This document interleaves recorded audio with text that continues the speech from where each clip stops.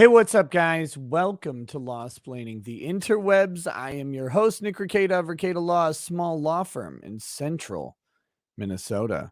And yes, you see it. I am the one who's here. I am the one. I'm always the one who's here. No one ever, is here earlier than me, obviously. None of you, not Andrew. Andrew obviously is very late today. It's really embarrassing, the level of professionalism that he's showing here. Very, very ridiculous. I mean, I'm going to have a word with him, probably his manager, maybe the movie theater he's at's manager. I can't believe this. I cannot believe this. But that's how it goes. Frankly, sometimes people are just if you let them, they'll disappoint you.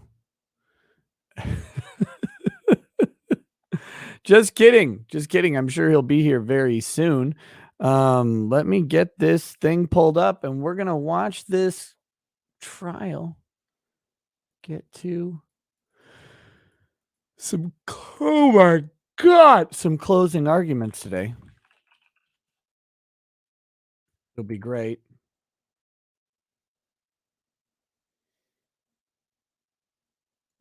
Do we have volume boost on here?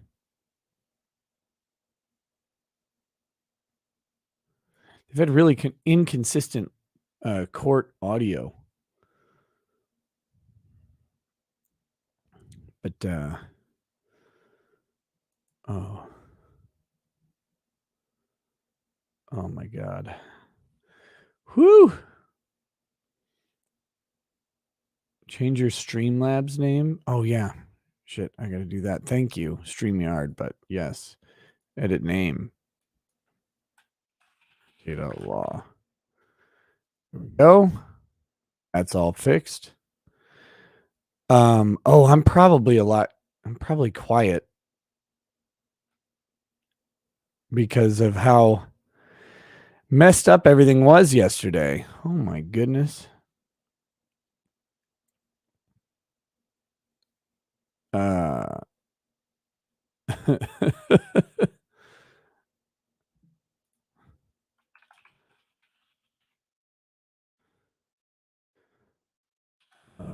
Okay.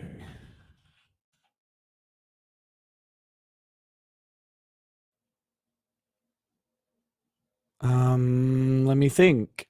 Getting everything set up here. Oh God. Can I get a nap? We do have an early super chat.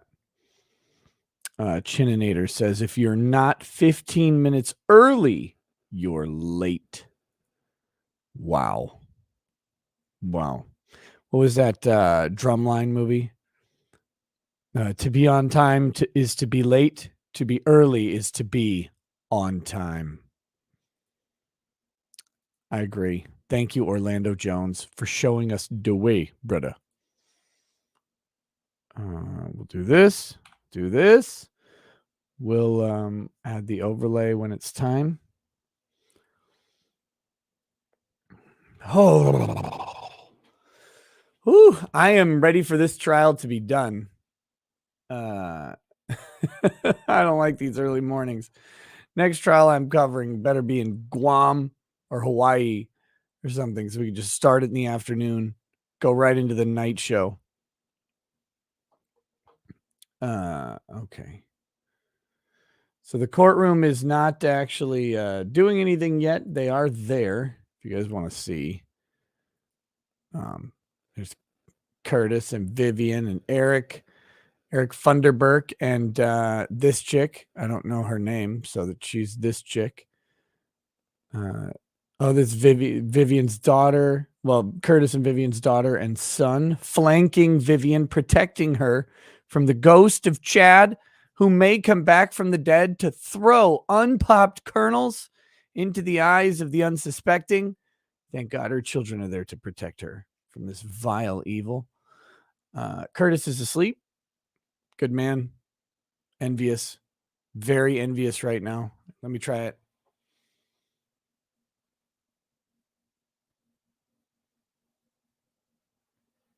Oh, hey, that was great. That felt good. That felt good.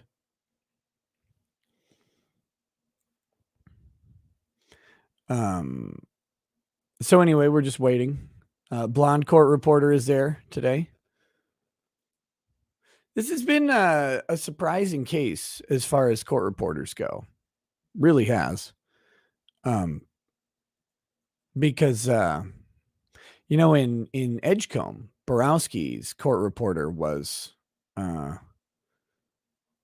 very Karen-like. Oh, hey, here we go. Here's the widow. The widow, whatever Olson. I can't remember her name. Of course, she is. I don't know who any of these people are in her frame. I sound baked. No, I'm just tired. This is the widow of Chad Olson, with her. Well, I don't know if that's her brother or her new guy, that's been lovingly coined as Ray Donovan. I better make sure I sent Branca the link. I think I did. What? I didn't? Oh, it's shit. Rigged. Oops.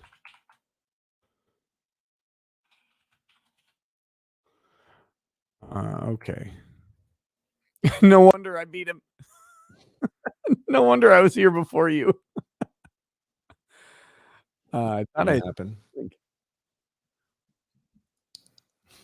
How are you this morning? I had a rough night. Yeah? Ate something that didn't agree with me. Ooh. Yeah. You shouldn't eat your wife. Because she didn't agree with you. See, that's what I was doing there. Let me send this to the LawTube people.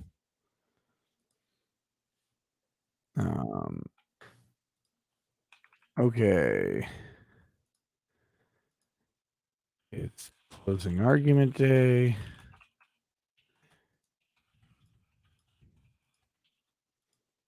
Hopefully verdict day. Well, someone in the chat said that we left early yesterday, so we didn't hear, but thinking 3 hours for closing argument, and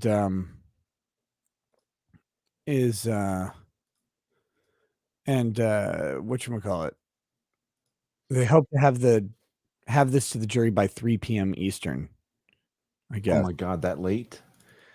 Dude, that's exactly what I thought. Like, why not sooner than that? Lunchtime. But I'm sure she's going to do this annoying thing where it's going to be forever on jury instructions. Then they'll take a break. Then someone will go, the state will go, and then they'll take a lunch break, and then the defense will go, and then they'll take a break. And it's like, oh my God. Because it's an hour and a half. If they're doing an hour and a half each, that's how they'll do it. But I don't know why it would take so long to do the jury instructions on this. It's 2 charges. There's no provocation. You just need self-defense. All rise. Something's happening. Judge Marlboro gal is in the court. Okay, thanks. Good morning. Took her a little longer to do her hair this morning. Running a couple minutes late this morning. All right. Are we all good? Ready to go? Yeah, Large Marge, please get in the semi and start driving. We bring them out? The state's going to call rebuttal witnesses. Are you serious? No, I'm not serious. Looks like she almost has a law of self-defense mug there on the bench. I should have. Yeah, I gotta wash mine. I gotta wash mine so I can discreetly sip whiskey and pretend it's coffee. That works. Well, Heading down the home stretch. It's a law self-defense mug. It's not a coffee mug. Tina, you can bring them in.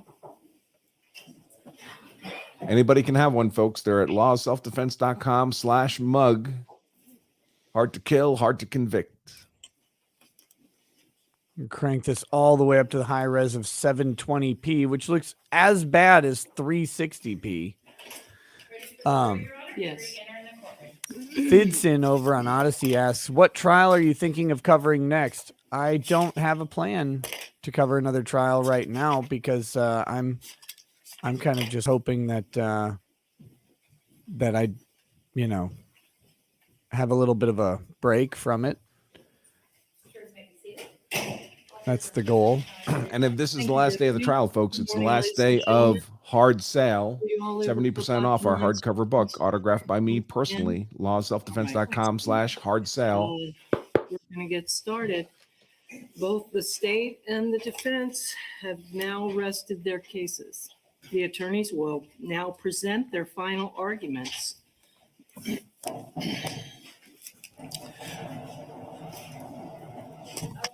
There we go. Shouldn't touch anything. Please remember that what the attorneys say is not evidence nor your instruction on the law.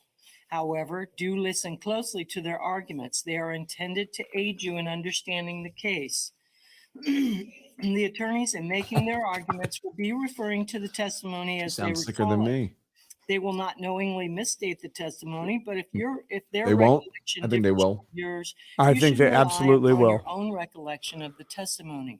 Each side will have equal time, but the state is entitled to divide this time between a first argument and a rebuttal argument after the defense has given its closing argument.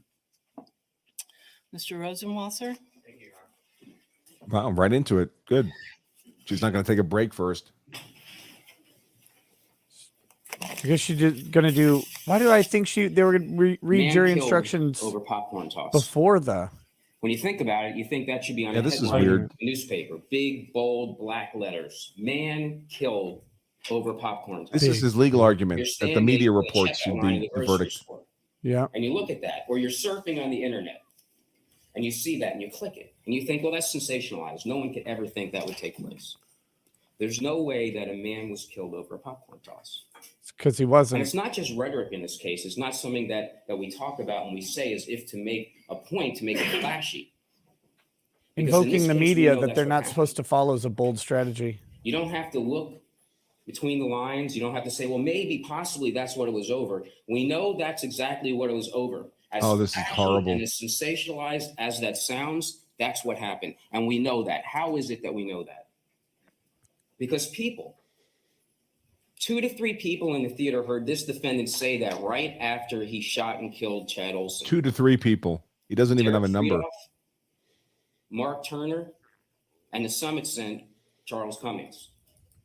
These 3 people do not know each other.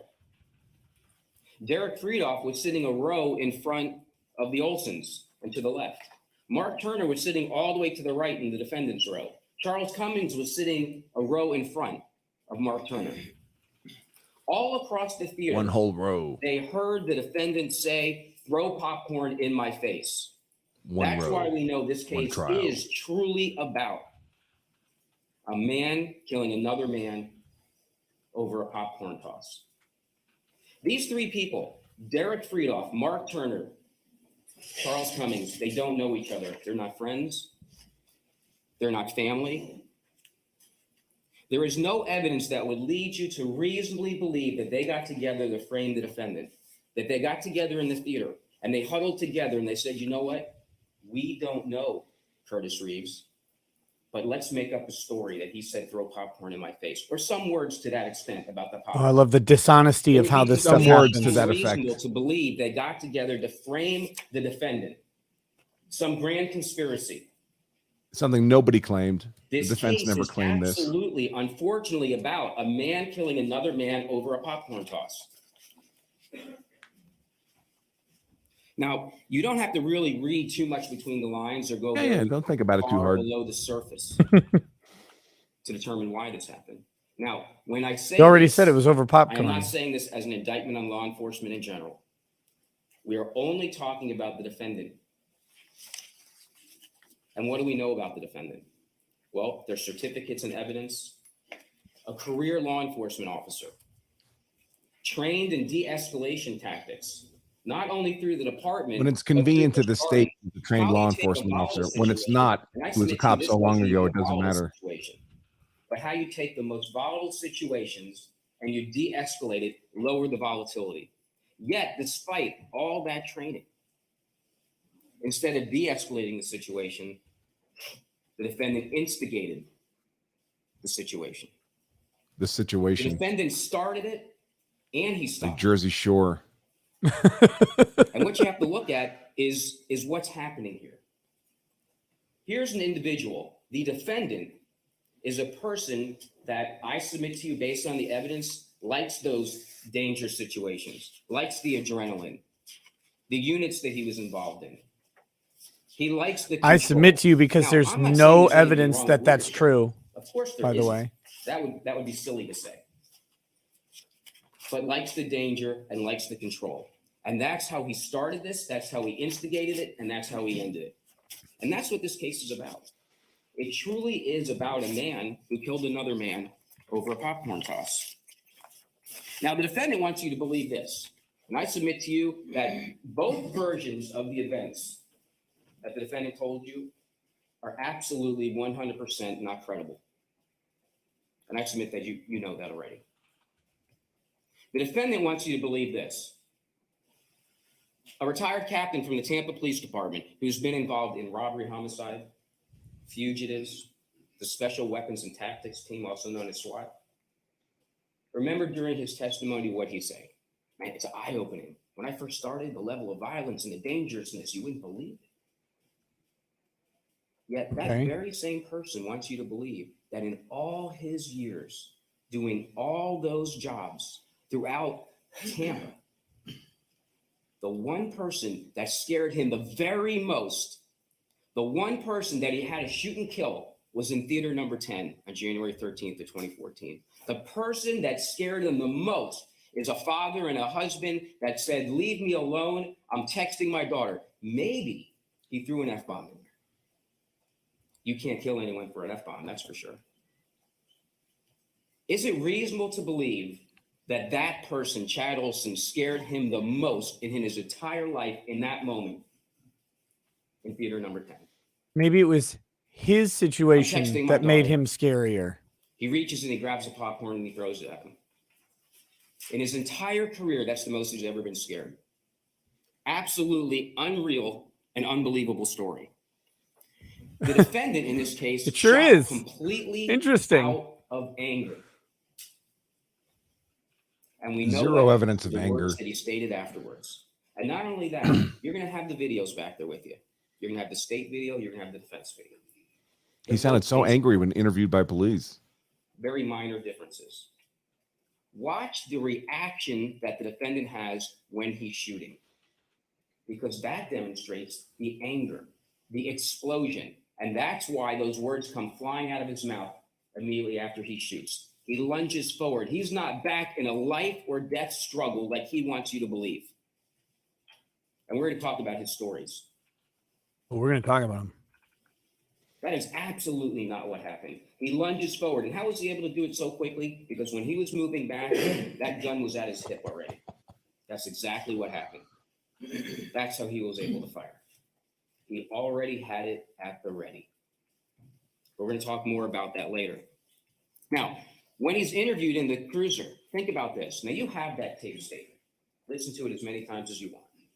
Okay, and again, those videos are on the computer. You're going to have a computer that's going to go back with you. So you're going to be able to look at the videos. There's a player. You can move it back and forth like we are doing on cross-examination.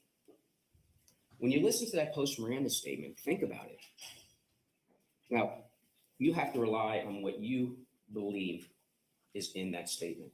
I submit to you it shows a cool, calm, and collected person telling an unbelievable story in order to justify what he had done. A very self-serving statement, and a self-serving statement does not equal self-defense. A retired police officer sitting in a cruiser, cool, calm, and collected, making up a story that is contradictory to every witness in this case. There are 79 eyewitnesses in this That's a case, lie. Yeah, that including is actually 2 not that the defense contradictory at calls. all. And none of them even remotely touch the story that the defendant wants you to believe, including his wife, sitting right next to him, inches away. She didn't see some violent life or death struggle. Do you think that she would have noticed something like that? Of course, because the defendant's story is 100% untrue. A self-serving story. Now, why did he tell that story? It's a great question. I submit that he told that story because he had no idea that so many people observed what happened in that theater. But here's what he really didn't expect. The silent witness.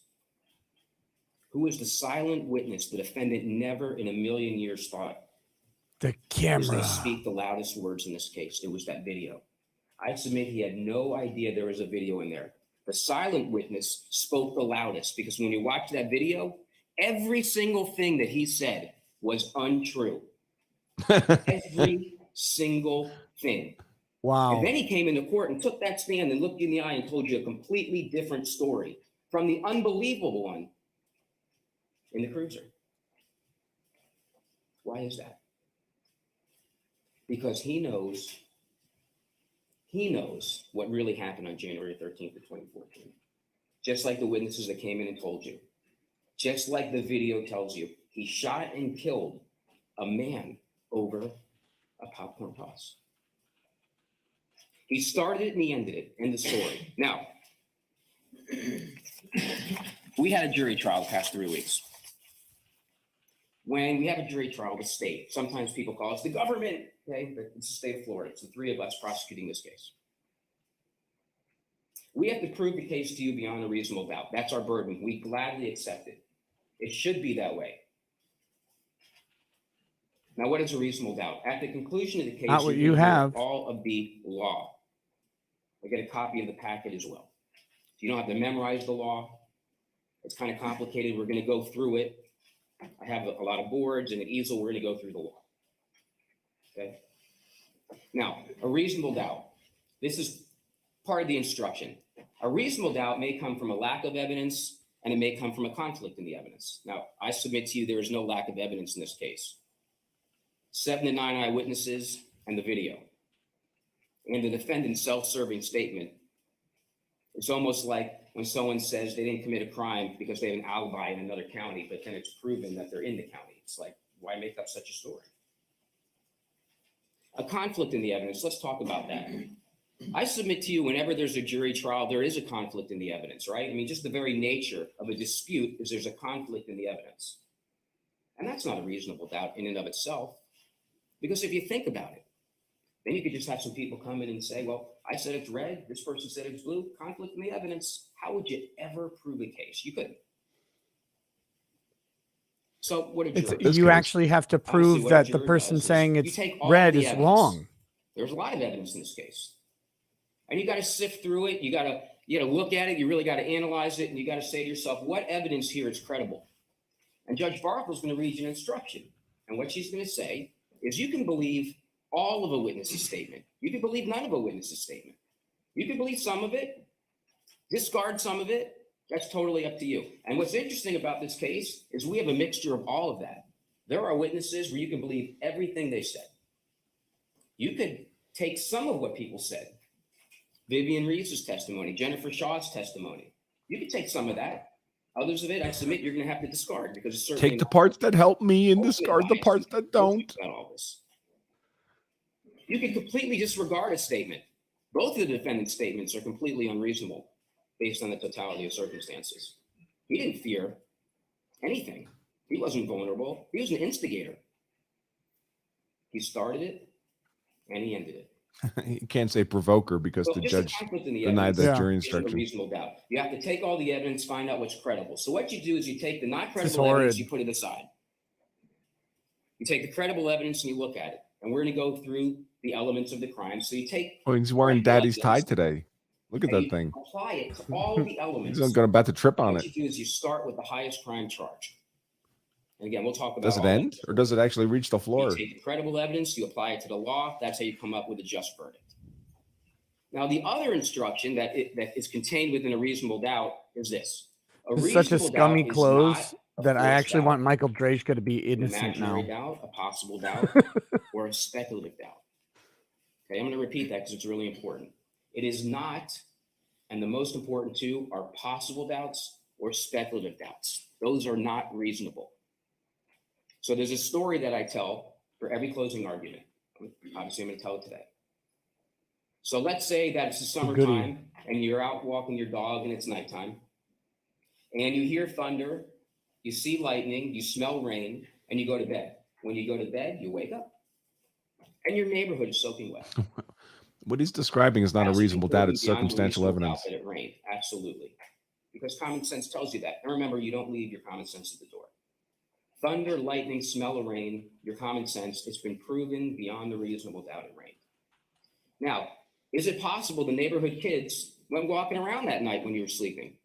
You got Christine, you got Carol, you got Jeff, and you got Bad Brian, okay? Now, is it possible that Bad Brian went out and took a super soaker gun and sprayed the whole neighborhood with water while you were sleeping? I mean, you could talk about that any day. Is it possible the sun's not going to rise? Based on the evidence, well, the first situation is actually more likely than the sun not rising. It's so funny. But what if you have evidence that Bad Brian was running around the neighborhood with a super soaker? It's been proven beyond a reasonable doubt that it rained. It's not possible Bad Brian did that super soaker thing. That's ridiculous. That's not reasonable. You said it was possible.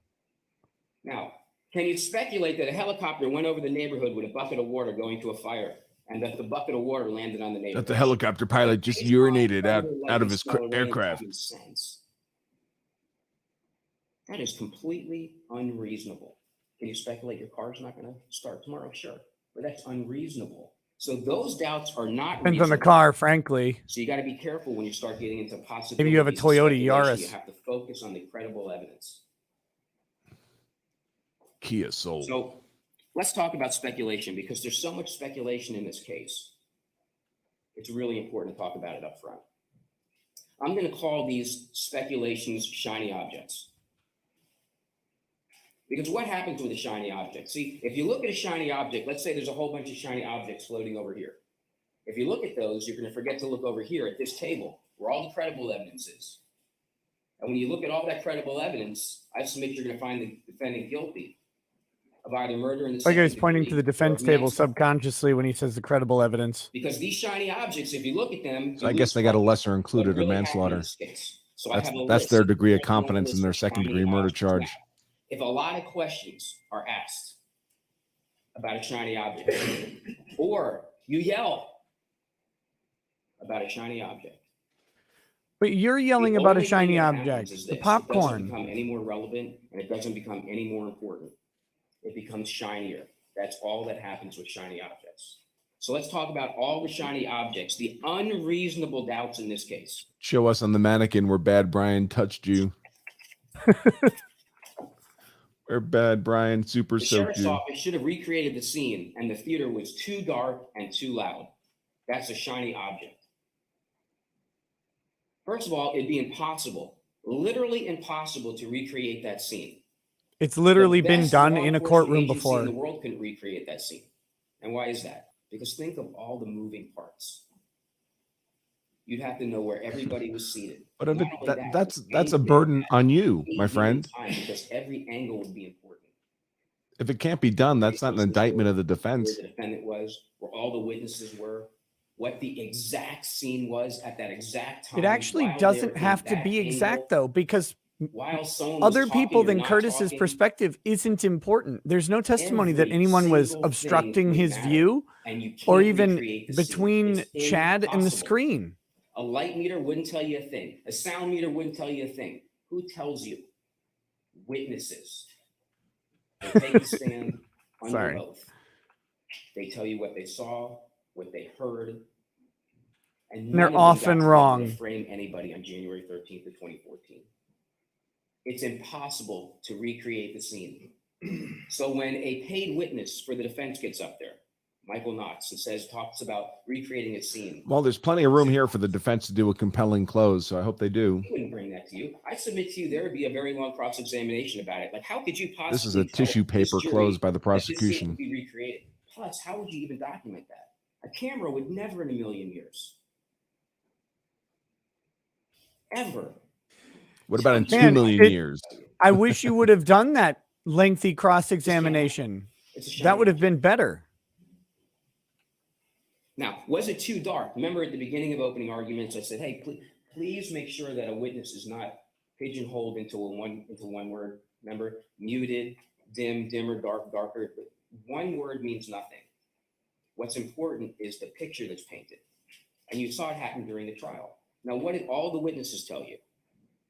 Even Joanna Turner, and we're going to talk about her. All of them told you, yeah, it was 8 dark. years of It was prosecution, muted, it was dim, but we could not see. guilty. We could see. We could see 5 seats down. We could see 10 seats down. When we get into the theater, we can see. Was it 5 or was That's it the real 10? evidence in this case. And what they saw was the defendant started and ended. What they saw was the defendant kill another man over a popcorn toss.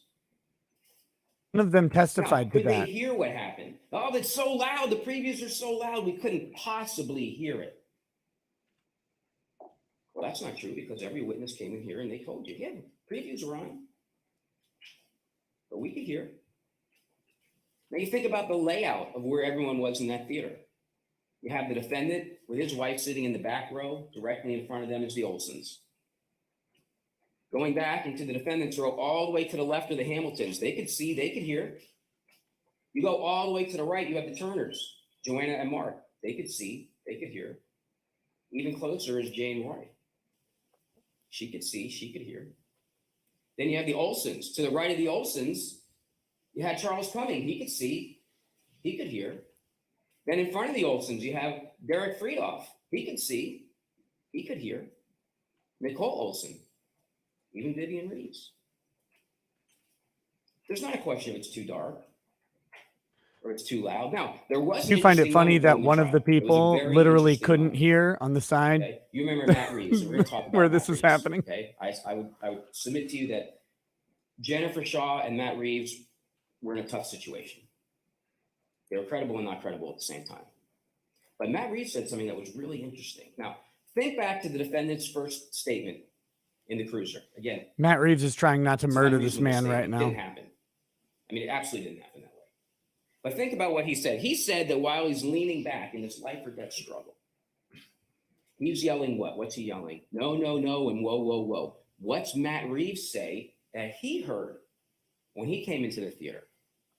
Now, you rely on your own recollection. I could be paraphrasing it. He said two different things, but he said, I heard, get out of my face, or something like that. And then defense counsel asked him, how did you recognize it? Well, it's my dad's voice. Of course I heard it. Now, think back. I'm sure you know where I'm going with this. Think back. Who in this case said that somebody said at that point in time, get out of my face, or words to that effect, stay out of my face? You can't confuse no, no, no and whoa, whoa, whoa with get out of my face. But who told you that was said by somebody?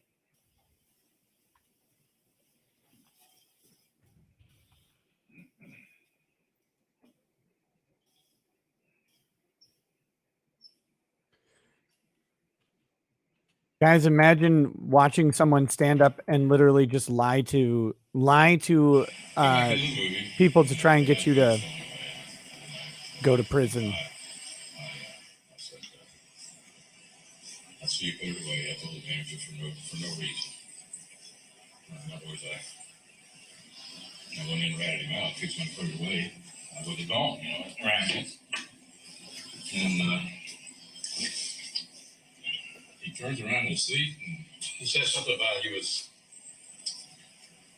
I don't know, if it was any of your fucking business, I was texting my daughter or something like that. And you stay the hell out of my face. I think that's when he said that. Okay.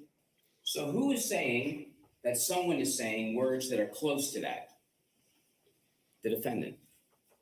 So was Matt Reeves able to hear Chad Olson telling this defendant, basically, stay the hell out of my face, leave me alone, stop instigating me, just leave me alone. None of that was said. Too loud. Or did Matt Reeves come in here just to try to say the defendant said it because he wanted to help out the defendant? Or is it possible that in a loud theater, he misidentified the voice of the speaker from a decent distance away? Matt Reeves is also the only witness that said it was nearly pitch black. Not a single witness told you that. Not a single Of course, he had just entered the theater from a lit corridor, so of course it would look darker to him. Shiny object. In fact, it was a super shiny object. We heard many witnesses. Shiny. Extensive cross-examination. There was a suggestion that the sheriff's office investigation was bad. I'm going to use a very non-legal term here. There's a suggestion that the sheriff's office investigation was crappy. Oh. You know what?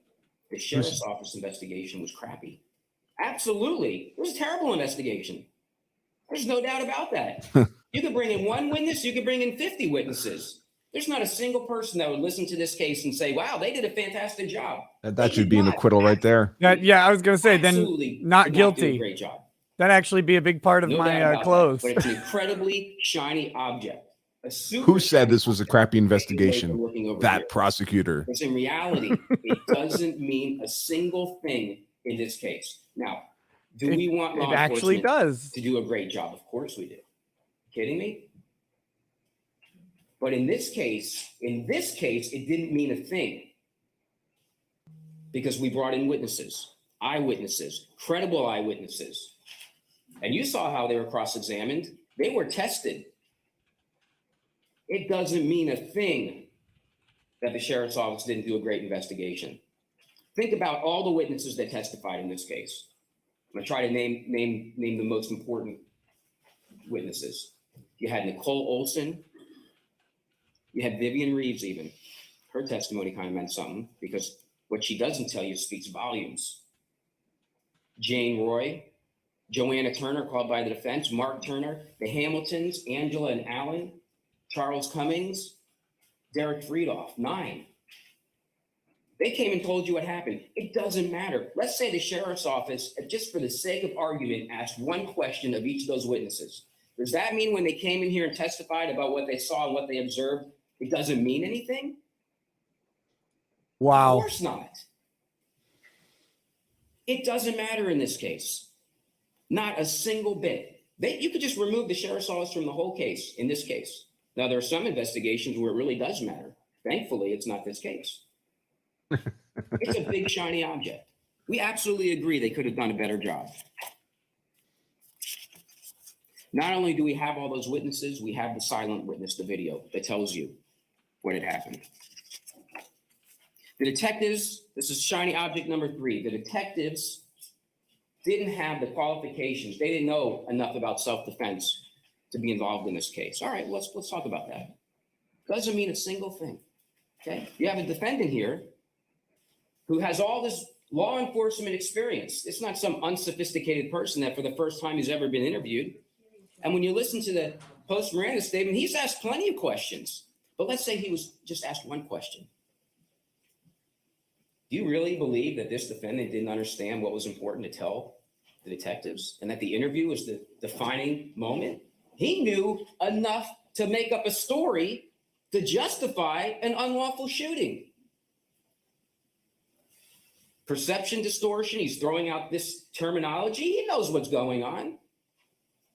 Perception distortion is not when you make up an attack that never happened, okay? That's just called being untruthful. It has absolutely no bearing in this case, Saul. It's a shiny object, means nothing. So when their paid witness takes the stand and says, oh, you'd like to ask them these questions, at the second time, when, and it's on tape, Detective Proctor, when he goes back to him, he says, hey, is there anything you want to tell me? No. But you know what he does says? You know what he says? And we'll talk about it again later. You know what does he does says? I'm second guessing. We just got that puppy like now. The death that no one saw. I'm not really sure that happened. That's what he says. You don't get second chances when you kill somebody. It's a shiny object. That's actually Shiny not what he object number said. 4, witness contamination. You can talk about it with He said he 50 knows witnesses, he you got can yell hit. He about it, doesn't it know means how nothing, he it got becomes hit. shinier. There is no evidence at all of witness contamination in this case. In fact, we have so much evidence against it. Dude, I wonder you why think my about mic it, sometimes comes in just okay? super hot. First, you go with the basic premise. No one really knew each Yeah, other. it does and they occasionally. wouldn't It's get not together in common. the theater to conspire to frame Curtis Reeves. Well, then you might say, well, maybe they just absorbed some information and it was planted in their mind like Inception, and now they're testifying. That is ridiculous. That's the very definition Well, of you an can unreasonable imagine doubt. I'm not adjusting And you the had an opportunity to volume see them on the manually stand on the microphone in and the middle of judge the them and stream. observe how they were testifying. So it's probably a here's the point software that I'm issue making. when it happens. My Think apologies. about Joanna Turner and Mark Turner and that testimony. And Tina Turner. Joanna Turner, some of what she said I would say to you is credible, some is not credible. And we'll talk about Joanna Turner in a little bit. But with Was Joanna witness Turner their contamination, that witness? shiny object, think about this. They lived together. Joanna Turner said she spoke to Mark Turner. She shared her information about this thermos that just for whatever reason, she believes there's a thermos somewhere. Well, we know there's no thermos. She said it actually wasn't a cell phone. We don't know what happened there. But my point is this. They shared that information. It's your Did Mark Turner witness. come in here? Did he take the stand and say, oh, I saw a thermos too? No, it's the opposite of witness contamination. She shared information with Mark, but they testified differently because they came in here under oath. They told you what they saw, what they heard, and what they observed. It's the opposite I think it's of witness because contamination. her It's what's husband was supposed to happen. immune to the bullshit argument that It's there a was very shiny object, witness contamination. It thermos. sounds terrible, but it didn't happen. And there's no proof at all. Well, there's people One of our sitting at a witnesses table. said Who are something these people? retarded. Therefore, none of the witnesses Any were proof Derek Freehoff coordinating got their with Mark Turner, or testimony. that Mark Turner got with Charles Cummings, or Charles Cummings got with Alan Hamilton? That's pure speculation and an unreasonable doubt. It's a shiny object. All right, shiny object number 5. Detective Proctor interviewed 2 witnesses, which are the Hamiltons, for 5 minutes off tape. What does that mean? That means this. Detective Proctor interviewed 2 witnesses off tape for 5 minutes. At least 2. That's all it means. I actually have no idea if he interviewed more They people came in off here and they tape. testified. Shiny object number 6. We already touched on that. The detective's interview. Maybe they weren't asking the right questions. The defendant knows what he had to say. He made up an entire story. The witnesses came in here. They told you what they saw, what they heard, what they observed. Shiny object number 7. A holster was in Detective Proctor's drawer for 1 week locked up. Oh my goodness. He says it was there, locked in his up. drawer for a week. So what does that mean in this case? What does this shiny object mean? It means this. There was a holster in Detective Proctor's drawer locked up for a week. That's exactly what it means. Now, if this holster was important because it was a whodunit case, because there was blood or something on it, and it would degrade in his drawer for a week, well, then it's a big deal. It wouldn't be a shiny object then. It would be a big deal. Is this case No, about it's always a holster, big deal. Just so you guys or is this know. case about the defendant shooting another person? Obviously, you know the answer. He's not defendant's careful with starting, evidence. What defendant else ended isn't it. he careful with?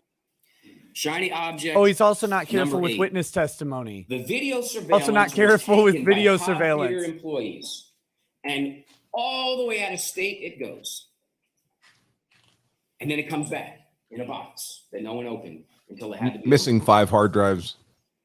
All right, what does that shiny object mean? It With means gaps this. in the footage. The DVRs from the Cobb Theater were taken, and they Well, went all the way The out gaps of are due to state. the motion detection. And then Do they we know came that? back in a box that was locked until someone had to open it.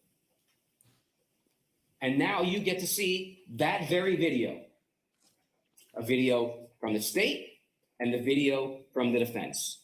And when you watch it, whatever the subtle differences are, it basically tells you what happened, because that's the silent witness.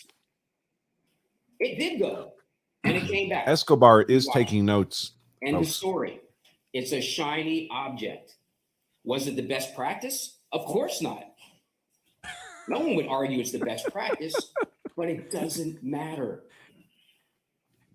It's the type of practice that could get you a disciplinary action as a detective because it could ruin a case. Shiny object number 9. This is the testimony of Jennifer Shaw, Matt Reeves, and to some extent, Joanna Turner. Amazing what he's doing here. He's raising reasonable doubt. Jennifer The problem is Shaw he's a and prosecutor. Matt He's supposed to be Reeves are eliminating absolutely reasonable not doubt. Bad people. They are not bad people at all. They're good people. But in this particular case, for this time frame, testifying for the defendant, they're just not credible. Has nothing to do with who they are as people. They're just too biased because they're too close. Now, Where let's did you talk about ever Jennifer Shaw's impeach their testimony. credibility? You remember she took the stand and she started crying. And I'm not making fun of the testimony. I just have to point out to you things that were just not right. So she takes the stand and she starts crying. And what's the first thing that she cries about? You know what? My dad asked me for the first time to help him. It was so shocking to me. He was deteriorating before my eyes. And she starts to cry. She didn't And say he this was is over the deteriorating kayak paddles. before my eyes. Now, this is why cross-examination is good. You know, it's good for the state. It's good for the defense. Absolutely. It's the purpose of it. So what really came out after the tears about the deterioration of the defendant? What happened that day? Well, she made you look like a little bitch on cross. Paddles were actually stuck. And together, they twisted and pulled. Now, there's a lot of times that we went through probably some incredibly painstaking questions about physical ability. And if you were watching this trial and you just tuned in, you were probably like, what in the world are you all talking about? Well, you all know what we are talking about and why we are doing it. Because if there's the suggestion that the defendant shot and killed another person in a movie theater because he perceived himself as vulnerable, because he's a fragile egg that at any moment can break and be killed by either popcorn or even a fist, we got to address it. Yeah, a fist. And that's the reason why we did it. Did it seem like a lot of information? Sure. There's probably points and times where you were like, oh my God, we can skip these 7 hours. But it was important to bring up. So Jennifer Shaw, she's crying. I'm watching my father deteriorate before my eyes. But all that happened was the paddles were stuck, and together they were able to twist and pull, and boom, after 10 minutes together of doing that physical activity, they were able to pull the paddles apart. There are four legal elements to this legal defense of self-defense. The state needs to disprove any one of them beyond a reasonable doubt. And I don't see him addressing any of them. Okay. Actions. He's explaining away how weak his case is. The defendant's words don't mean anything, meaning his statement to police and on the stand. His actions, what you observe and what other people say, mean everything. If he had said something else, his words would have meant everything. Dr. Foley in a second about and he's focused quite a lot on words that don't mean anything. This is such dishonesty. It's embarrassing. What can the defendant do? What did Jennifer Shaw tell you the defendant can do? He can bike, right? Mountain bike, road bike. He can kayak, wiki-wachi. That's 3 or 4 hours of paddling, lots of turns. He would hunt, walks around the neighborhood. Pulls a wagon, washes cars, pressure washes the house. Mows, in Florida. By the way, the 3 to 4 hours, lots of paddling, not in evidence. Electric lawnmower. Washes cars, prunes, hedges, shoots sporting clays, shoots bows and arrows. The list went on and on and on. Just days before the shooting, what was he doing? Did he perceive himself as this vulnerable, fragile egg as he went 10 feet up into a tree to hunt? Walk at 100 yards each time, was able to sit in the car for long car rides, could drive up to North Carolina. And he's able to sit for long car rides, all guys. Those things take coordination. And if you have so much arthritis and you're deteriorating to that point, you can't do it because it's not the right picture being painted. That's why it's an incredible, shiny object. Matthew Reeves, the only person to say it was new. Pay no attention to all this evidence. They're not. This is not the evidence you were looking for. In this case, too close to home. Joanna Turner. Joanna Turner was called by the defense. Now, why didn't we call Joanna Turner? So think about this. Let's say there's a traffic crash. You got 5, 6, 7, 8 witnesses that tell you the light was red. And they don't know each other. And there's no reason they'd make it up. And then you have one person that says, you know what, I saw the light was green. What would your common sense tell you? It would tell you, you go with the red group. Only if you're the prosecution. Joanna Turner, the shiny object. Ignore this contrary evidence. The green group. For whatever reason, she perceived something that resembled a thermos. There's no thermos, but I specifically asked her. Now, her testimony, I'm sure you all recognize this. You use your own opinion. Maybe the last person that spoke to her, that would be the answer she'd say. But what she said was for sure it wasn't a cell phone. Now, we're going to talk about the cell phone in a little bit. That's an incredibly shiny object. I don't recall the testimony saying that. So there was no thermos. Now, let's just say there was a thermos and there's no evidence there was. What did she say? Well, at the time that I saw this flicking motion of what she perceived to be a thermos, she didn't even think anything violent was happening because she just went back to watch the preview. But that's why we didn't call Joanna Turner. Not that she didn't call Joanna Turner because she saw something thrown. Correctly. Why bring that evidence before you? It also goes to the point that not everybody could see or hear clearly as you said they could. It might have been a little dark or bright or loud or distracting. Number 10, the testimony of Dr. Foley, Dr. Adams, and Dr. Cohen.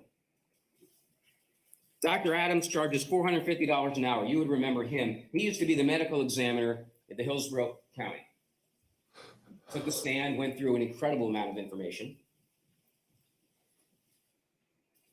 Basically, this was the testimony, I believe.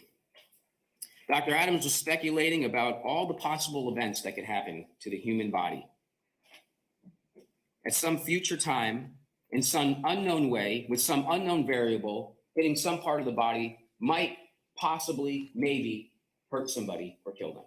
That was basically his testimony. But here is really the telling moment with Dr. Adams. Now remember, of course, he's being paid. Now, I'm not telling you that people that come to testify shouldn't be paid. They got to pay their bills. Of course they should be paid. But you can consider that as part of their bias, right? So he's paid $450 an hour. Now think about this. What's important in this case? Well, we have eyewitness testimony. We have of course, the prosecutor works for free. Chad Olson did reach over. He should, though. Okay. And he grabbed the bag of popcorn. He flicked it. And as his hand was coming back, once that act was completed, he was shot and killed. Nothing was happening from that moment on. His hand was coming back from the popcorn, and that's when he was shot. So the defense asked Dr. Adams, well, why don't we see stippling on his fingers? And the answer was, now you rely on your own recollection. Remember what the attorney said. Because I'm about to lie to you. Yeah. I recall he said that because he had a fist, that's why there was no stippling. Well, Mr. Martin got up, and Mr. Martin was cross-examining him and said, well, at a previous time, didn't you say that it was because his fingers were outside the cone of the stippling? He said, no, that's not what I said. I didn't say that. And they went back and forth for a little bit. Because he didn't say that. Finally, the document is shown to Dr. Adams, and what's he say? You know what? Finally, it's shown to him. He's a very intelligent guy. He used to be the head of the medical examiner's office. I didn't understand Mr. Martin's question. So Mr. Yeah, because Mr. Martin asked a bad question. You didn't understand the question, and I asked it again. You didn't ask during that sworn statement for me to repeat it. You must have understood it. Again, he's not some bozo. He's a very intelligent person. Now, how is it then that he didn't understand such an important question? I mean, that's how damaging that testimony was to the state. Well, once he's confronted with it, and he's like, well, gosh, I really can't say that. I mean, I had to have understood it. Then what did he say? The court reporter took it down wrong. Because she's got some motive to do that. He didn't. You can mistype a word. You can misspell it. You can switch a word around, but you can't change the entire context of a statement. I mean, this Dr. Adams wasn't credible.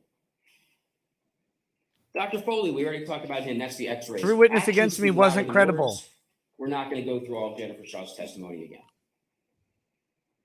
Dr. Cohen came in and she told you that when people get older, they age and their bodies change.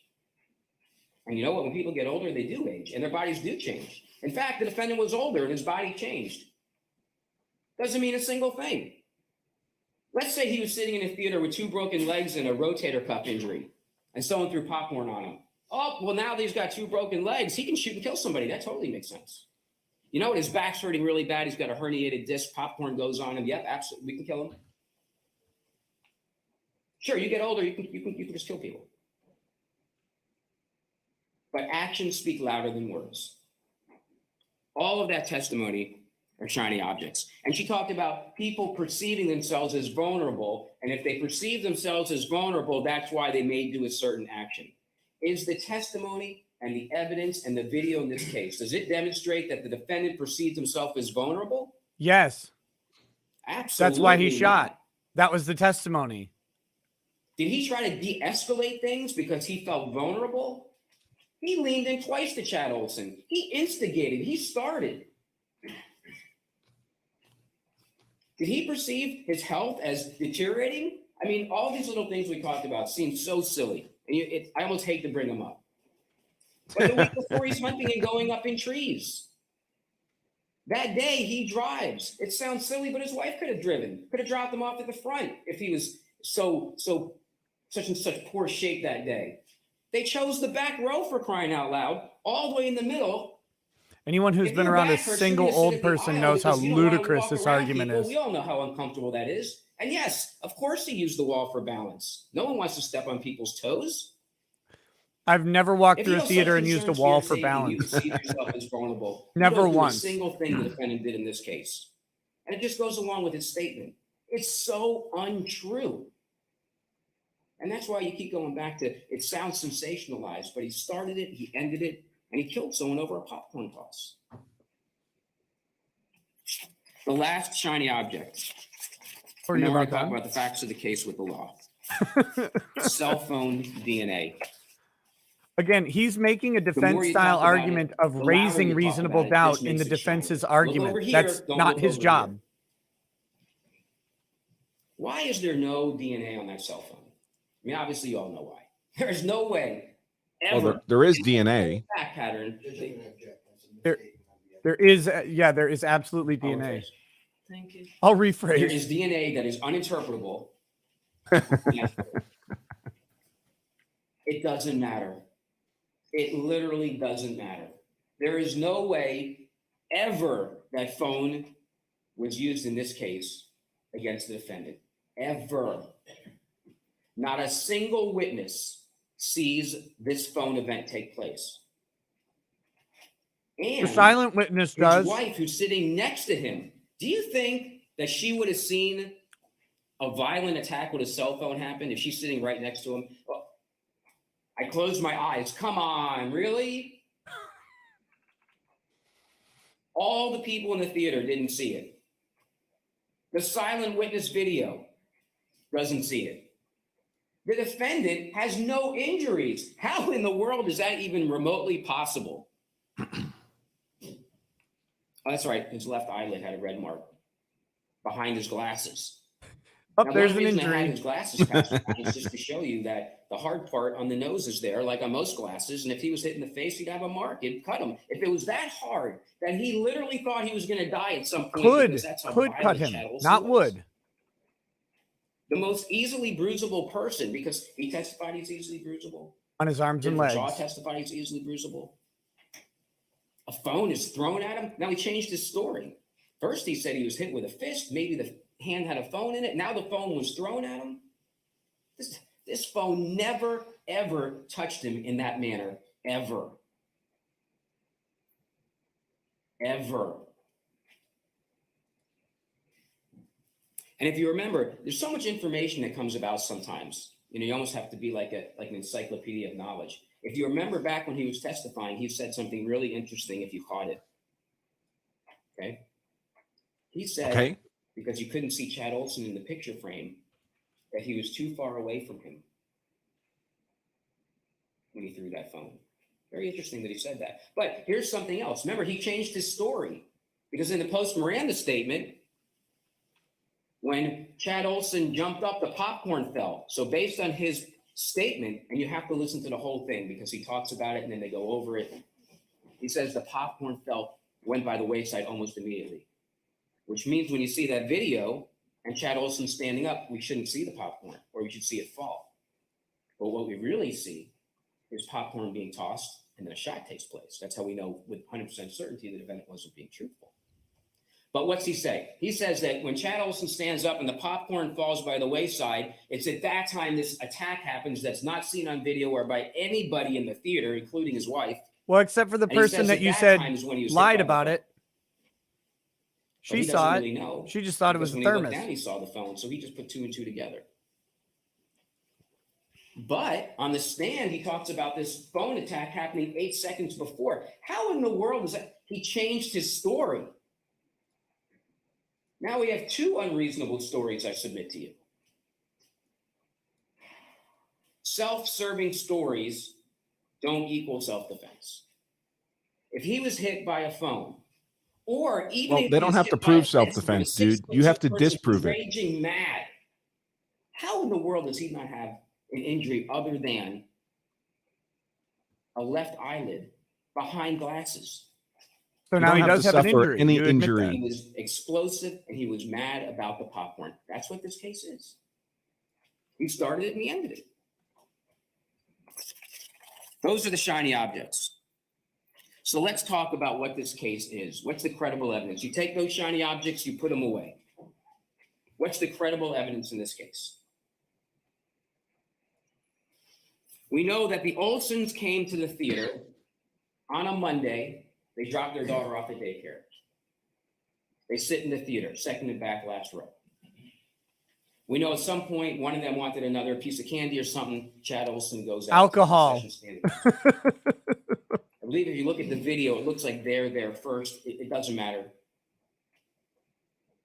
Then the defendant and his wife sit behind them. He has his phone. He's not talking. He's not conducting business. The light's on. Previews come on. Now, according to Jane Roy, who doesn't know anybody and would have no reason to come in here, say anything other than what she observed, she said almost immediately after the cell phone message came on, boom, here comes the defendant. Now, it's the previews. I'm not saying he should have his cell phone on. Certainly doesn't justify what happened to him. And do you really believe that this the offense of saying, hey, can you turn your cell phone off? Right, that it was ruining his movie experience for the previews? Anyway, that's not even a big issue whatsoever. So yeah, that sounded stupid. Forget I said that. Based on all the evidence that you've heard, he does not lean in and say, sir, I'd really like everybody doesn't understand that having a illuminated iPhone in a dark theater wouldn't be annoying. That is into the adrenaline and the danger and likes to be in control. It's so annoying that there's a literal announcement for it in the theater. Testified about the defendant's demeanor. And the theater manager testified that you could actually remove someone for doing it. To turn his phone off. He did it twice. Now, with a person who perceives himself as vulnerable, I don't want, I got a lot of things going on. I don't want to really get into any roughshod, and I can always de-escalate it with my background training experience. Does that guy get up right away to go to tell the manager? No, he's got to lean in a second time and tell him he's going to the manager. Why do you have to tell someone you're going to the manager? Because the guy might say, sorry, pal, I'll turn it off. He wants Chad Olson to know. So he leans and tells him. So he gets up, he goes. Now, what does Jane Roy say? He's mumbling to himself. He appears agitated. He appears angry. And this is when it starts to begin, when we're talking about ill will, hatred, spite, or evil intent. And it culminates, whatever how many minutes later it is. I don't know if it's 3, 4, 5, it doesn't matter. But it culminates after the popcorn when he explodes, throw popcorn in my face. This is when it starts. Because Chad Olson, should he have turned his phone off? Sure. But he's like, look, man, just leave me alone. Mind your own business. Do what you got to do. So he gets up and he goes to the manager. So he did. Jane Roy testified that he appeared agitated. Now, we have a video that's in evidence. You watch it. I'm not saying that he was at the desk yelling and screaming. Witnesses came in and said, okay, he was there and he was talking. Now, these witnesses testified. I think her name was Simpson and maybe Mr. Are they in a conspiracy? That, well, he came. The witnesses that said he was calm. He was polite. But when you watch his mannerisms, he could very well be polite, but he was certainly agitated. And remember something that Vivian Reeves testified to. These are just little nuggets. If you don't recall it this way, absolutely do not just take it from me. You have to rely on your own. I'm lying.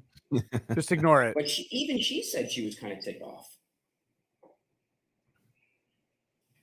Now, he goes and he tells the manager. Now, he doesn't tell the manager, this guy's telling me to F off, nothing like that. But a guy that's trained in de-escalation as to not be an instigator, what could he have done? He could have stayed and waited for the manager to go.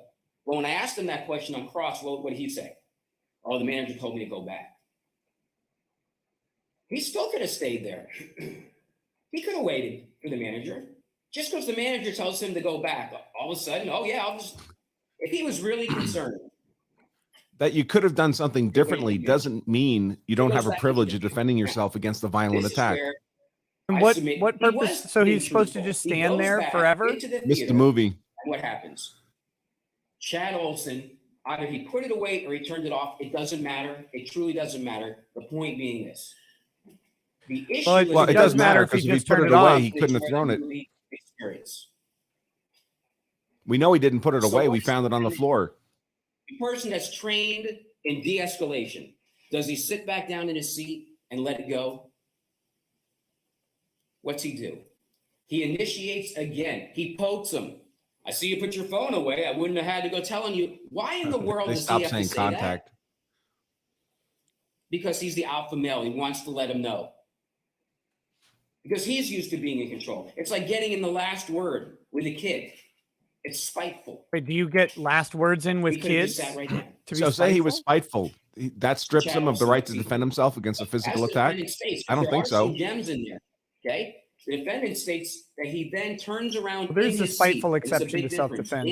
If you wrote a book on it, you might know. I punched him because he had the last word. And I gave those photos to you. The defense photos was for you to see with your own eyes that he was, in fact, turning around in his seat to have this conversation. And who's that consistent with? Derek Friedoff. Remember what Derek Friedoff's testimony was? Going back, it was fabulous. Derek Friedoff testified he heard bickering. Bickering is an interesting word to choose. When your kids bicker, your kids are kind of like back and forth. They're not having a friendly conversation.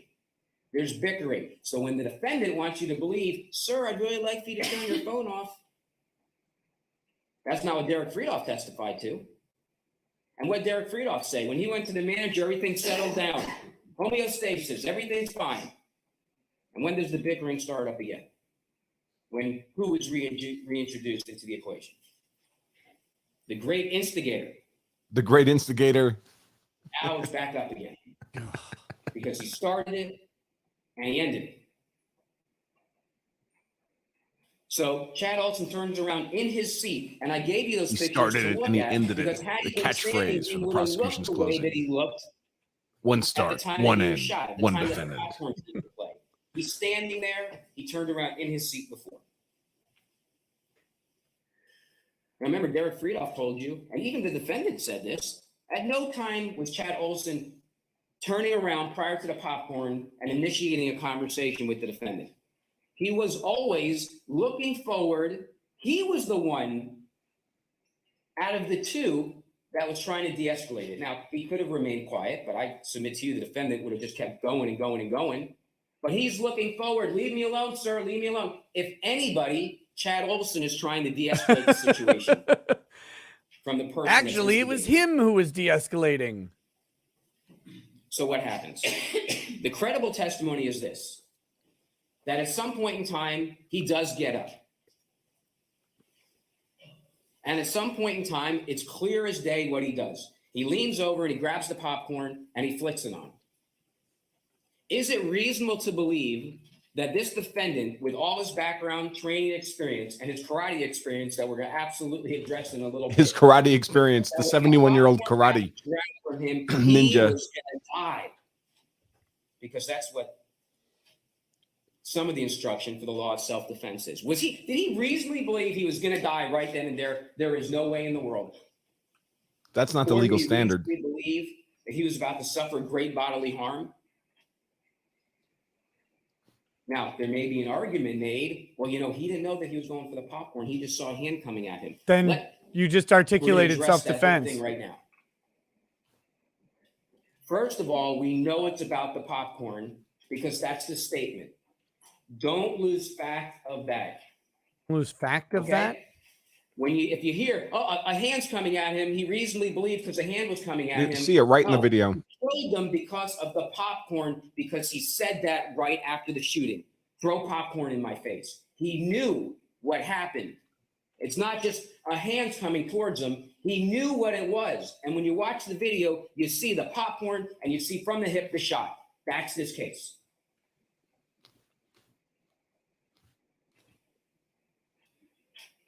Let's say you want to make the argument that he didn't know about the popcorn. You'd have to disbelieve Derek Friedoff, Mark Turner, Charles Cummings. No, you don't have And to let's say you disbelieve wanna them. make the You just have to argument he think saw a that they hand might coming be at him. mistaken. The same argument you made about other Did he witnesses. reasonably believe that that hand was going to kill him? Absolutely not. Did he reasonably believe that that hand was going to punch him so hard that his orbital bone was going to fracture and go into his brain? Come on, no, that's unreasonable. And you can't shoot somebody for punching you. Come You on, can't. man. Oh, he's vulnerable. Wait. That's what all. No, he's not. You can He's an shoot someone for instigator. punching He's not you. this vulnerable person. Okay, so he's sore. You can't kill anybody for that.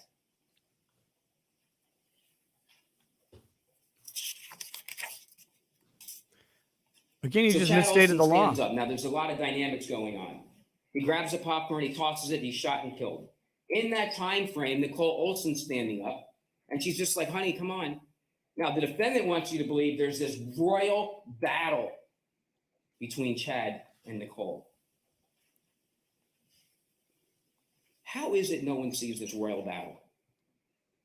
Oh, she was shot through the hand. Vivian Reeves, who's right there, not see this battle. If you want to say, well, Nicole Olson's saying there's no battle because she's got an interest in the case, how does Vivian Reeves not see a battle right in front of her eyes?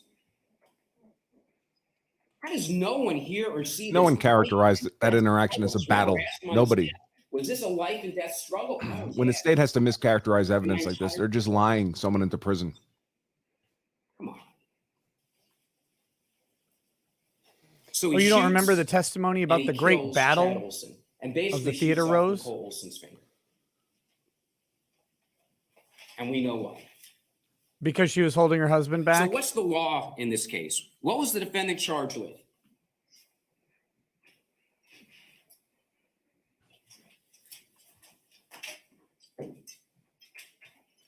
Yes, the phone was checked for texting Karen O, and he was not texting. I mean, that doesn't matter. What he was doing on his phone actually doesn't matter, but he did lie about the texting thing. There's a lot of laws that apply in this case. At first glance, it might seem confusing. It's going to be like a law school class. We're going to talk about it. So the defendant has been charged with second-degree murder. Justin When you hear Larmore, murder I'm in not second being degree, dishonest at all. It's the same exact crime. For whatever reason, in the jury instructions, they flip them around. It's the same crime. He's also been charged with the crime of aggravated battery. That's for shooting Nicole Olson. Now, at the beginning of the instruction for second-degree murder, you're going to hear about this. This is called Introduction to Homicide.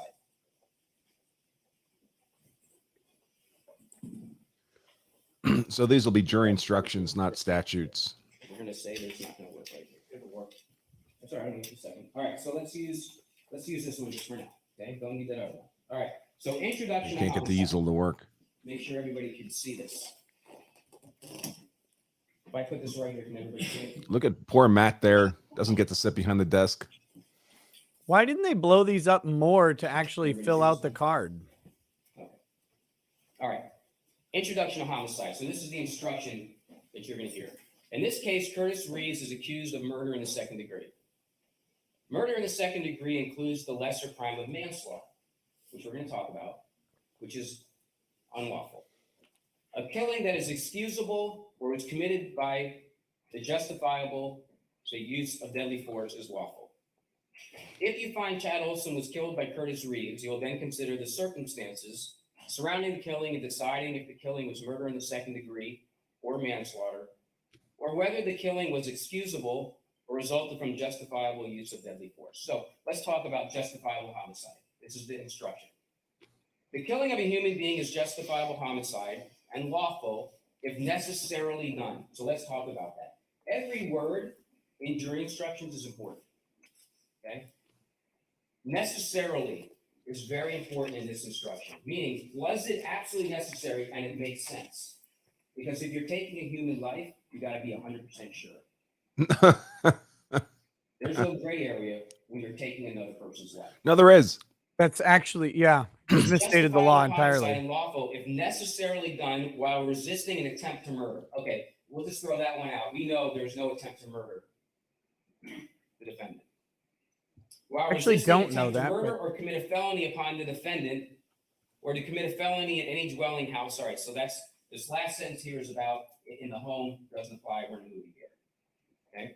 So was it necessary while resisting an attempt to commit a felony? All right, so let's talk about that. And that's why I'm talking to you about necessary. Okay. We're going to talk about this in just a second. I just want you to keep that in mind. Okay. Is it necessary?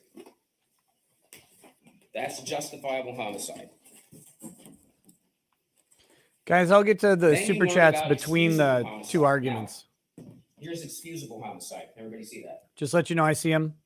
The killing of a human being is excusable and therefore lawful under any one of the following three circumstances. Now, the reason that when I started my cross-examination with the defendant, I asked is, was this an accidental shooting or did you intentionally shoot him? You know, you might, well, why would we ask that question? This is exactly why. Just to cover. Okay? This is not an accidental shooting. This is an intentional shooting. It's just that he's saying he intentionally shot him and it was lawful self-defense. Everyone understand what I'm saying? This is not an accidental shooting. It's an intentional shooting. He's just saying he had a defense. Theodore Edgecombe to the courtesy phone, please. Wasn't very practical. All right, everyone understand that. That's what this means. When the killing is committed by accident and misfortune in doing a lawful act. So let's say someone's cleaning their gun and the safety's off and the table leg breaks and the gun falls and someone dies because the gun went off. That is an Why are we talking about stuff that does not apply? The defendant intentionally shot Chad Olson, so none of these apply. By law, though, you might say, well, why are we hearing about these then? Because the law requires that you hear this. That's why you're hearing it. The law requires it. The law doesn't require you to talk about it on closing. Doesn't. Number two. Number three, committed by accident, and it talks about a dangerous weapon not being used. Okay? Accident, accident, accident. This whole instruction doesn't apply. Can we talk about it another 20 minutes? Number three talks about a dangerous weapon. Okay? And then there's a definition. A firearm is a dangerous weapon. So the whole excusable homicide doesn't apply to this case. Again, the law requires you here. That's why I'm telling you about it. So what's the crime of murder in the second degree? So here, remember we were talking about at the beginning of closing arguments that crimes are built of elements. And when you go to school, the way people explain it are their building blocks. And we have to prove each of these elements to you for the crime. The way it works is this. There's a highest crime that's charged. The highest crime that we've charged in this case is called murder in the second degree or second degree murder. Again, it's interchangeable. If and only if you feel we have not proven that crime beyond a reasonable doubt, you go to the next one that we're going to talk about, which is right here, manslaughter. Okay? I bet he spends more time talking about manslaughter than second degree. This is the main crime that's charged. When you deliberate, you start with this one. You take all the credible evidence. But after you immediately discard second degree murder, we want you to take a look at this one. Chad Olson is dead. Obviously, we have that. So we know that element's satisfied. Okay? So that's how you analyze a case as a juror. So let's talk about what second degree murder is. Element number one, do we prove that? Yes. Element number two and element number three go together, and that's basically what the defense is in this case. Element number 2, the death was caused by the criminal act of Curtis Reeves. Number 3, there was an unlawful killing of Chad Olson by an act imminently dangerous to another and demonstrating a depraved mind without regard for human life.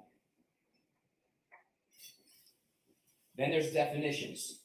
An act is imminently dangerous to another and demonstrating a depraved mind if it's an act or series of acts, and then there's more things. So you take all the credible facts and you apply them to the elements. Would a person of ordinary judgment, would that person know it's reasonably certain was the act reasonably certain to kill or do serious bodily injury? Okay, if you shoot someone basically in the chest, obviously a person of ordinary judgment would know that act would kill somebody or seriously injure them. Number 2, we're going to save for a minute. Interestingly, Number that's not 3, in evidence, but the act, which is the shooting, right? That's the act. Okay. it could have So had it's an the expert shooting. testify to that. Would a person with ordinary judgment know shooting person in the chest could result in death? Yes, that's number 1. Number 3, is shooting someone in the chest a nature? Is that an act that itself indicates indifference to human life? Absolutely. If you shoot someone with a firearm in the chest, obviously it's an act. This is a terrible close. The one that we need to discuss is that this act, the act of shooting, was the defendant shooting Chad Olson, an act done from ill will, hatred, spite, or evil intent. Now that's the issue for second-degree murder. So in order to determine whether or not when he shot him, he was acting from a place of ill will, hatred, Should be spite, interesting. or evil intent, that's when you go back to the totality of circumstances that we had just been discussing. Now they want to talk about the totality of the In a very circumstances. summarized fashion, it's the cell phone light bothering him. That's the beginning. The interaction, the instigation to have that cell phone turned off. When it's not, to get up to go tell the manager, to come back and reinitiate the contact. That's all evidence. Oh, he said contact of ill will, again. hatred, spite, or evil intent. And when Somebody he takes writes that that the firearm long out, he crime goes, chat "It's is fine. orgasming It's to fine. this close. It's like, Oh, I'm sure they that's are. exactly what happened. And when that popcorn went on him, he lunges. Again, you have to watch that video because it's very powerful to see. It's like Powerful he's video. saying, and that action in and of itself, when you look at everything, was done from ill will, hatred, spite, or evil intent. Coupled with the statement, however it was worded from the witnesses, the impact of it is throw popcorn at me. Yeah. Throw The popcorn at only me. real risk here is that the defense will do a close like they did their open. To throw popcorn at me. That would And he be bad. lunges forward and he kills Chad That would be Olson. terrible. Hopefully they nail it on All close. those acts show you that when he shot Chad Olson, Madison, yeah, they have about an hour and a half ill each. will, hatred, spite, or evil intent. And I submit to you, it does. He started it, he ended it, and it was a man that was killed over a popcorn toss. Now, if you do not feel that we have proven the case beyond a Yeah. reasonable Now he's going to doubt get to manslaughter because for he murder has in the no second confidence degree, in then murder too. and only then do you get to manslaughter. Now, one other thing that I want to bring up about second-degree murder. On the verdict form, you're going to see what are called interrogatories. So on the verdict form, there's questions after the crime. So let's say that you believe, and I submit to you, we've proven that case beyond a reasonable doubt. You would check off that the defendant is guilty of murder in the second degree. What they should be doing here is not showing the instructions. They should be using the forms. And it will say, Use the forms and actually check the boxes. Did the defendant possess a firearm? The next one would say something to the effect of, did the defendant possess and discharge a firearm? Cigar, And then the yes, third there's a one would say, rebuttal. did the defendant possess, discharge, and cause great bodily harm or death? It's probably going to be done by Obviously, Martin, that's what too. this case is about, and you would check the third question. By law, you have to have all these things done. That's why I'm telling you about that. All right, so if you feel as though, and I submit we have proven that case beyond a reasonable doubt, but if you feel as though we haven't, the next crime is called a lesser crime. It's called manslaughter. This is Please give us a compromise verdict. Please. Element number one, Chad Olson is dead. Obviously, that's been proven. Then you could do 2A or 2B. As he burst through the courtroom, still alive. Did he intentionally shoot Chad Olson? Yes. That caused the death of Chad Olson? Yes. You really don't have to go to 2B. If you go to 2B, you have to read, there's a long instruction. I'm not going to read it to you. You're going to have it in your jury packet, or Judge Barkle's going to read it to you. But really, 1 and 2A is fine. So what's the main difference between murder in the second degree and manslaughter? Whether or not someone acted with ill will. If Reeves is convicted, it's a minimum, mandatory minimum of 50 years. That's the only difference. So if you find that the defendant shot and killed Chad Olson, but it just wasn't, he'll be dead within justified, 5. It was not sure. a lawful shoot. It was a bad shoot. That would be the crime of manslaughter. Murder in the second degree is it based on the totality of circumstances, ill will, hatred, spite, or evil intent. So manslaughter is a lesser included crime. If you do not feel as though we've proven second degree murder beyond a reasonable doubt, there can absolutely be no doubt. I submit there isn't for murder in the second degree, but it's certainly manslaughter. This was not a justified shooting. Absolutely. Prove it. Not a justified That's your burden. Exactly. Prove it was not justified. Manslaughter.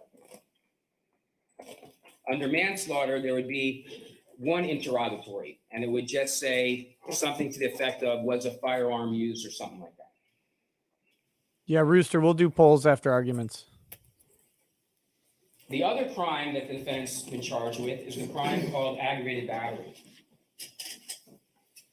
And again, you're going to hear all these instructions. Aggravated battery is basically this: that the defendant intentionally touched or struck Nicole Olson against her will. Okay? And it sounds silly, but this, you have to bear with me for the explanation. He shot her, so obviously he intentionally touched or struck her against her will. You don't have to use your own body if a shooting counts. Actually, you have to explain the doctrine of transferred intent right now, because he didn't intentionally shoot her. In committing the battery, did he intentionally and knowingly cause great bodily harm to her? Permanent disfigurement or permanent disability? Well, her fingers basically shot off. You saw the photographs. Or, number 1, did he intentionally touch or strike her against her will? Yes. Number 2, in committing the battery, did he use a deadly weapon? That's probably maybe the easier way. Yes, he used a firearm. Okay, a weapon is a deadly weapon if it's used in a way likely to cause death or great bodily harm. That's the definition of it. Obviously, a firearm. Okay, so that's aggravated battery for shooting Nicole when she had her hand up. Now, if you think, well, how could that be? Well, there's a law called If it were me, I would have spent about 3 minutes on the criminal charges and focused my entire close on attacking the defense. That's the linchpin of the entire case. If a person intends to shoot, obviously, it's murder and aggravated battery if it wasn't lawful self-defense. And in the process, shoots a different person, Nicole Olson. The law transfers the intent to shoot the intended person, Chad Olson, to any person who was actually shot. So it sounds kind of circular, but because he intended to shoot Chad and Nicole had her hand up and he shot Nicole, the intent is transferred to her. Now, the caveat to that is if you find that he was acting in self-defense, then it doesn't apply. Okay? That would be the caveat to that. So what's this case really about? Okay? The defendant is claiming that he lawfully acted in self-defense, that there is a justifiable use of deadly force. This instruction is a little bit complicated. The jury can't read that. Go through it just to explain what it states. An issue in this case is whether Curtis Reeves acted in self-defense. It's a defense to the crimes of both second-degree murder and manslaughter. If the death of Chad Olson resulted from the justified and aggravated battery force, and deadly force, of course, means what happened here: the defendant shooting him with a firearm in the chest. Now that reminds me of something that I need to address.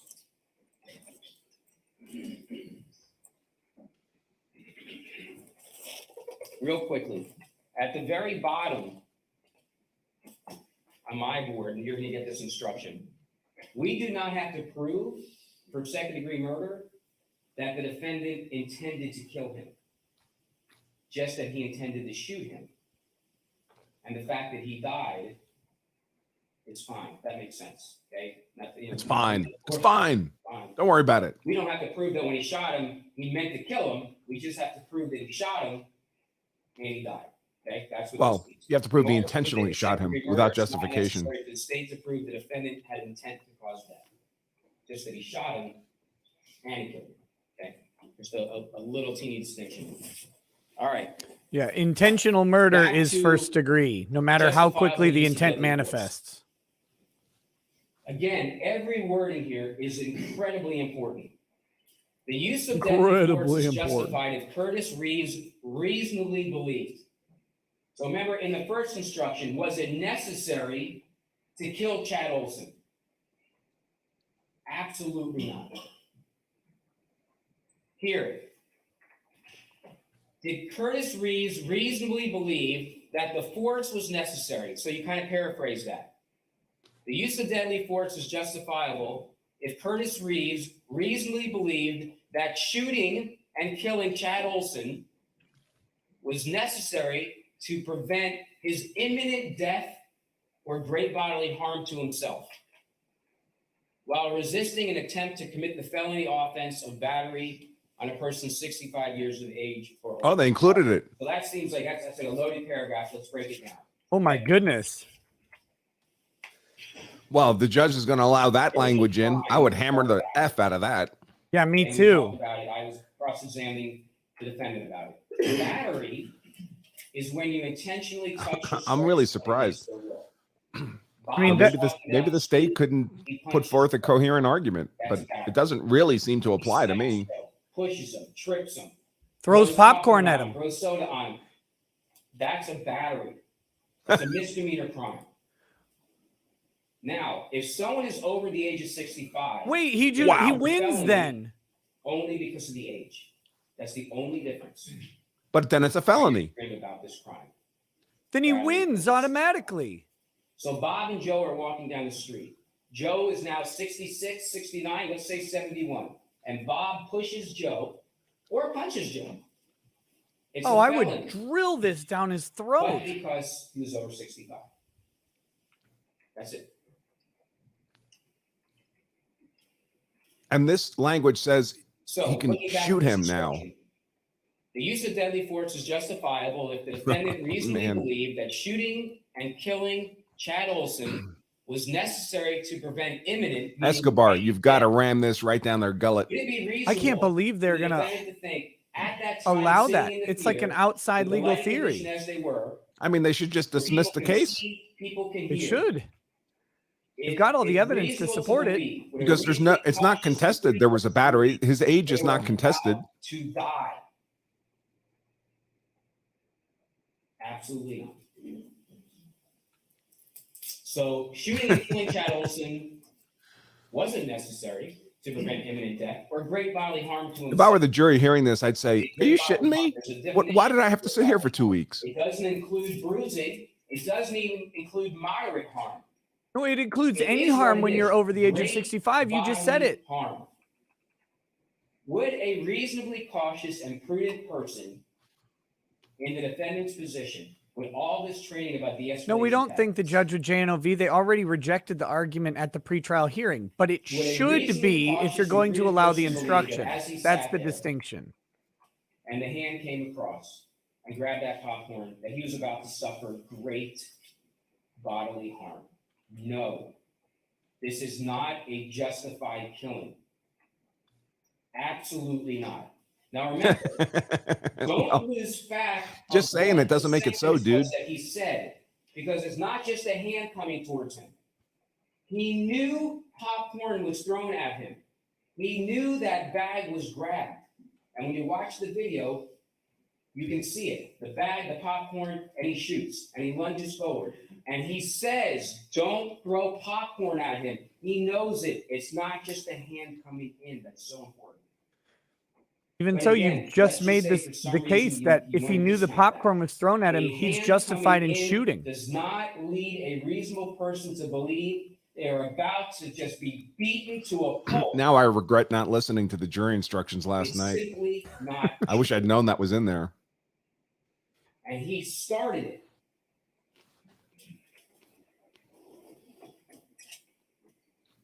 And this felony offensive battery is Attorney only Escobar's on his because of 20th page age. of notes. That's it.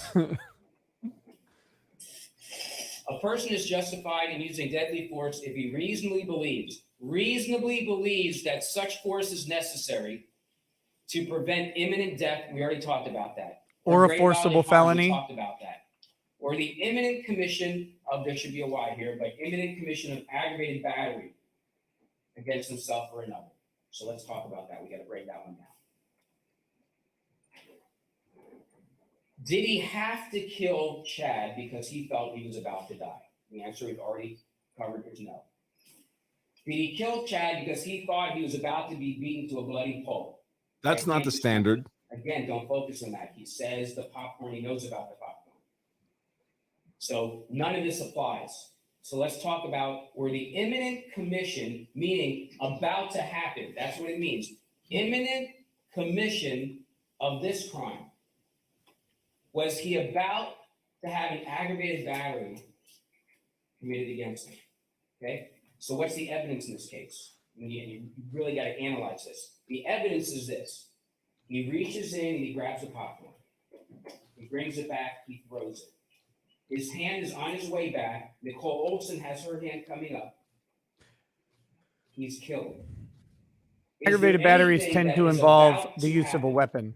No. By the way, because people, he had to already just completed the lay act. out the In legal fact, he wasn't lingo. even so far back to start anything because he was shot for throwing the popcorn. With his He hand in a thrown fist. because he was about to be attacked. No, the popcorn had already been thrown and that event was over. And you can see it in the video as well. He throws it and as his hand's coming back, that's when he's shot and killed. Start my closing argument with There's the no prosecutor's trying to imminent distract me by giving me so of many things to anything argue else. with, but we're going to stick to the facts. Now, let's say that the fact pattern was that he throws the popcorn and he stands there for a couple of minutes, and now he starts to jump over the seat and attack him. That would be a fact pattern that would apply here for this instruction. But in this case, It's actually the in video evidence. shows you that he had thrown the popcorn, his hand was coming back, and that's when he was killed. And it's all about the popcorn. That's why the defendant is not justified in killing Chad Olson. That's what these instructions say. Now let's look at this paragraph because it's extremely important as well. In deciding whether Curtis Reeves was justified in the use of deadly force, you must judge him by the circumstances by which he was surrounded at the time the force was used. By which he was surrounded at. The time of at. the shooting, what were the circumstances? Okay? Ugh. I know I'm repeating a lot. I'd expect a better closing from a high school moot court. That the defendant shot and killed Chad. He had already thrown popcorn on him. His hand was coming back, and he shot him because of the popcorn. That's the circumstances. So at the time he shot him, what was happening? His hand was coming away. And he knew it was about the popcorn. Despite what he says in any of his statements, both of them, that actually contradict each other, that's not believable. Those are the facts. Now, the danger facing Curtis Reeves need not have been actual. Now, I blew this particular part of the instruction up because it's really important as well. Blew a lot of things, didn't you? In deciding whether Curtis Reeves was justified in the use of deadly force, you must judge him by the circumstances. That's what we just discussed. The danger facing Curtis Reeves need not have been actual. However, this is what applies. It need not have been actual. However, to justify the use of deadly force. So the danger facing Curtis Reeves need not have been actual, but in order for him to shoot and kill Chad Olson, the appearance of danger must have been so real that a reasonably cautious and prudent person under those circumstances would feel that the only way to avoid what happened was to kill Chad Olson. Okay? Now, what would be an example of this? Because it's not this fact pattern. This fact pattern doesn't even come close. Okay? The appearance of danger must have been so real. Okay? The defendant is sitting in his chair. He's just instigated this person. He reaches over and grabs the popcorn, and now it's coming back. That's the Instigation is not a legal term. Okay? There's no imminent. Well, you can't use provoked. He had just completed throwing the popcorn. Again, we know it's about the popcorn from the statement. What would be an example of this? Okay? It's provoked, they can ask for a very mistrial. Important not to be confused by what this means. Here is an example of how the appearance of danger must be so real that a reasonably cautious and prudent person would think they have to kill another human being. Two people get in a road rage incident. They pull over to the side of the road. Driver one gets out. Driver two gets out. Driver one starts making some threats to driver two. I'm going to kill you, you mother. Yeah, I'm going to kill you. Okay? Now, in this case, there's no threats like that. Now, the defendant wants you to believe there's threats. But remember, not a single person hears any of these threats because it didn't happen. A single person heard the threats. Curtis. Driver one is threatening to kill driver two. Driver one suddenly turns around, runs back to his car, reaches in, grabs his wallet, turns around with this black object. Driver two is like, oh my God, this guy just said he's going to kill me. He's turning around with a black object. I'm going to have to kill him. Bam. Why's the object black? Racist. The appearance of danger Could have been a stainless gun. That a reasonably cautious and prudent person under those circumstances would realize that shot had to be taken. That would be a perfect textbook example of what this means. Because he was just threatened. Someone was going to kill him. A reasonably perceived threat does not require some verbal threat beforehand. Killed driver number two. Of course it couldn't. But the appearance of danger was so real. He threatened to kill him. He ran to his car. He grabbed a black object, and he suddenly turned around. Any reasonable person under those circumstances would say, yeah, I can see how that guy was shot, that a gun was just taken out. Obviously, that wallet couldn't kill him, but I would have shot him too. Textbook example of what this phrase means.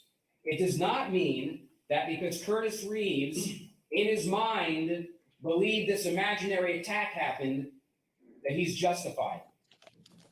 Because a reasonably cautious and prudent person in his situation, sitting there, having popcorn just dumped on his lap, would not believe you have to take another human being's life at that moment. It even sounds crazy to mention it out loud, but that's the fact pattern in this case.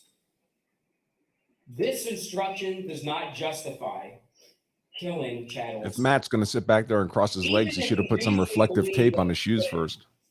He didn't. I submit to you, he made up a story in the cruiser to cover his tracks, not realizing so many people saw it.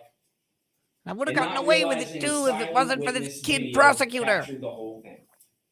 He didn't reasonably believe for a second his life was in danger. And that's why he changed the story. I guess he's going to get an hour and a half and then another 30 minutes on rebuttal. He did. Think about this. He went from one attack to two. Because what does he get by changing his testimony to two attacks? It's reasonable belief that something's happening. He never changed his testimony.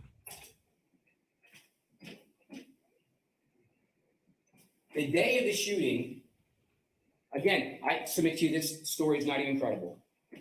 But he says that he was attacked after the popcorn fell, completely dispelled by every witness and completely dispelled by the video. But during the trial, he changes his story to say, you know what happened?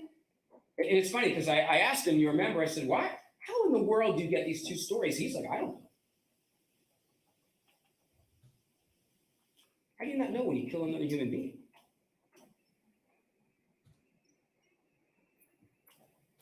If he would have known, he would have said that he rehearsed and practiced the two stories so well and developed his story to have an answer for everything. Remember, the prosecutor's job is to put you in prison forever. So why does he change his story? Because he has to add an attack. Because he knows that post-mortem statement is so bad for him. So he changes his testimony and he indicates this. He states, no. The popcorn didn't go to the wayside. And I wasn't attacked with him virtually on top of me. Remember he's saying all that? Remember his first statement? So what happens is I'm sitting there and he jumps up and the popcorn falls by the wayside almost immediately. And now he's coming over on top of me. And I'm back in my chair. Well, that's when he was getting the gun in reality. But let's go with his statement. I'm back in my chair leaning back and I got my left hand out. And I'm yelling, no, no, no, and whoa, whoa, whoa. And I'm touching his chest or his shoulders because remember his own words. He's virtually on top of me. He's in my lap. Well, on the stand, he's like, no, I meant leaning. What? The defense attorney is talking about minutia words to witnesses. He's changing from virtually on top of me and in my lap to leaning. Escobar looks like he's about to beat this guy to death. How many reports do you think he's written in his life where it's important to be truthful and accurate? Come on. Come on. Because he's painting a picture that he had to kill him, not knowing there's a video out there to disprove it. So he says he's got his left arm out and he's touching his chest or his shoulders. And, I got to kill him. I can't believe I didn't shoot my hand because my left hand's out as I'm fighting him off in this life or death struggle. That's truly not happening. And we know that didn't happen for several reasons. One, there's no stippling on his left hand.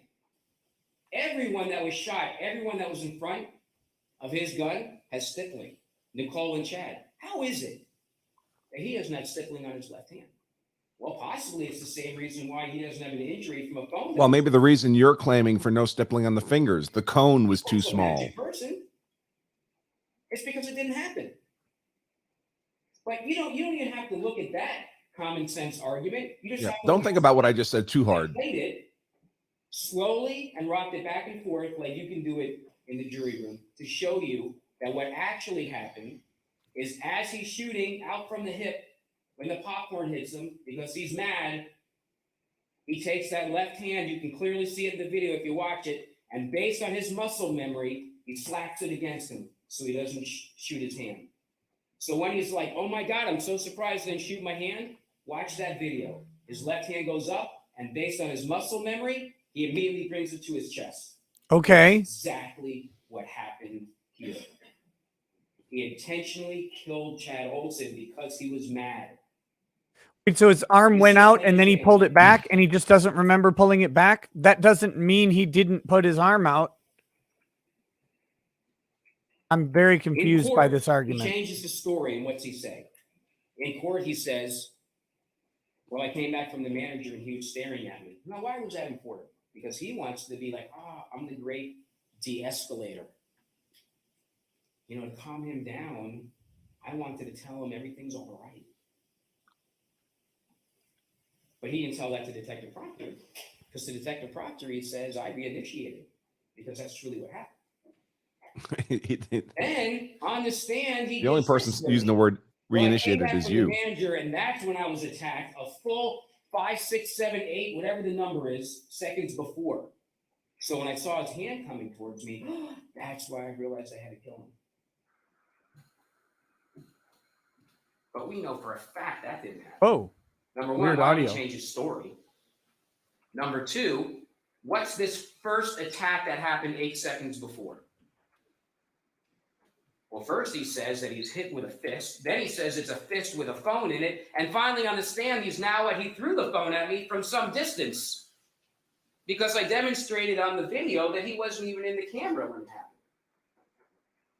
happened. He was in the camera when it happened. Let's just go to the next illogical thing. How in the world was it that he's able to be hit with a phone and not be injured? How in the world is he hit with a phone and his wife, who's sitting right next to him, doesn't see it happen? How in the world does not a single person in the theater see that happen? Because it's dark in the theater. How in the world is it not captured on video? It is. How in the world does he get hit with an object so hard that he continues to go forward? Why didn't his head pop like a balloon? In karate. What? Continues to go forward instead of going back. Dude, it's a 1-pound phone. No human in the world gets hit with a phone that hard and doesn't yell, ow, oh my God, I can't believe this, and go for their head. It never happened. None of it happened. There's evidence his hands went to his head. What happened was he killed Chad Olson for no reason other than the fact he was mad. And if you don't believe that's the reason, he unlawfully killed him, and it's manslaughter.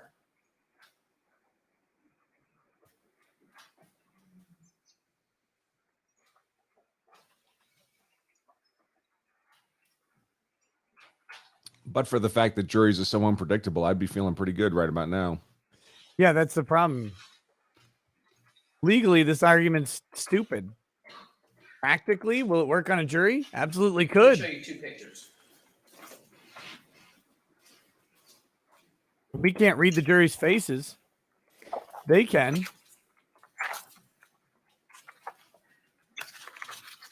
This is a long close. Started at what? At 8? Or Central? 8 Central?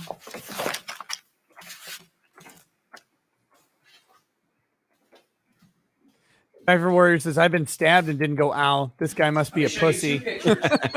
And these pictures tell you the story.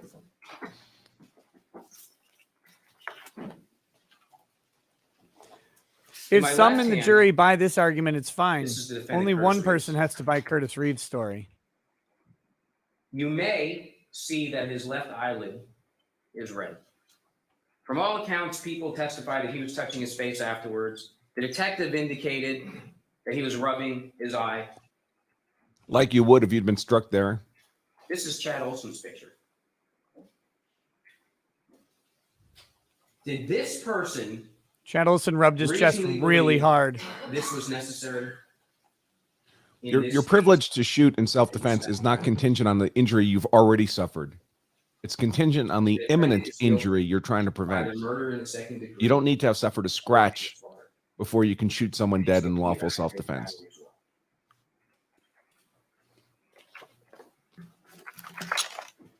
Here comes a wrap up. Or that was a wrap up. Okay. Was that it? Yep. Oh, thank God. Thank you, Mr. Rosenhauser.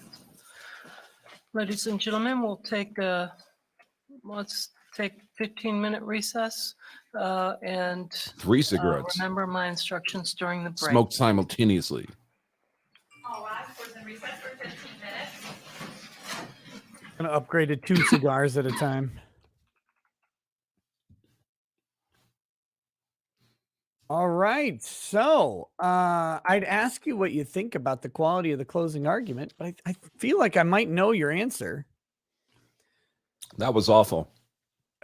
But whether the jury sees it as awful is going to be largely a function of the defense close. Yeah, the defense, and with their open, the defense open was terrible, and the defense close could be terrible. Interestingly, the guy who opened for the defense, I don't remember his name, the other lead attorney, Dino Michaels. He admitted that his opening, he didn't say my opening was terrible, but he said I went there, I shouldn't have gone there, I shouldn't have done that. He recognized that he made some pretty bad errors in his When opening. did he say that? It was a couple days ago or yesterday. God, I'm trying to think. In court. Thank you. I don't All think let's before take the recess. jury. I think it was before the judge, but not the jury.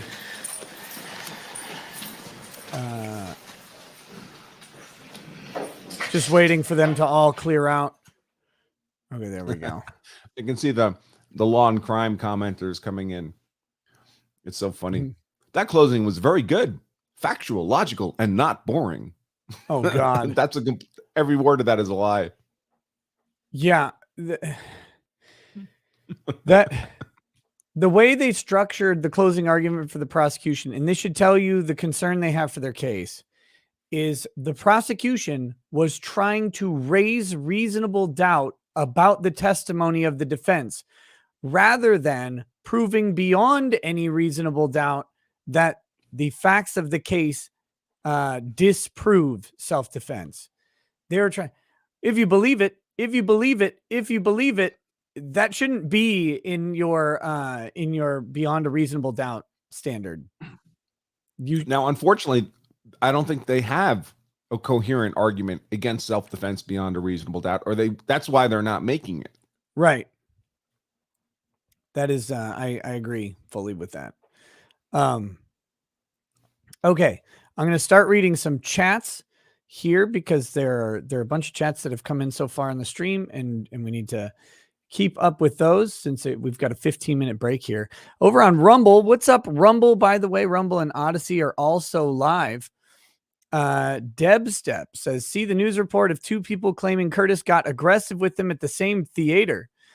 Both contacted the state offering to testify, but neither got a response. They can't, because that would be a prior act and it would be unrelated to this specific date. So even if that happened, which we have no idea how credible those people are, the state knows they couldn't admit those. They couldn't admit that testimony. There's no way that would come in.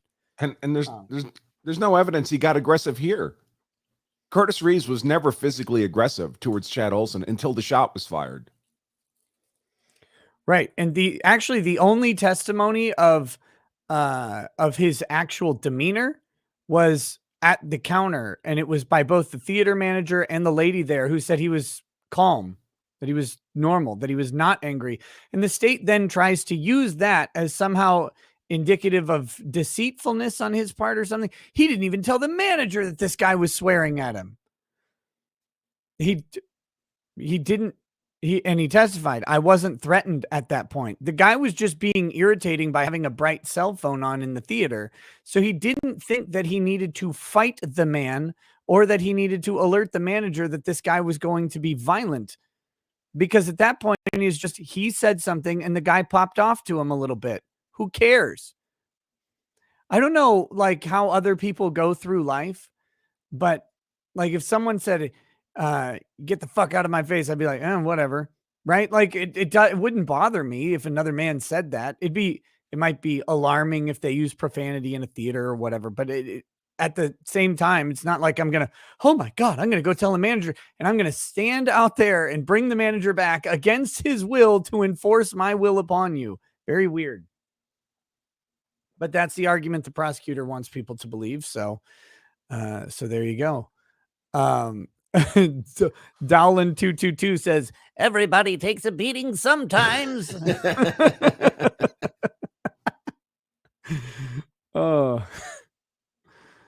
Let's see. Zachary Rosfeld says, I've been away all week. What's your take on the invasion? I know it's off topic. Well, I hope it's over soon, because I kind of like the idea that we've been largely devoid of major global conflicts for a while. I don't want this to escalate and spiral out of control personally. So I hope it's over soon. Other than that, I don't know. I don't really focus on foreign policy stuff. I know I don't want to send our troops to go die in someone else's war. That's what I know. But at the same time, I don't want Ukraine to be invaded. I don't really. It's all fucking distraction. So I don't want to deal with it. We've got a lot of things here at home to deal with, and a foreign conflict is a very convenient way to forget about the things that we have to deal with here at home. Ian McCarter says, boomering Branca out of the panel. Andre the Giant 16-second fart says, fucking loves ya. Thanks, buddy. Billy Witch Doctor 99 says, is tonight another Drex stream? Also, happy Elden Ring Day. Yes, tonight will be an actual Drex stream, because last night, due to the audio issues and his fatigue, it got kind of truncated. But tonight will be an actual full-on Drex stream. May have some other guests as well. We'll see about that. Dan Allen, thank you for the donation. The Dragon's Treasure says, the Dragon's Treasure logo covering up Law and Crime logo when? Also, coupon code Law and Crime to get 10% off. The more you buy, the more you keep me from Elden Ring and piss me off. Get the T-Man angry. There you go. Billy Witch Doctor. Law and Crime. By the way, the coupon code Law and Crime is all one word. So you can go check that out if you want. Billy Witch Doctor 99 says, is there a reason they chose the Angry Munchkin to do the closing? All of them are bad choices for closing, in my opinion. I'm not a big fan of any of them. Let's see. White Alakazam. Y'all saying Chinless needed a prosthetic chin reminds me of Charlie's uncle in Always Sunny. He's a bad lawyer and is self-conscious about his tiny hands so much he bought giant prosthetic hands. Let's see. Roger Hunton says, I can honestly now see what's the problem with our justice system. These prosecutors are lying. This one sure looks like he's lying and misrepresenting the evidence to me. And he's also, he's not addressing what his legal requirement is. So as Andrew's pointed out multiple times, it is the state's burden specifically to disprove self-defense beyond a reasonable doubt, to disprove the elements of self-defense beyond a reasonable doubt.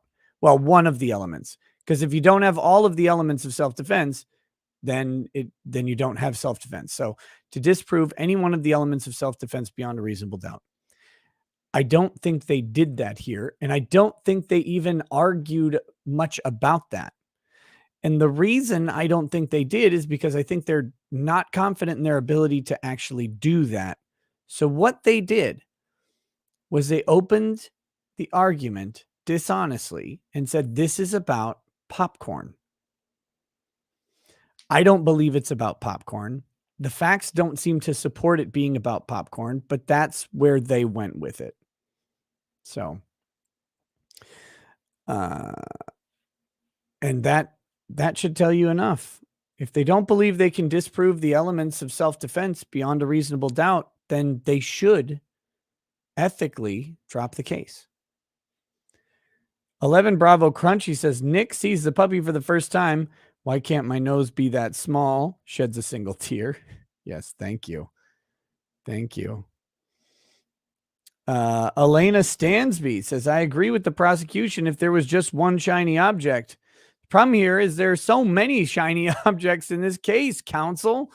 Yeah, that's a problem. When you go, so reasonable doubt is cumulative. If there's a little bit of doubt here and a little bit of doubt here and a little bit of doubt there, all of that doubt can mount together and be reasonable. The prosecutor going through and illustrating 9 shiny objects, and those shiny objects are otherwise known as inconvenient facts. Inconvenient facts for the prosecution. Those can amount to reasonable doubt. Now, do they? That's up for you guys to describe or to decide, and the jury to decide whether they do or they do not. But if you're going to list to me 10 different problems with your case, and one of those problems, one of the big ones is that, yeah, the investigation was crappy, to quote the prosecutor. No one looking at this case would say the investigation wasn't crappy. Okay, drop it. If you don't have a solid police, like a reasonably based police investigation, then you shouldn't be charging a crime. Just my humble opinion, of course. Oh my goodness. Next. Sorry with that. Billy Witch Doctor 99 says, this guy's just mad that Peter Dinklage took away his opportunity to act in the live action Snow White and the Seven Dwarfs. Trouble Lord says, would be a terrible defense lawyer. In this case, I would have a bucket of cell phones to chuck at this prosecutor randomly. There you go. Not recommended. That would be a battery. Squizgar 2322 says, I feel like the shoot was probably unjustified, but I have a reasonable doubt. I would vote not guilty. Yeah. Wonton Samurai, or maybe it's Wanton Samurai. Hard to say which emphasis you get. The Battle of the Theater Rose. Wonder if it was as glorious as the Battle of the Porta Potties in Lansing, Michigan of last year. Man, I don't know. I'm not familiar with that. Christopher Schaffer says, only Joe Biden, little kids, and this prosecutor use, come on, man, and think it's an effective argument. Chopper says, if the defense has indicated a self-defense defense, shouldn't the elements of murder be been proven after the elements of self-defense have been disproven? Sort of. I mean, if the defense indicates self-defense, you're basically admitting to the underlying facts for murder. You're admitting to an intentional, not first degree, but second degree, typically, an intentional discharge of a firearm into someone that results in their death. Like he said, he laid out the second degree murder and it was fine. And you're essentially admitting to those facts. You're saying, yes, I intentionally shot this person caveat in self-defense. So looks like I'm having another lag issue here. I've got a little network indicator that suggests it's going slow. Oh, goodness gracious. So I'll give it a second here to catch up. Charlene Eanel, you say excellent closing. You really think so? Do you honestly think that was an excellent closing? Out of curiosity, like what about that made it an excellent closing? I'm really curious.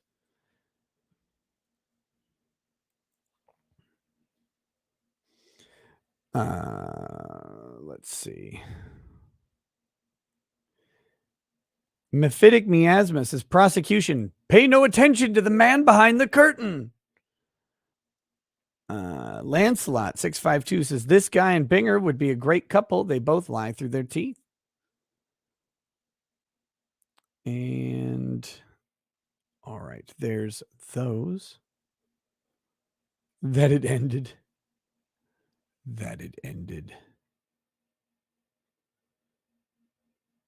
Nick, what do I think? Guilty or not? I think there's enough reasonable doubt for a finding of not guilty here.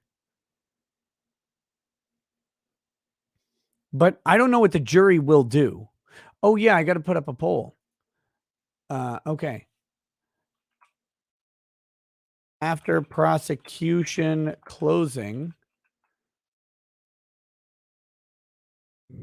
guilty, second degree, guilty, manslaughter, not guilty, hung jury. And I'm back. All right. Welcome back. I'm just putting up a poll right now. I forgot it was garbage day. How could you forget it was garbage day after that closing? That's what reminded me.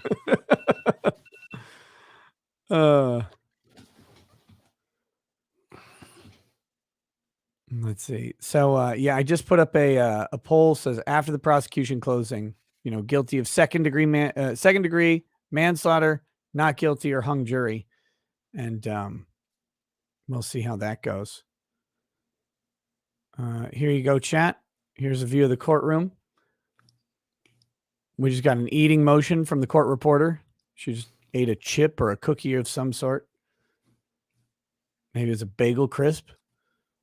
Maybe it was a piece of fruit. I don't know. The resolution on the screen is not perfect. We've got people flooding into the courtroom. A veritable torrent of people and bodies. The smell of this Florida courtroom is palpable. Oh my gosh. Is she wearing the same dress as yesterday? No, she's not wearing the same dress as yesterday. She's wearing the same jacket over the dress. Today she has some flavor of white dress on, which is not what she was wearing yesterday.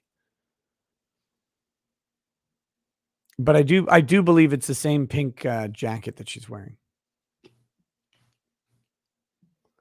Ethan Eason says, the closing to me sounded like believe me, not them, without providing what evidence to reference other than he said, she said. Yeah, I mean, again, his whole argument about his whole argument seemed to stem from this idea that that you needed to doubt the evidence, some of the evidence, which is, it's hard for me to put into words, and I hope you guys understand what I'm saying when I'm saying it sounded like the defense's argument, but for the prosecutor. It sounds like he's trying to raise doubt in the defense's case, but he shouldn't be raising doubt. He should be eliminating the doubt that they've raised. And I didn't get that feel, but I have my own opinions and biases. And just so everybody is aware, who doesn't know, I came into this case thinking that Chad Reeves was probably guilty because I'd seen the media narrative about it, and I thought probably guilty. And then as the case developed and as testimony came forward, I've changed my mind on that. I think now he's probably not guilty.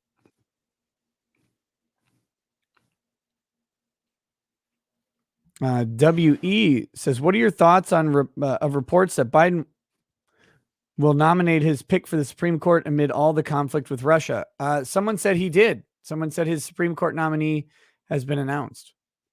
Someone in the chat actually said or wrote the name of his nominee out, but I don't remember who it was.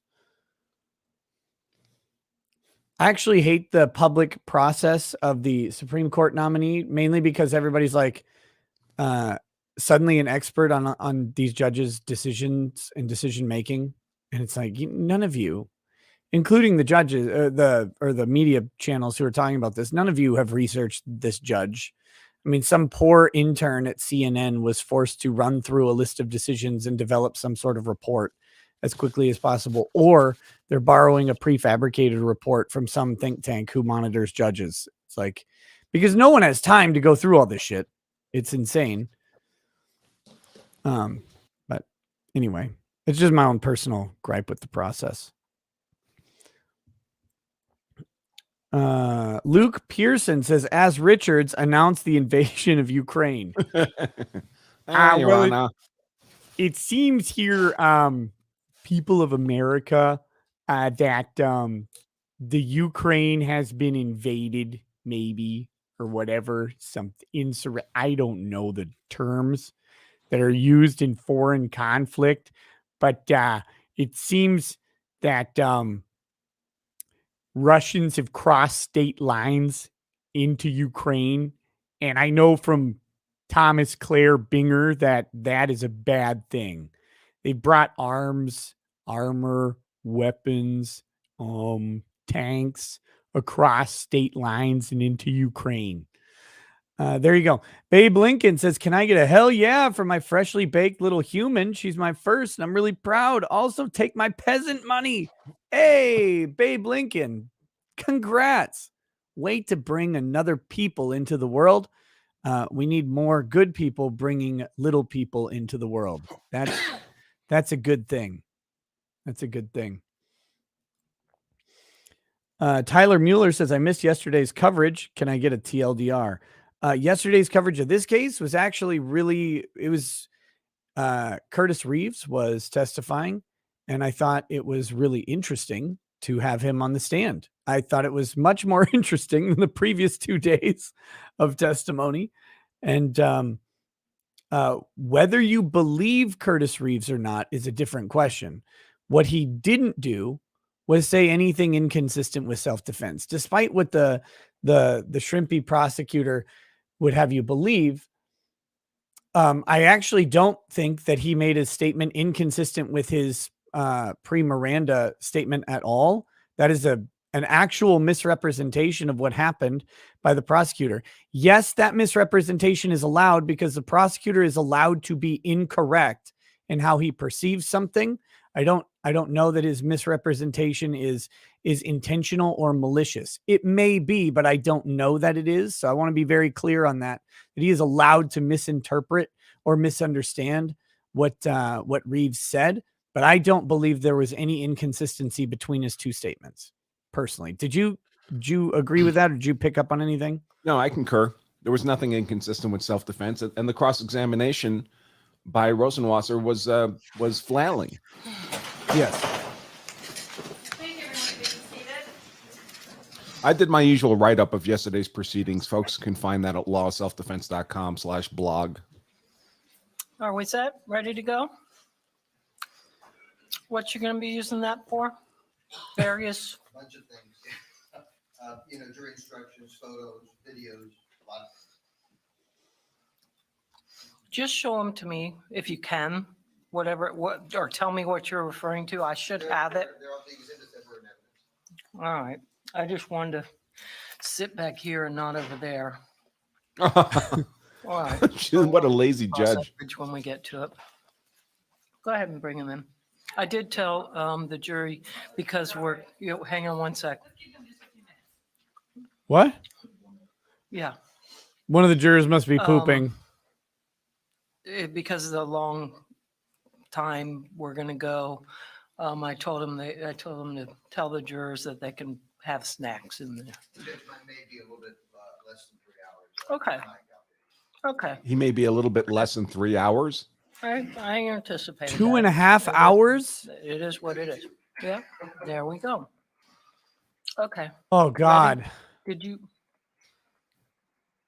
It better be, if you're gonna have a 2.5 hour close, you better nail it the though. jurors? Oh, okay.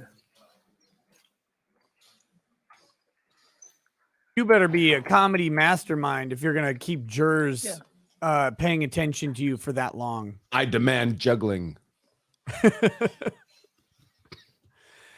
Actually, Your Honor, I'm going to need a third midget prosecutor. Glenn's a little bigger than my plan. I was going to juggle the other prosecutors, and they're the appropriate size, but Glenn's a little bit bigger. So can we get another short one? Yeah, if I got to listen to a 2.5 hour closing, I want food delivered to the jury box. And drinks. I want to be catered by Chandler Halderson if I'm going to sit there for 2.5 hours. That's a deep cannibalism joke. I just explained my joke. That made it better. Going to make us close the exact length of the movie Lone Survivor. Yeah. And now you know what Marcus Luttrell went through because my client went through it too. Alrighty. Perhaps ironically, they went to see Lone Survivor, and of the War of the Rose, my client was the lone survivor.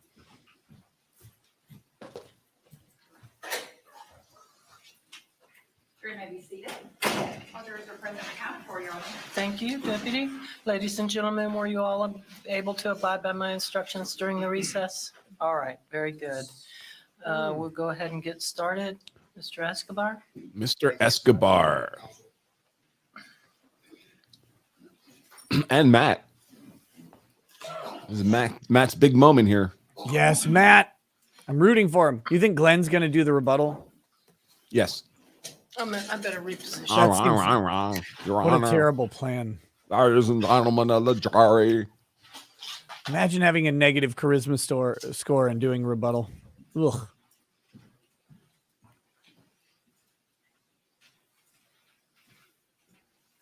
There was a discount Robert Barnes in the audience there. Oh, yeah. He's in a green shirt over by the widow. They'll show her again when they zoom out.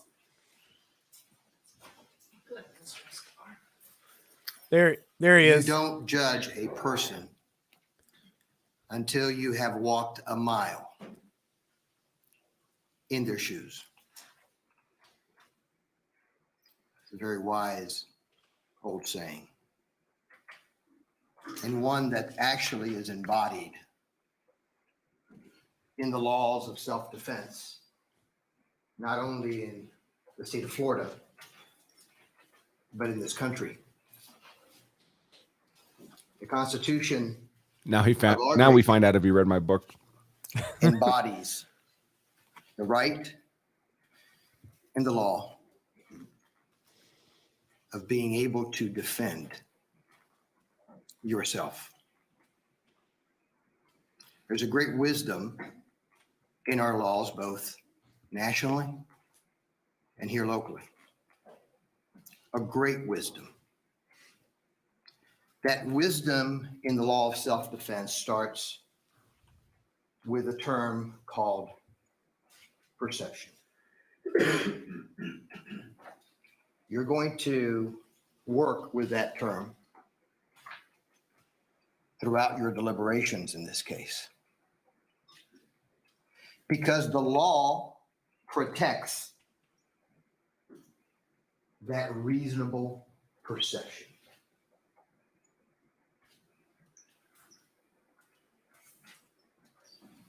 Reasonable perception. Yeah, law of self-defense is trademarked, sir. In the shoes of someone before you judge them, you've got to walk a mile. The law of self-defense, or in some countries, a kilometer. To judge the Easier in those reasonableness of countries. that perception not here in the comfort 1.6 of a kilometers. courtroom, in the protection of a courtroom with deputies that are armed. I feel like Everlast is going to start playing. To Then you give really us might that know what security. it's like.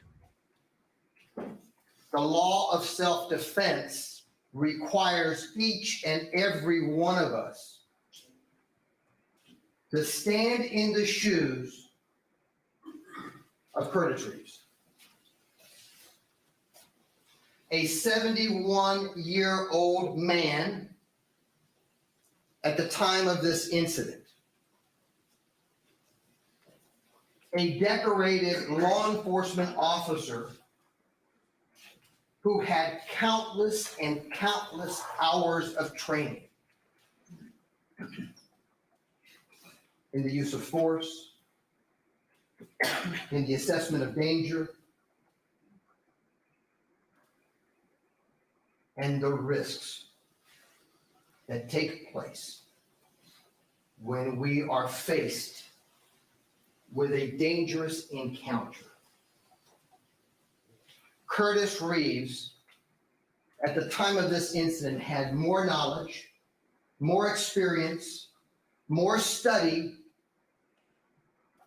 in that area than anyone in this courtroom, and certainly anyone that was responsible for investigating his fate. Perception.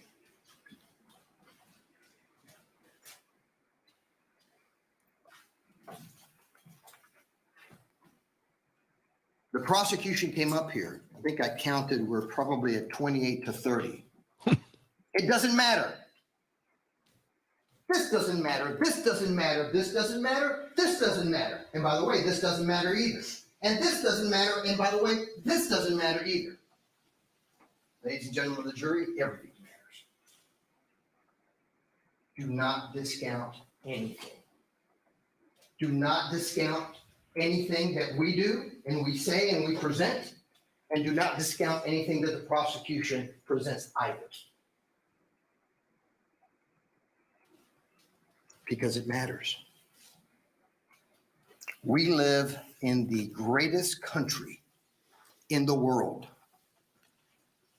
that considers our system of justice the very best. And the very best because we have to consider the evidence. We have to analyze the evidence and judge that evidence.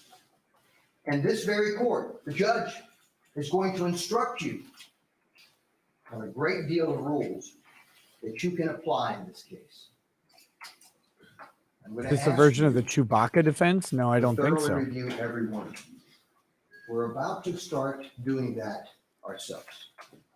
I'm going to take you first through those rules, and then I'm going to take you through every piece of evidence that came before you in this case. And it does matter. Matt, your instruction.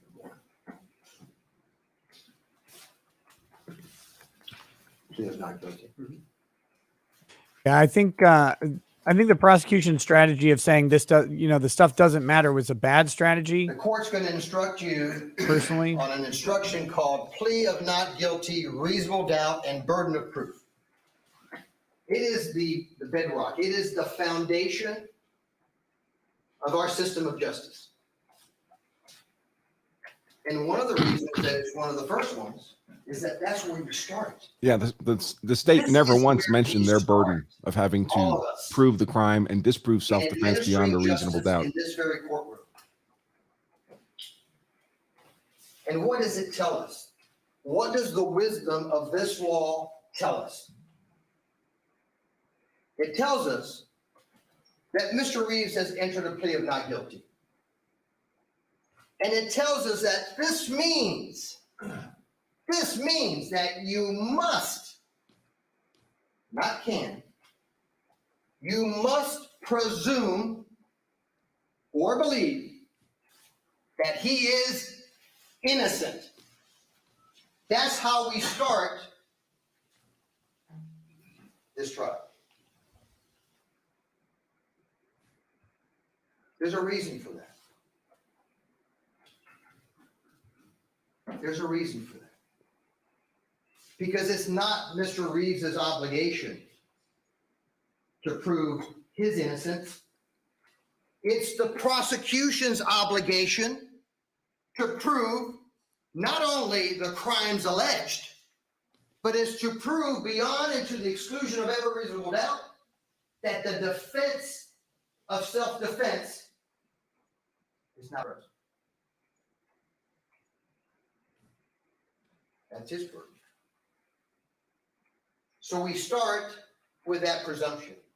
And where does that presumption go? That presumption stays with the defendant as to each material allegation. At each stage of the trial.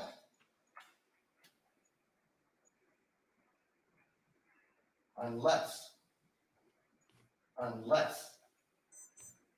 it has been overcome by the evidence to the exclusion of and beyond a reasonable doubt. Very powerful instructions for the protection of our liberties.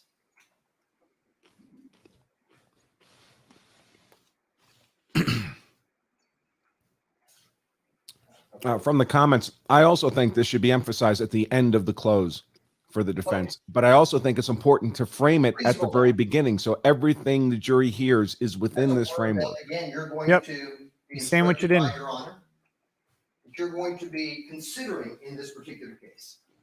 And so, wherever the words reasonable doubt are used, reasonable doubt is not a mere possible doubt, a speculative doubt, an imaginary doubt, or a forced doubt. Such doubt must not influence you.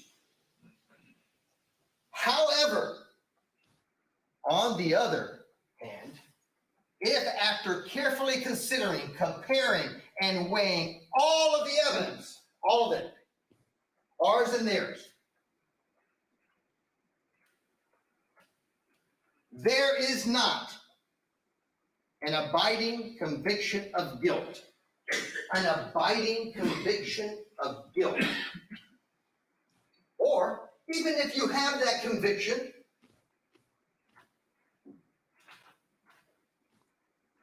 but it is one which is not stable, but one which wavers and vacillates, then the charge is not proved beyond and to the exclusion of every reasonable doubt. That's your guidance in this case. And one that, no, we cannot say that doesn't matter. That is not our system of justice in America. Where do we look? Where do we look for that? I don't know how the prosecution feels about America, but I love this country. I'm not calling them communists, but they're wearing red ties. It is to the evidence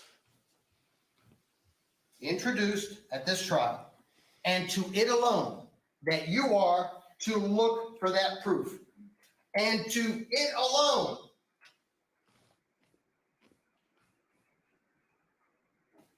that you are to look for that proof.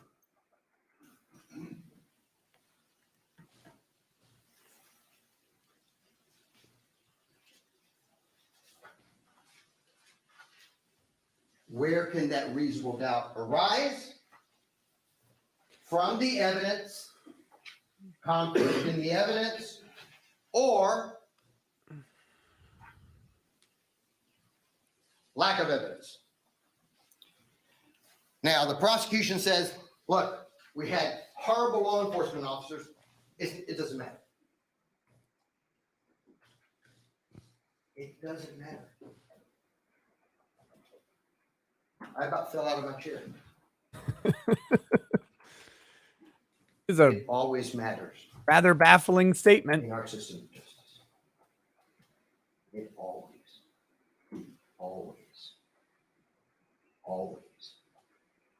matters. Sorry, you're limited to only 3 alwayses. 2. Always counter. One. If you have a reasonable doubt, you shall. 60% of the time, it Not always can. matters. Not possible. You shall find the defendant not guilty. Because it's their obligation. Did they hand out not guilty beer can cozies to the jury? Judge immediately throws Bud Lights into each one. Just pulls them out from under the bench. He's got a cooler under there. On that last part.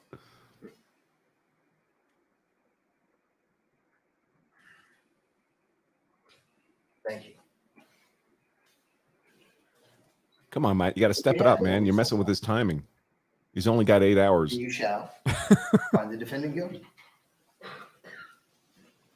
It goes both ways. Next one, Matt. Like that nurse witness for the state.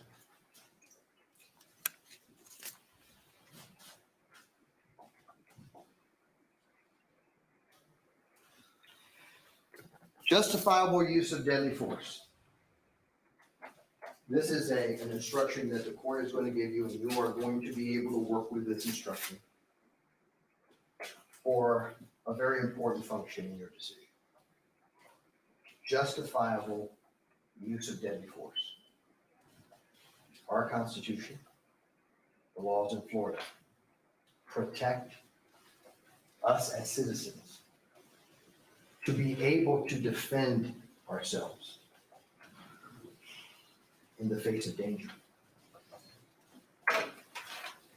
That's why these laws were enacted by the legislature, and that's why we have a constitution not only of the United States of America, but also a constitution of the state of Florida. And in looking at this instruction, the use of deadly force is justified if Curtis Reeves reasonably believed that the force was necessary. Remember what I told you from the very beginning? You don't judge a person until you have walked a mile in their shoes. Gives the jurors That doesn't Curtis Reeves say shoes and says, start walking. You judge Mr. Reeves by what the prosecutor here has experienced in life.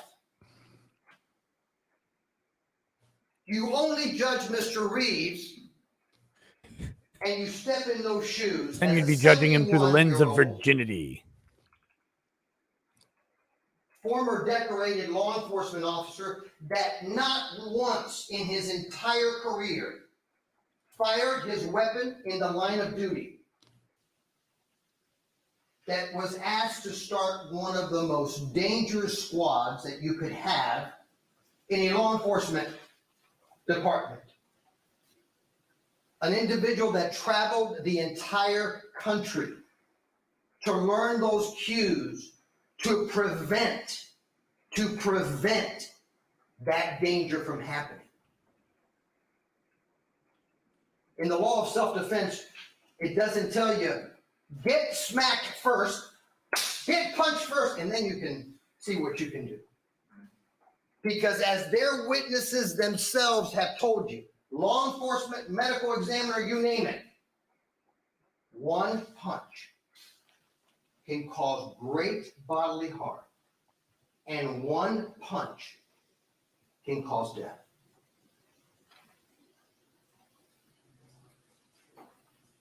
You've got to stand in the shoes before you judge someone.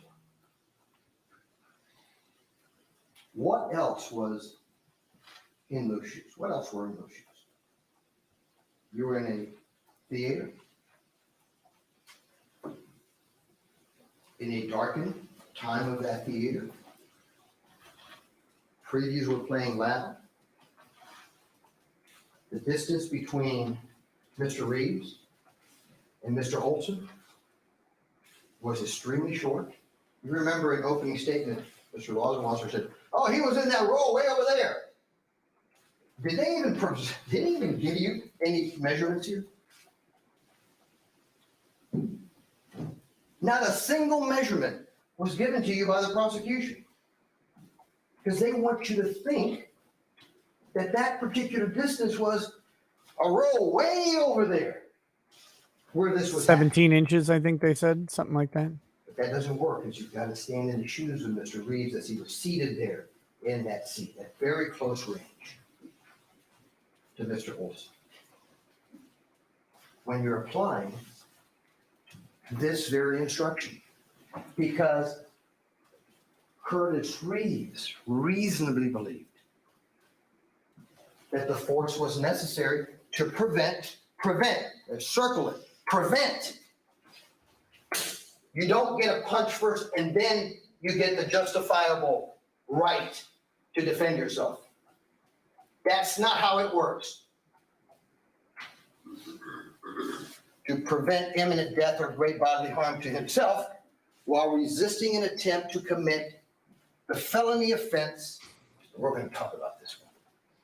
The felony offense of battery on a person 65 years of age or older. Going to talk about that one good and Within hard. the law. Get hard. 65 years of age. If Yeah. you're He needs to If I go just over to drill this the home. source. Yeah. I mean, would this have is- brought in a demonstrative sledgehammer. Do this. Yeah. It's called a misdemeanor battery. As far as this, I won't tell you her age because she's young. But the law has recognized that the aged in our community are vulnerable. And they have sought that wisdom to say, if the aged are vulnerable, we've got to protect them. Because one battery, one misdemeanor punch could cost them their lives. That's not Rick Escobar saying that. And that's not this prosecutor saying that. That is our legislature that have, through countless studies, have determined that we've got to protect those that are most vulnerable. And so they've elevated, think about that. They elevated a misdemeanor crime to a crime of a felony that you can spend 5 years in the Florida State Prison. Objection, improper argument. It's a felony of the 3rd degree. That you can spend 5 years in prison. I was waiting how long it would take for the you prosecution batter to start the aged. objecting. I think we're in for more of them, frankly. Now, let's continue. A person is justified in the use of deadly force. Again, he or she reasonably believes that such force is necessary to prevent imminent, hasn't happened yet. That's my law of self-defense Yeah. trademark right there, folks. Or great Right there on the bodily wall harm to behind himself me. Or to another. Or You gonna to sue him? another. Not unless he starts publishing books under that title. Who did we have in this theater? Seating in rows 9 and 8. Curtis Reeves, Vivian Reeves, both up, way beyond 65 years of age.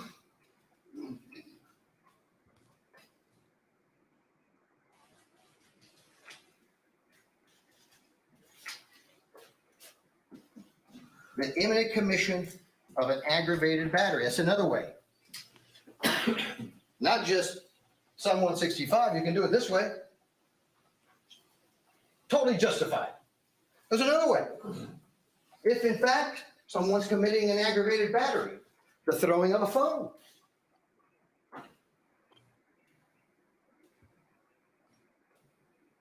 Their witnesses, not even mine. I brought officer after officer. Officer, Tell me. What can cause great bodily harm? Which is an aggravated battery. Oh yeah, fist cannon, phone if it's being used as a weapon. Just about, I believe one officer said, just about anything can be used as a deadly weapon.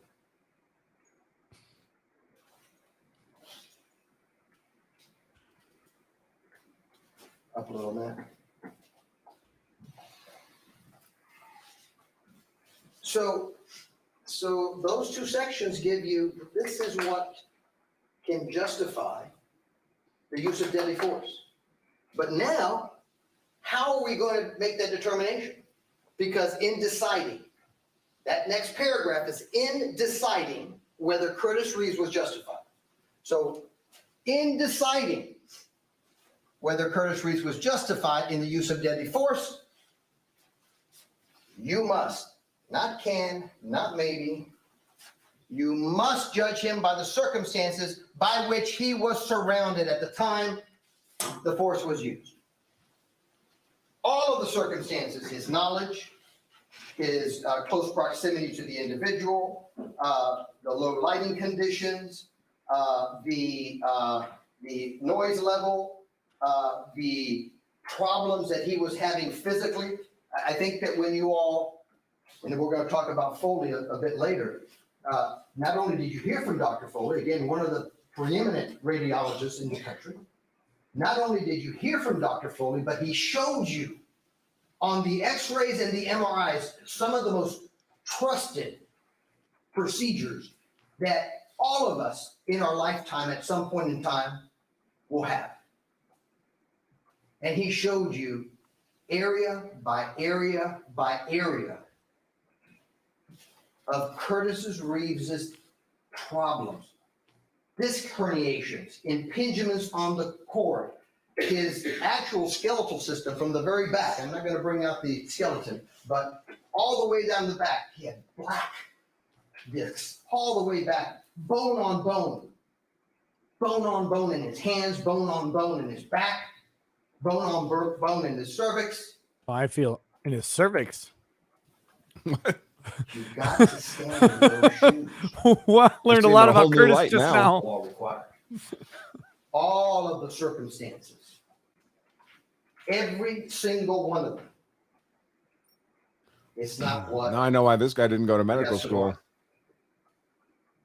He means his cervical vertebrae. It's not what the prosecution would do. I think. It's what someone in Mr. Reeves' shoes would reasonably do. All right, guys, smash or pass on Curtis Reeves. The beauty of the law. It does not punish individuals Bone on that bone. reasonably perceive that danger. That's the beauty of Available only on our Pornhub. Constitution. That's the beauty of the law of self-defense, that it does not punish the reasonable perception of an individual that is facing danger. And let's even talk about the danger, because it goes one step further. It tells you the danger facing Curtis Reeves need not have been actual.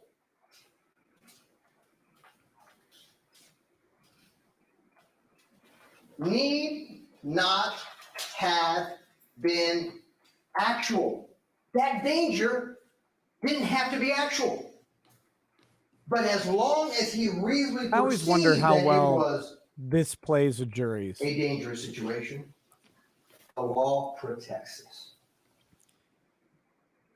How often There may juries be find. Well, it works. in the It works civil arena best when that someone it's easy to can- understand what the But misperception in might have the been, right? criminal Like a black arena, object in the hand The law Yeah. does appearing not as a gun. punish those that reasonably perceive that they're in imminent danger of great bodily harm or death, even if that danger is not actual.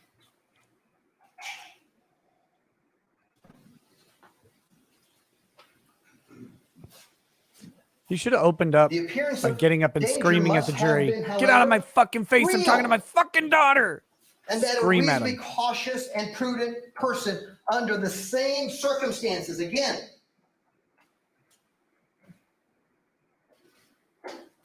would have felt that that danger was so real. It doesn't matter. Everything.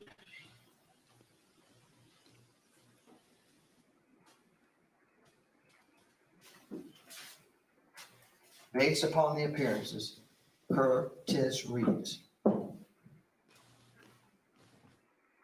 must have actually believed that the danger was real.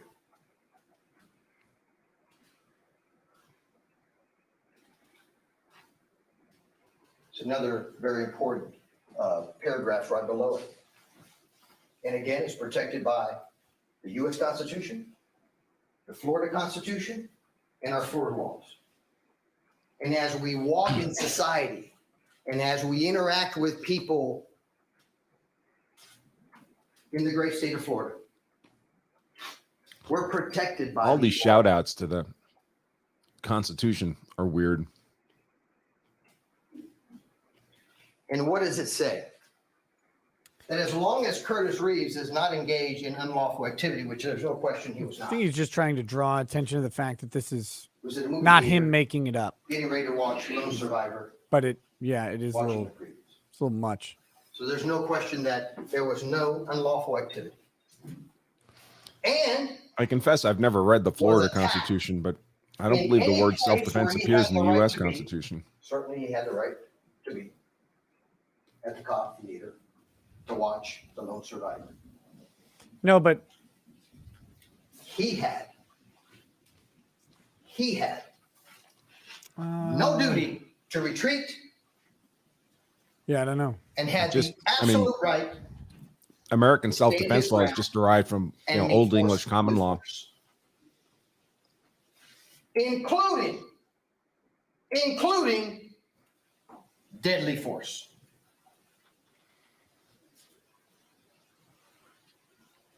Those are the protections that all of us as citizens of this great state enjoy. It's a dangerous world we live in. Things happen in split seconds. It's very difficult to judge what comes next. It's very difficult to understand the makeup of that person that's about to attack you. But they're accused that officers, former officers, retired officers like Mr. Reeves have been taught that hopefully. Yeah, and actually, by streaming this long crime is violating my trademark on law of self-defense. That fatal blow. I ought to send them a letter. Cease and That's desist. right.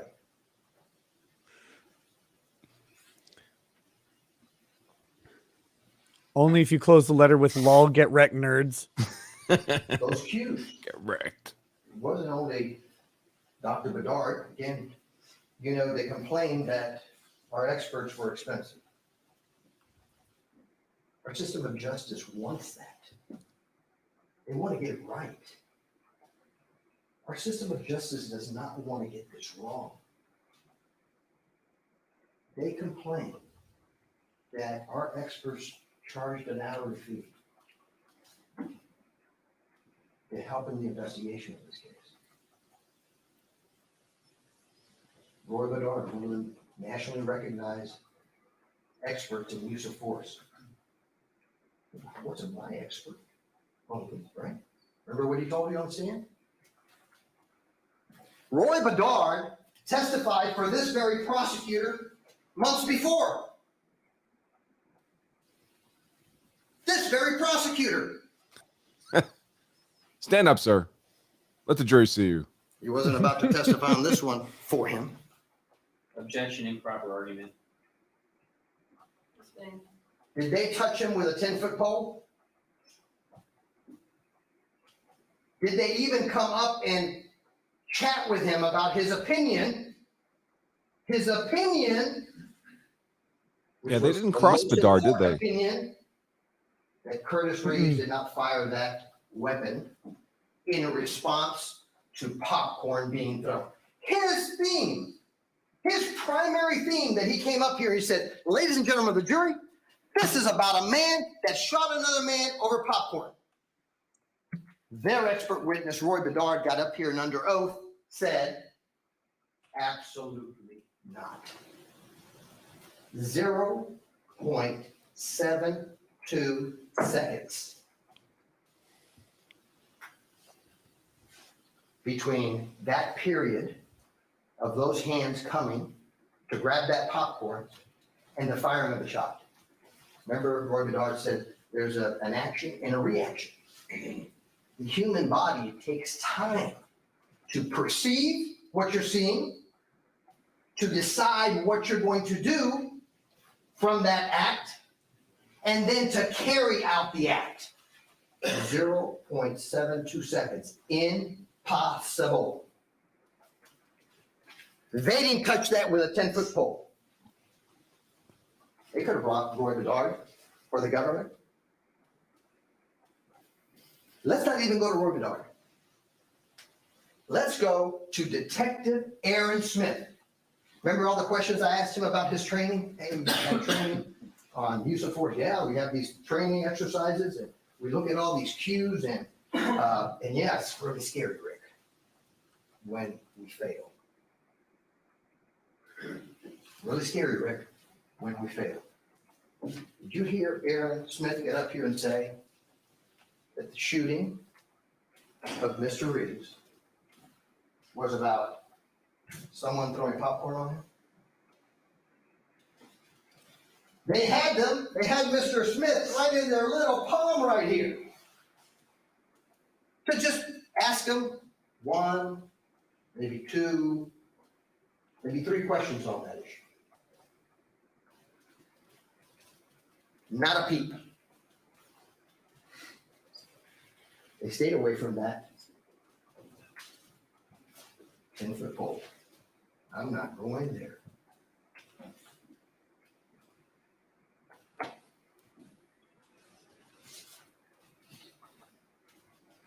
Again, it's constant. If he reasonably believed that it was necessary to do so to prevent death or great bodily harm. But here doesn't say that Mr. Reeves had to try to go and run out of the theater before he used deadly force. Perceives the danger, that danger is reasonable in his shoes. He can defend himself under the Constitution of the United States of America. He can defend himself under the Constitution of Florida, and he can defend himself under the laws of self-defense in the state of Florida. And if he doesn't, Florida. He says that kind of weird. it could cost Like him. it's FLOOORIDA. Florida. That's the name of the Do a little state. Flow Rida. Another very interesting portion of the wisdom of the law. And our laws are very intelligent. Look what this section says here. In considering Well, my the phone issue of just self-defense, informed me of the cost of my upcoming Disney trip. members of the jury, That was Do you grim. need- take into account Do you the need a rope? relative physical capabilities and capacities of Curtis Reeves and Chad Olson. Why does the law do that? Does the law do that because they recognize that a 40-plus-year-old man, 43, 40-year-old man, 6'4", 200-pound man, is much more dangerous when he is attacking a 71-year-old man with the physical problems that he had on January the 13th of 2014. Of course, that's what they're telling you. You've got an individual that has much more capabilities at 40, 43 than an old man at 71, even if you don't consider his physical issues. You judge an individual after you've walked a mile in their shoes. It's a very wise old saying that has great practicality in the application of the law.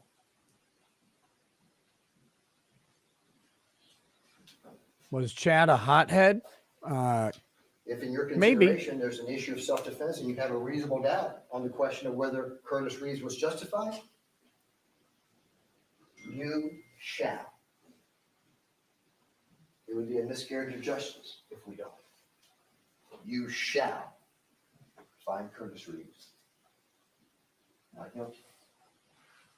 That's not me. The court is going to give you that instruction. The court is going to tell you the importance, ladies and gentlemen of the jury, of applying this law and applying these rules to the evidence that you've heard. There is absolutely no reason not to apply these laws. They're laws that we all follow as citizens, again, of this great country, to make sure that in each and every case, justice is carried out. A miscarriage of justice is the absolute worst thing that could ever happen in our system of justice.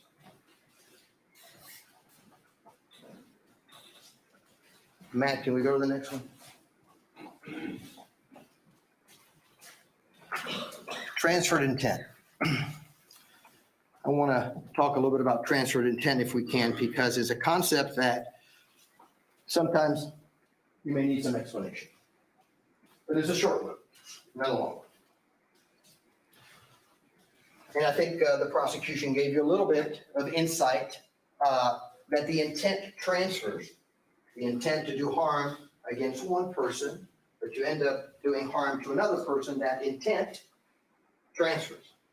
Good intent also But transfers. just as important is that if, in fact, if the death of Chad Olson resulted from the justifiable use of deadly force, if you find that the death of Chad Olson resulted from the justifiable use of deadly force, you must, not can, not maybe, you must find the aggravated battery or the felony battery or the battery of Nicole Olson was justified.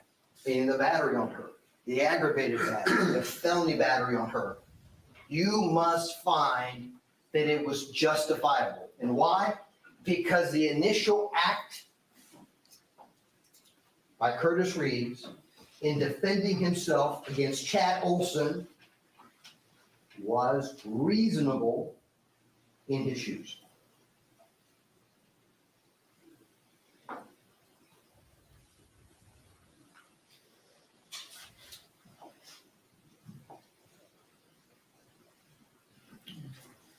For a second, we're not going to use the board. We're going to turn it off. Okay.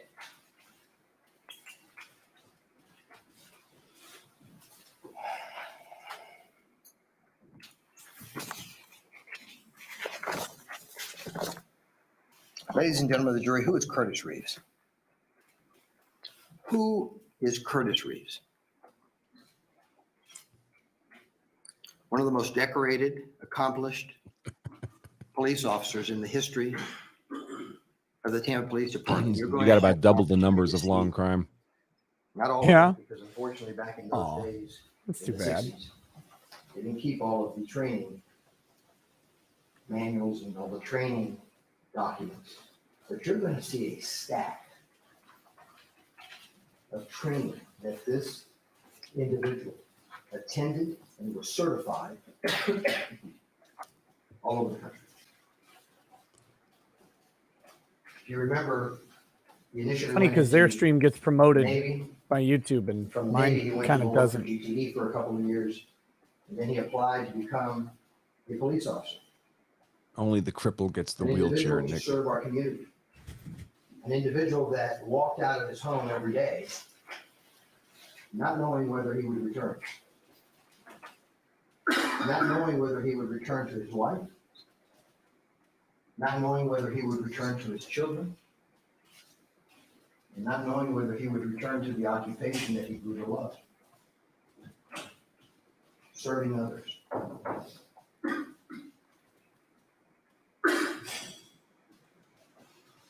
He had a mentor, a wonderful sergeant in the selective enforcement, an individual that took Curtis under his wings and tried to teach him everything that could be taught. He was the wind beneath his wings. I was thinking that. Damn it.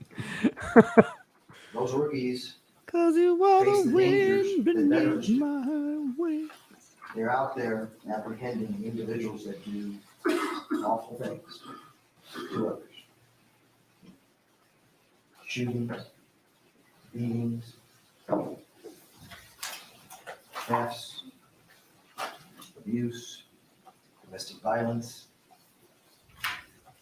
every single day. 8-hour shifts, 12-hour shifts, seeing the horror of our community day in and day out. It is no surprise that police officers that are out there on the streets must get the training that's necessary to avoid, to prevent injury. Not to allow the injury to take place first, and then you get to do what you need to do. And Curtis, I think, told you, as he was testifying in this particular case, that he attributes his success within the department to that one sergeant that took him under his wings. And Curtis told you that his goal, when he was promoted, to do the same thing for others that sergeant had done for him. He was in patrol for a relatively short period of time. Curtis was a talented police officer. He rose through the ranks pretty quickly. Somehow, this prosecutor thinks that because you rise through the ranks of a law enforcement agency, that somehow you're just some mean individual that likes to go and just face danger and fight and do other things. I've been doing this for 37 years, 4 years as a prosecutor. Objection, improper arguments. That is not how law enforcement works in this country. As in every profession, you have good officers. How effective was that objection? He got to just keep saying his same phrase that he was going to say anyway. And bad lawyers. As in every profession, you have good doctors and bad doctors. But the title of law enforcement does not make you a bad person.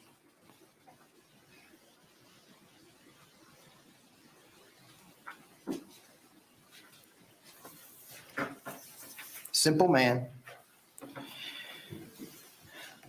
excelled at the academy. That was recognized from the very beginning. Got the top award when he went to the police academy. I think even some of the officers that came here and testified told you how important it is that first academy training is crucial. You're going out into the streets. 99.9 of them are going out to the streets as patrolmen. 99.9%, buddy. 24-year-old, and within a year and a half, he was in that selective enforcement group. A dangerous position, much more dangerous than even patrolling. He's going and he's hunting these individuals that are committing robberies, they're committing shootings, that are abusing individuals, torturing individuals in our community. And he learned a great deal in selective enforcement because now the opportunities to go out and get training courses were much more available.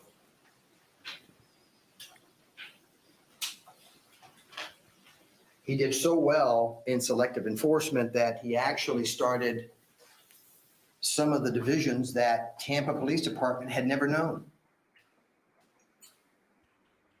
Tampa Police Department never even had a fugitive squad until Curtis and another officer formed that squad in order to go and arrest some of the most dangerous individuals in our community. It was clear in his career that the upper brass of the Tampa Police Department had the utmost confidence in his training and in his judgment to serve our community, to protect our community.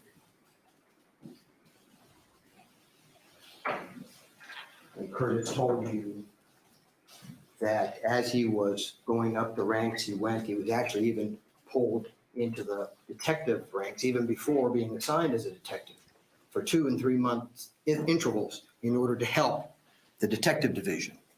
And he learned a great deal from that division as well.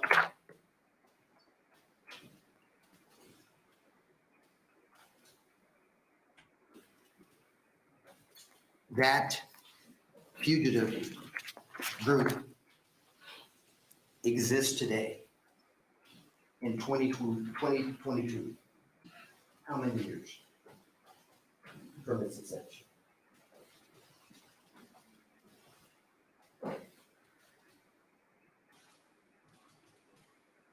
Curtis obviously wanted to move up in the ranks, not because the ranks made him a control person, a bad person, but because with promotions comes income. He had a wife, 2 kids, going to school almost full time. Yes, the GI Bill was paying for his school. He's trying to make a living for himself and for his family.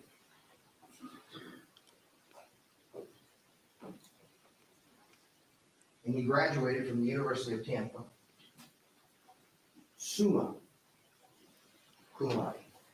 Summa, not just magna.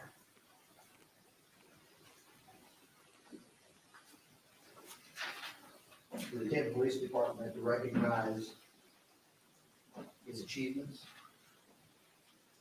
They recognize his dedication to our community. They recognize his intelligence in helping that department grow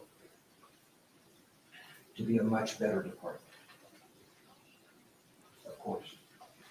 Cray IRL, that is a fact of the case. As he moved up the ranks, if you remember, one important part of his career is when he became a homicide detective for 5 years. What exposure did Curtis get when he went into the homicide ranks? One very important one, I will tell you, is that he had daily, weekly contact with the medical examiner's office. As a homicide detective, you go into that office and they're cutting on that body. Right there will be present. And as they're cutting on that body, they're dictating the reasons for these injuries, the causes of death, and it is an incredible educational process to the realities of how vulnerable we are, young and old, to violence. All right, I got to hit the restroom. I'll be right back. Word. You're reminded that in a moment's notice, you can be alive. And in a moment's notice, you could be crippled or dead. It's an experience that most of us in this country, we don't get to know. We just don't get to know it. We're not exposed to it. We can't feel it, we can't touch it, we can't hear it. Curtis Reeves saw it every week. Those experiences don't leave you. They don't vanish. They stay with you. They haunt you. They caress you. They love you. They touch you. They rub He you. was a wonderful homicide detective. A no stone unturned homicide detective.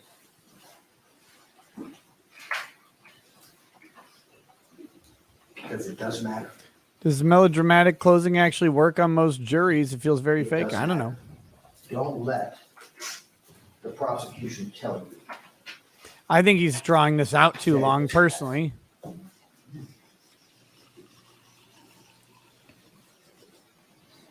Because it does.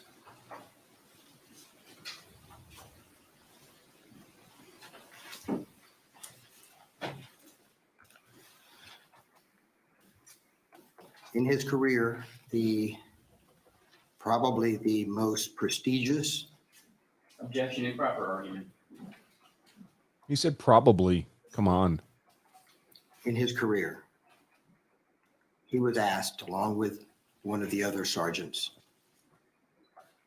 to form the tactical response team for the Tampa Police Department. Let's even think about that responsibility that was given to him and why. The tactical response team is called out for the most dangerous situations that the law enforcement community confronts day in and day out.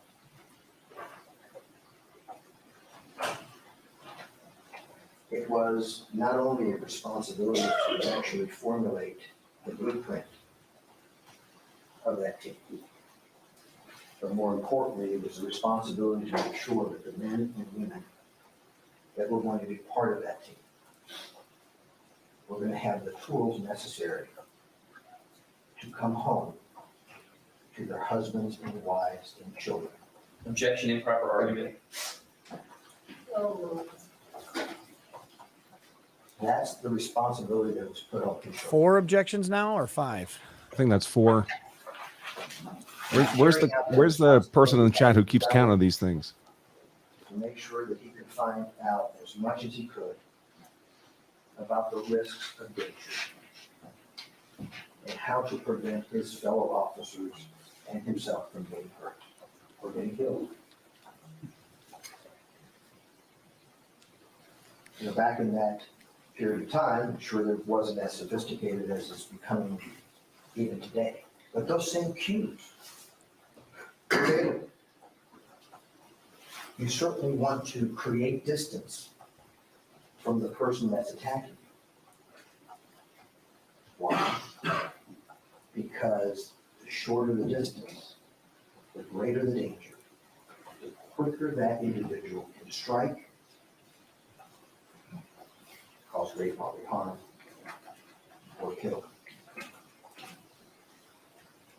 The lighting level puts you at a disadvantage. Even Detective Smith told you that. He also told you that noise puts you at a disadvantage in those situations. And why? We get our information from here and from here. And if you're in low lighting situations and noise is loud, you're putting that individual in the greatest of disadvantages. Relative physical capabilities, you've got someone that is big fella, young fella, and you're a 71-year-old individual with all kinds of medical issues, it puts you at a disadvantage, no matter how much training you've had. The training is to prevent. The training is to prevent. And so he formed this tactical unit that in 2022 is still in existence at the Tampa Police Department. 15 years. 15 years he commanded that unit. And not once in his entire 27 years of law enforcement, not once, did Curtis Reeves pull a gun and fire that gun at anyone. Objection, improper argument. That's in evidence. You look back at him, gave him the stink eye. 27 years, he's not. You're muted. I didn't see what you said. The state argument is that he's a rage monster. Retired police officer.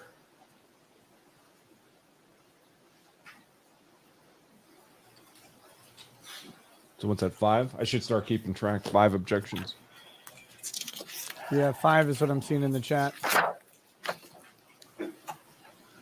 After 27 years, Curtis decides to retire. We've been live for 3 hours and 15 minutes. This guy All said he's going to use doors 2.5 hours for closing. New doors open. Whew. His reputation at the Tampa Police Department was. Objection, improper argument. Why do we think that such a large corporation as Bush Entertainment would want to hire Curtis Reeves? 30,000 to 40,000 people visiting that amusement park on a daily basis. Why do we think that that responsibility was placed on his shoulders?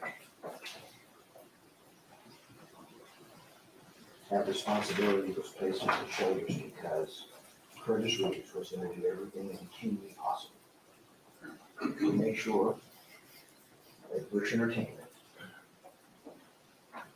was safe. Curtis told you how he had to change from a law enforcement mind to a corporate mind, because what are corporations concerned with? They don't want anybody hurt at their amusement park. They don't want to get sued by anybody at the amusement park. And they want people to have a happy experience so that they can return. Profit and safety are at the forefront of those corporations. And so what did Curtis tell you that he did? He just said, oh, well, I'm a police officer. Hey, listen, Captain Curtis Reeves, I don't need to go to any of those courses of yours. I'm going to handle this my way. That what he told? Just the opposite. He went to training after training after training after training in order to make sure that he could develop and know and understand the tools that he was going to need in order to be the best director of security that Busch Gardens had ever had. It was a great job. It's a great corporation. It's a big corporation. Big corporation, wonderful corporation, terrific corporation, really. That he received in the Tampa Police Department, at least the majority of them.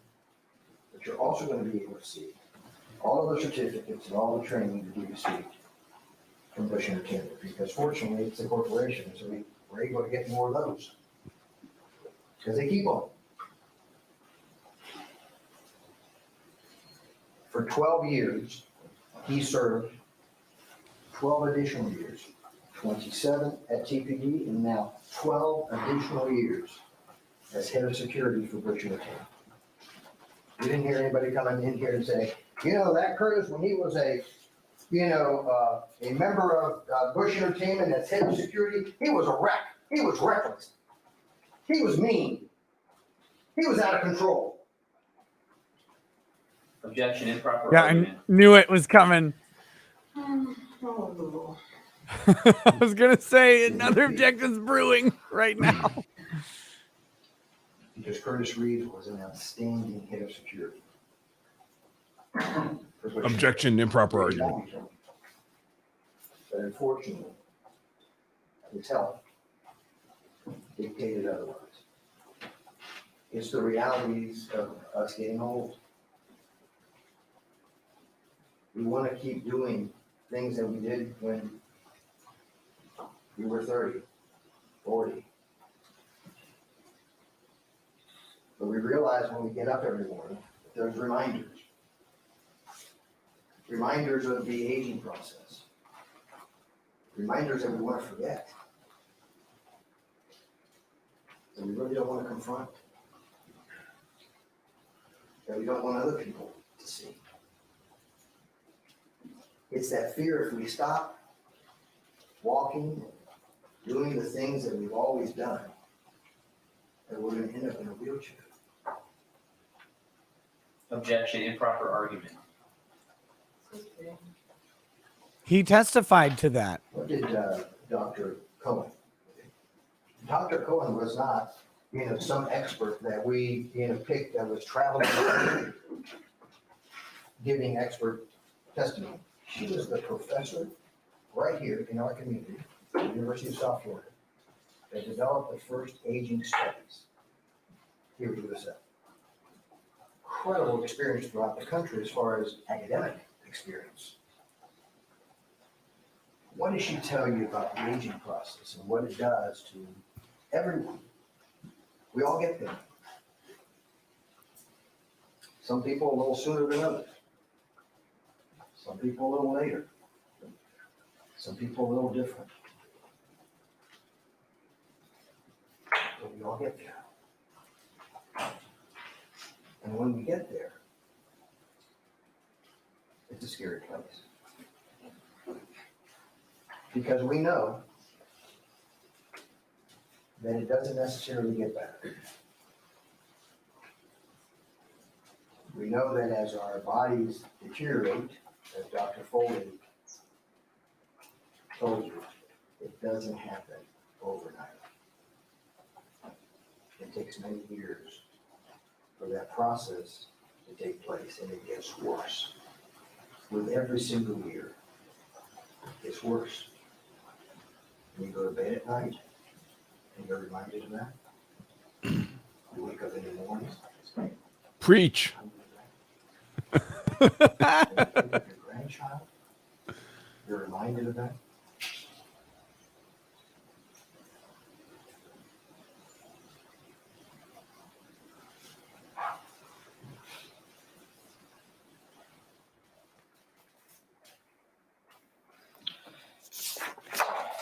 And so Curtis Reeves being reminded of that day in and day out.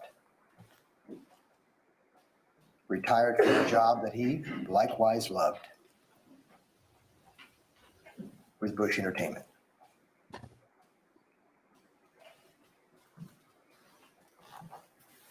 think Jennifer told you at one time her dad was invincible.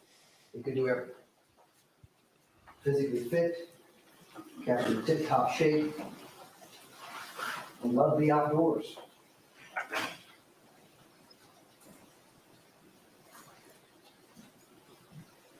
I think she told you that Curtis didn't want to give that up. He may not be able to hunt like he used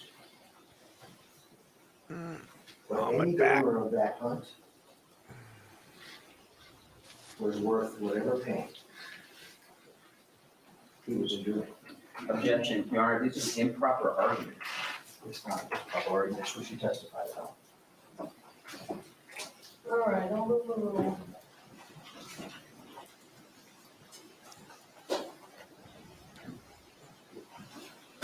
For those that are hunters, being 10 feet up on a tree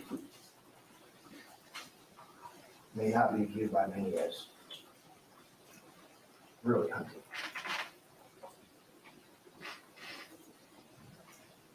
They're normally 30 feet up in the air. Because you don't want that game to see. He makes a big deal that this apparatus, which is so easy to get in and go in, is some testament to you all that Curtis Reeves is some robust hunter from the year of his 20s.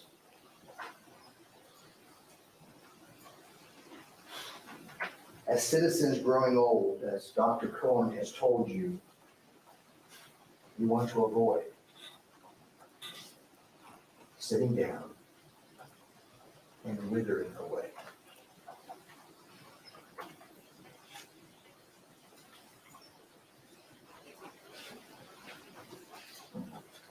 And so he goes on his life.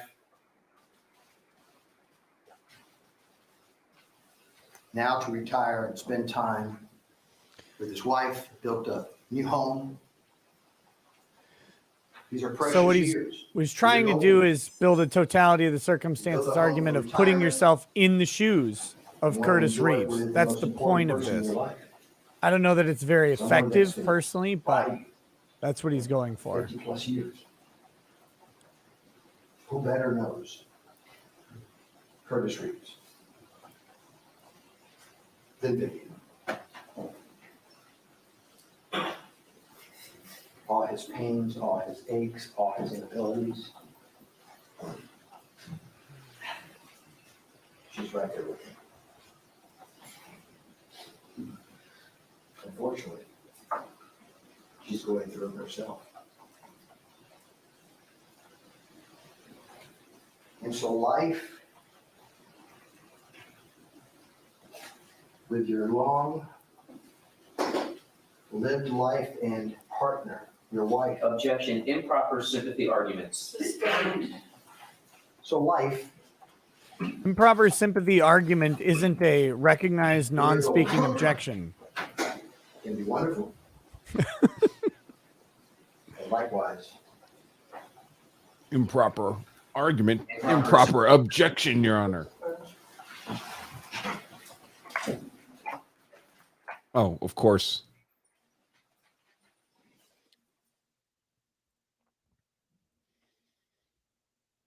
He's going to go back and say, Judge, I'm putting them in the shoes of Curtis Reeves. This is the whole purpose. All these things are things that he's considering at the time that he's pulling the trigger. He's got his wife there. He's worked his whole life for this. He's been a law enforcement officer. He's seen people killed. He's seen people beaten, stabbed, and bludgeoned. And she's going to do a coin toss and go, overruled, or sustained. Or and there will be no merit to what she chooses. She has already discredited the basis of her own. The whole prosecution decisions. table is up there. We're all going to argue against him. He's very unfair to us. If we stand on the shoulders of each other, we'll be as tall as him. I like to, just to be clear, he's got a 2.5 hour close apparently, and I'm really bored during it. I think this is not the appropriate tactic. I don't think it's particularly damaging, but I think it's really wasteful of time that he could be spending just hammering on. Like, he should be burying that forcible felony on someone 65 or older.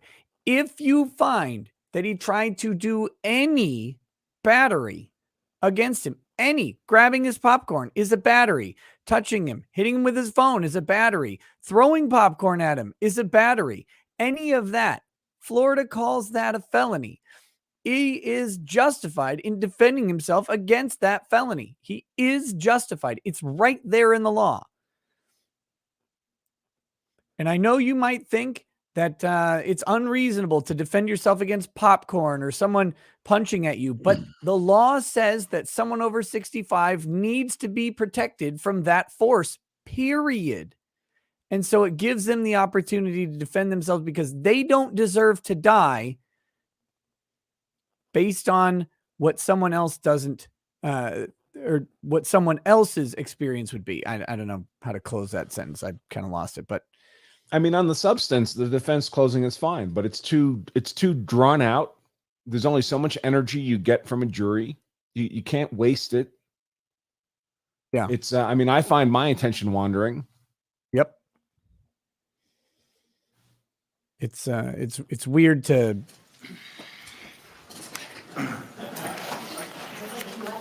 you know, he's not apparently deliberately deceiving the jury on the facts and the law like the prosecution did. But it has to be more potent.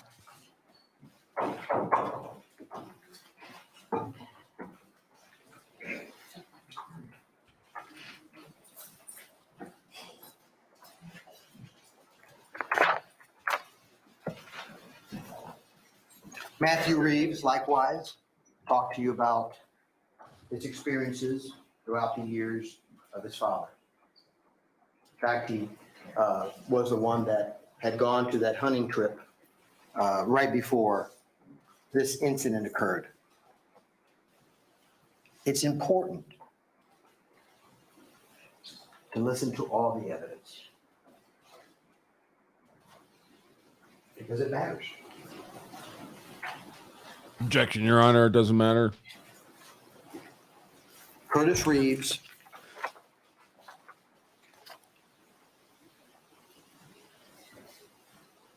was an individual that was quickly deteriorating.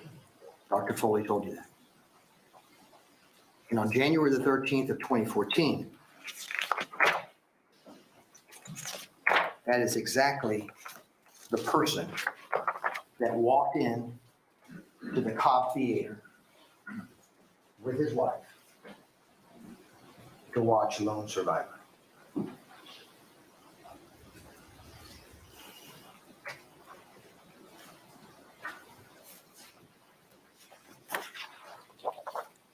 It was a matinee on January the 13th of 2014. It was a time for Curtis and Vivian to enjoy what they did often.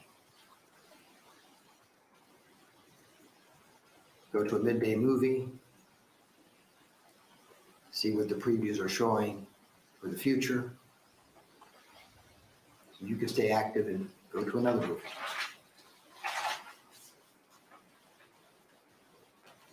And both Vivian and Curtis told you that they were going to meet their son there. And even though Curtis had been on this hunting trip with Matt, it was important for Vivian to spend any time she could with her son Matt. Matt was running late. You remember in the video, we're going to show some videos a little bit later on. They were there in that lobby after they entered. They were in that lobby for some time, wanting to see, whether Matt was going to show up or not. And they knew he was going to show up, but what time was he going to show up? They eventually went and bought one popcorn, one bourbon, and one beer to share. Remember Vivian saying, I brought my little baggie so that I could put popcorn in that baggie and I could eat popcorn from my baggie and Curtis could eat popcorn from the bag.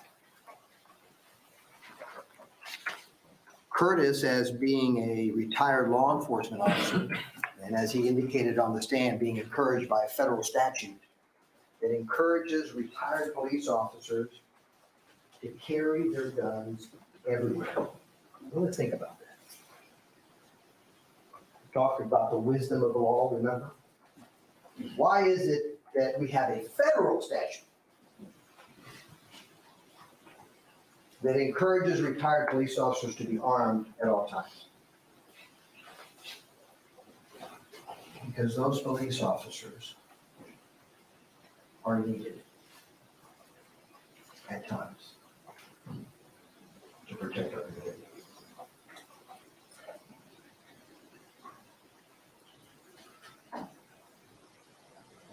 They're needed.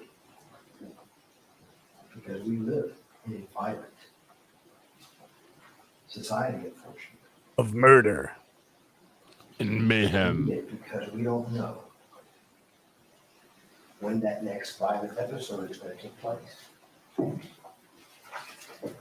Had a carry and concealed firearms permit as well.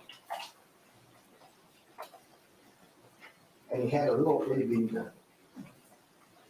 Well, it was enough. itty bitty gun. Not a Glock 44, strapped to the side What? of his pants He's just making guns up. to show how tough he was. Not a Glock RPG 45 multifaceted gun clip ghost magazine. I mean, there is a Glock 44, but I think it's a 22 caliber pistol. Certainly not a 44 Magnum. Yeah, Glock 44s, they're 22. Remember, this is the same gentleman who testified to this, that he had never pulled his weapon in the 12 years. Objection, improper argument. His testimony. It was already stated at closing. This is the same gentleman that didn't pull his firearm and shoot anyone in the 12 years that he served as head of security for Bush Entertainment. Well, he probably didn't have a firearm. Still didn't pull it. So they go into the I watched Beverly Hills Cop 3. He might They have. get there, Mr. and Mrs. Olson are already there. Yeah, do they have? We sit behind Mr. and Mrs. Olson. I don't. It's been so long since I've been to Busch Gardens. I don't remember if they have armed security. Mr. Olson's playing with his phone. No big deal. No big deal, because at that point in time, it was commercials. The announcement hadn't come on to turn off your phones. And then the announcements come on. And it wasn't just a little bitty itty announcement. You remember what Mr. Hamilton said, former deputy for Sumter County. Remember what he said? Man, they were playing that announcement to turn off your phone so much that I felt like pulling out my own phone. Because it was over and over and over again to make sure that the experience for everyone in that theater was a good experience. As people, as citizens of this community. Is that not what we all want for each other?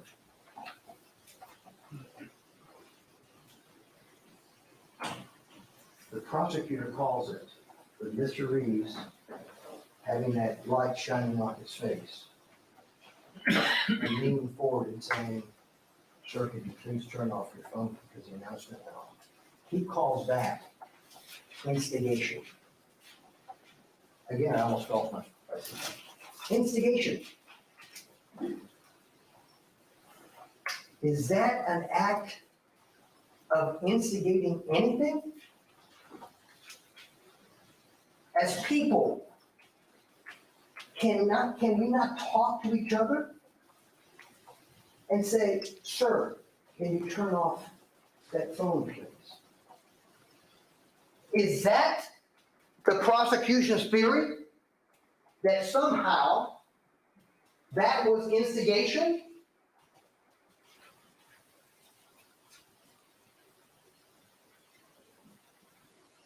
I mean, this is a point I definitely would have made. You have to counter it because the prosecution keeps talking about contact and instigating and all this nonsense. Yeah.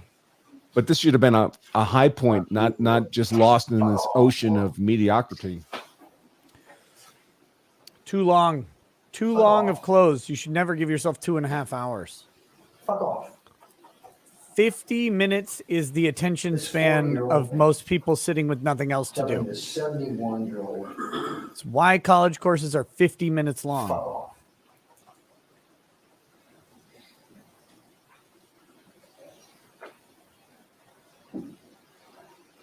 Curtis leans back in his chair, waiting to see if maybe he was going to turn his phone off because he saw Nicole kind of maybe interceding to some extent. And when that wasn't happening, you see him again, sir, you leave me no choice, I'm gonna have to tell management. Now, let's think about that process. Is that a familiar process that? Yeah, I've had certainly 4-hour he was courses accustomed to, too, but they're as head of designed around a security for 50-minute model. Bush Don't be Entertainment? weirdos. Remember, he told you part of the training that he had received at Bush Entertainment is that, hey, That's how I do my full day someone has a classes, problem with 50-minute chunks. Don't deal with it yourself. You go and get a manager who has the authority to deal with that particular problem and let the management take care of it. He thinks that's instigation. So I guess everyone in Busch Gardens are instigating because they go and tell management about an unruly individual at their amusement park.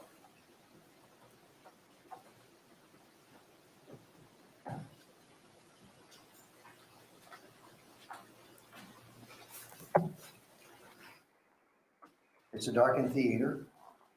I'll tell you how dark it was. Unfortunately, we can't. Whose fault is that? Whose fault is it? that None we other can't than tell Nicole Olson. how dark that theater was? You think Detective Proctor called Rick Escobar on his cell phone and said, hey, Rick, come on over, man. We got a shooting over here. I want you to try to preserve whatever you want to preserve.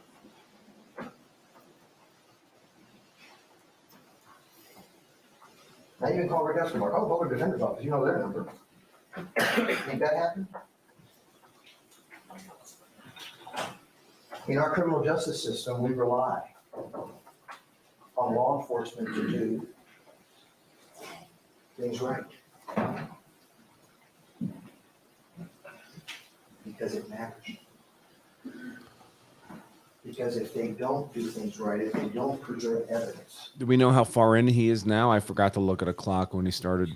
the disadvantage. I dread that looking you at the face- clock and finding out the answer because it might not be that long. I think Detective Smith told you, yeah, you're right, Rick, we preserve it not only for the prosecution, but we have to preserve it for the defense as well. And he's telling me over here it doesn't matter. Yeah, got a crappy investigative team out there, Rick. No problem. It doesn't matter. Just listen to me. Listen to him. That's what he's telling you. Just listen to me. Because all that doesn't matter. Again, this is a fine point that should have been We'll get raised into, in a Dr. Knox succinct a little bit, but he was an expert cascade in the from field the of beginning. crime scene reconstruction. That's what he teaches. Not only in Jacksonville, but around the country. Law enforcement officers from all over. On Odyssey, it's saying about 90 minutes. Yeah, it's so, there should be like a story arc here, folks, of Yeah. not getting it to right. keep the jury engaged and focused on what matters. He told you the dangers of missing those pieces of evidence that can shout out the truth in a criminal investigation. It doesn't matter to the prosecution because they're not being accused. That's why it doesn't matter. But for anyone that's accused, oh, ladies and gentlemen of the jury, it matters. And so Curtis leaves that darkened room, whatever darkened it was, and goes down the road and goes to the manager. You're going to load at C that again. You'll have it in your deliberation room. You have a computer, a defense computer and a prosecution computer. You'll be able to look at all the videos and analyze all of that. And I encourage you to please do that. Because it matters.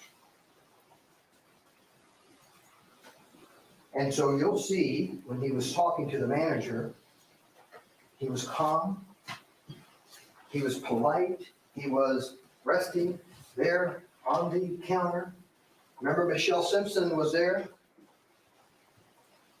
What did Michelle tell you? Yeah, looked over there, there was no signs of any aggravation or hatred or being mad. Because Curtis Reeves has dealt with these situations countless times before. What did he tell you? He's a mouthy guy. And his perception at that point in time is that's what it was. He was a mouthy guy, the manager, take care of things, and everybody can enjoy the experience again. There's one very important, critical piece of evidence that you've seen in the videos. And that is, he leaves recounting, tells the manager exactly where he's at. When I'm up at the very top middle. He comes back, and the first thing that Curtis does when he comes back is what? He grabs a bag of popcorn from video. It's in the video.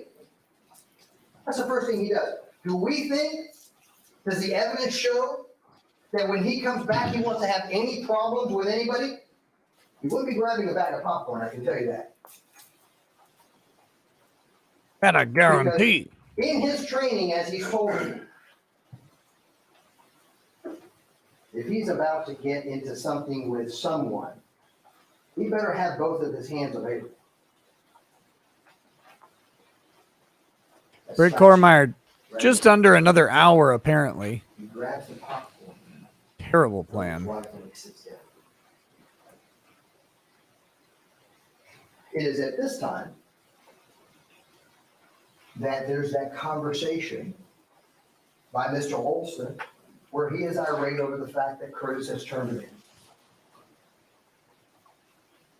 And you got that from Mr. Cummings. You got that from Jane Roy.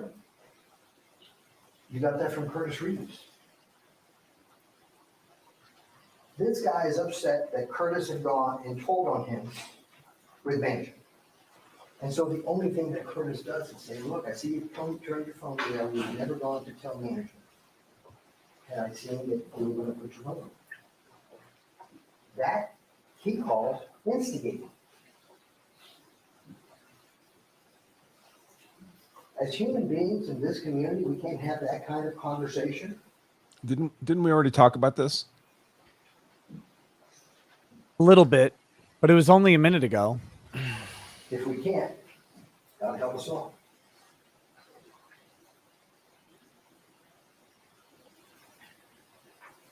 And so at that moment, he jumps up, that being Mr. Olson, and turns around,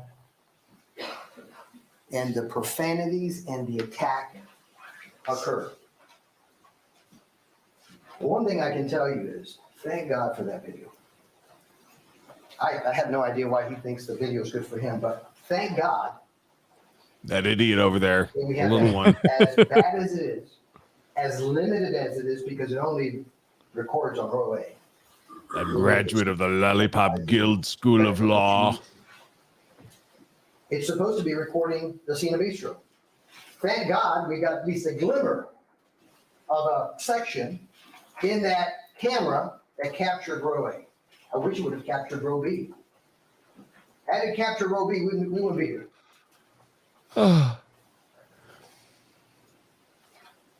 He is right What about do we that. see? Somehow, The motion detection the would have been up prosecution much tells you that higher. The first attack is a fabrication.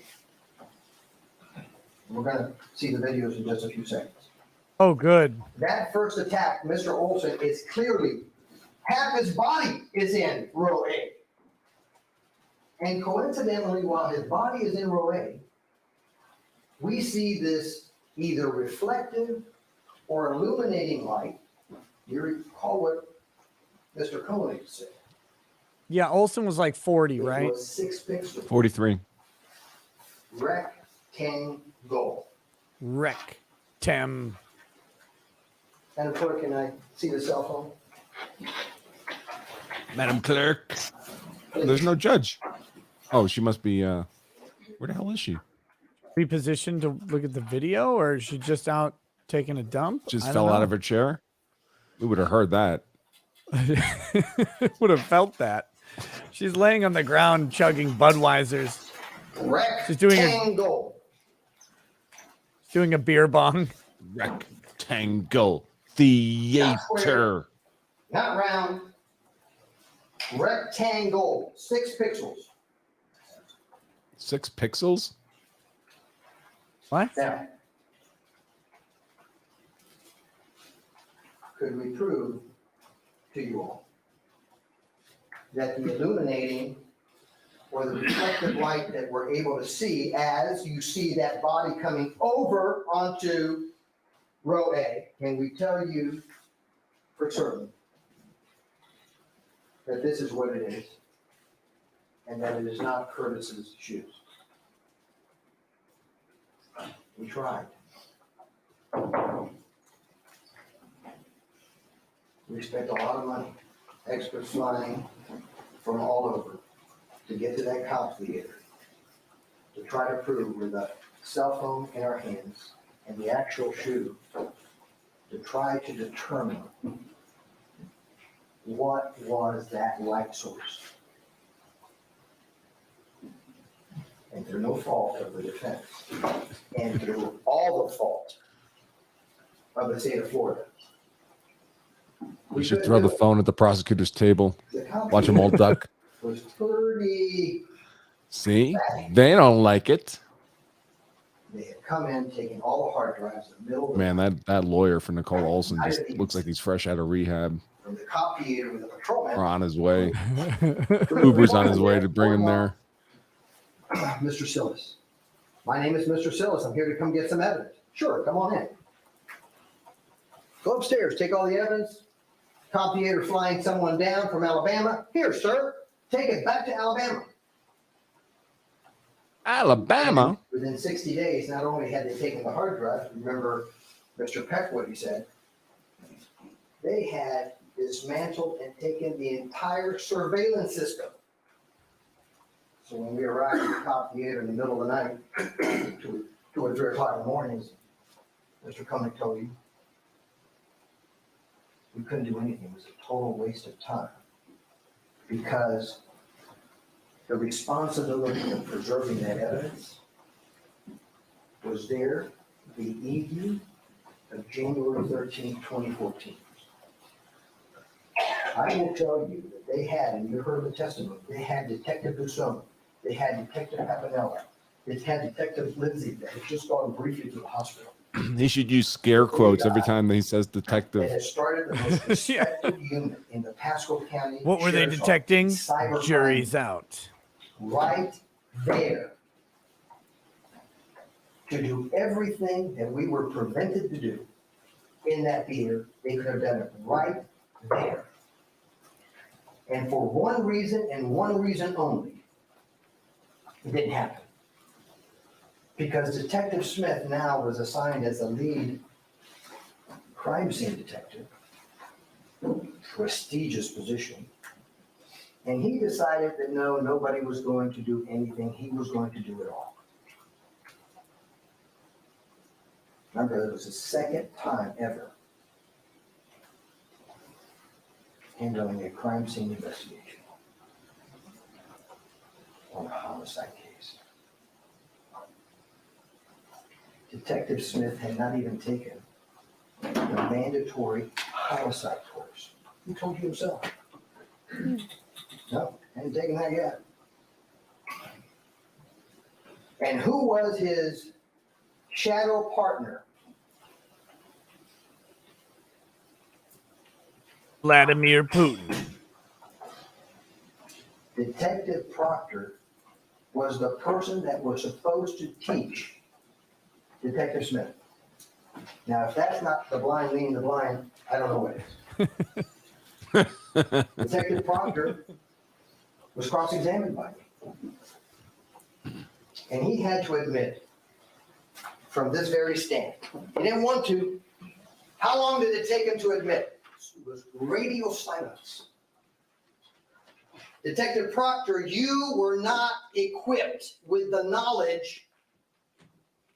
Detective Proctor, you were not equipped with the knowledge to handle a self-defense case. Because you, Detective Proctor, had only handled one before. And then there was that radio silence. And he finally had to admit, yes, Mr. Escobar, I didn't have to. I didn't have the experience. It took Detective Proctor 8 years to admit that he was not equipped to handle this case. Let's think of, it doesn't matter.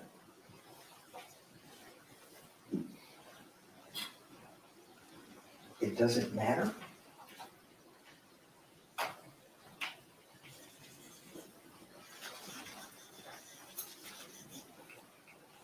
Could Detective Proctor have told Sergeant Sessa, "Hey, Sarge, I know I wasn't supposed to be assigned to this in the very beginning, Detective Soto was, but I don't have the knowledge."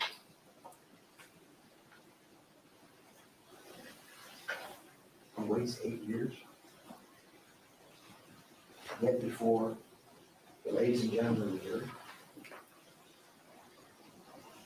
their first degree. Objection, improper argument.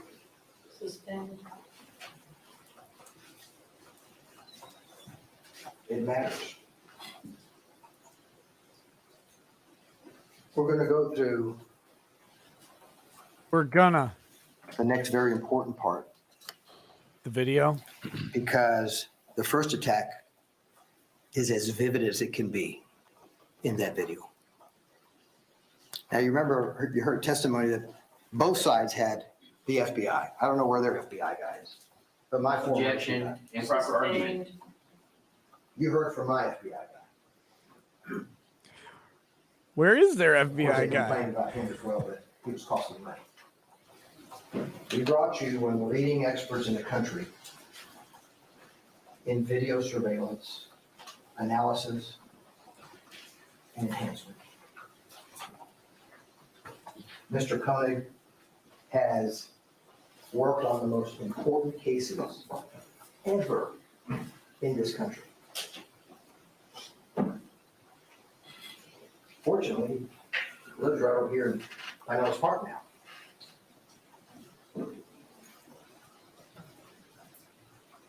And what did Mr. Koenig do for us in those videos?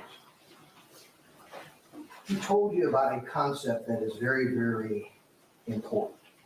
It's called interpolation, you remember.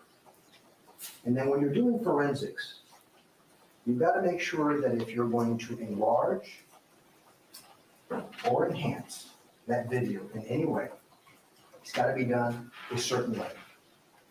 And that's called the pixelation of nearest neighbor. Because if you don't do it that way, there'll be problems. It's not forensically correct. And he told you what happens to big screens when we put things on. And that particular film and video have not been processed correctly with nearest neighbor. Because we don't know what's in the brains of this thing, he told you. We don't know what the algorithms are to make something that's being presented on this screen bigger. Remember, we talked about the number of pixels, and through interpolation, you could have 76,000 pixels, but if it's improperly interpolated, you could have 6 million, 12 million pixels that were never in that particular film and video to begin with. And guess what? You don't know what they're doing with it because it's proprietary.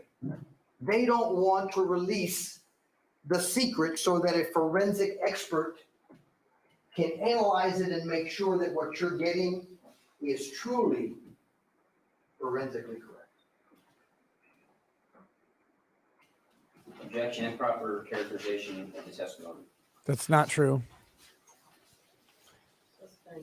And so, But that's what That's what he said. What happens? I guess that you don't First want attack to, takes place. or they We don't brought want you you that to. video. We're going to see it in a few minutes. We actually put circles around the two particular areas of focus. The reason that Mr. Koenig did that because he wants our eyes to be focused on that. We did it both ways. We did it without the circles. We did it with the circles. We did it at 200% magnification. We did it at 400% magnification. But he told you one thing that was important. Forensically, it was accurate. We're not putting any pixels that weren't there to begin with. And so you're able to see. Yeah, AI upscaling is not 50% forensically 200% sound. magnification, You have to 400% just use nearest magnification. neighbor. That was a monumental task. So that you would see the truth. Because when you see that archaic video, remember he told you it was worse than the quality of the first TVs that came out in America. When you see that video in a raw form, that first attack happens so quickly that you're not able to focus on it. Obviously, when we're in a court of law, we want you to focus on everything because. Hey, what's up, Ron? How you guys doing? Oh, we're about 100 minutes into a 2.5-hour close. Which minute does it feel like is the question? It feels It like always the feels 1,000th. like the Curtis first. Reeves, Yeah. with years of his experience, was being attacked. You know, I mean, it's fine on the substance, but it's not. It's poorly structured and delivered. You see how I just picked up this phone, right? You know, the hardest thing in the world is having the discipline. Not the hardest thing in the world, but it does take a tremendous amount of discipline to really, really plan out that closing. But it's everything. I mean, unless you believe that trials are over in the first 10 minutes, which is a school of thought. He was scrolling. So phone in the left hand. When you see that first attack, that's exactly what happens. What does Ms. Turner tell you? Does Ms. Turner tell you that the phone's in the right hand? Or does Ms. Turner tell you that whatever object she saw, whether it was a thermos or a mug in a darkened theater, was being Literally eating popcorn during this closing. with Wu Chang? Oh, very dangerous. The hand that Chad Olson carried his phone. The chattels. Now, somehow, the prosecution wants you to think that somehow it magically got from Mr. Olson's hand, left hand, and somehow it got into Curtis Reeves' legs by pure magic. Did they have anybody, forensically or otherwise? Look, I see come some here and tell marriages, you and I think that some things that end up between legs by pure It magic. just floated in the air, just out of mystery, and it landed in between Mr. Reeves' legs. Take a look. I've obviously missed some good at stuff a in this very case. important aspect of this video, that first attack. You'll see the body going over. There's nuggets in hours and see a hours light. of nothing. At that same time, you see a light. Now, let's talk about that. Remember, we wanted to tell you here today, whether it was a phone or the shoe. We were not allowed to do that through their own fault, not ours. Could it have been the phone, that light that you saw? It could be. Could it be the reflection of the suit? These captions are ridiculous. Yeah. They have nothing to do with what he's saying. Because they didn't preserve things as they should have. We got a shoe that reflects as well. I would have loved Curtis to have sandals that were not reflected. Trust me. But now we've got this particular issue. He's focusing too much on even giving credibility to the shoe. Reasonable doubt means if there's any chance it's the phone, that's a reasonable doubt. It's clear that that phone was in between Mr. Reeves' legs. Immediately was seen by Mr. Hamilton after the shot was fired. Immediately. Now, let me point out something else. If you say, okay, it's not the phone. And if you say that it's Curtis crossing his legs, it could very well be. With 8 million Why back was that and hip cross problems, leg at he's that crossing very his moment? legs. Moving in order to show the reflective characters of that shoe. Why? Why? Because Mr. Olson, you can see, is coming over the back of his seat towards Curtis. You know, the real problem with the phone issue, the reason that we went there at 2 o'clock in the morning, is that you have camera 11 and camera 12, right? There's a screen of the theater, camera 11, camera 12.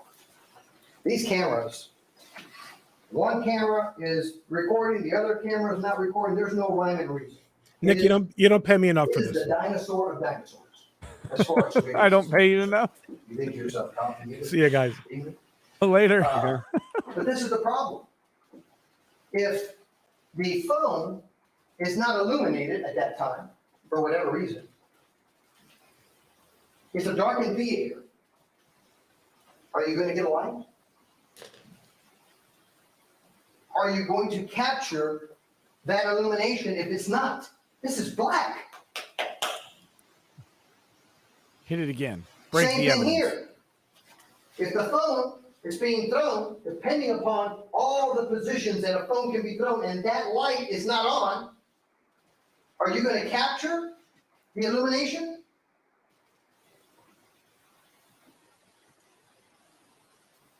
Six pixels was of interest to us.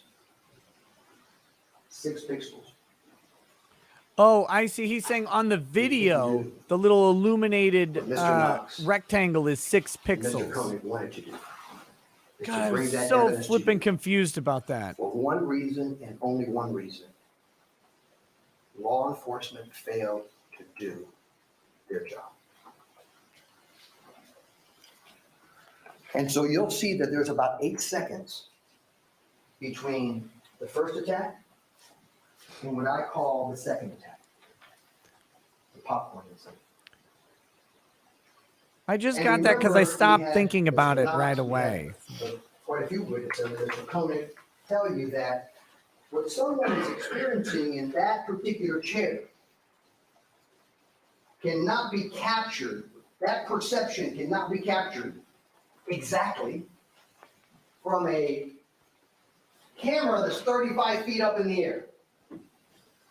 Now, if the camera was right there, see what you were seeing, to witness what you were seeing, that would be wonderful. We don't have that. And remember, whose perception is it? In whose shoes do we need to step in? Curtis The Reeves. shoes of Curtis Reeves. It was he that was experiencing the attack. It was he that was feeling that particular item hit him on the Noggin. head. Mr. Reeves, you can have your glasses. Let's hope that I do as well as I did before. It's old man glasses. They move everywhere. I'm not, the arms, the center. What if he broke him right now? This Everywhere. completely obliterates his own argument. You think that they even looked at this forensically? You think they even used it in their attempted recreation? No, because they didn't have a recreation. We don't even have measurements from them. And does that particular area, something hits that particular area of the glasses, will it hit your eyelid? Something hits that area with some force. Will it cause some injuries to your eyelid? The prosecutors picked this up. You don't want to touch it too much. I'm touching it. I want you to know the flexibility. You all grabbed it and did everything, legs, arms, whatever you want to do with it.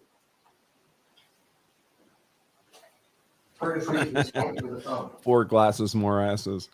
That's without doubt. That's a good one, chat. his own medical expert, his own medical He's examiner, sitting there like, I can't see a damn thing. sat there and said,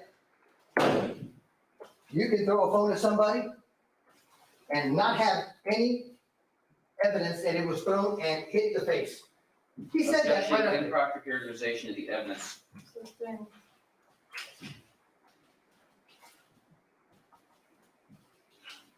There's so many variables. There's so many variables. Just because you throw a phone at somebody and it hits them in the head doesn't mean that it's going to split their head open. Because we don't know what the force is. We don't know if it hit something before it hit the head. There's a gazillion variables that you have to consider. But we know this. They didn't even think of this. Well, if he is convicted, he should get credit for time served during this closing argument. Telling you that he told He'll be almost out. the tech, forget her name because she didn't have a major part, but let me see if I can. Because she didn't have a quickly name and find she's it. a woman and I don't listen to women's names. Oh, they're all huddled up. We've got an hour and a half for rebuttal. Susan Miller. Remember Susan Miller? Koenig tells you, I told Miss Miller that she needed to take a picture of Curtis Reeves' injury to the left side of his face. Susan Miller told you, oh, absolutely not. That was an injury that I saw. Nobody told me that. And I documented it because that's my job as a forensic investigator to do that. And you've got the picture. It's their picture. And you will see that Curtis does have a red mark. Of course, now they had to figure out, oh, well, he rubbed that area. And so now he's fabricating that he was hit with a phone, even though the phone is in between his legs.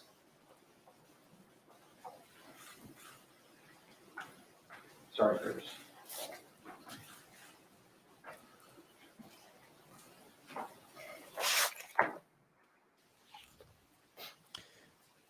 First, Curtis Reeves couldn't see who took his glasses, and it was so long ago that he forgot who it was. Seat 9A.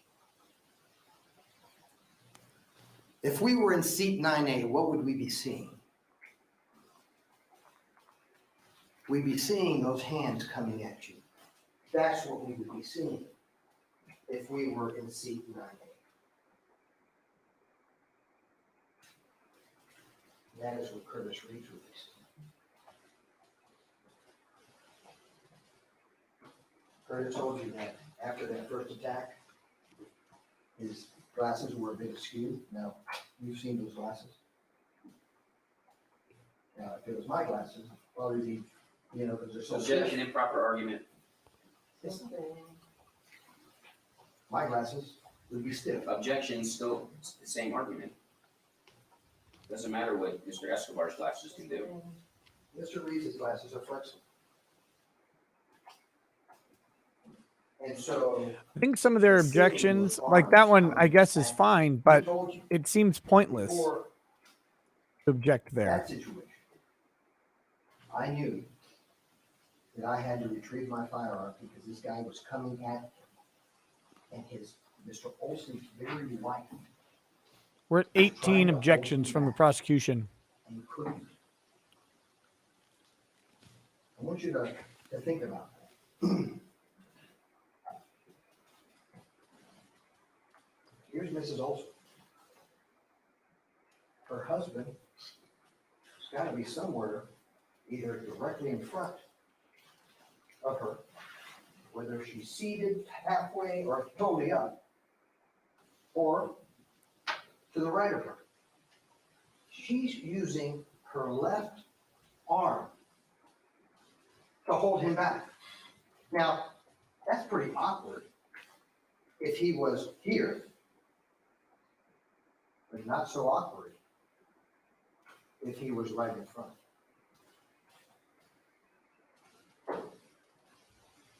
Why would Mrs. Olson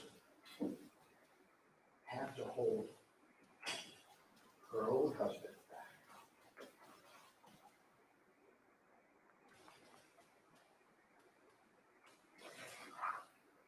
because she knows his violent tendencies? Your Honor, it is completely improper and evidence that is not before this court. Kind of is before the court. It is now. Yep.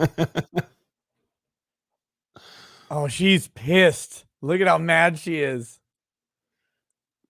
Donovan there next to her is pissed off too. He's about to get up and throw some popcorn at Escobar. Pull up a baseball bat. What's interesting is, I mean, she hinted at it in her testimony. I wonder if we'll never know, but I wonder if they'll bring it up at the sidebar there. Judge, she said it was like this before. She didn't want this to happen again. Something like that was the testimony. I don't remember the exact wording. Here's a chat from earlier from Wanton Samurai. Says, sent a link to a video on DMs and Twitter, but essentially what actually happened was Antifa came up and started padlocking porta potties and said only people of color can use it, and a brawl started. Oh, that's the porta potty war, the great porta potty war.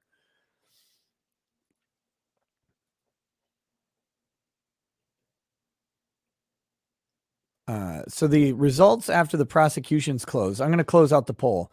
65% not guilty, 14% hung jury, 12% guilty of manslaughter, 8% second degree murder. So we'll run the poll again after the defense and see if it changes. I think it actually might.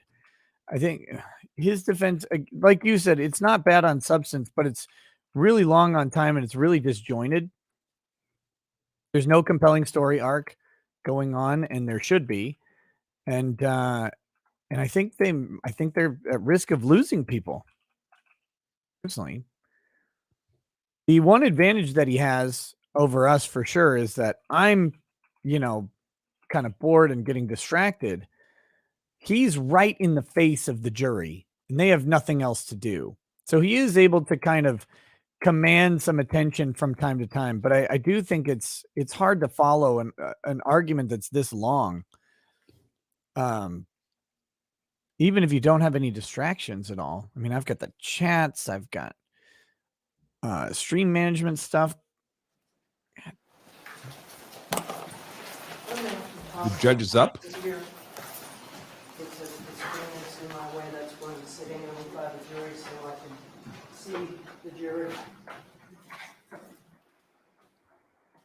So I can see the jury? Ladies and gentlemen of the jury, you'll disregard the last statements made by counsel. Okay. Sure they will. So Chad Olson's a violent prick. Just what does the evidence show as to why Mrs. Olson had to place her hand at or around Mr. Olson's chest?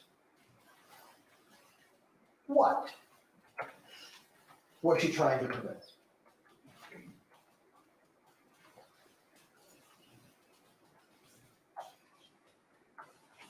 On his chest. Not on his testicles. Hey dear, calm down.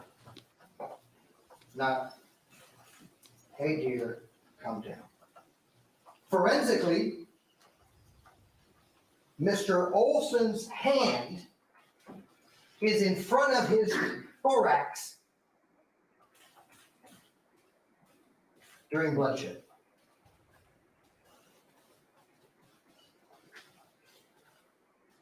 Miss Olson's hand is between Mr. Olson's hand and the chest. So this is good. What was she trying? Yep. But he just buries it under a pile of oatmeal. We know that Mr. Olson wasn't doing this at the time of bloodshed.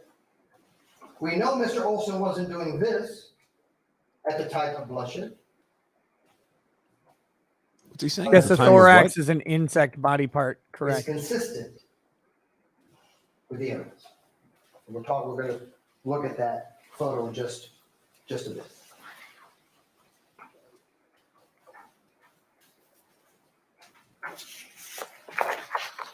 Curtis knew that he was under. Object to him using the first name of the defendant. Surnames, please. Mr. Reeves was well aware, based upon his training and experience, that he was in a very dangerous situation and that he had to act quickly because the distances. But Judge Schroeder allowed first names for defense counsel of speaking of their client. were minimal. Yep. And that awful things happen in fractions of a second. Fractions of a second. Decimals of a second. A tragedy took place that day. 2 tragedies. Mr. Olson died. Her family lost a husband. Child lost a father. And Mr. Reeves. Objection, Your Honor. This is inappropriate whether it's on the state's behalf or on the defendant's behalf. It was a tragedy. And so what happens thereafter? Objection, Your Honor. No one can tell if it's actually a tragedy that Chad Olson died. He might have been a real prick. Of insurmountable magnitude. The investigation. We're going to go through every part of that investigation and analyze exactly what evidence you heard and what evidence you didn't hear. Alan Proctor,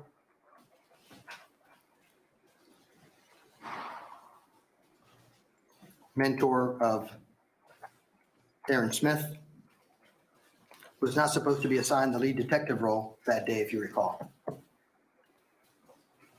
He said Detective Soto was supposed to be assigned, but he was on the other end of the county. And so I guess one of the supervisors said, okay, well, Proctor, you're on. You can do it, Proctor. He never even goes into the crime scene before he starts interviewing the first person.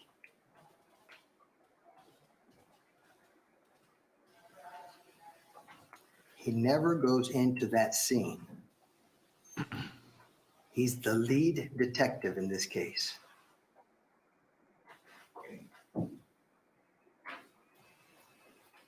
What do we think about that?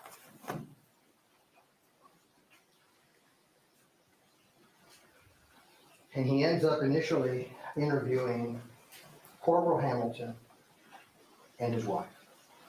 And so if you believe Corporal Hamilton, he will tell you 2 very important things. Corporal Hamilton will tell you that, number one, he and his wife were interviewed together. Both of them. In other words, in his interview, his wife was there, and in her interview, he was there. And that somehow they had some special procedure going on, Detective Proctor, that before he turned on the recorder, he wanted to determine whether a corporal from the Sumter County Sheriff's Office, what he was going to say, whether he was of the right mind, I guess. And even Corporal Hamilton told you, you're not supposed to do that. You got to report an interview, record it from the very beginning, and preserve the evidence. Because remember, we're preserving the evidence not just for the prosecution. We're preserving the evidence for everybody. Prosecution, the defense, and most importantly, the community in our system of justice.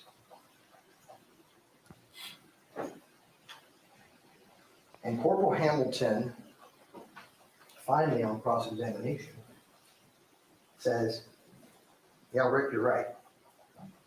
Really, what I saw was a silhouette. Well, wait a minute. If all you saw was a silhouette, then what's this bit about, man, you can see 10 seats down, you can see 20 seats down. It's as clear as day during those previews. Why? Why can Corporal Hamilton only see a silhouette, never see Mr. Reeves, never see a gun? Yeah, it's important to note that the people who didn't see the altercation also didn't see the shot. Life or death struggle. They didn't see a gun come out and shoot someone either. That evidence, through no fault of our own, it was never preserved. Remember, Mr. Knox told you, like meter, noise meter, it's a no-brainer. Things have been used in investigations forever. But what was told to you here in this particular courtroom that's even more powerful? You remember, I believe it was Amy Parrish, if I'm not mistaken, it was the forensic tech that Mr. Michaels was interviewing. And she says, I've got a specialty. My specialty is be able to actually photograph accurately in dark areas. It's a mistake. He's got too much time, and he's just throwing everything into the bucket and hitting the blend button. Detective Aaron Smith right there. You certainly want to, as all the experts have told you, you want to be able to stand in the shoes of Mr. Reeves and capture everything that he was seeing, everything that he was experiencing, and you don't do it.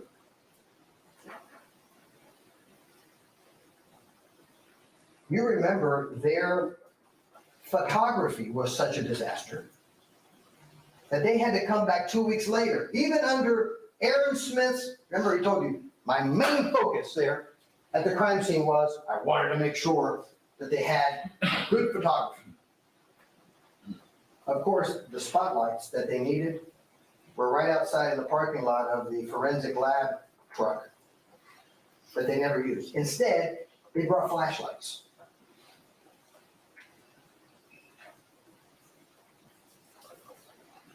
So they bring flashlights, they don't use the equipment that's in the truck. And by all means, let's not use your expert that can actually photograph in the dark and replicate.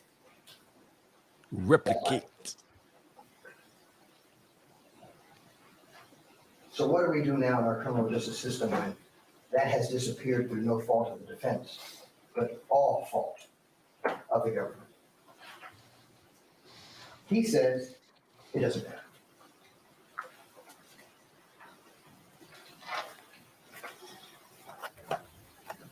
He also says, this suit's as big as my dad's suit.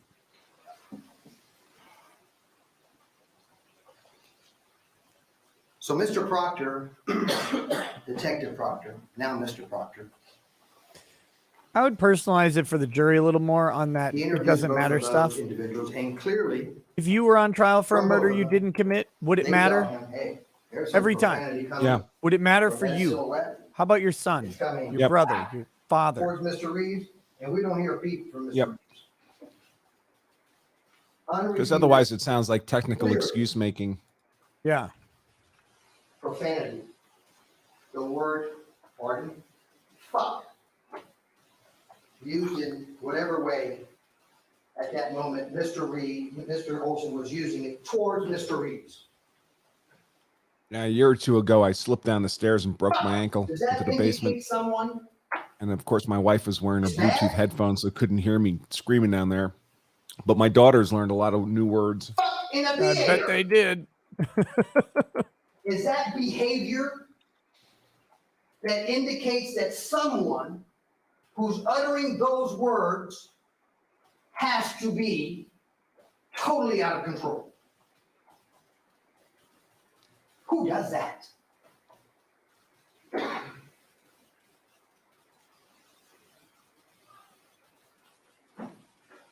In the chat, you can't yell fuck in a crowded movie theater. You can in a porn theater. Only if you're properly identifying what's occurring. Every 8.5 minutes. Fuck. Quiet.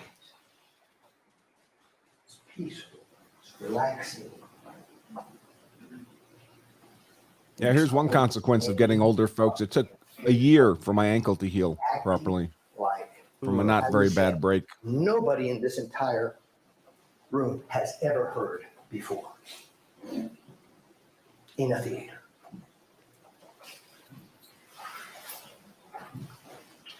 Is that a cue?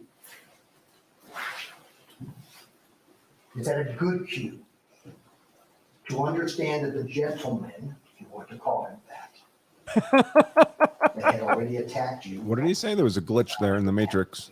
He said, if you want, is it a good cue if you want to say that the gentleman, if you want to call him that, who had already attacked you, was out of control?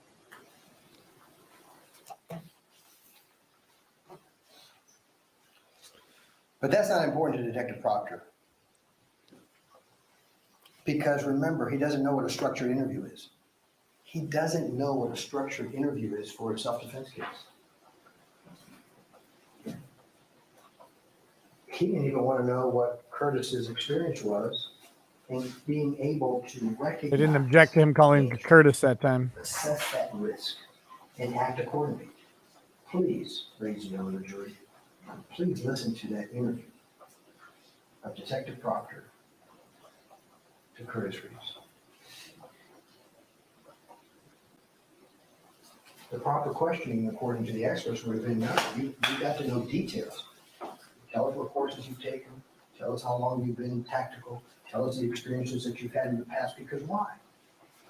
Remember the law that we read here? The law tells us that's what we must do. Police officer, jury alike. We must stand in the shoes of the individual that was facing that danger in order to accurately understand their reasonableness.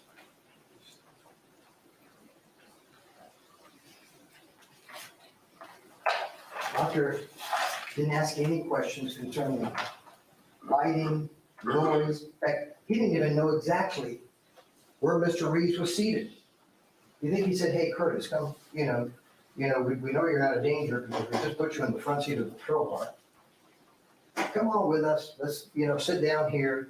Let's get the movie theater to put the movie theater at mid-level 1. Do we think, does anybody think that Curtis Reeves would have been a danger under those circumstances? Come on, Curtis, sit over here. Okay, let's put it at mid-level 1. Let's get those previews that were playing before. Let's get them going. Let's talk about it. So that not only Mr. Reeves could have explained the circumstances to Mr. Proctor, but even more importantly, so that Proctor himself could understand that experience. Because if you're not sitting in the shoes of Mr. Reeves, you're not following the law. That's what the law requires. That's what the law demands. And that is the foundation of our Constitution, nationally and in the state of Florida. And so you have a 30-minute conversation. He hasn't gone through the video yet still. My client. 30-minute conversation where none of the structured interview, as the guard and even their own officers had told you. None of those questions were asked. And you know what was the bomb of the investigation? You know what it was? The bomb of the investigation was that Detective Proctor said, I interviewed Curtis, then I went back and I interviewed Mrs. Reeves, and then I went to the command group, my brass. And I had a discussion with him. And then I went back to Curtis. So thank God for recorders. They're a thing of beauty. Because we had timestamps on it. He didn't realize that. When you record something, you got a timestamp because they put it on the report. This recording ended at such and such. This recording started at such and such. That's how you do it. So now we had timestamps. There were 5 minutes. Remember, we did the timeline. I kept writing so that the members of the jury could also follow along with that timestamp. 5 minutes between Curtis's last interview, where he had already told Curtis, hey, by the way, Curtis, I'm going to charge you, with second-degree murder. That was that was after the. Let's call him Curtis like 8 times now. Hey, here's the time stamp. He was there with his pen, Mr. Proctor. Okay, I'm writing it down, Rick. Yep, I'm writing it down. And we came out in that 5-minute period. I said, uh-oh. That's a problem, Proctor. Did you notice his eyes, his facial expression when it was 5 minutes? I said, now let me tell you this. From Vivian Reeves' interview, you had to go to the command post. Yeah, that was right outside the theater. Okay, so how long did that take you? A minute? Okay, so now we're down to 4 minutes. What about these grits? Right? And in order to get from the command post all the way to the back of the theater, where Mr. Reeves was, that about 3 minutes. You had a 1-minute conversation with your command post as to what you were going to do in the charging of Mr. Reeves.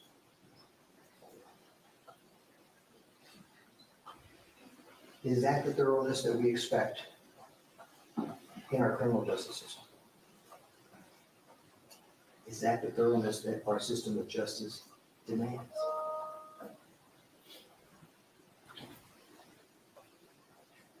It doesn't matter.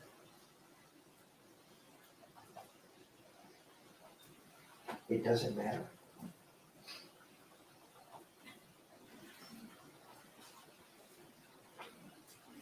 Come on, ask them if it would matter to them. Detective Proctor. Bring it home. Bring it to them.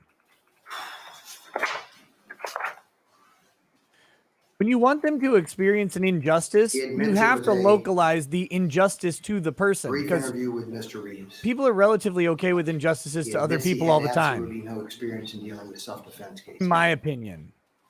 But he makes a decision within a minute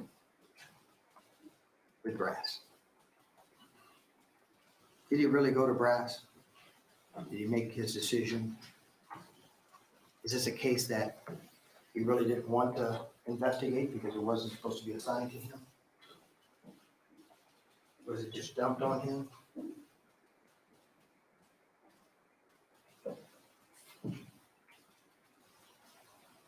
His partner was supposed to be Aaron Smith, crime scene detective, right? He had just gone into the homicide unit in December of 2013. Why are we putting Aaron Smith as a lead crime scene detective when he just joined the homicide side of major crimes in December of 2013? Do we remember the number of police officers that were read out loud before jury selection? Monumental, 130 some witnesses. They had the entire battalion of the Pasco County Sheriff's Office there at the theater. Oh my gosh.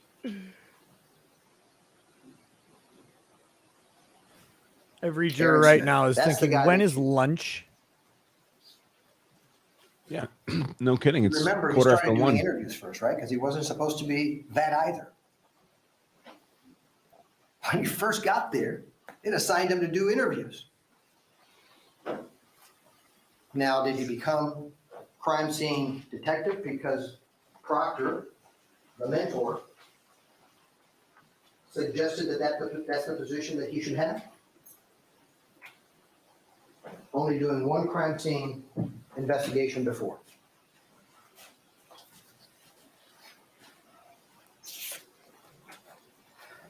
As a crime scene detective, back as early as the academy, as the lead detective in the case, both of them, back as early as the academy, every single police officer that came before you, I asked that question. Tell me what was told to you as early as the academy. Rick, what was told to me is that I had to be very careful with the issue of contamination, witness contamination. Well, why did they want you to be so careful with that? They wanted me to be so careful with that because It is a big, big problem in that individuals that talk to each other, whether that information is right or wrong, they adopt that information as their own and start believing it as their own. And you can't, we testified, you can't undo it. Because you don't know reality. Day 11 is going to be him finishing his closing. And falsity. And how did we experience that here in this very courtroom? How do we know that happens beyond every expert telling you that came up here, every police officer? How do we know that? Let's talk about an interesting fellow by the name of Mark Turner. Mark Turner was married to Mrs. Turner, right? Joanna. And Mark Turner was called by the prosecution. Now they're saying, again, it's not important contamination. You experienced it here. What did Mark Turner tell you? He said, I came into the theater during the middle of the previous. And when I sat down, Mr. Olson was standing up. And he was facing Mark Turner. And he was standing up in front of what would have been Vivian Reeves. And he was just standing there. He was playing with his phone, looking at me. And when Mr. Reeves came up, because remember, Mr. Reeves wasn't even there. Mr. Reeves came up the stairs because he had been at the manager's desk. Now let's think about that. This witness that truly believes that Mr. Olson was standing up, playing with his phone during the entire time that Mr. Reeves was gone. Did you hear that from anybody else? How can a witness believe that? It's worse. And may I have the pictures of Mr. Reeves?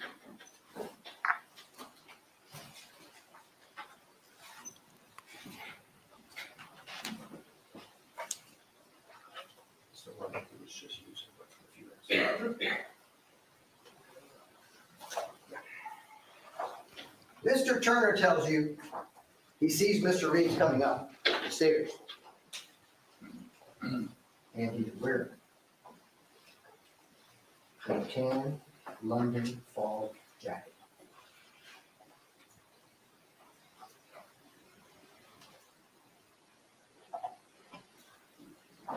Does that look like a tan London fall jacket to you? I didn't catch that. That's pretty funny. He's just in a blue shirt. That's good. That's a good one. Does that look like a tan London fall jacket to you? Remember, every witness could see. How can Mark Turner believe in his own mind when he was this close to Mr. Reeves as Mr. Reeves passed by? And remember what he says about Mr. Reeves. Mr. Reeves said, excuse me. Oh, the only thing he got right that day. How can Mr. Turner be so out of space, in orbit with this testimony?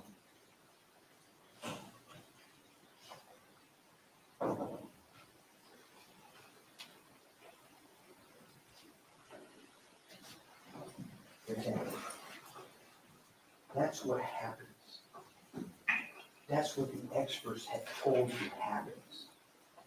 When you have a theater full of people that are in an emotional state, and as you're sitting there, you're hearing bits and pieces from every Tom, Dick, and Harry that is frantic about what just took place. And you're not having a single officer from the battalion that arrived. Immediately separating people, immediately interviewing people away from each other, and most importantly, also asking them at that very moment, Tell me what you have done, who you have talked to, where you have been. And guess what? One more thing that would be really good. Let's get that straight in this camera. Your Honor, I asked the counsel to make the argument from the podium. It's not up at the jury bench, Are you serious? or at least walk around. My apologies. I will back up a little bit. Let's get that video. It's still rolling. Let's see where these witnesses were.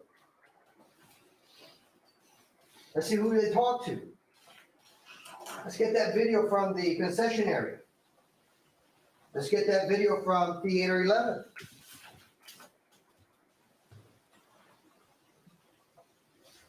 As the experts told you, contamination is one of the worst things that could ever happen at a crime scene, and you cannot rely on those people that have been exposed.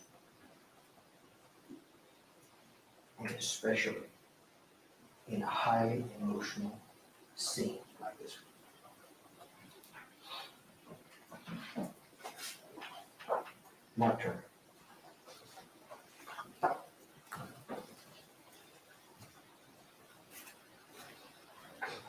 The prosecutor will tell you it doesn't matter if he was wearing a blue shirt or a London fog. Prosecutor will tell you it doesn't matter if Mr. Olson was standing the entire time or just a short time. It matters. All of it matters.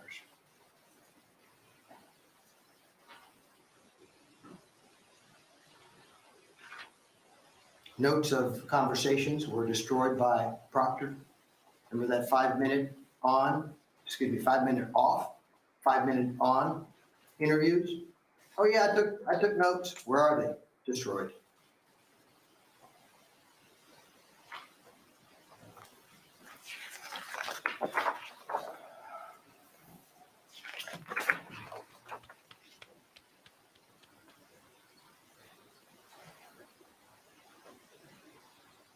It took Detective Proctor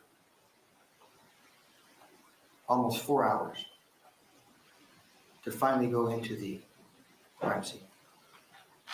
After he had made his decision to arrest Mr. Reeves, Detective Proctor finally goes into the crime scene. Why go then? You made your decision. Why go then?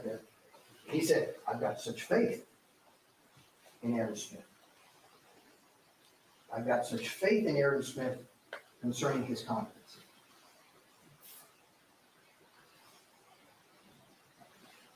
Did he communicate to Aaron Smith that Mr. Reeves had indicated that, hey, I seen a blur, I think I may have been hit with a phone? Aaron Smith told you, I certainly didn't know about that while I was inside the crime scene. And frankly, I can't even tell you when I learned that out. How can a crime scene detective not know that? They're supposed to be partners, working together. You know, I believe that had... Objection, improper comment as to what the attorney believes. I will rephrase it. Would Aaron Smith have allowed the tech investigators to pick up this phone had he known that there was an allegation by Mr. Reeves that this phone had been thrown and hit him in the head? I would hope not. But the phone was picked up. It was turned off, which is forensically incorrect, as the expert told you that works for them. Who saw it? Not supposed to turn it on. It's turned it off. Supposed to keep it on, put it on airplane mode. But if you need to get forensic evidence, I'm there, and we can get some things done so that we can extract the DNA. How critical is that to the truth? An allegation that a phone was thrown, someone got hit in the head. How critical is this? What's on with this phone? 3 individuals' DNA are on the black case of this phone. And you don't turn off phones because if you notice when you There's such a first mixture. turn on a phone, you require a PIN number as opposed to any biometrics. You try and keep the phone unlocked if possible. How important was this phone on January the 13th of 2014? By the way, they can compel your biometric unlocking of a phone, but they can't compel you to tell a password oftentimes. Kind of weird, but that's how it goes.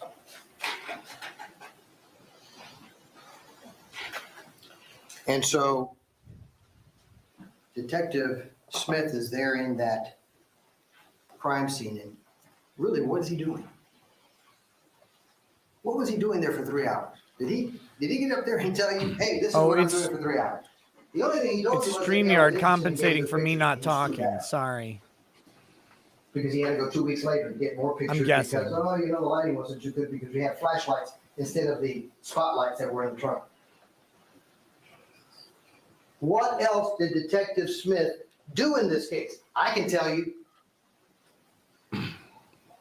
Right from under his nose, video evidence in this case was seized by a private entity and flown to Alabama. Do you think that when Detective Proctor went into that theater and he looked up and he said, "Ooh, got some cameras there, that could be wide angle cameras, hey, listen, I want to go see that immediately, certainly before I charge Mr. Reeves." No, he couldn't do that because he charged Mr. Reeves before he went into the theater. But could he do it after? Say, well, listen, I've already charged him, but let me take a look at that video and let me see what it has, so that if it has something that corroborates Mr. Reeves's testimony, I can. I'm make really it getting up and impatient. Say, hey, we're going to take this slow. I've been critical of this state Really do because our job I here felt they really the way that we're underperformed given the supposed 8 to do years it. they had to prepare for this So that trial. innocent But that's people true of the defense too. Yeah. He had 8 years to prepare this close. T&A. He had a practice run at the self-defense How many immunity hearing. times in America do we see individuals that spend Objection, improper argument. DNA? Can use it today? Can use it 20 years from now? 30 years from now? Facial recognition passwords are To find out biometric the truth. passwords. With one exception. When you grab a phone and you mess with a phone and you destroy the ability to get DNA in its original form, in its virgin form. Ooh, virgin form. What did Detective Smith do to compound the problem? 2 weeks later, still had not I got been another processed goddamn DNA. snowstorm coming in for this Texas trip. I can't believe it. Detective Proctor tells him, This winter Hey, sucks, Smith, man.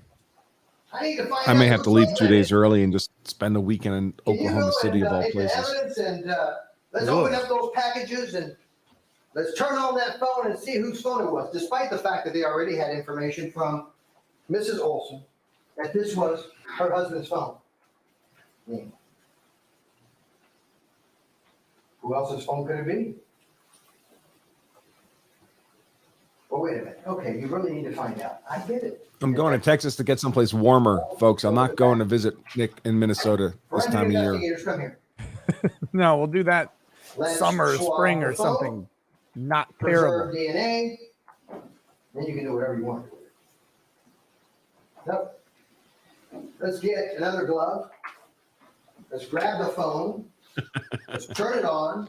Somebody in the chat said, I hear Oklahoma City's the And bomb. continue to destroy Aw. evidence that was so crucial in this case.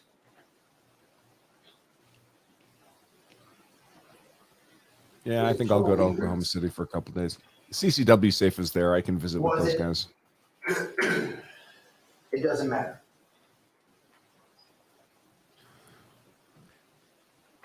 When I'll I was a probably stay by, teenager, stay by when I was a- Bricktown there. These two detectives when I was a were teenager, I trained. used to like to stop there when my parents would drive us down to Texas for a vacation. I used to like to stop there because the the chicks working at the Outback were really hot. Good a reason as any. And so they have to go to Alabama. Despite the fact that Broussard, this was one of the greatest moments, I think, of this trial for Aaron Smith, because he got up here and he says, Detective Broussard is my friend. He's a good friend of mine, Detective Broussard is. Like if somehow Detective Broussard was going to protect him. And Detective Broussard, because remember... Yeah, I might go to Minnesota this summer. I usually go to Sturgis, and Sturgis is halfway there, so go do something else, we'll see. And that's why I took over the video process of this case. Detective Broussard came in here. Well, the close at the self-defense immunity hearing is different. It's not to a jury, for one thing, and to another, the burden of proof is on the defense. Didn't happen that way. Well, was on the You were one defense. that told me. That's Get not out the of here. case here. I'm handling this. But that doesn't make this closing good. So what do we This think closing about is that? way too long. Can we have confidence? Can we have confidence in the investigation? And while I agree with his point about the investigation, Do we I don't need think that his confidence? investigation points hit very hard on the Or do we just lack say, of disproving of it doesn't self-defense. matter? I would focus more there personally. Maybe I'm the idiot, but I mean, I agree about the investigation. I just think I think it's a more minor part of the case. God bless him. God bless him. I don't think you mean it. What's ironic about Detective Broussard is that who imaged the hard drives when they finally got their hands on them?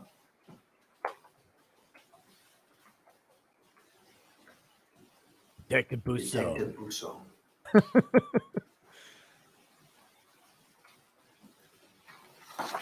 He told you what he would have done, certainly not giving the cop theater any authority to do anything with that. He needed search warrants, whatever was needed. He was going to do it. He was going to image it. He was going to preserve it. Now somehow, 15 hard drives, 10 hard drives, impossible to decipher at this point. Because guess what? When they went to Alabama, they never opened the case. They never opened the case. Peck is sued. They never opened the case. Some lawyer, not all lawyers are trustworthy. Not all doctors are trustworthy. Not all architects are trustworthy. You get some lawyer that's representing Cobb Theater and they say, oh, thank you very much. You've given me this case. Oh, you've given me this list. Is that what's in there? Yes, that's what's in there. Okay, well, we're not going to open it.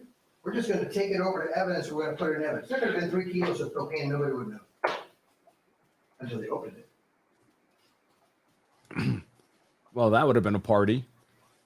Is that the kind of investigation that we demand in our criminal justice system, to have the confidence to make decisions? Or is that the kind of evidence that the law and the rules and the jury instructions tell us absolutely not? You've got a burden, and you better meet it with evidence that we can feel comfortable and reliable. And so what happens, they come back, and at some point in time, they give this suitcase, whatever it was, locked to Detective Broussard so that he could copy whatever was in it.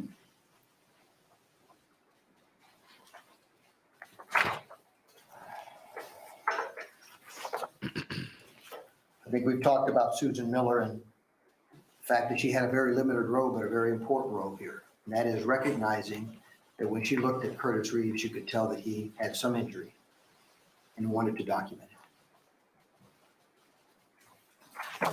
John Sillis was the midnight rider. Paul Revere? He was the employee that was summoned over to the Cobb Theater in order to seize the hard drive. He did a pretty good job. Approached the deputy there and said, hey, I'm coming to get evidence. And the deputy just let him right through. As And one remember what does. Mr. Pence told you. Yeah, that's exactly what he did. And you know what? When I got back from vacation in March, it was a brand new system.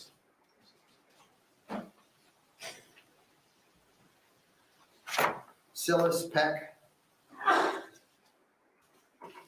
We talked about Don Simpson. She had absolutely no interest in anything with this case. She was there at the counter trying to get some posters for her daughter.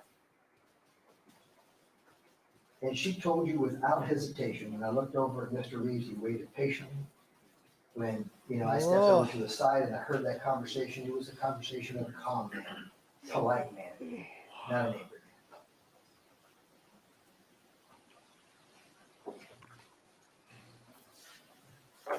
Matt Reeves. Likewise, a law enforcement officer for the Tampa Police Department. Who was the first one to come to the aid of Chad Olson?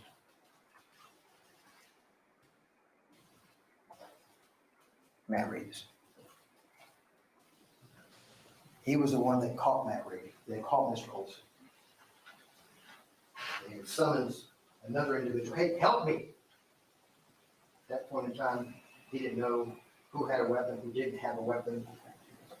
But he immediately went to work on Mr. Olson to try to save his life. And of course, he's a police officer, so he's a liar. So he says, a police officer, he's a liar. What he came here and told you under oath, just a lie. So you know what? Disregard it. That doesn't matter.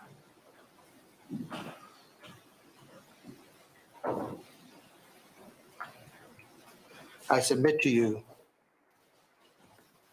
that Matthew Reeves heard his father's cry that day on January the 13th of 2014. What's shocking is that when Detective Smith interviewed him, and he drew a diagram of what was taking place for Detective Smith. What did Detective Smith do with that diagram? Did we see it? Did we see that diagram? No. Detective Smith destroyed a piece of evidence that Matthew Reeves constructed for him.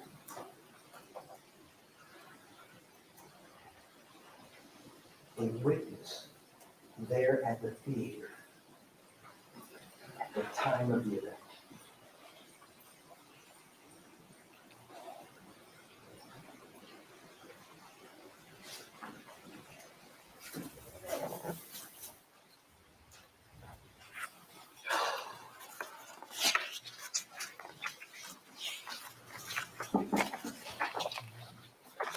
Dr. Michael Knox. Mr. Escobar, we Yeah. gotta take a break. Yes. Oh my God, your close is so long that we're taking a fucking break. Remember my instructions. All rise, court is in recess for 10 minutes. Just an immensely too long close. He's going to come back and he's still going to go through the video. This guy's been up there for like 3 hours already.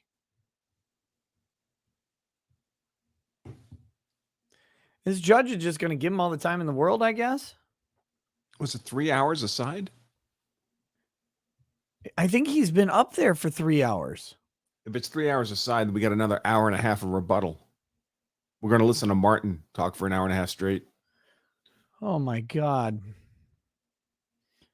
Hey, can I borrow one of your guns? Yeah, of course. No reason.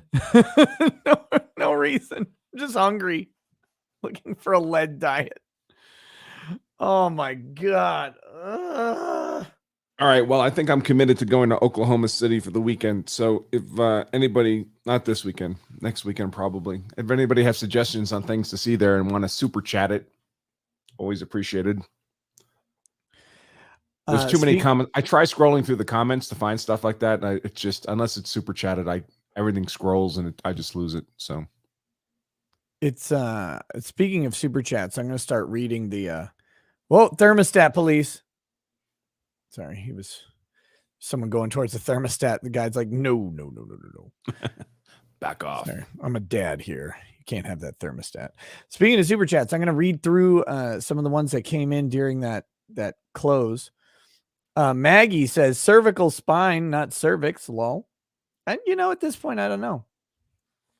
Reaver Barash says, hi, Nick, just promoting a friend's GoFundMe to help her out. She's going through a rough time at the moment, and anything the chat is willing to give is a huge help. Help with the legal expenses by Sarah Miller. I gave C. Goody the link in the Discord. Well, C. Goody can go ahead and share that link. As with always, most GoFundMes or whatever, I cannot actually endorse because I don't know about them. However, people are welcome to go check them out and make their own decisions about that. And I would encourage them to do so. And if they feel compelled to help, to go ahead and help out. But, I can't give it my seal of approval. If I do, you guys know, I donate to the ones that I know are valid and approve of, but I'm happy to spread the word on other people's. I just can't verify it. So give it a shot. William Andrews says, this is unrelated, but how broadly can asset forfeiture be applied to a group of people? For example, the truckers going to DC having their truck seized.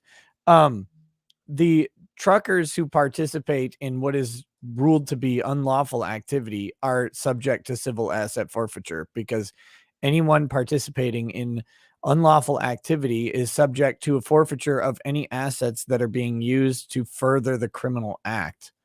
So if a trucker going to DC is in the commission of a crime, then the asset could be forfeited if that crime is being furthered by the use of the asset. So in this case, if the trucker is blocking traffic sufficiently with the truck, it's feasible. But I think you'd probably have to get beyond some misdemeanor crime. Otherwise, there'd be hopefully some level of outrage. There should be a level of outrage anyway. But hey, if people are in Oklahoma City would want to meet up while I'm there, I'm happy to do that. I'm just going to have, basically, it's 2 dead days for me. So dead days. C4 Own says, God, after only listening to the defense closing for 20 minutes, I want to put my head through a wall. This meandering and cadence is awful. Yeah, his pace is not excellent. He's not speaking too fast, which is nice, but he is going, it's a little languid, we'll say. And, but I think the main thing is just, he has dragged on irrelevant subjects for far too much of this close. Cat Zap says, Reeves have his gun in his lap. Better watch out. He doesn't like men talking long in front of him, so he may shoot his attorney. On this, actually, I'd rule that self-defense at this point. Reeves is an old man. Every minute that this guy talks is 1 minute closer to Reeves dying. So every minute of assault by this attorney is aggravated by that fact. Morris Volmerhausen says, can you explain the improper argument objection used incessantly by the prosecution during closing? Well, I mean, if it's an improper argument if it's something that's not supported by adequate foundation, like it's not in evidence, or is appealing to sympathy, or there's a whole bunch of categories. Right.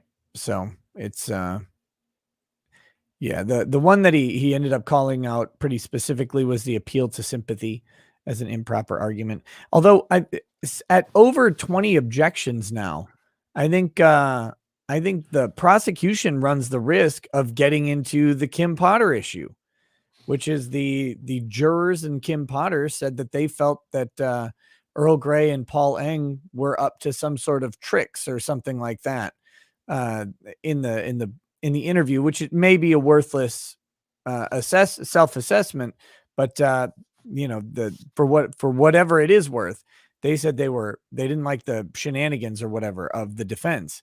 And the shenanigans of the defense would have been Paul Eng and Earl Grey objecting quite frequently during that trial. So it's possible that the prosecution here could be similarly annoying the jurors in that way, or look like they're trying to obfuscate, the facts. That was 2 hours and 45 minutes, by the way. Oh so my far God. on the defense close. So if it felt interminable, that's only because it was interminable. You really, like, in my opinion, 90 minutes is pushing too long of a closing argument. Outside of some highly complex, like financial transaction case or something, this is a straightforward event that took place over a matter of minutes.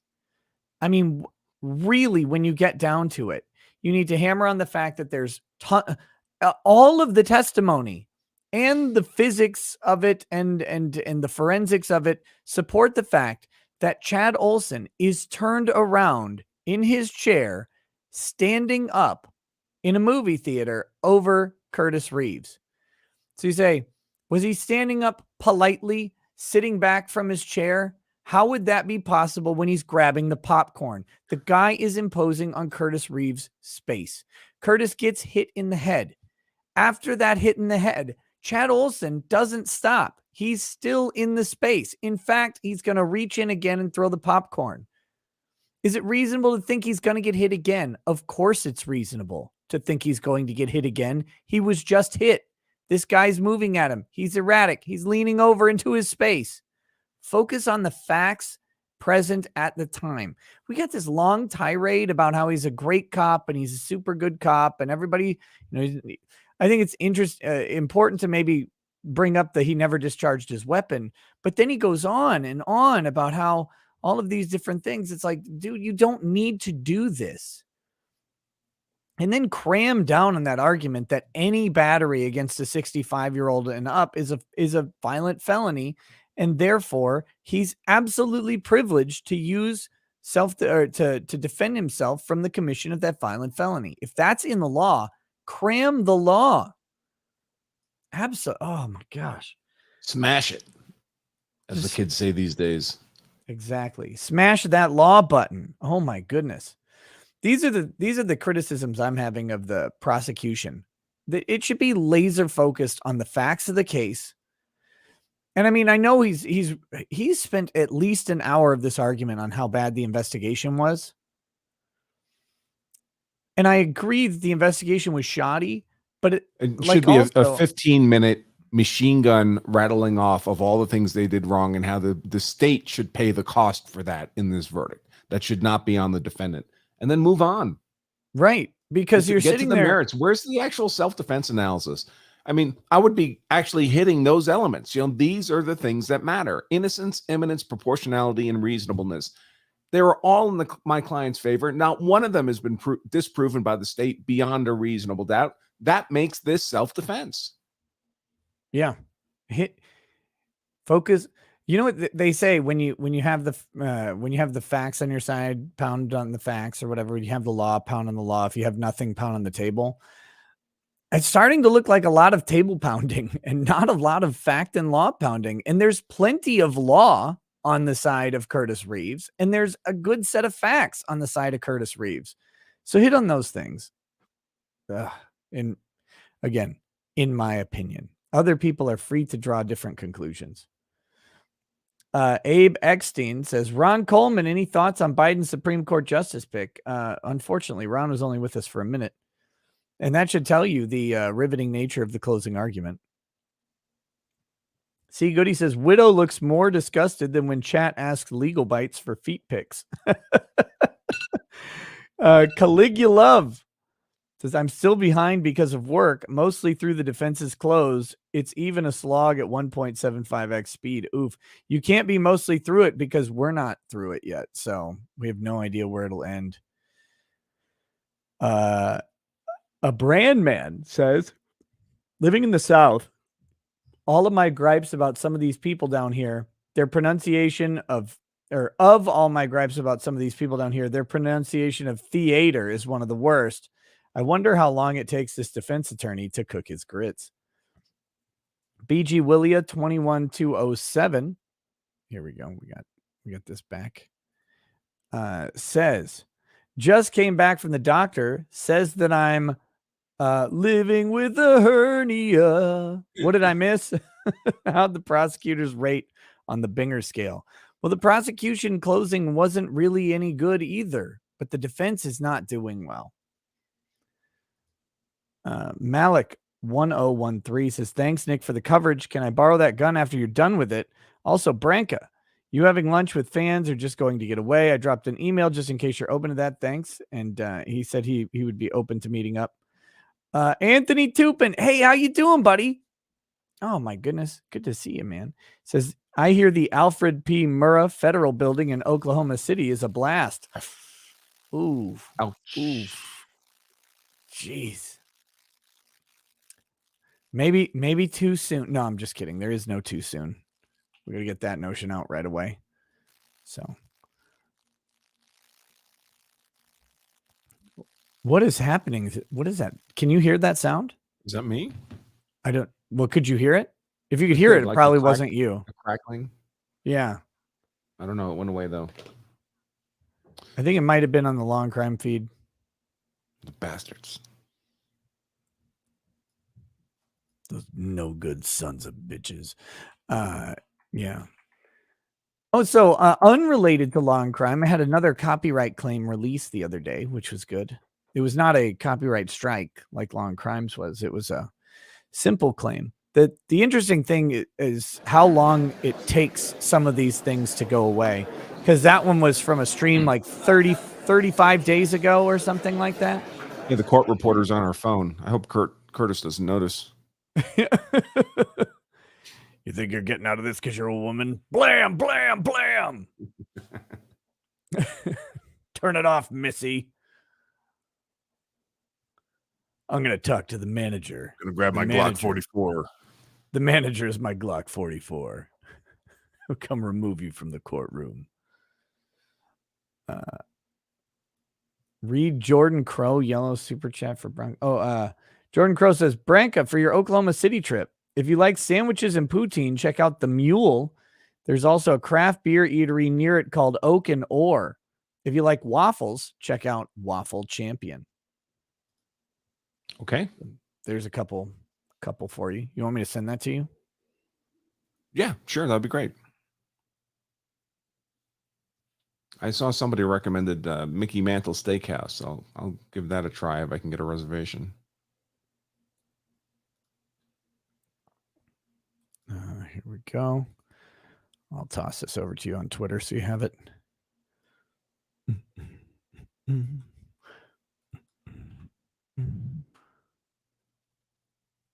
Okay, there we go. I've done my duty for the day.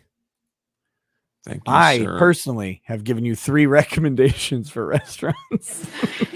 I wonder if something's going on that weekend. It's the hotels are pretty pricey. Hang on a sec. All right, so what are we looking at? You know, We've got 2 small clips. how much time? 10, 15 minutes. All right. 10, 15 hours. Because it's already been well past 3 hours. Well, that's not correct. Come on, man. Here, I'm going to run to the bathroom before they get started. I'll be right back.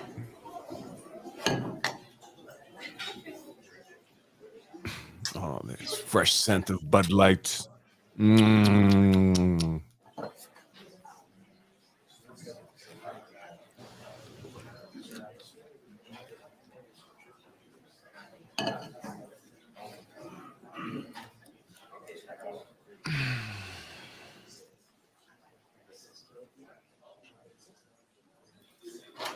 Jury's in the courtroom, Your Honor. Jury's back in the courtroom, Your Honor. Here we go. Back to the races.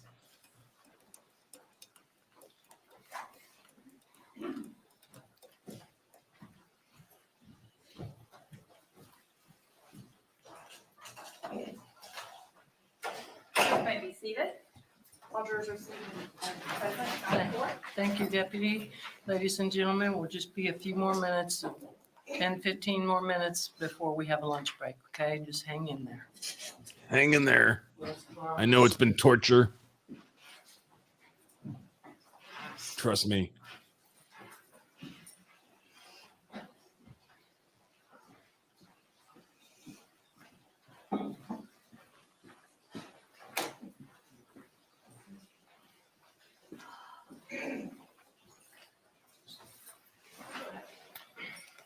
Sergeant Duff, Deputy Demas, Roy Bedard. Remember their testimony, because it all matters. Roy Bedard, the only use of force expert that was presented to you today. This trial. Under oath, they absolutely refuted the government's theory of prosecution. Their previous witness.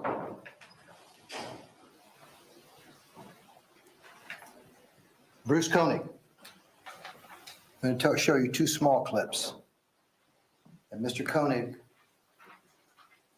provided us so that you could see all the evidence. Matt? Come on, Matt. Get with it.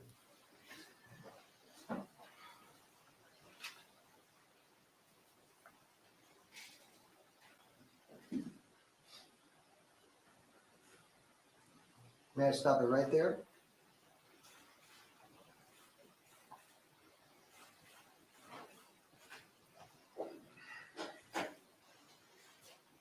Who is it?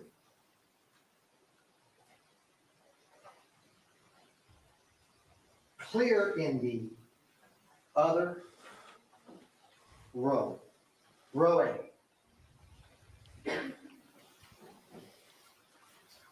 Chad Olson.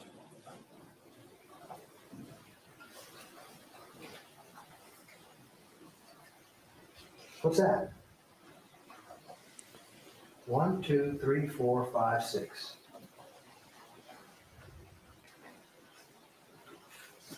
At that very moment. A coincidence? The phone? Or the shoe?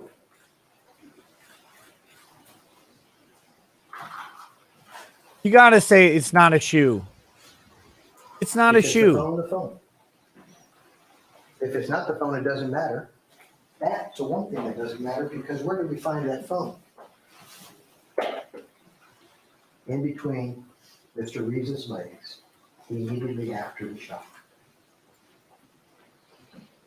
They've given you absolutely no evidence as to how it happened. But if it was the shoe, and that leg was moving, it was moving for a reason.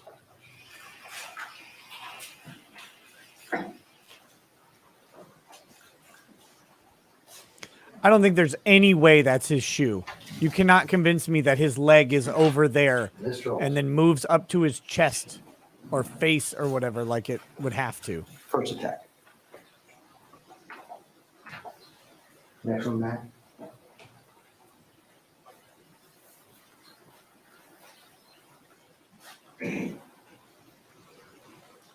Stop right there. The best that we could give you in trying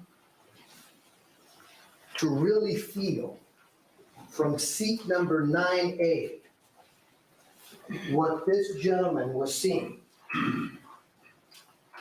was this. Matt, go through the progression, please.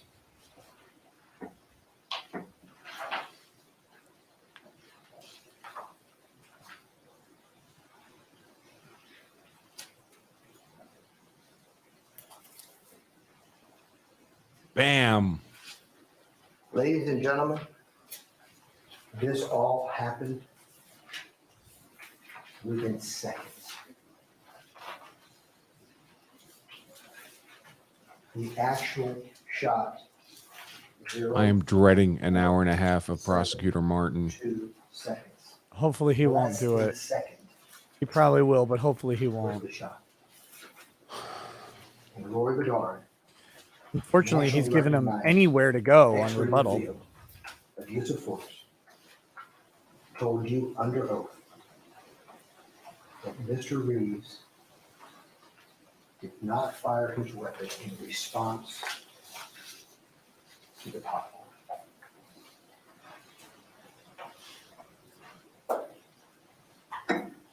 Thank you. Lunch. There you go.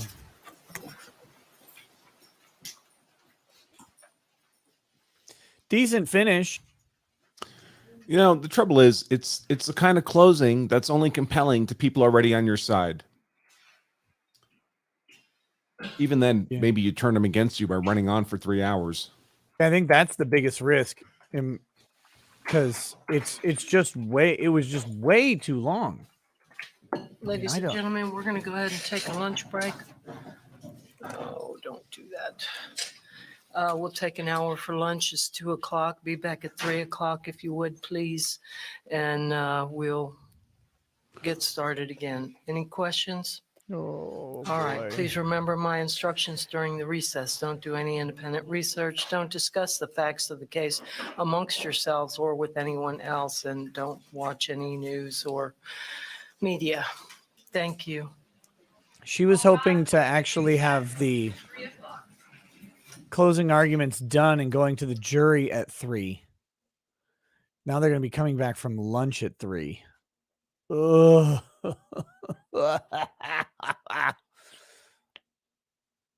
Oh my gosh.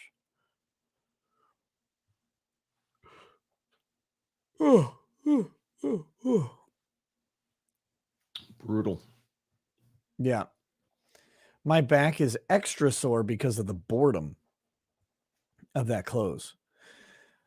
Yeah, and I am certainly dreading Martin's rebuttal, or his rebuttal is going to be something terrible. Yes, Prosecutor Martin is Mr. Chinless, Attorney Chinless.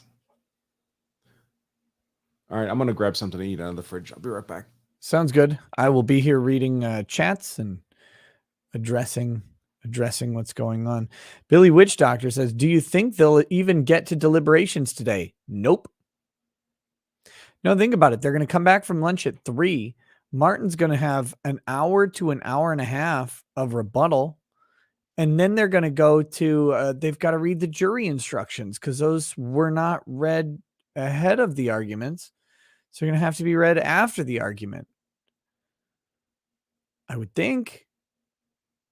And so then it's 5. That's 5 Eastern, at least by that point.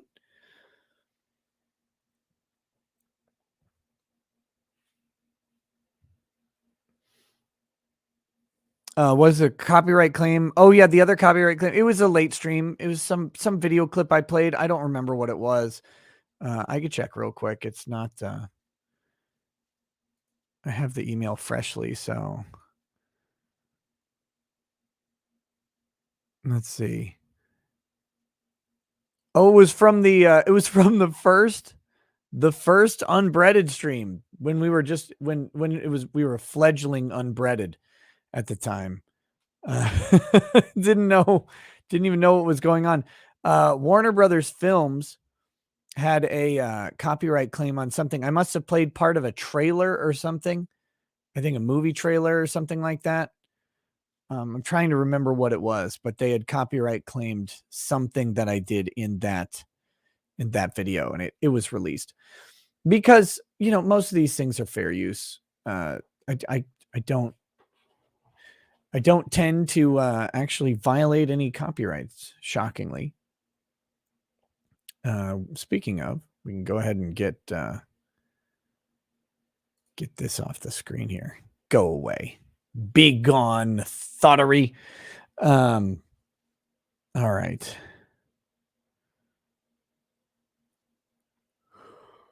Oh my goodness. All right, so we've got a bunch of stuff here to read through. We've also got chats over on Rumble and some on Odyssey to check out, which I'll be doing in just a second. D Payton 42 says, Andrew, are you keeping count for the term for them using law of self-defense so you can send them a bill? Spatula, the prosecution has discovered they can nuke half the defense closing arguments thanks to Judge Cointoss. Okay, yeah. The staticky sound is law and crime. Here, listen. And it's off. And it's on. And it's off. So it's on their end. I've got it muted for now. Yeah, Judge Cointos, the prosecution might as well throw out the objection. I mean, she actually sustained most of their objections. And some of them were improper. Or I mean, some of them were proper objections. They were correct. They were correctly decided. And the problem is there's no reason for the defense to give the prosecutors ground on that stuff. In this case, in my opinion, some of those objections they kind of conceded. They weren't necessary for the defense's argument, is what I mean. Like the sympathy stuff, it didn't really help to go, oh, he's a decorated police officer, is great service to his community. I don't think that carries the same weight that it did maybe 30 years ago. Actually, it might even carry a negative connotation or a negative weight these days. I'd be very cautious pushing that out there, personally. But yeah, so it was,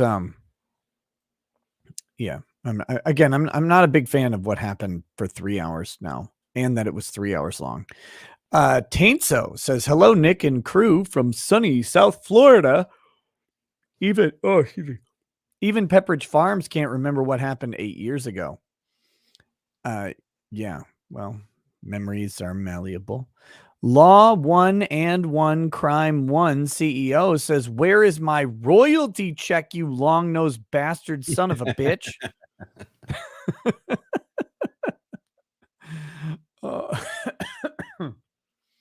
Very good.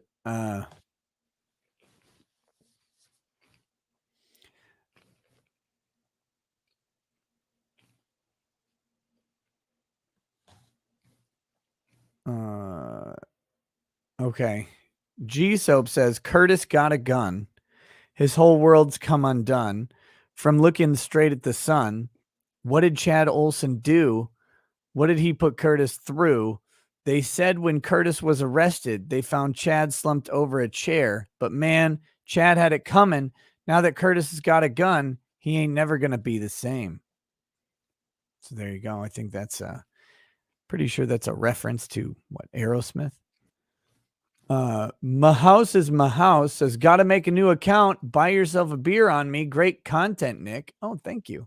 Why do you got to make a new account? And then he says, Mahouse is Mahouse sent ... Eris Legacy in chinless voice. Can you say, shit? Lane is boring. Says, Andrew, can I get one signed hard sale? Screw you, Disney, or click, click, click, click, click, click, click, click, click, click, or Andrew, bone to bone, Branca. If we ever meet up, bring the book. I'll be happy to sign whatever you want. Within reason. For a modest additional fee. Within reason.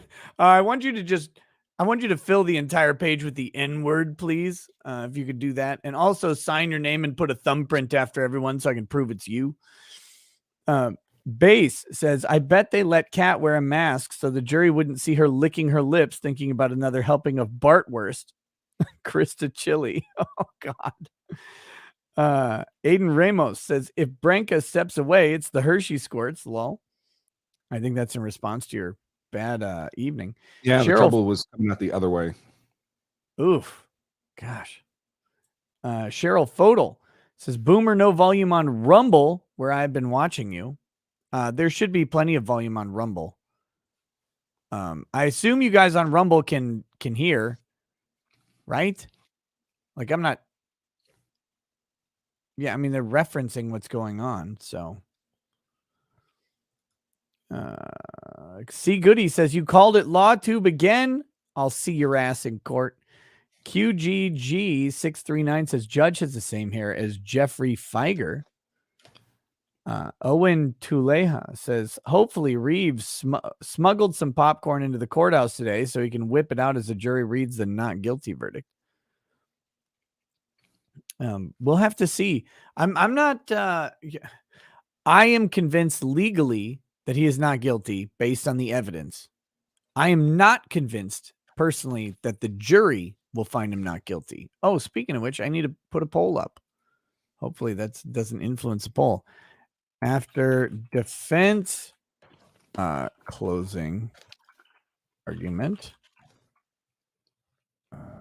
guilty, murder 2, guilty, manslaughter, not guilty, and hung jury. Let's see what you guys got. Chat now if people are changing their mind or not. Boojalicious 3. Oh God, I'm yawning a lot today. Boojalicious 3 says, got your book twice, Andrew. One for me and one for my friend currently in law school. Today is his birthday. Hey, Well, there you go. Very kind of you. Kaler Creations says, first grift. Welcome. Look, I love being your first, but I do have to warn you that sometimes being the first can build a emotional bridge and attachment that is hard to shake off. It may even last a lifetime. So it had to happen eventually. I'm a based indie game dev with my game A-Star Theft on Steam. It's a cool heist game without political nonsense. 30% off all weekend. So you guys can check out A-Star Theft on Steam and see if you like it. Cheryl Fodol says, I'm the boomer. Sorry, Nick left the streams. They keep me going. Okay, so it was your fault. I figured it was. Bear Business 1. Bear Business 1 says, you ranked the 5 judges previously.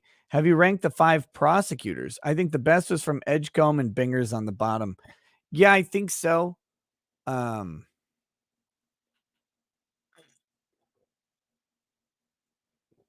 Prosecutor from Edgecombe, number 1. Prosecutor from Halderson, number 2. He would have been tied, I think, for number 1 if it weren't for that really shady move during closing argument. I thought that was just bad form. That guy was all around, though. He was really good. What other case did we have? Well, we had Rittenhouse, Binger at the bottom. This one. What was the third case? Kim Potter. Matthew Frank. Gosh, I'm going to give this guy and Matthew Frank the tie right above Binger. Because I think this prosecutor has had some slimy moments, or this prosecution team has had some slimy moments. Binger was just a shithead. Kyle's case should never have seen a trial, never have seen a courtroom, and they knew it. That's what really bothered me about that. Boojalicious 3 says, I submit. Yeah, this guy definitely gets pegged at home. Mandalore Wise 01 says, just jumping in, and my first impression is the guy is grasping for straws here. How long has this guy been blabbing for? Colin Helmet says, 1 week, 2 days, and a few years prior to the January incident. Coincidence? I think not. Guilty. FOG Smitty says, Nick, check your Discord DMs for me right now. I sent you a photo of what Chandler did all day. Do with it as you wish and have a great rest of your day. What did you send me? This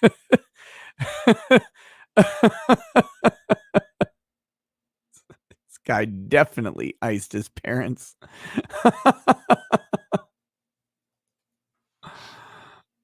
Here we go. This would have been an immediate guilty verdict if they would have put Chandler Halderson, this picture of Chandler Halderson up there right away. Here we go. You're telling me that guy didn't eat his parents? Of course he did. Of course he did. Look at that. Just degeneracy. Okay. Thank you. Thank you, Smitty. It was lovely. Jim Horman says, can someone tell this guy to stand up? The short prosecutor. Automata says, 1 word means nothing. You expect this jury to believe that the left side of your face includes above your right eye? Yeah, Exactly. You think when that prosecutor gets out of his chair, he's got to hop down? He's got his chair. If you look, if you get a chance, you can tell by the seat backs, he's got his chair up pretty high. I've got to be above the table. In Exile says, this no thing is so ridiculous. Yeah, I think so too. First of all, whether he said no or oh or whatever is irrelevant to the question here. But second, people can think that they say something because they're thinking it when they're, in an excited situation. So I just think it's a waste. I think the state is making a whole lot, or trying to make a whole lot out of it. And it seems suspect again.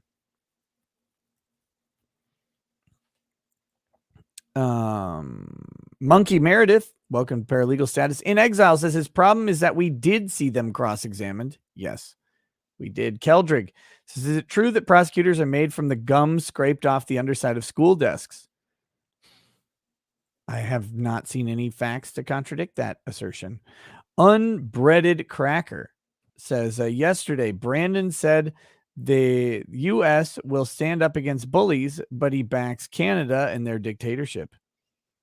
Bear Business One says, nothing you heard during this trial means anything except me telling you that he is guilty. My witness means nothing. Their witness means nothing. Only me right now matters. It's kind of how that came across. Fuxi says, so if you know the law, you are guilty. Nice. Yeah, that's been an argument I've seen going a lot of times. He knew what to say. He knew the magic words.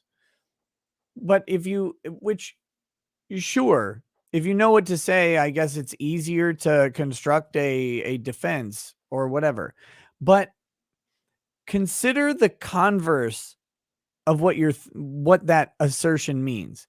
That means that if you know the law, you cannot articulate self-defense, because if you do, then you're guilty because it's constructed. And that's not how it works. It can't be how it works. That would be unfair.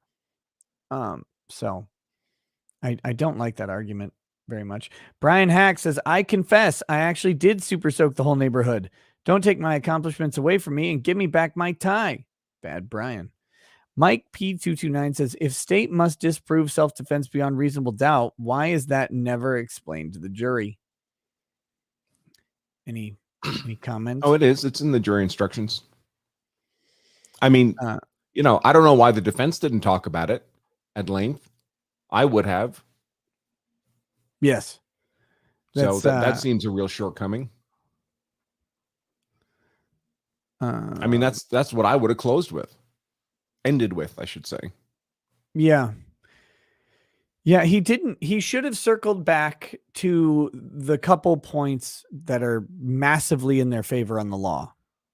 He is 65, and Florida has decided, our state has decided, that someone his age needs extra protection, and they're allowed to protect themselves from things that would not otherwise be protectable. But here, he is allowed to defend himself against a battery. And while popcorn throwing is a battery, we've already told you that's not what he was defending himself against. Because that's what I would do that. I would point out that it's not the popcorn, even though technically with the legal argument it could be.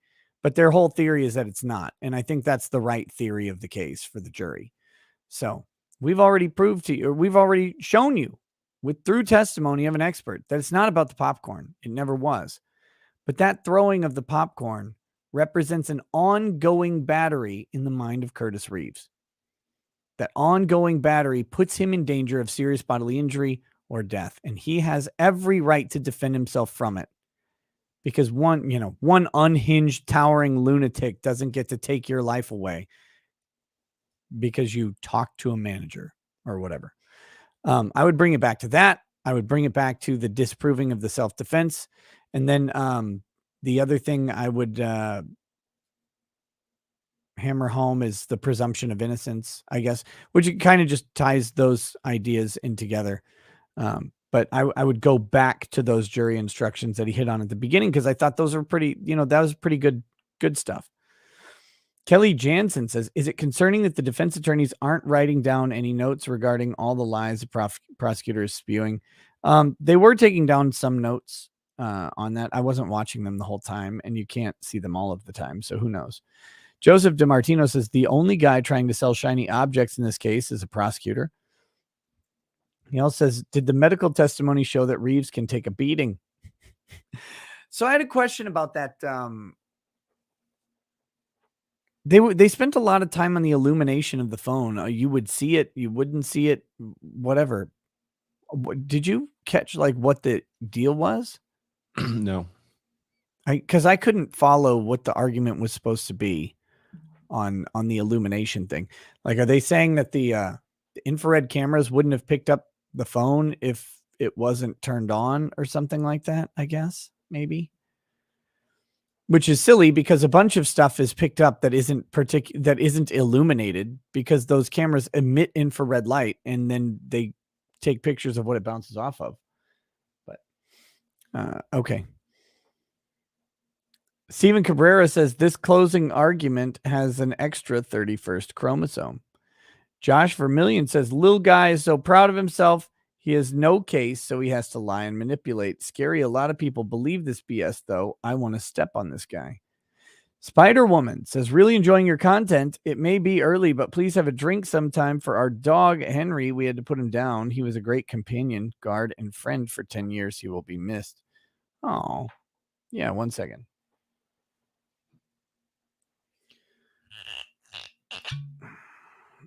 We've got Lagavulin Distillers Edition, which is a nice scotch. It's a little less peaty and smoky than Lagavulin 16. I like them both, but for different reasons.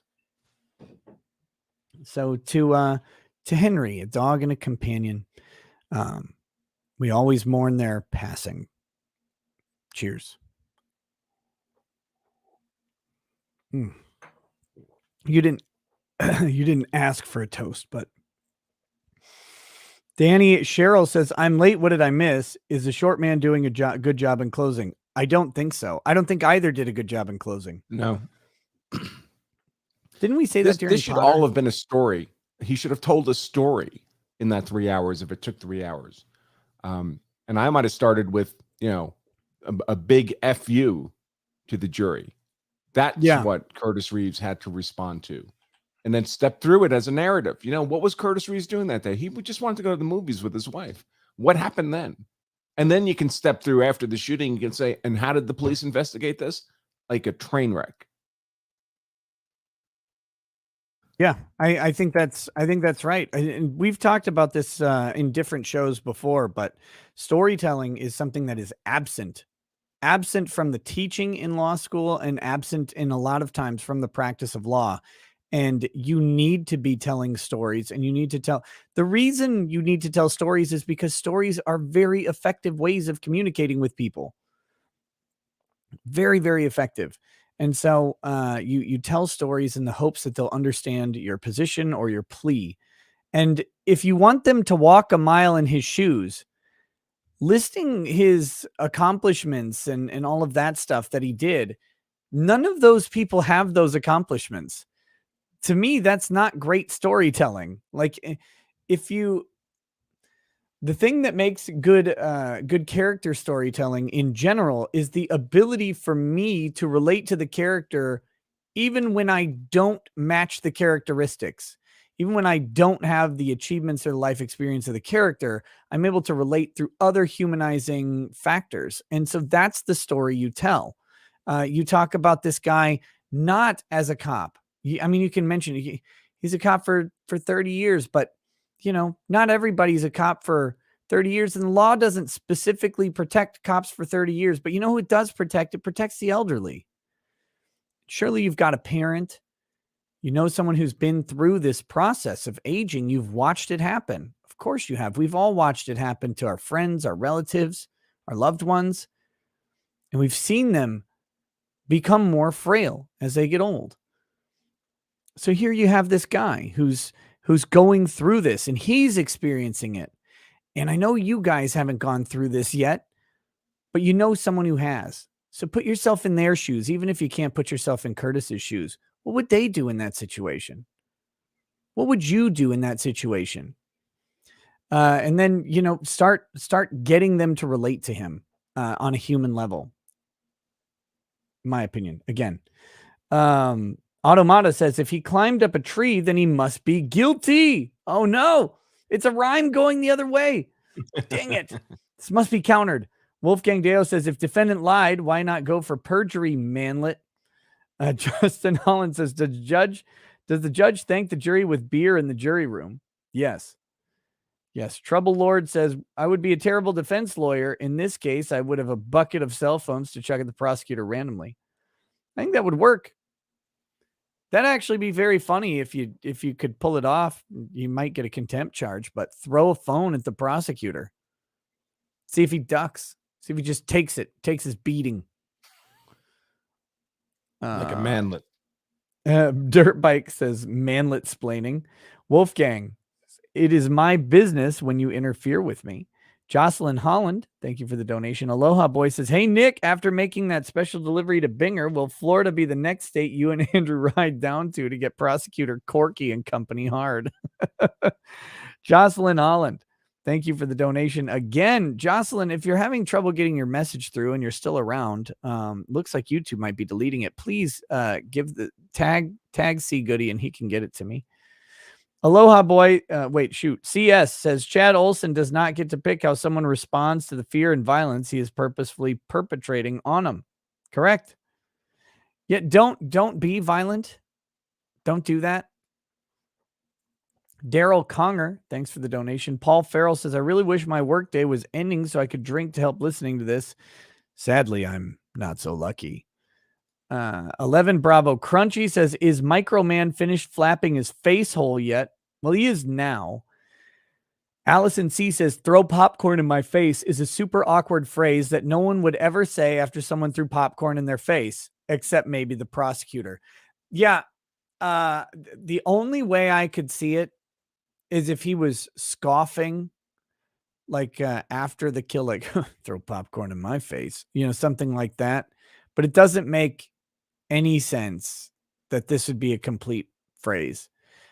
Get out of my face seems more likely, something like that. But no idea. We have no idea what was said and frankly, we don't know if anything was said at this point. I'm not convinced that these people heard what they claim to have heard. And remember, there's a loud movie playing in the theater right there. They're all like recounting these lines of what someone else does. When my wife leans over and whispers to me at a movie during like a loud part or during a trailer, I often don't even hear what she's saying because she's right here talking to me. I'm not convinced in the veracity of the statements by all these witnesses. CS says the shoot was justified from Reeves' perspective at the time, just not from hindsight, which is different from saying it's unjustified. Correct. Correct. Daryl Conger says from yesterday's 2H2O or D2O or heavy water is not radioactive. About 0.07% of your body is heavy water. 3H or tritium is highly radioactive. Oh, okay. There you go. Thank you. Wolfgang Deo says, Strimmer ignoring super chats. I'm leaving. Dirt Bike says, hey, who's making toys at the North Pole if this guy is here cosplaying as a prosecutor? Andrew Hansen, would you argue what legally it means to instigate the attack? Point out no evidence of it to the point there's no instruction to consider that. Instigate is not a legal term. So no, you can't really make the argument over. I mean, you could try and make a semantic argument over what instigation means in general, but you can't make a legal argument about it. Now, if he had said provoked, then you can. Provocation is a legal argument with a legal standard. And if they had said provoked, you'd probably get a correcting instruction. And if they said provoked again, you could get a mistrial.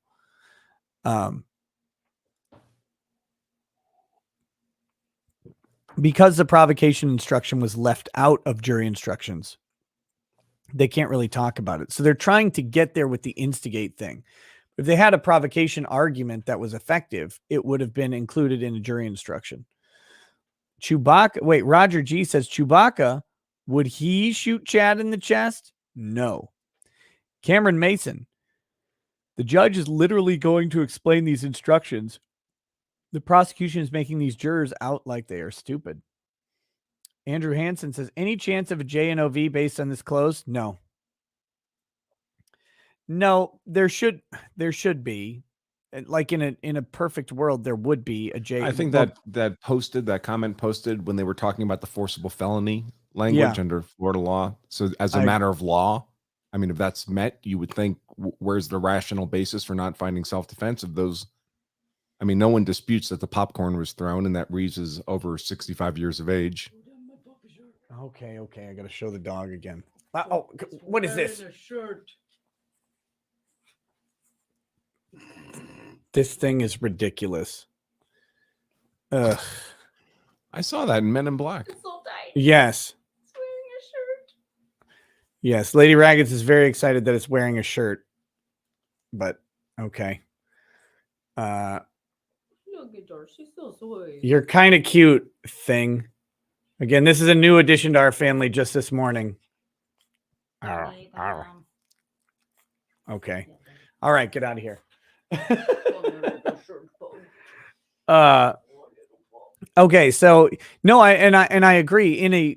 In a world of algorithmic justice, this wouldn't have been charged because of the forcible felony thing. And I mean, once the prosecutor admits that yes, he threw the popcorn, and that's why this isn't a jury argument, by the way, because and why Florida enacted the stand your ground pretrial hearing is because a judge should be ruling on the fact that a forcible felony occurred because a battery against someone who is 65 or older is a felony, and they're privileged to defend against that. That should have been a ruling by the judge that as a matter of law, he cannot be found guilty. That's how it would work in isolated perfection, but we don't actually live there. And tons of judges just want things to go to jury. They want them to do that.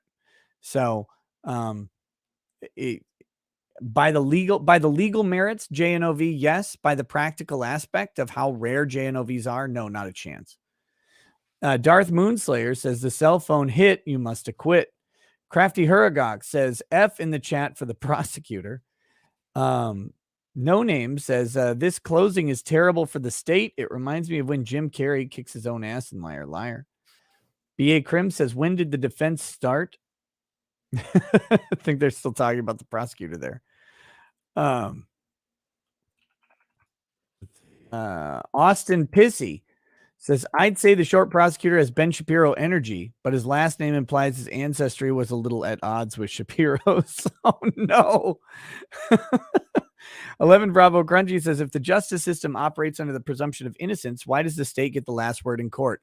I don't know, and I think that it's bogus. I actually think state rebuttal is a very prejudicial element of these trials. Personally, I do not think the state should get the last word. Fair Frozen 55 says the phone shown in evidence had a black rubber cover. It can hurt, but it won't leave that much of a mark. Yeah, that's a good point. Like a boxing glove, you won't get cut like you're getting hit with bare knuckles, but the concussive force of the fist is still hitting you. Obviously, boxing gloves can still tear your skin. Yes, but it's not the same as a bare knuckle. Destiny Rose says, why are prosecutors permitted to discuss jury instructions to this degree? They can misrepresent them and cause the jury to misunderstand the law. That's what happened to Potter. Why is that allowed? Well, you really should be discussing the jury instructions, and you should be doing so competently. And if they misstate the law, the other side is supposed to object. Right. In Potter, they did object when the law was misstated. Judge Regina Chu just allowed the misstatement to stand. That was entirely on Judge Chu. Entirely. She ruled incorrectly on a matter of law in that closing argument. And there's, unfortunately, the only thing you can do after that is take it to appeal, which for Potter, her sentence is going to be shorter than any appellate case. Greg Hansen says, I propose this idiot be charged with 12 counts of attempted murder for trying to bore the jury to death. Jason Semedru says, Frodo, could you please stand up to give your closing argument? Oh, you are standing. Never mind then. Proceed. Branca, welcome to paralegal status. Sarah Lynn says, I dropped my phone on my daughter's face once when she was an infant. Glad she wasn't old enough to take action against me. It's very dangerous. Very dangerous. Branca says, it's my 30th birthday today. Pour one out for my now lost youth as I enter my twilight years, just like Curtis. To hitting 30, to falling down the other side of the hill, you old decrepit monster. Cheers, buddy. Happy birthday. Mandy Karavichus says, name your new doggy Ricada Paw. No, its name is Sunny with an I. I don't know. Again, I'm not the biggest dog person in the world, so I'm trying to that's why I told Lady Raggets, bring the dog down so I can see it and like try and interact with it, because I've never been a super fan of dogs. Branca, read that one. Matt Hagen says, after watching these trials, there's no way I could be an impartial juror now. All I could do is see all prosecutors as scumbags. Slade says, Biden revealed his SCOTUS pick today. Priorities. Former Vice President Tumbleweed says, hope to see Smitty on the direct stream. Whole bunch of people want to be on the direct stream tonight, and I don't know if that's going to work. Sword and Scale says, Nick, that's not a dog. I know it's like a handbag. I got it. Jeremy, but I don't want a dog either. Like a big freaking dog. God, they're so messy. They're such brutes. They stink. Jeremy Stevenson says his use of blown up statutes is the reason why there needs to be a psych class in law school on how to present info to a jury. Shauno 802, shocked they didn't use the Lamar tactic. He didn't mean to shoot him, but even if he didn't, it was self-defense, and the judge is a racist. Just take the word of our paralegal cosplaying as a cop. It's a very effective defense. QB says, Kobe, pronounced Kobe. Question for Branca. How differently would this trial be playing out if Curtis Reeves hadn't waived his right to remain silent? Oh, I mean, he shouldn't have, really. There was no reason for it. I mean, the cops were coming anyway, so he didn't have to call 911. They didn't preserve any evidence anyway. So I don't think he really got any benefit out of it, except that he mentioned self-defense in the moment, which is, marginally helpful. But if he had simply asserted his right to silence, him not mentioning self-defense in the moment could not have been brought up at trial. And it did give the prosecution this what they call the post Miranda statement. This, you give a prosecutor data, enough words to work with, and they'll nitpick stuff out of it that looks bad. Yep. Yeah, I think his statement has objectively hurt him. I mean, that seems to be the case to me. Yeah, I would agree. Nova Estrella says, 3 years ago today, I lost my six-day-old son Landon to SIDS. Thanks to you, and thank you to you and Mr. Branca for being a way of keeping my mind busy. Nova, I'm sorry to hear that. That is a worst nightmare. Yeah, that is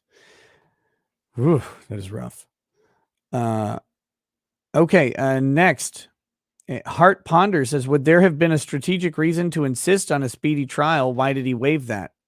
Well, the strategic reason of staying out of jail as long as possible and maybe dying of natural causes before going to jail. He came close. Yeah. But no, there's no, in a murder case like this, there's no specific reason why a speedy trial would have helped anything. There are some cases, some drug cases and stuff, depending on the status of your jurisdiction. If you take a speedy trial on some drug cases, you can win because the drug lab is backed up. But a lot of times when they're backed up because people just their general workflow is backed up from the normal cases. And when people have a speedy trial, they expedite it and they have an expedite request. But so sometimes that stuff works, but usually no. And it's why a lot of people don't insist on a speedy trial. They're content being out of prison for longer. Koi 540 says new Supreme Court nominee is Judge Ketanji Brown Jackson. Will you review her past rulings? No, I don't tend to review past rulings of judges because they make so many, and it's hard to really get into what rulings they've done. I mean, if there are specific ones to look at with interesting language, maybe. Outnumbered Mom says doubt the evidence except ours from the crappy investigation. Tracy 3 says, can you still conceal carry in a theater or anywhere that prohibits firearms, knives, etc.? That doesn't affect anything in this case, I assume. Here's what generally happens. I don't know if this is true for every state, but for many states, when a business ostensibly meets the requirements of posting the no guns on these premises sign, once they do that and they do that in compliance with the law, all that typically does is gives them a reason to ask you to leave and basically a way to trespass you from the property. So they can, if they find a gun on you in violation of the prohibition against guns, they can say, you have to leave the property now or the police will come up and I will report you and you'll get you'll be charged with trespassing at that point. Yeah, so that's if you're willing to leave, I mean, strictly speaking, you're trespassing the moment you do it. Right. But if you're willing to leave, that solves their problem in the simplest way without having to get law enforcement involved. It just becomes a hassle for them. It's only if you decide to be a dick and not leave that they feel compelled to take the next step. Right. Let's see.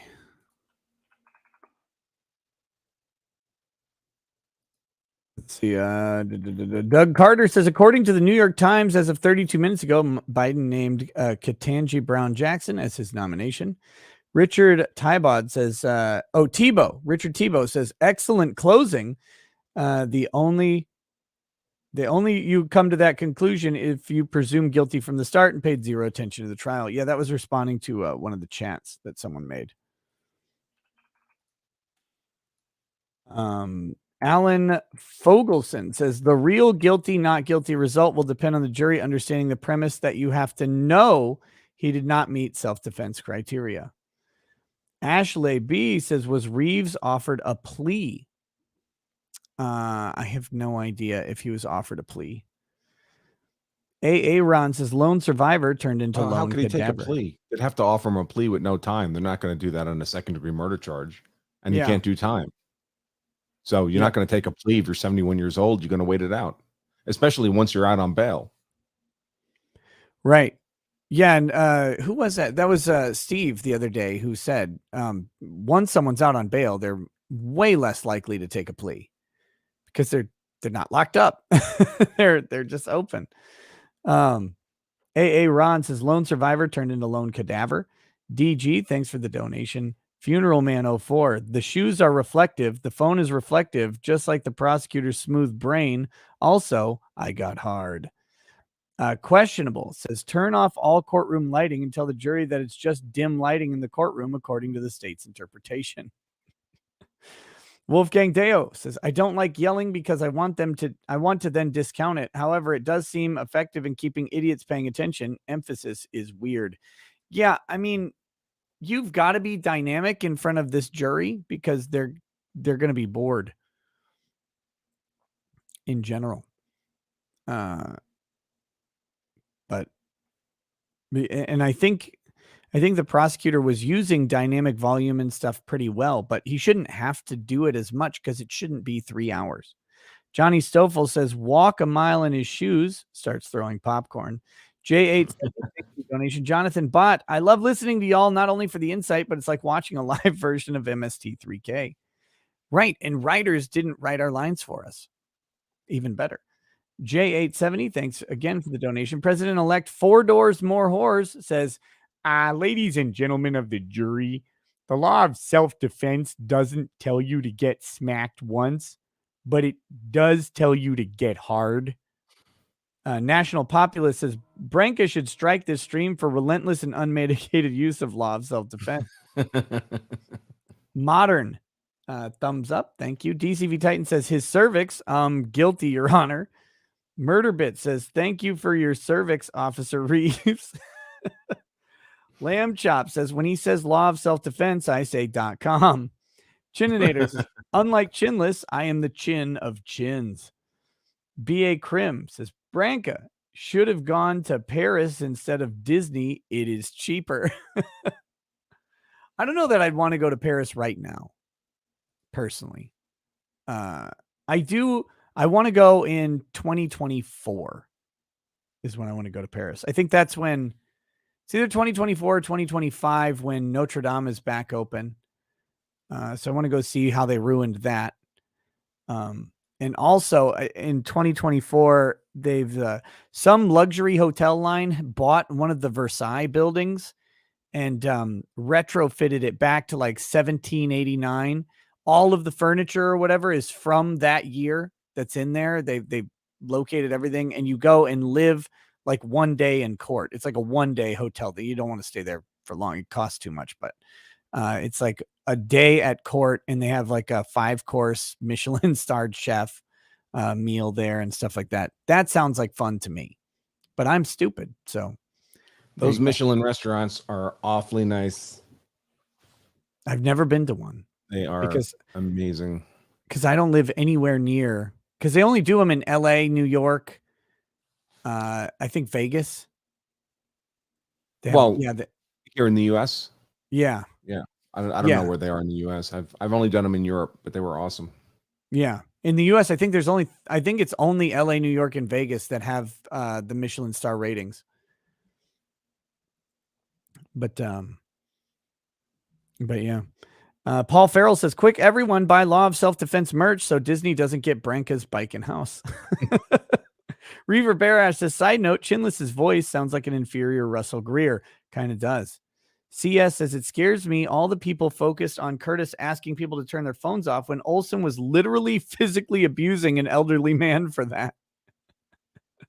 It is kind of amazing. Like the stones that the prosecutor has to have to stand before a jury and say that the can you turn your phone off, please, was so offensive that the guy screaming, yelling, get the fuck out of my face at the theater is just, that's just passive and normal. But can you turn your phone off? That is because he initiated the contact with saying, can you turn your phone off? He's like, you didn't have to say that. It's like, well, and Chad Olson didn't have to respond either. Like that, it goes two ways. These are just words. But oh my gosh. Mandy Karaviches says, I had a Basset Hound puppy who would chew and swallow anything made of soft plastic bags if he found it. His turds were massive and often said Blockbuster Video, Albertsons, and Whataburger on them. That's disgusting. Thank you. Daryl Conger says, does the theater being marked for no guns have any bearing on this case? Was breaking the law by having a gun inside? Was he breaking the law by having a gun inside the theater? No. Not the criminal law. I mean, arguably a trespass, but it would be just a civil offense. Yeah, correct. But it doesn't really have any bearing on this case. And one of the things they're doing is they're citing a law that's in Florida, I believe, or is it a federal law that quote unquote encourages officers to have to carry their weapons when they're retired or off duty, because they're trained and can hypothetically reduce crime or something like that. But I don't think that's very relevant either. Hold on.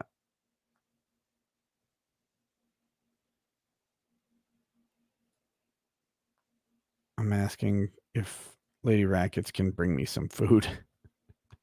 Whew.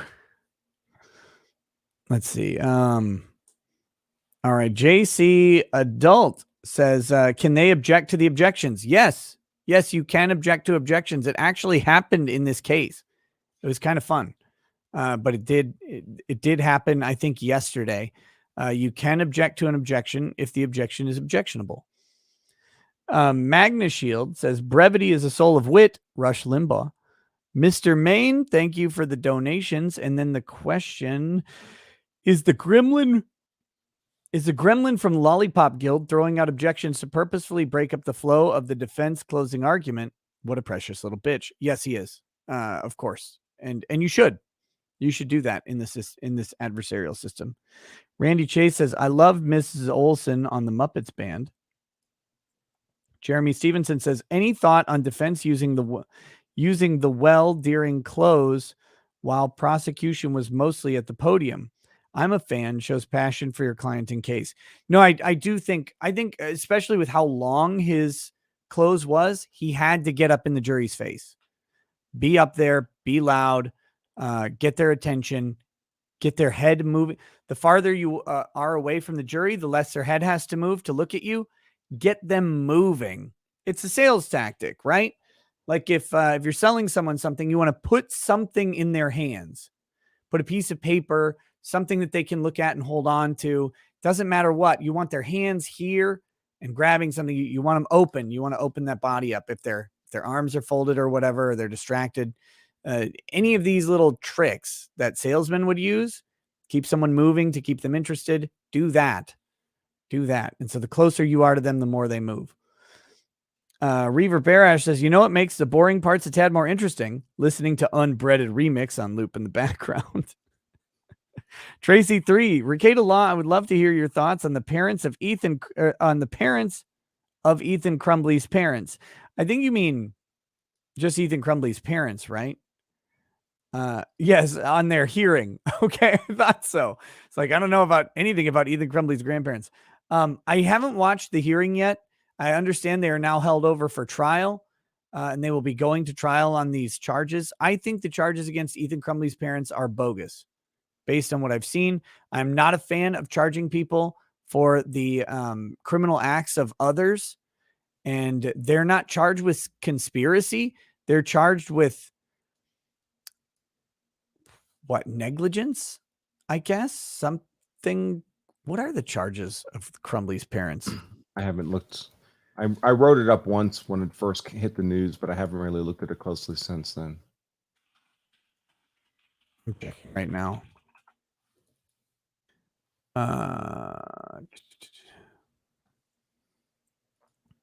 Manslaughter.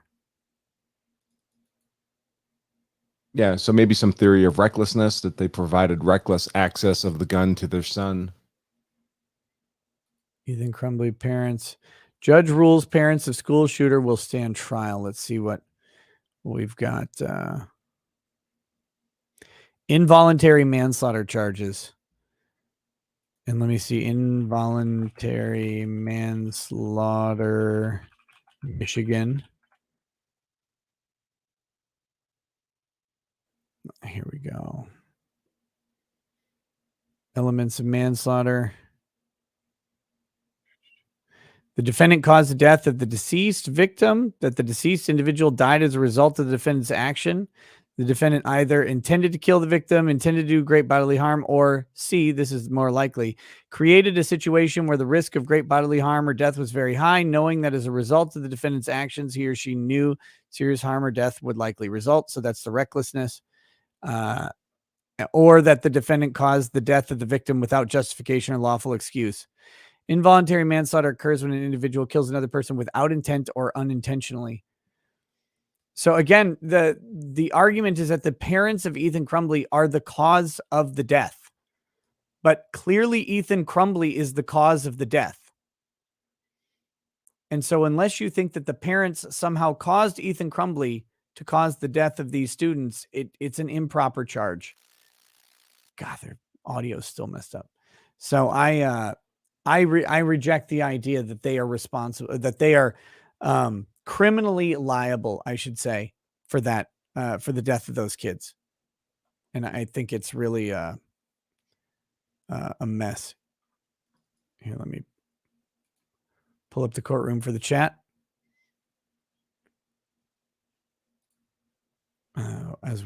as we wait for trial to begin. Please end this. Yes.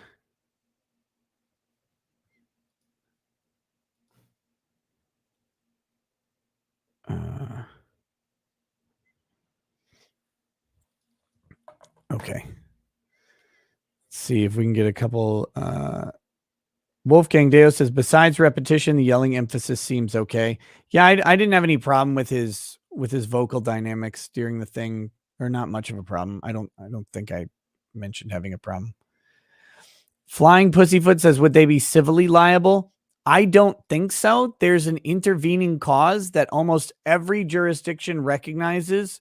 Someone murdering someone else as an intervening, superseding cause, which eliminates the causation required for negligence or recklessness. So the way the civil law would have to work is that their actions caused Ethan Crumbley to cause the deaths, and that he wouldn't have otherwise caused the deaths. The causation has to go back to the parents as the proximate cause rather than Ethan. Really, really hard to do because the parents weren't there pulling the trigger, and they didn't have a remote control and like some brain chip on him. So it just doesn't seem good to me.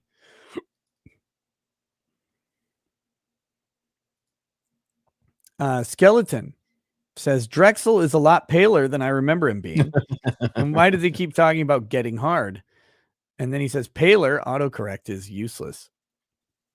You know, I agree. I hate autocorrect, but I turned it off on my phone one time and then I like regretted it because I realized how bad my typing is on a phone.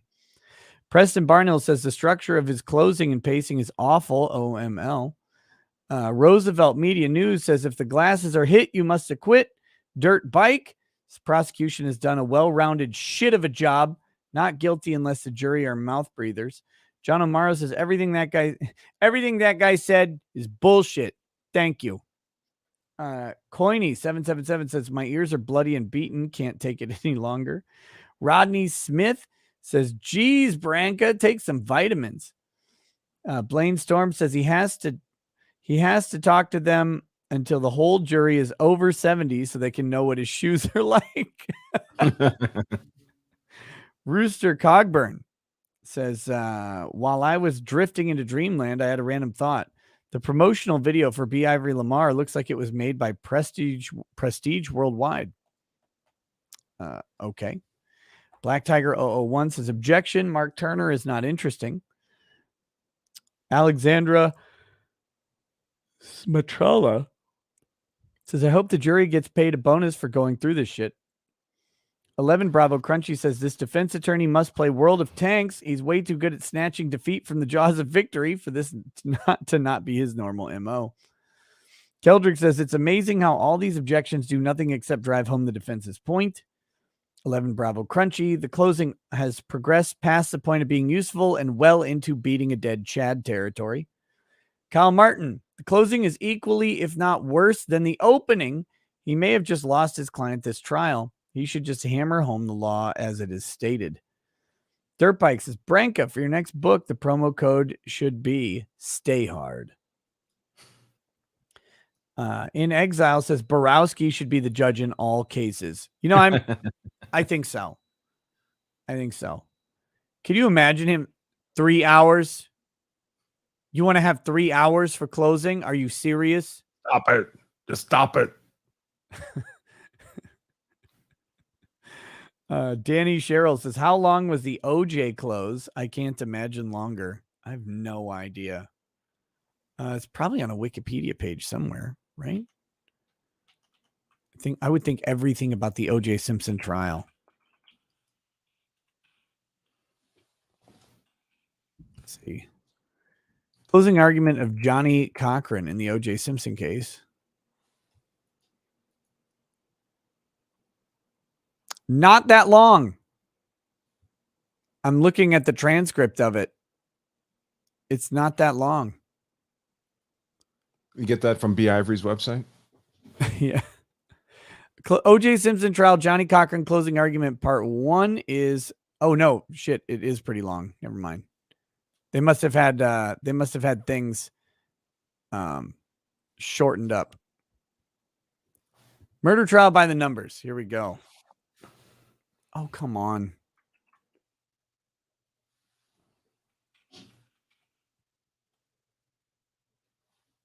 Let's see. So we're going to have an hour and a half of Prosecutor Martin, and then this slow speaking judge is going to read the jury the instructions. Oh yeah, it's going to take forever. I'm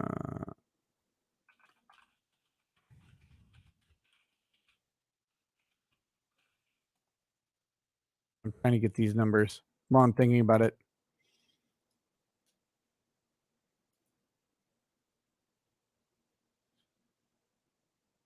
Let's see.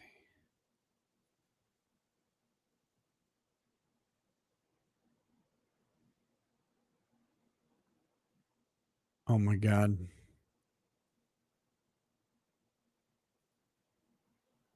Videos on closing statements of the O.J. Simpson trial. They're all unavailable. They're all privated or whatever on YouTube. They might be on Court TV. They have the trial on demand.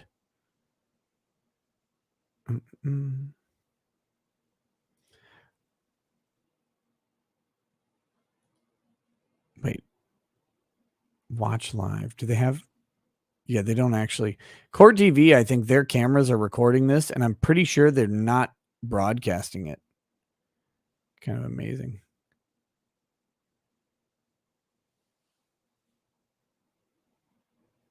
Simpson, where are you? O.J. Simpson.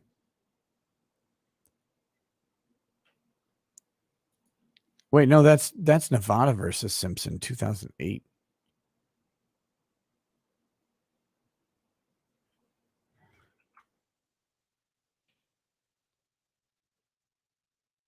Florida versus Simpson, 2001.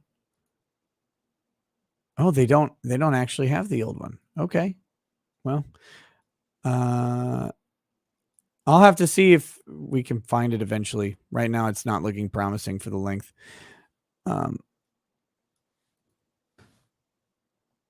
Okay. I turned the volume on because I had it off. Robio 1963 says Mickey Mantle's Steakhouse across from Ballpark in Bricktown. Bar has a full menu and was lively when I was there last week. B.A. Krim says, is there a rebuttal? Yes. Unfortunately, yes. And it will take all of the time in the world.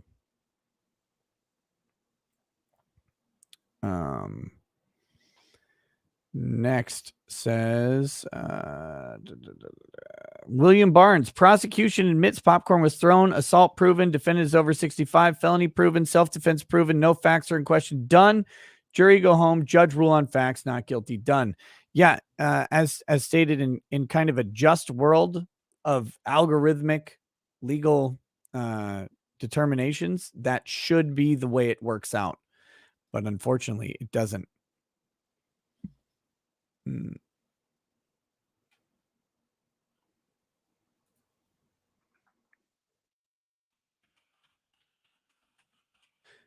Next is Neighbor 605. Only pro to slow closings. I finally did my taxes. Jordan Wolf says just got back. Are closing arguments done? Nope. We have the rebuttal.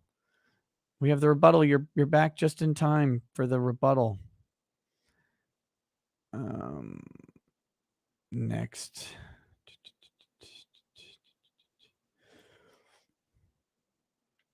Where the hell? Where did it go? Kyle Bogue says topic change, but Clinton convinces Ukraine to destroy their nukes under the pretense we'd help them if Russia aggresses. Biden takes a call from Zelensky and says, new phone, who dis? Miles Skoda says, I left for an hour-long meeting and he's still talking. What the F? Yeah. Bwahaha 9000. Thank you. Neighbor 605. Says Chad was just handing Curtis his shoe, clearly. Mr. 9x19 millimeter.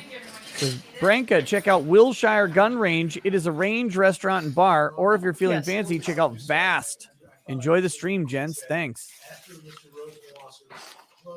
Mm-hmm. Uh-huh. Mhm. Right. Right. Hopefully it won't take too long because we've Did already. you say done Rosenwasser was going to do the next? Yeah, we'll have to do that. Okay.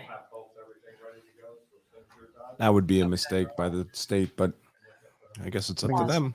Having him do it again. All right. Yeah. And just As a general rule, I think if you have multiple prosecutors, it's good to split it up because different people will appeal to different jurors. issue.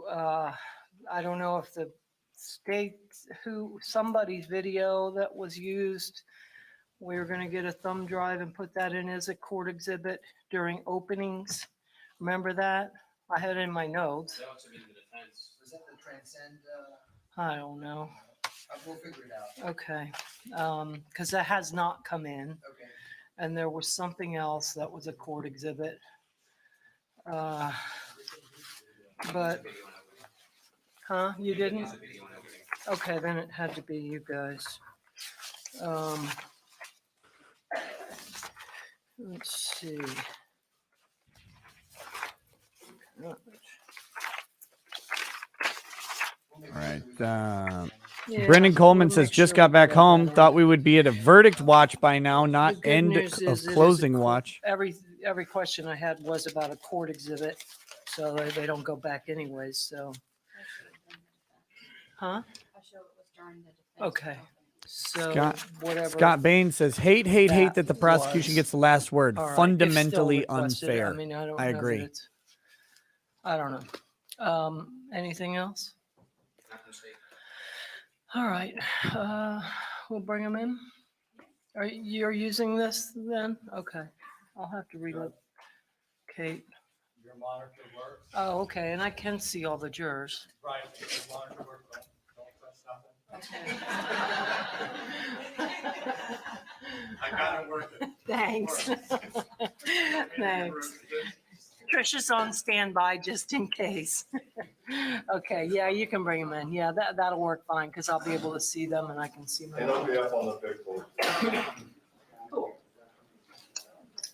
Sorry. All right, you're good. You're right.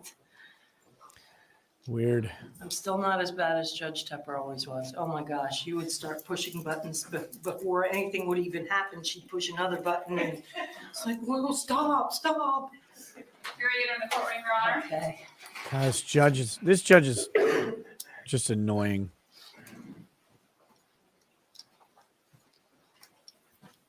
In OJ, the closing of the defense took 16 hours over 2 days. Really? Jurors may be seated. I'll be present and counted for, Your Honor. Thank you, Deputy. Ladies and gentlemen, were you all able to abide by my instructions during the recess? All right, we're going to get started again, as I indicated at some point. I don't know if it was yesterday or this morning, but I told you the order of things. Mr. Rosenwasser will now get his rebuttal closing. After that, we'll take a little break, and then we'll be giving you your final instructions. So we're getting there. Koi 540 says, Branca, are you aware that there are many methods of transportation capable of interstate travel that don't get disabled by a snowflake? And they're gay. At the beginning of the case, in opening arguments and also during jury selection, we had a conversation about sympathy. So it's important to remind you all about sympathy as we get to the very end of the trial. Objection, improper As argument. you all know, sympathy should never play a part in the justice system. It wouldn't be fair to anybody.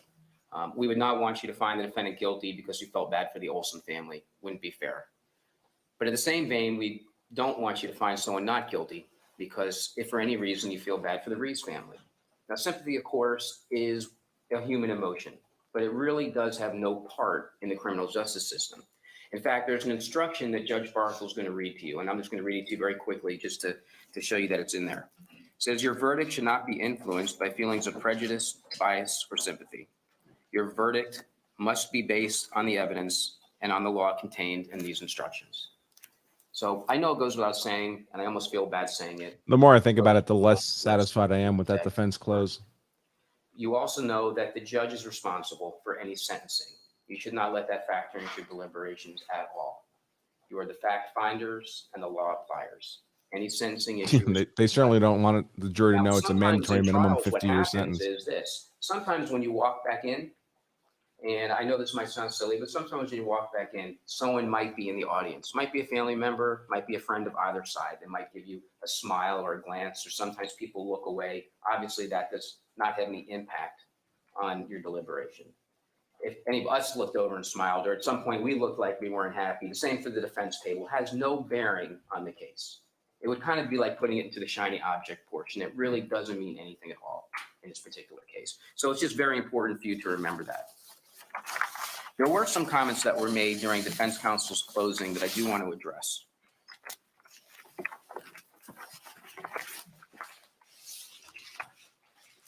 And then afterwards, we're going to fairly quickly just go through some things on the video, and I'm going to sit down. A couple very minor points, quickly address them. Matt Roberson, no, I haven't found Defense my fourth counsel's XLR closing cable argument yet. talked about DNA, how the defendant here could not be excluded. Well, there was a stipulation that was read, and really what the stipulation said, one part of it was there was not enough DNA on the phone to determine anything. Couldn't be included, couldn't be excluded, didn't mean anything.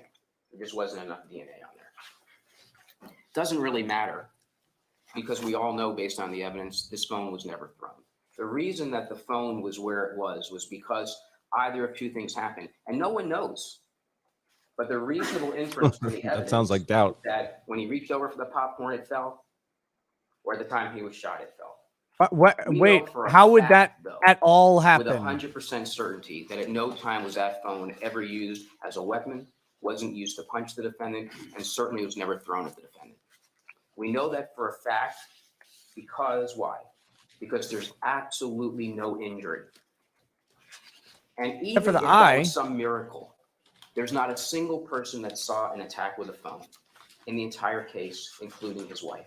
Except for We him. know with 100% certainty. There was a witness there that was saw something no thrown. blade at issue. The Yeah. reason it's on the ground is because it was dropped at some point in time. That's it. There was another mention in closing argument from the defense counsel about how if you have a phone, you have this phone, it should be placed into airplane mode. Here's when that's important.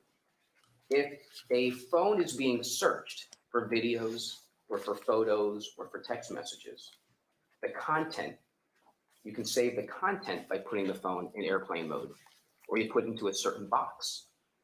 If you're going to be looking at it for DNA, which in this case doesn't matter because it's just a shiny object, but if you were looking at it for DNA, you don't care if the phone's on or off. That's just a shiny object. Doesn't mean a single thing.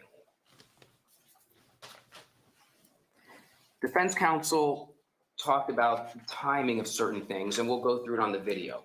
But he mentioned that Nicole Olson stood up, and prior to the popcorn being thrown, she had her hand on Chad Olson and she was holding him back.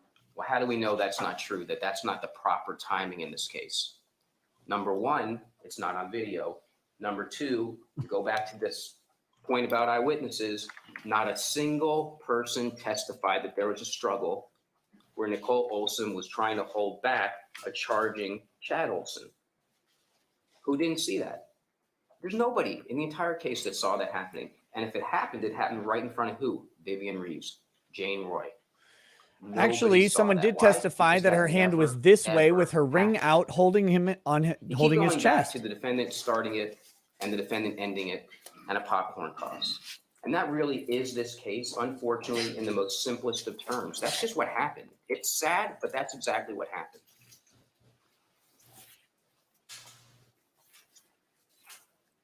Defense counsel brought up, and it's kind of the reason why I brought sympathy up with you, all these things that the defendant had done. But it almost seems like the argument is this. Because in his past, he did these things. You know what? We shouldn't be having a trial. We shouldn't have you here as jurors to even discuss the fact that Chad Olson was unlawfully killed. He's excused. This is a from killing mischaracterization someone of the based on his argument. background, training, and experience. And if you think about that, it's really an unbelievable argument. Now, in theory, He didn't make it. we have laws in the United States that apply to every single person, in theory. From the President of the United States all the way down to Pasco County, every single one of us is bound by the same laws. You can't unlawfully kill somebody. It doesn't matter if you're the head of security at some point in your life of Busch Gardens. It doesn't matter if you're a police officer. It doesn't matter if you're a police officer today. Police officers are not given free passes. Nobody is ever above the law, ever. You never start out one step ahead, ever. It's as if to say, you know what? Chad Olson's life was meaningless because he graduated summa cum laude. Chad Olson's life is meaningless because he started the SWAT team that they use today. Chad Olson's life is meaningless because of the things he did. Objection, Your Honor. Appeals to sympathy are not allowed. His life is meaningless. We shouldn't be here. That's sort of what's being said. Nobody ever starts above the law, ever. Doesn't matter who you are, doesn't matter what job you have, it doesn't matter how much money you make. We're all judged equally under the law, no matter what. He killed another human being in a crowded movie theater next to his wife for no reason. Nobody should care what he did in his past. It's what he did on January 13th of 2014. He killed another man in a movie theater.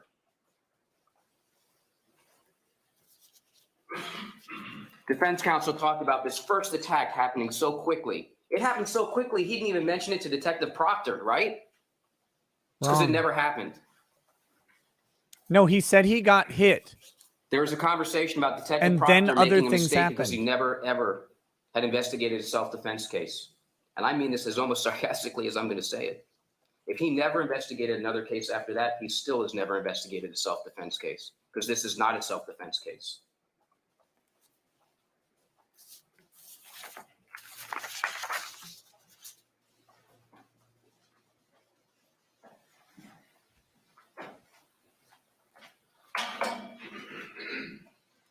We're going to quickly go through the video. It's kind of like the cross-examination with the defendant.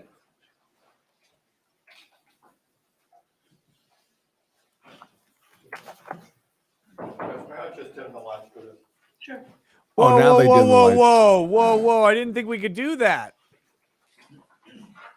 What?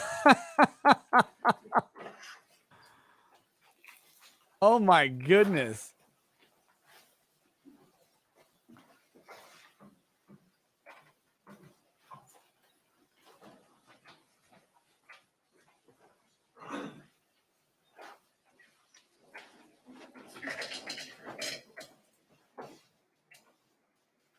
And when you get the computers, if you get computers in the back, the MOV files are the ones you can open with QuickTime. We'll be doing another poll after rebuttal.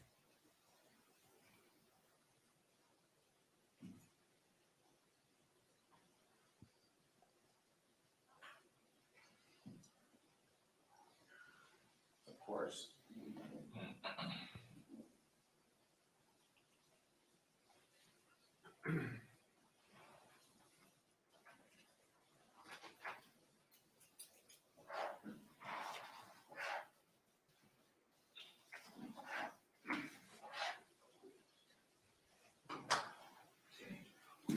One. Yep. Help me, Dad. I need your password, Dad. How's your finger, apparently? Yeah, actually, that's Glenn's grinder name. Glenn the Magic Finger.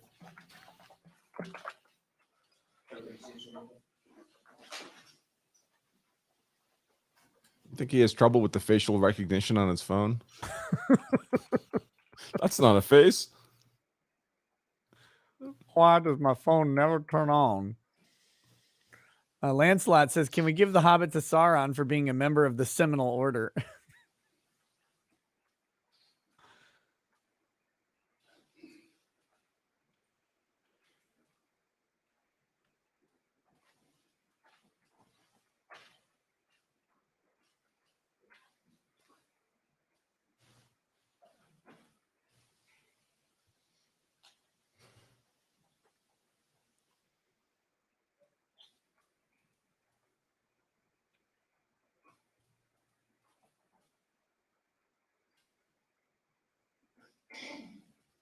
I'm gonna have to sue Escobar for killing the views with his overly Here's the long beginning, where we were closing talking argument. about the reflection being the shoe. At no time was a reflection ever the cell phone. It has always been the shoe. It's not a coincidence. This is the very first frame where you can see the defendant's shoe as he's walking. It's going to go back and forth. Always motion. That's the shoe. Now, defense counsel talked about all these experts they were trying to get and all the money they were spending. You save a lot of money just by looking at the video because it's very obvious that it was the shoe.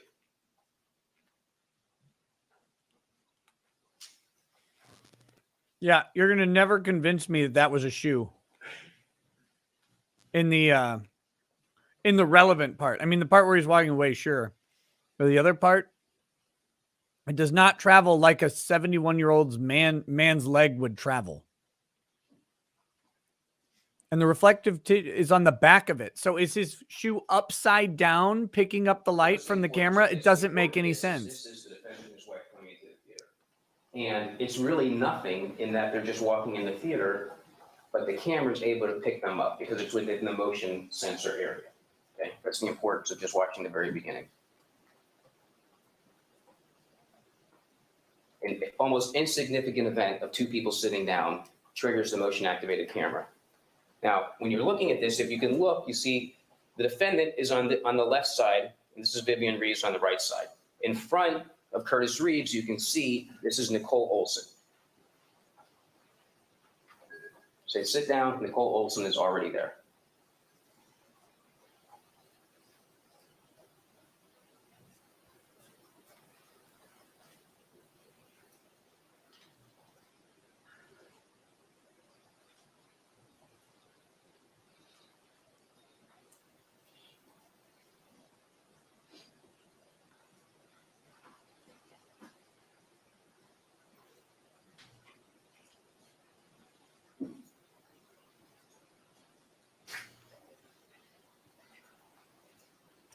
I guess the husband of the court reporter is chiming in the chat. Yeah. Really? Where's that? I don't believe it, of course, but Here's the next time. God, that'd be great. It's a funny line. What do you He's say? crossing his right leg over his left leg. There's the shoe. Okay? We don't have multiple cell phones. Nothing's happening. I'm the husband of the court This is reporter. obviously Lay off the the comments. shoe. She's taken. No speculation whatsoever that a phone was ever in play. All yours, pal. I, sir, am also taken. Same. I got hard a long time ago.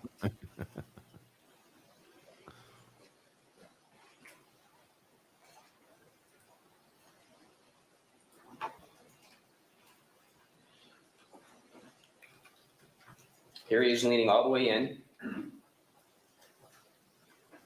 Back appears to be fine there.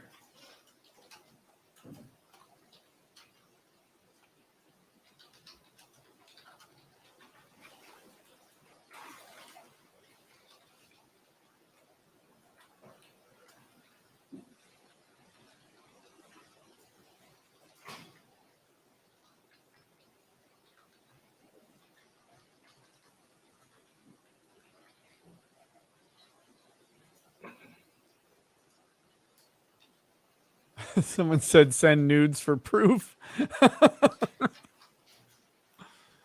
Proof of wife.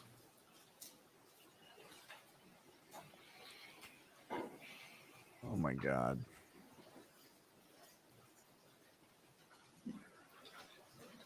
I guess when you're that size, you can get a smaller TV and still have it be big screen. Go to the manager.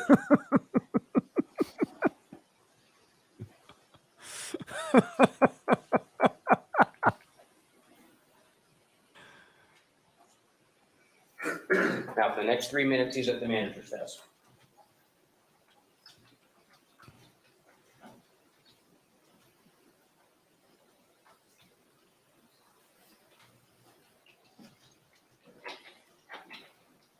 He's returning back.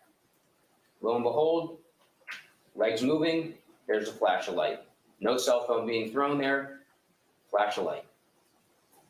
And we don't need an expert to tell us that. Well, clearly you do.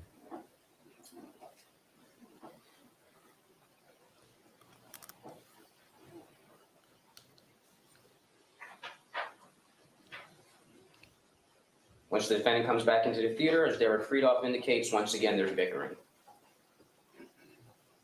Yeah, I love how his theory is that the motion activated camera is so good that it picks everything up, and yet there are 3 and 4 minute pauses where no one moves at all in the theater prior to the movie starting.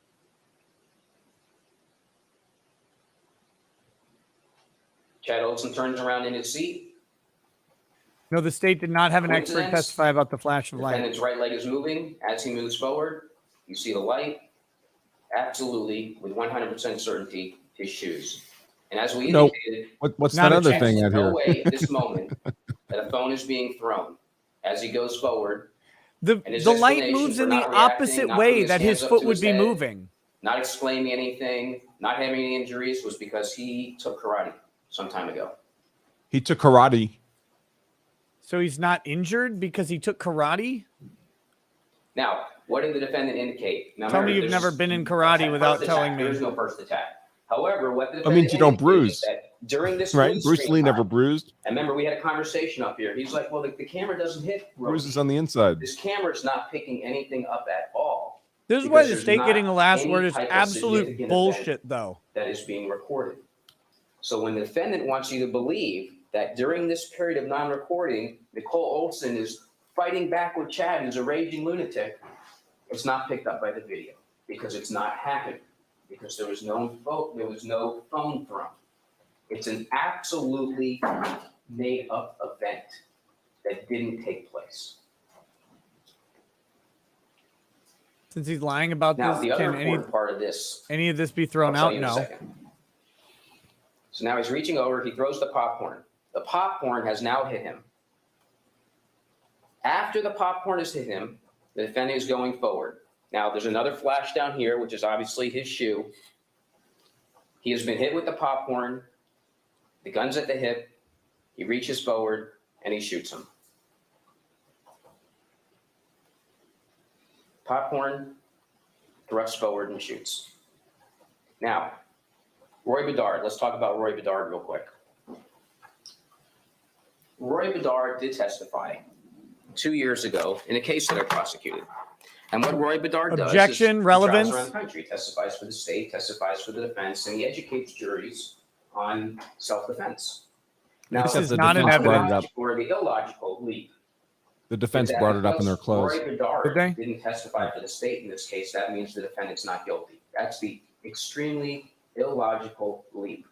Because if you took that position, anytime somehow Roy Bedard becomes the person that is critical for any case. So for the rest of my entire career as a prosecutor, if Roy Bedard testifies in a case where I'm the prosecutor and he's on the defense side, I guess I should just hang it up, right?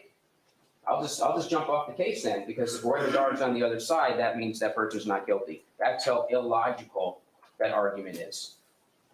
Now, we know, based on the evidence, I may that have this nodded off was during that part. Who unfortunately knows? about popcorn because of the defendant's statement. But let's, for just a second, let's suspend the reality, because that's what the defense wants you to do, is suspend the reality that it was about the popcorn and that it wasn't.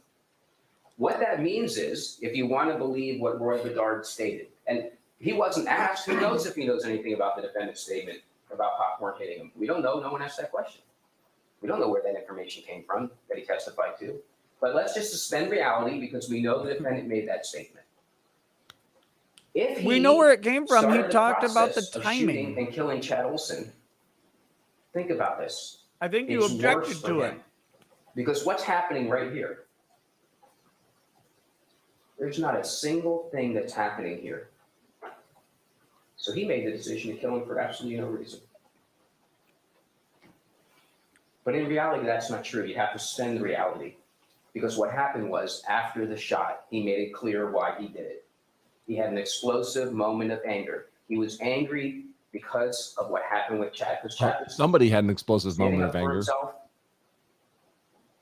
was saying things about texting his daughter. No one testified to an He reached over, explosive grabbed the moment of popcorn, anger. and he threw it on him. And when he had his hand coming back, that's when he was shot. He was not about to attack him. There wasn't any imminent threat of death to the defendant. Wasn't any imminent threat of great bodily harm. I'm not going to go through all the jury instructions with you. That is this case. That is really this case. That's the end of it.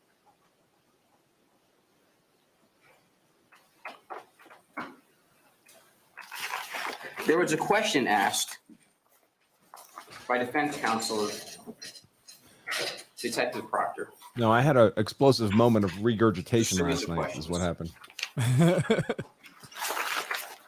And when I heard them, I thought, that was a really great set of questions, but not for Detective Proctor. And I wrote them down, so I'm gonna give you a version of it. If it's not exact, it's not exact, but it was a really good set of questions. But when I say them, I want you to think about it from the defendant's point of view, not from Detective Proctor's point of view. And this is what the questions were. Is it important to be right and accurate in a homicide?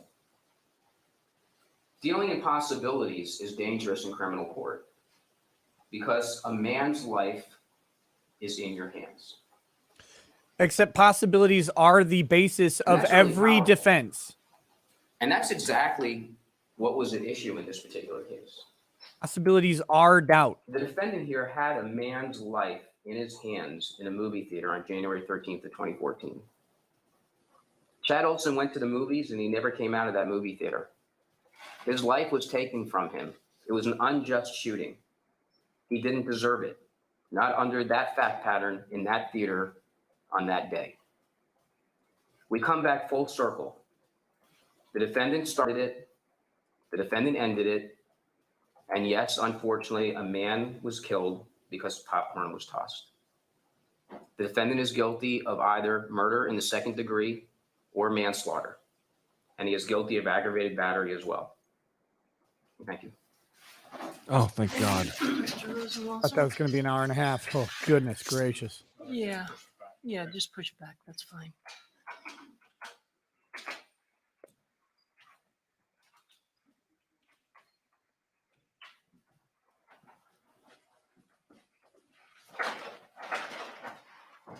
Great.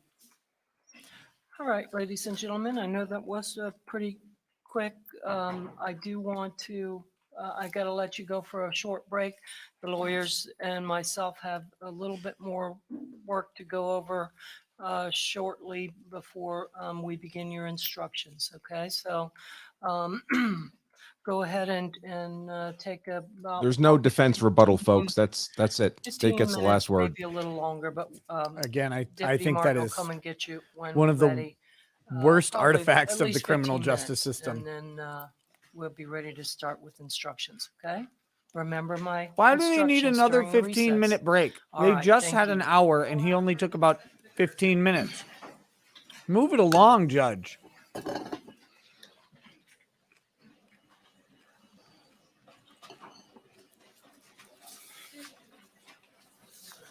I've been paying legal bills for 8 years for that closing.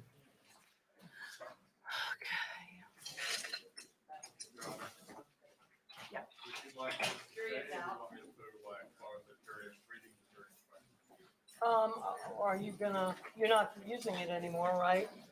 Yeah, if you, it doesn't matter. Well, I can't see, yeah, I can't see the defense, so, yeah, if you could go ahead, go ahead. Also, I like it when the defense tells the jury, hey, listen, you're going to hear from the prosecution next. They get the last word. We don't get to respond to them. So just remember, what we lawyers say in closing is not evidence. I have no idea what they're going to say. Yeah, I mean, and that the state gets to go up and just characterize the facts to the jury that way. We know with 100% certainty that it wasn't a cell phone. Not a single person testified that there was any possible thing other than the cell phone.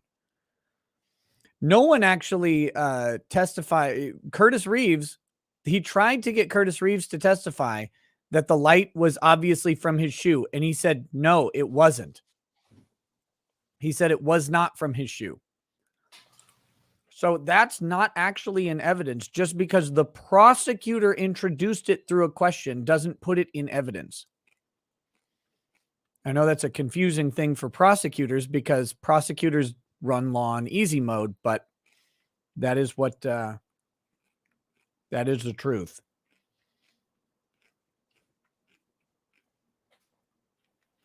No, all states have the prosecutors have the last word. The rationale is because it's their burden. Since they have to prove beyond a reasonable doubt they get the deference on the argument. But it shouldn't be that way, in my opinion. Because the defense... The first words the jury hears are the opening statements, and they hear the state first. And then the last words the jury hears are from the state in rebuttal. And it's a very powerful advantage. Mm-hmm. Well, I mean, look at this. He gets to come in and frame. Again, he gets to say, this is over popcorn. When the only testimony over when the shot was fired comes from an expert who says there is no possible way it was over popcorn. That's the only testimony about when the shot was fired. Even if he says, I've been in many debates, and if you invite me to a debate and I get to speak first, the chances of me winning that debate approach 100%, because I get to frame the narrative. I get to frame the argument, the first things that audience hears. And it's the same with a good prosecution. They get to frame that narrative. Remember, the jury's a blank slate in theory. I mean, too often in modern cases, they're already terribly biased by years worth of propaganda about a case. But the best case scenario is that they're blank. And then the first impression they get of that case is from the prosecution. Very, very, very, very frustrating in some ways to see our criminal justice system at work in its full glory, but it is the system that we have, and I would still take it over pretty much any of the other systems that are out there. I haven't seen a competing criminal justice system that I would rather be under than the United States. Let's see. What do we got? Trade Talk says, I've been here since Rittenhouse. Great work. My new favorite channel. Hey, thank you. It makes no sense that facts and evidence are so subjectively analyzed depending on what side you're on. The word fact is supposed to be objective. But not in the legal context. There's very few facts that are objective in a legal context. Nobody knows what the absolute truth is on most of these quote unquote facts. So they're all subject to interpretation and subjectivity. 11 Bravo Crunchy says, do you think Microman asks normal sized people to reach items from the middle shelf in the grocery store for him? Celtic Commando Gaming says, I think the defense's lack of objections might actually sink their case. They look misleading from state objecting and don't point out when the state is actually misleading. Well, what's up? Somebody commented, Mandy, frame me like one of your French girls, Branca. Oh, no. Okay, I'll go back to these chats so we can get through them so that when they go, or I guess they'll go to deliberations. Oh, God. Wonder how long the judge is going to let them sit there. She was saying something about like 10 or 11 o'clock at night, but she never lets a jury go like all night. Like, what kind of judge would let a jury? I mean, they're going to be returning a verdict at 2 a.m. Well, if they're going to be there until 10 or 11, potentially until 10 or 11 o'clock at night, I am not going to sit and do a jury watch for that amount of time. That is not happening. When they're done with the instructions and we get to hear the actual finalized instructions, that will be the end of the show. I'm not going to, I don't know about you. I did not plan on sitting until 10 at night watching this. Did you? No, I'm not doing that. You're not? Well, now it's a challenge. I'll do it if you do it.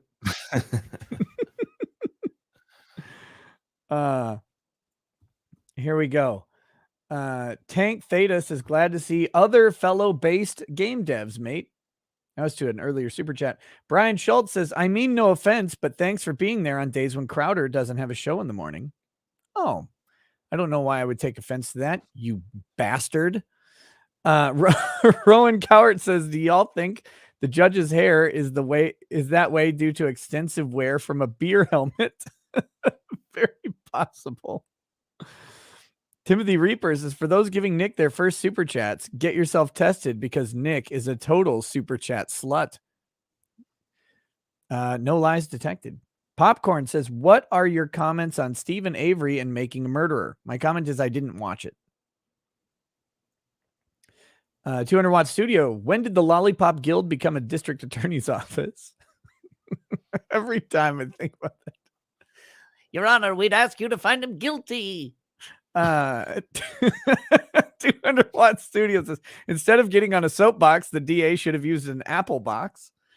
Brock Jordan, welcome to Paralegal Status. Wolfgang Deo says, cameras can pick up infrared, not always emitting. Yes. Well, an infrared camera is always picking up infrared wherever it's emitted from. But usually they also have, infrared bulbs around the lens that project it out so that it can reflect.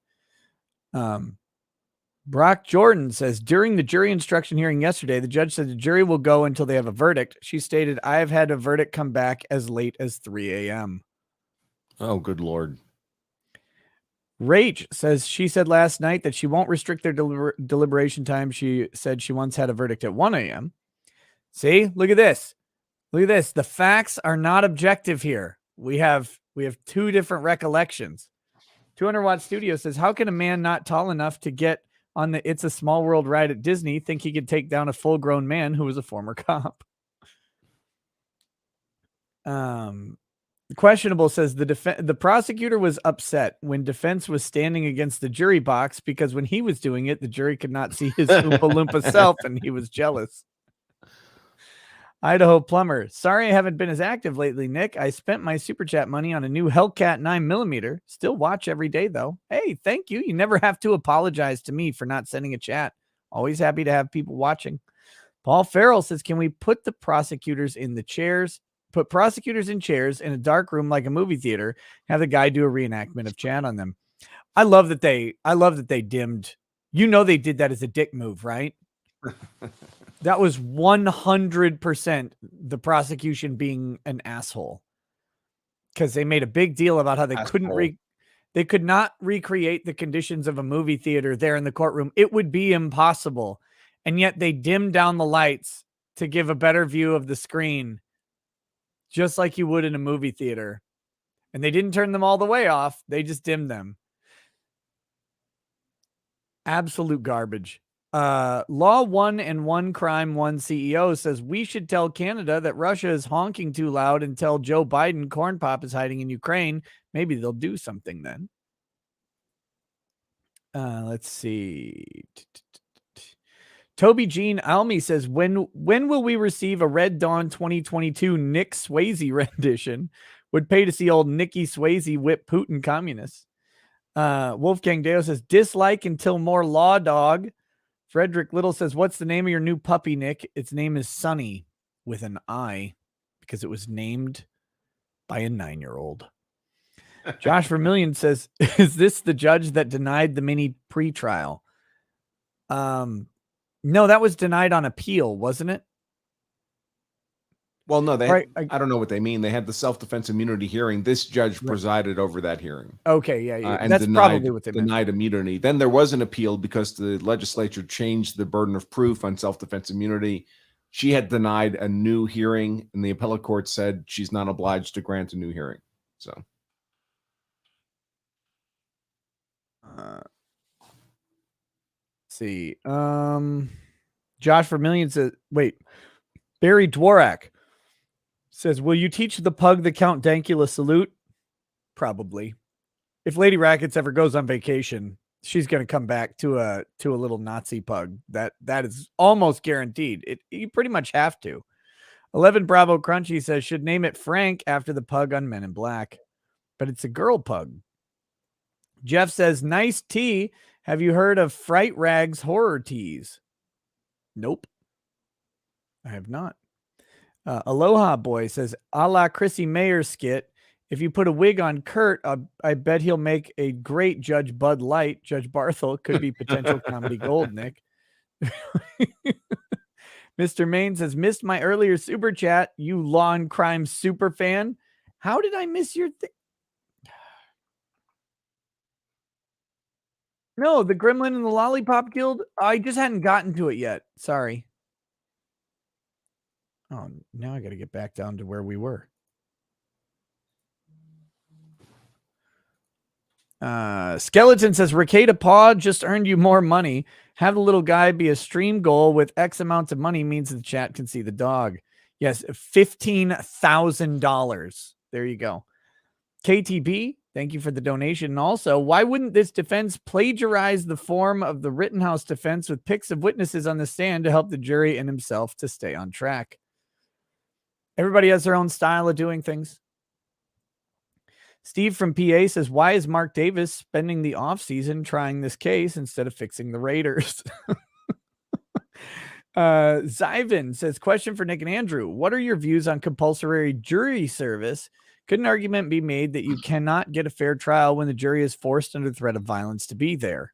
So compulsory jury service is not for the benefit of the defendant. It's not even for the benefit of the state per se. It's for the benefit of the court. If it wasn't compulsory, a court would not be able to pull a jury together. Right. There just wouldn't be enough people to be there. And the other thing you would have a problem with is if you have jurors who are personally motivated to be jurors, they may be personally motivated to be jurors in specific cases.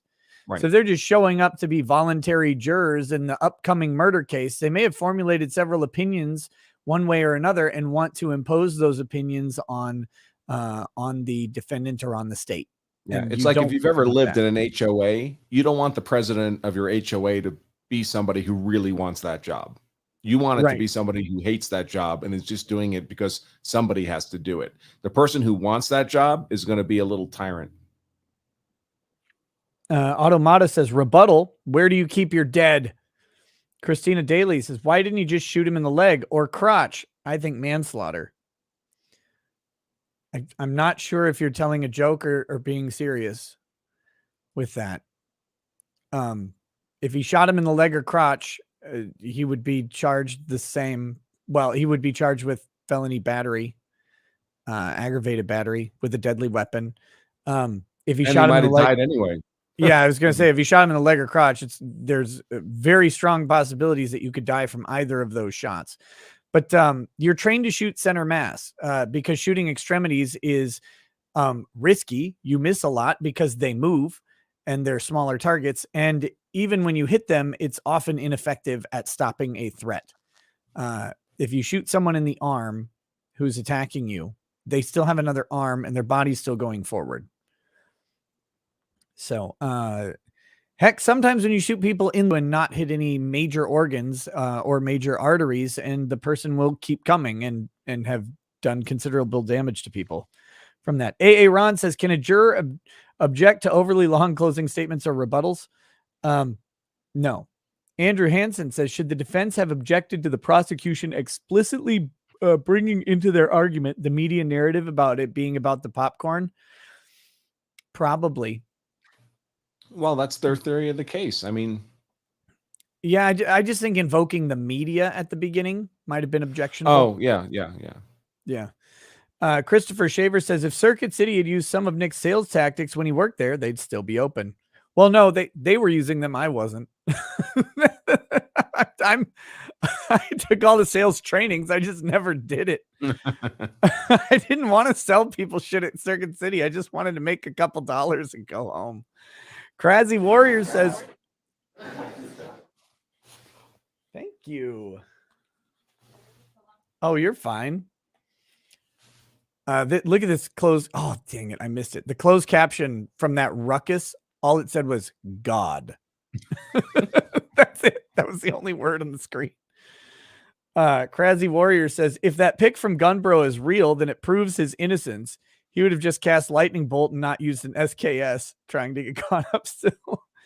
Impat Echo says, Branca, would love to meet for a drink in Oklahoma City. Want to warn you, though, I'm a 33-year-old female. Don't want to get you in trouble with the missus. I just think you're an interesting dude with good stories. Well, presumably it would be a group event. Yeah, that's the way you got to do those things, in my opinion. Plus, you don't have enough time to meet with people individually, generally. Although you're going to be in Oklahoma City for 2 days, so you have 2 weeks worth of time. It looks like the whole, well, we'll see what happens. Who knows? I already got some business stuff booked, but I should still have time to meet up if anybody wants to get a beer or something. Josh Vermillion says, the Crumblies are local to me. I think they are being railroaded, and I don't believe they will get a fair trial because the prosecutor. They're horrible parents, but manslaughter, maybe child negligence. All right, counsel, I have in my hands what I believe to be the final version of the instructions. I want to go through them. I'm not going to read them line By the for way, line. Lady I'll do that Rackets in a few minutes when the jury's knows here. the triple decker But, sandwich. I'm going to reference each page according to what it is, and I'm going to be looking at the page. I haven't seen any typos or issues or problems, but let's go through them one more time. Make sure that we're all have the same order. All right, so I'm going to start. Liminal order. The first page is introduction to final The instructions. jury's not in the room. One sentence instruction. Lamb Chop Same with says, statement of understanding is a charge. three-edged sword. Your We've side, got their murder side, in and the second truth. degree and aggravated J. Michael battery. Straczynski. Third page is intro to homicide. We got second degree murder at the top, and then Mandy, I don't need to cut a sandwich because my hands are man-sized and not all woman-sized. of So I can just that. hold the Is whole there any sandwich in a questions hand. about the body of that? None from the state. We don't have. Okay. So that leads into the murder in the second degree instruction. No objection from the state. None from the defense. Okay, that looks good, that one, I don't see anything there. And that is followed by possession of a firearm and discharge.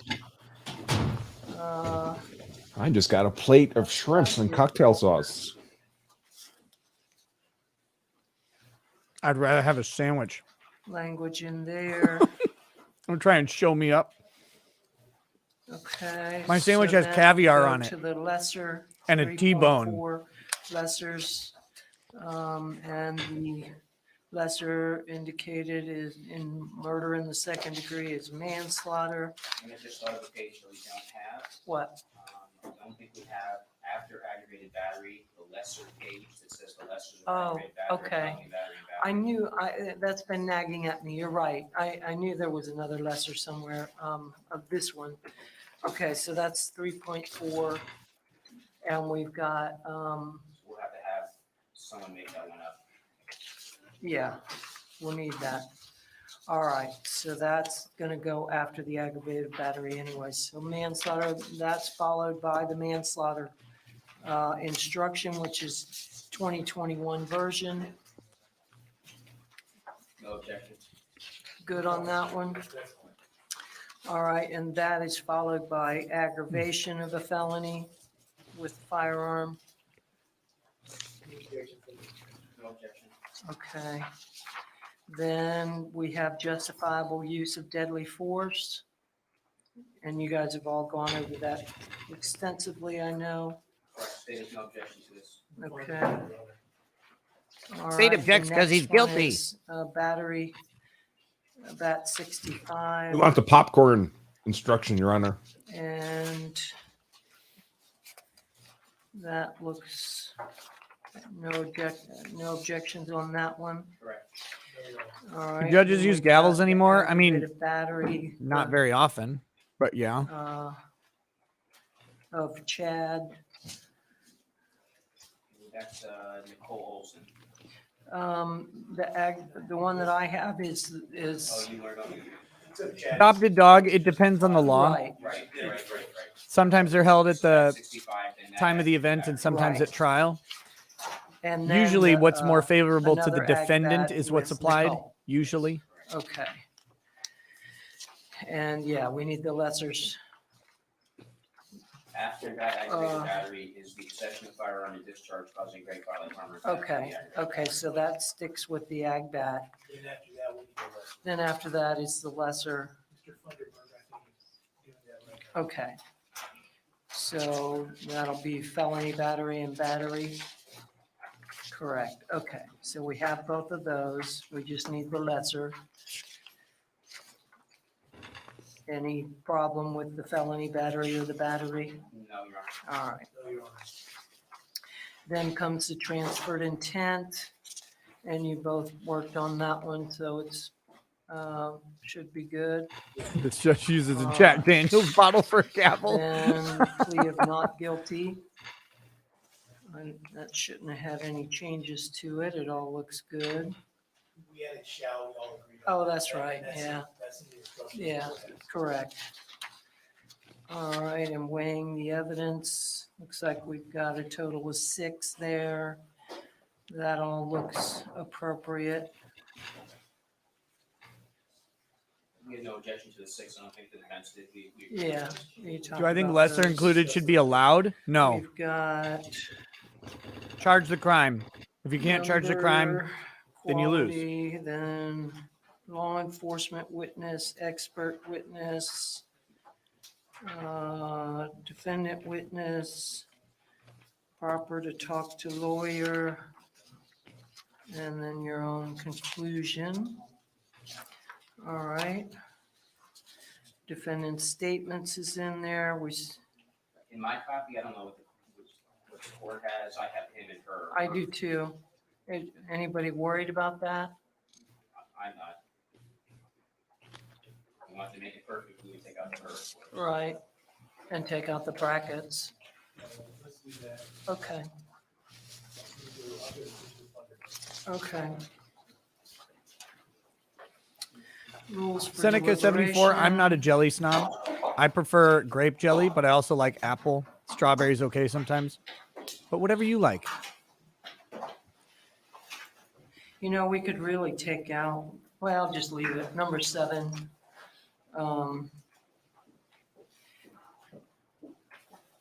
Yeah, we could take that. I mean, no one would probably think about it because it didn't happen. Right, but. It would be better to take it out, I think. Yeah, But I don't Yeah. think that's part of their note taking. God, guns, and gains. Yeah, the sandwich is great, isn't I it? know what it means legally, but I would just, there's no harm in leaving it in. there, I don't see any harm in leaving it. I don't either. Okay, I'm good with it. And then there's not much you can talk about on the cautionary instruction. Single defendant, multiple counts. Would that? No, it doesn't matter. I was gonna say that might do better in front of. Yeah, F it. Instruction, but I don't know where it goes in the book, wherever the order is in the book. yeah, is where it should I go. know. I think. I would never eat goes pumpkin butter before the ever. Cautionary. Usually the cautionary and those are the last 2. But I may be wrong. Well, Your Honor, on single count, now that I look at it, Mhm. because this is an issue of transfer intent, and then transfer intent, which cuts the other way, if it's justifiable to use of force, Mhm. must find Mr. Reeves not guilty of the count involving Mrs. Olson. The last line in single defendant, multiple counts says a finding of guilty or not guilty as to one crime must not affect your verdict as to the other crime charge. So, I mean, that seems to imply, you know, if somebody reads this, that there may be a conflict in getting the instruction that. Yeah, the transferred intent. Yes, Judge.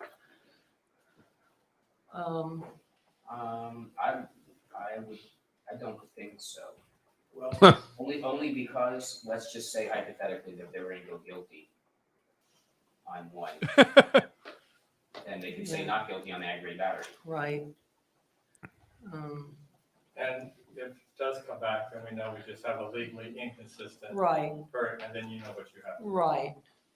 There's no I margins there. think the only other option I would think, you'd almost have to say unless you find that transferred intent applies, but Then it gets- right, that's getting, I'm okay with leaving it just as it is.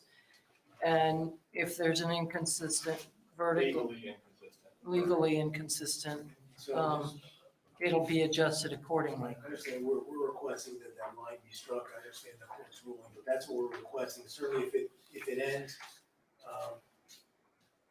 applicable to it must be considered separately and a separate verdict returned as to each.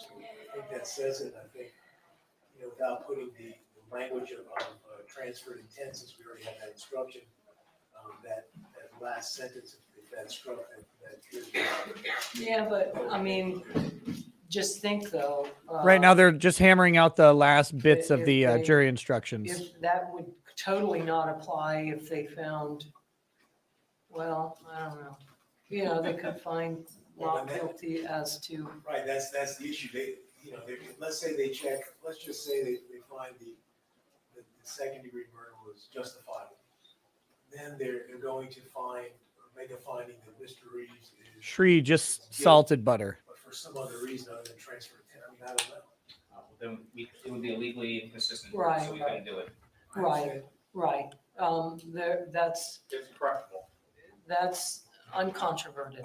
If that's how it, if they find it to be justifiable, then they can't find guilty on the ag bat. I know. So, that's on the That's our record. objection. Okay, I get it. I think if we change this one, we're asking for a lot of confusion. And I know that's not typically a reason not to, but I think it's a pretty good reason not to, with the understanding that we have a perfectly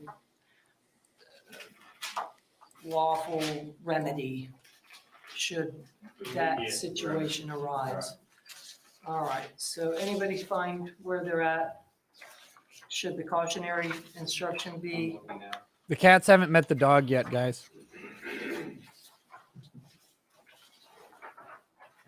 I don't think it really matters, but it just, I don't know. I seem to think remember it going before the submitting. Right, because submitting is in closing, so definitely before that one. Oh, yeah, but it seems like that's the one that goes before. I don't know, what I'm saying is, I don't know if it goes before the single defendant, it just seems to flow better with the final, yeah, Right, It goes after, I found it. okay, good. After the cautionary instruction, that's when we go to the verdict form. Oh, it doesn't say that on there. Oh, I would have been lost on that. You know what, we're missing that page. Yeah, where is that? 3.12, we're missing that whole page. I Okay, mean, the rest of your life in prison is in the hands of these people. Verdict, Oh, I would have completely forgotten about this element of criminal procedure. yeah, I must have left that out of the package. yeah, we need that whole one. yeah, I would have been lost there for a minute. Because it says read verdict now. Read verdict form, Yeah, so we need that page, and then the verdict form we all have agreed on. okay. And after that, was single defendant, multiple counts, Yes, and then submit a case to the jury. okay. So we have, maybe 3 pages we need to correct. All right, so we got that one instruction needs to go in there. Is it just 3? We have we're not doing anything with that single defendant, multiple counts.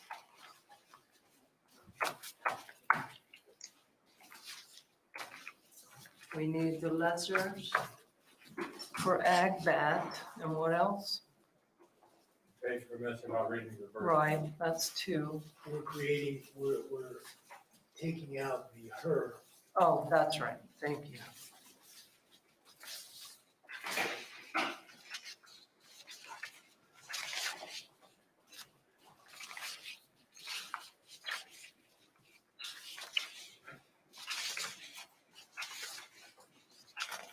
All right, and who's got these on their computer?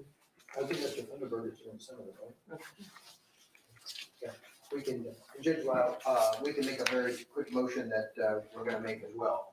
It's, we're gonna renew our motion for judgment of acquittal. Okay, Same arguments that the government has failed at this point to present any evidence whatsoever to refute the justifiable use of deadly force. No, In this case. update it. Update it with they admitted to the popcorn being thrown. That everybody has approved, they have failed to meet that burden. any response? At this stage, the court has heard all the evidence. There's ample evidence to support this case being submitted to the jury. We have proven all the elements for second-degree murder. Why wouldn't you modify it with their admission on close? grumpy. We have sufficient evidence that there's a significant. The period of defendant time appeared grumpy. that The defendant first had contact with Chad Olson up until the point of the time Felony grump. sufficient to demonstrate enough time to develop ill will, hatred, spite, or evil intent, coupled with the defendant stating after the shot, words to the effect of throw popcorn in my face. With respect to the aggravated battery, under the transfer of intent doctrine, we have presented sufficient evidence for that case to go to the jury as well, as the defendant did intention to shoot Chad Olson. Nicole Olson's hand was in front of his chest at the time of the shooting, and she did in fact suffer great bodily harm, permanent disfigurement, or permanent disability, or the defendant did use a deadly weapon, which would be a firearm. Your Honor, if I can may just be excused, let me go see if Mr. Funderburg can print up this introduction of final instructions that was left out of the packet that was provided to us by the state. Okay, I'll be back in a minute. all right. I'm gonna deny the motion for judgment of acquittal. I find that the state They know it's has, gonna. They know it's gonna be denied, but modify it with the new admission from the state in regards to what the legal standard is, and that argument of the defense. it's uncontroverted that a battery occurs to a 65-year-old man. Like there is no controverting evidence that happens. Because even the state admits that popcorn was thrown at him. So therefore, you have a battery. It is now a felony, and you are privileged to defend yourself against a felony under the law.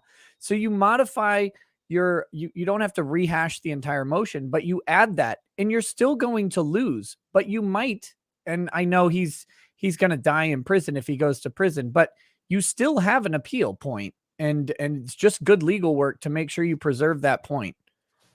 And they gave it to you in close.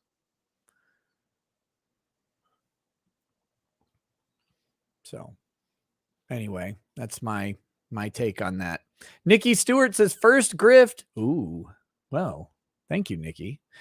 Always happy to be a first time. Twice in a day is rare, but we'll take it. Says, but with all the dog lovers in the chat, at Max Mom's Creation, I make custom dog carriers to fit your dog perfectly with styles and features you can add to make it perfect fit for you. Shop on Etsy. Hey, Nikki, I'm going to send that to Lady Rackets. Thank you.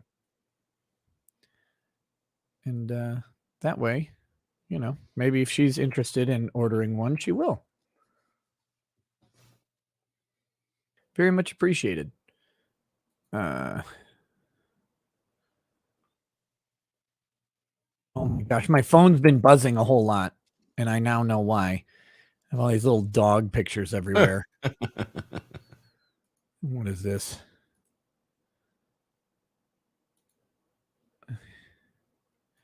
Just embarrassing. Oh my gosh. Lady Rackets is out of control. Look at this nonsense. This is what I have to deal with now for the rest of my life. Only 20 years or so. Oh God, they live so long. But no, to the chat, whoever was asking if our cats like the dogs, Drexel's allergic to cats. So when he's over, the cats have to go live in the garage for a couple days. So they're out in the garage. They haven't met the dog yet.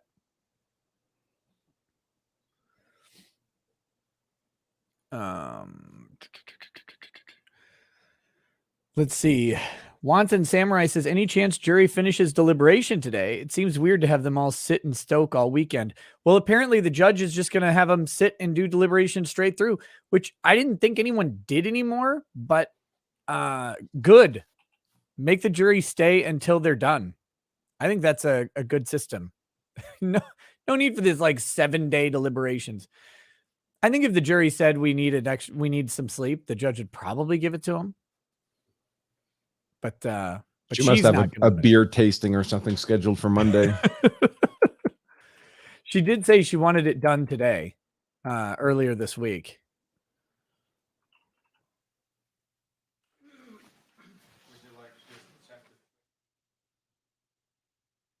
The bad burrito says autocorrect. Learn to read, you illiterate uck.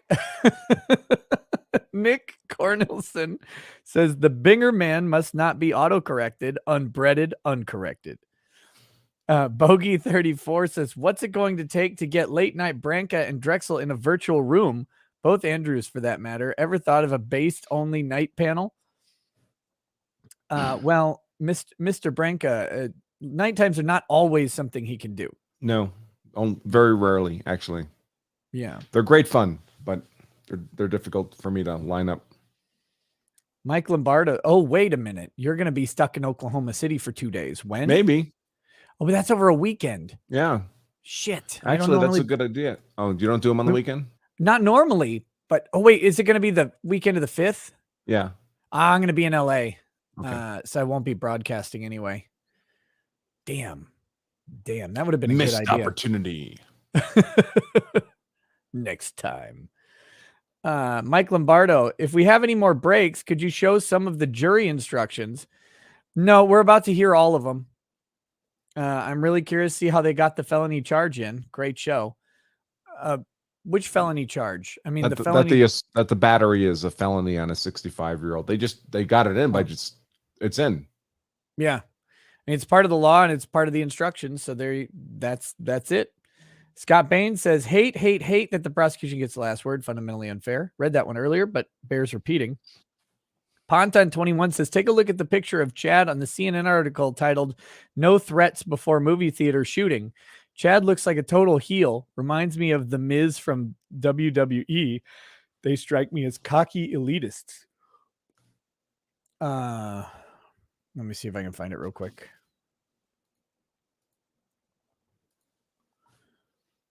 What was the so it's called No Threats Before Movie Theater Shooting. Widow says. That's the other part. Oh yeah, this picture right here.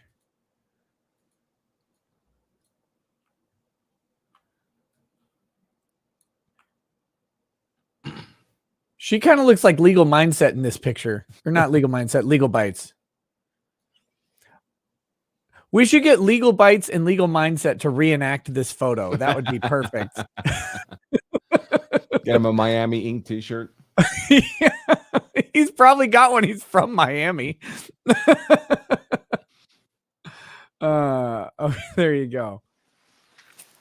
All right. Ladies and gentlemen in the audience, in a few minutes, we're going to start jury instructions. During the jury instructions, oh my God, what is she got a allowed wad to of chew in enter that or leave. maw? So be comfortable or cud? go ahead and go now. 38 because, Mentos. You won't be permitted to comment 38 on nicotine the lozenges. instructions. Thank you.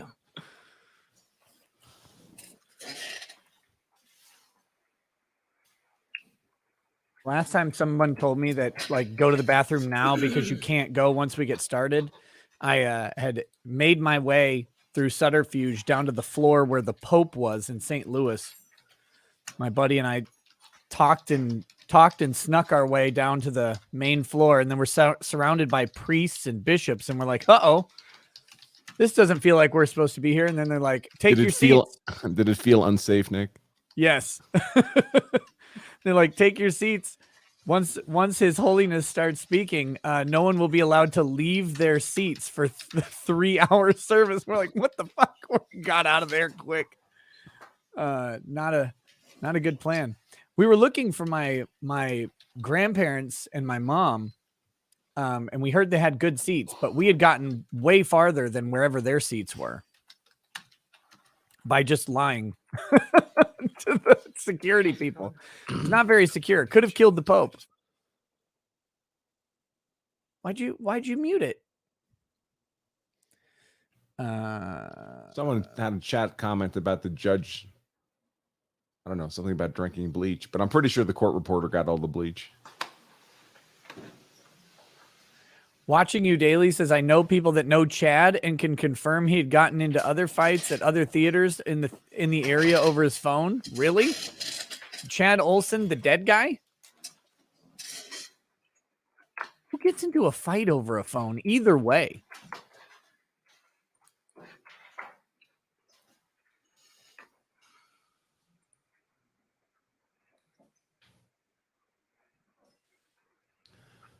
I'm going to be in Oklahoma City for no good reason, except I have to get out of Denver before snow hits. So I'm leaving 2 days earlier than I planned to avoid the snowstorm. So I'm going to have 2, pointless days in Oklahoma City. Although I do have some business scheduled there now. But I had not planned on going to Oklahoma City. Blue-eyed Roof Curry in the base says, got it wrong, Nick. Crumbly's sins of the parents doctrine is how you can scarlet letter / hold elite families accountable.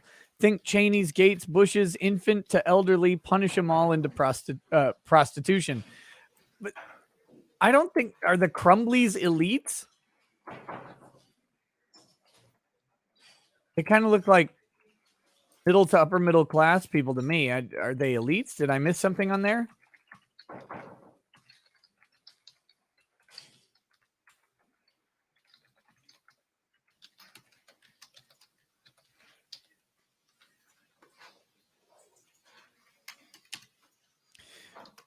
BS says, if prosecution could prove a case beyond a reasonable doubt, why would they even need the last word? Seems entirely inappropriate. Hey, I agree with you. Darren Haviland says, follow the yellow brick road. Follow the yellow brick road. Cybermat Strike says, guys, came to the channel through Friday Night Tights. Nick and Andrew really enjoyed your commentary over the past week since Halderson. Cheers, man. Get hard and unbreaded. Hey, thanks. Much love to the Friday Night Tights crew. They'll have a show starting any minute. Well, no, in about an hour and a half, I think. Something like that. Always a fun time. Caligula says, lol, look at the effect of the light on the back of the prosecutor and how it creates a silhouette. In Exile says, in fact, I took her last night. Ponta, Nick, please show that picture of Chad I mentioned in my $10 super chat from minutes ago. It paints a picture because we've all seen that guy before. Yep, I just showed it. Wolfgang says, so because 2 minutes prior, the shoe created a reflection, all times afterwards of the shoe being moved and not a phone, despite the phone being on the ground. Aggravated battery. That will make it. I knew that didn't flow right. You went right from the ag bat that hooks with the justifiable use to Nicole's ag bat. It just didn't. I knew there was something missing. Oh, Rooster, I thought it was at 4:30 Central. I must be thinking Eastern time. Okay. Connie's on standby to make all the copies. So. Connie's the best. What a bro Connie is.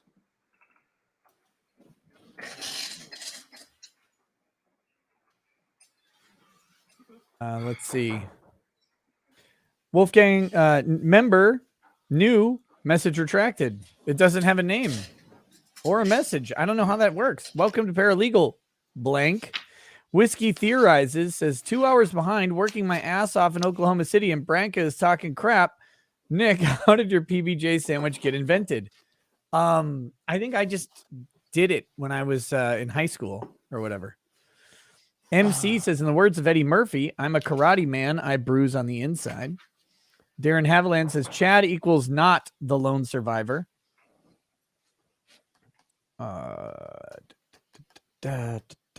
Lancelot, defense should get a second shot if the state does it's supposed to be fair, or stop the second, go with the state. Yeah, I agree. Ponton, this argument has a false premise. He doesn't know how motion triggered recording works. There's a cooldown period after each recorded event. It's obvious from the video, so he is omitting facts. Yes. Gina Soddle and family says, am I the only one that thinks he's guilty? No, you're not. That's one of the things I like about this case, is that it's a close case. But for me, my money, I think the state has failed to legally make their case. That being said, I think it's very possible that a jury still finds him guilty, because juries sometimes get the law wrong. And when I say sometimes, I mean, it's not infrequent. And that's the system that we have. That's what we built. So I can complain about it. I'm not right now.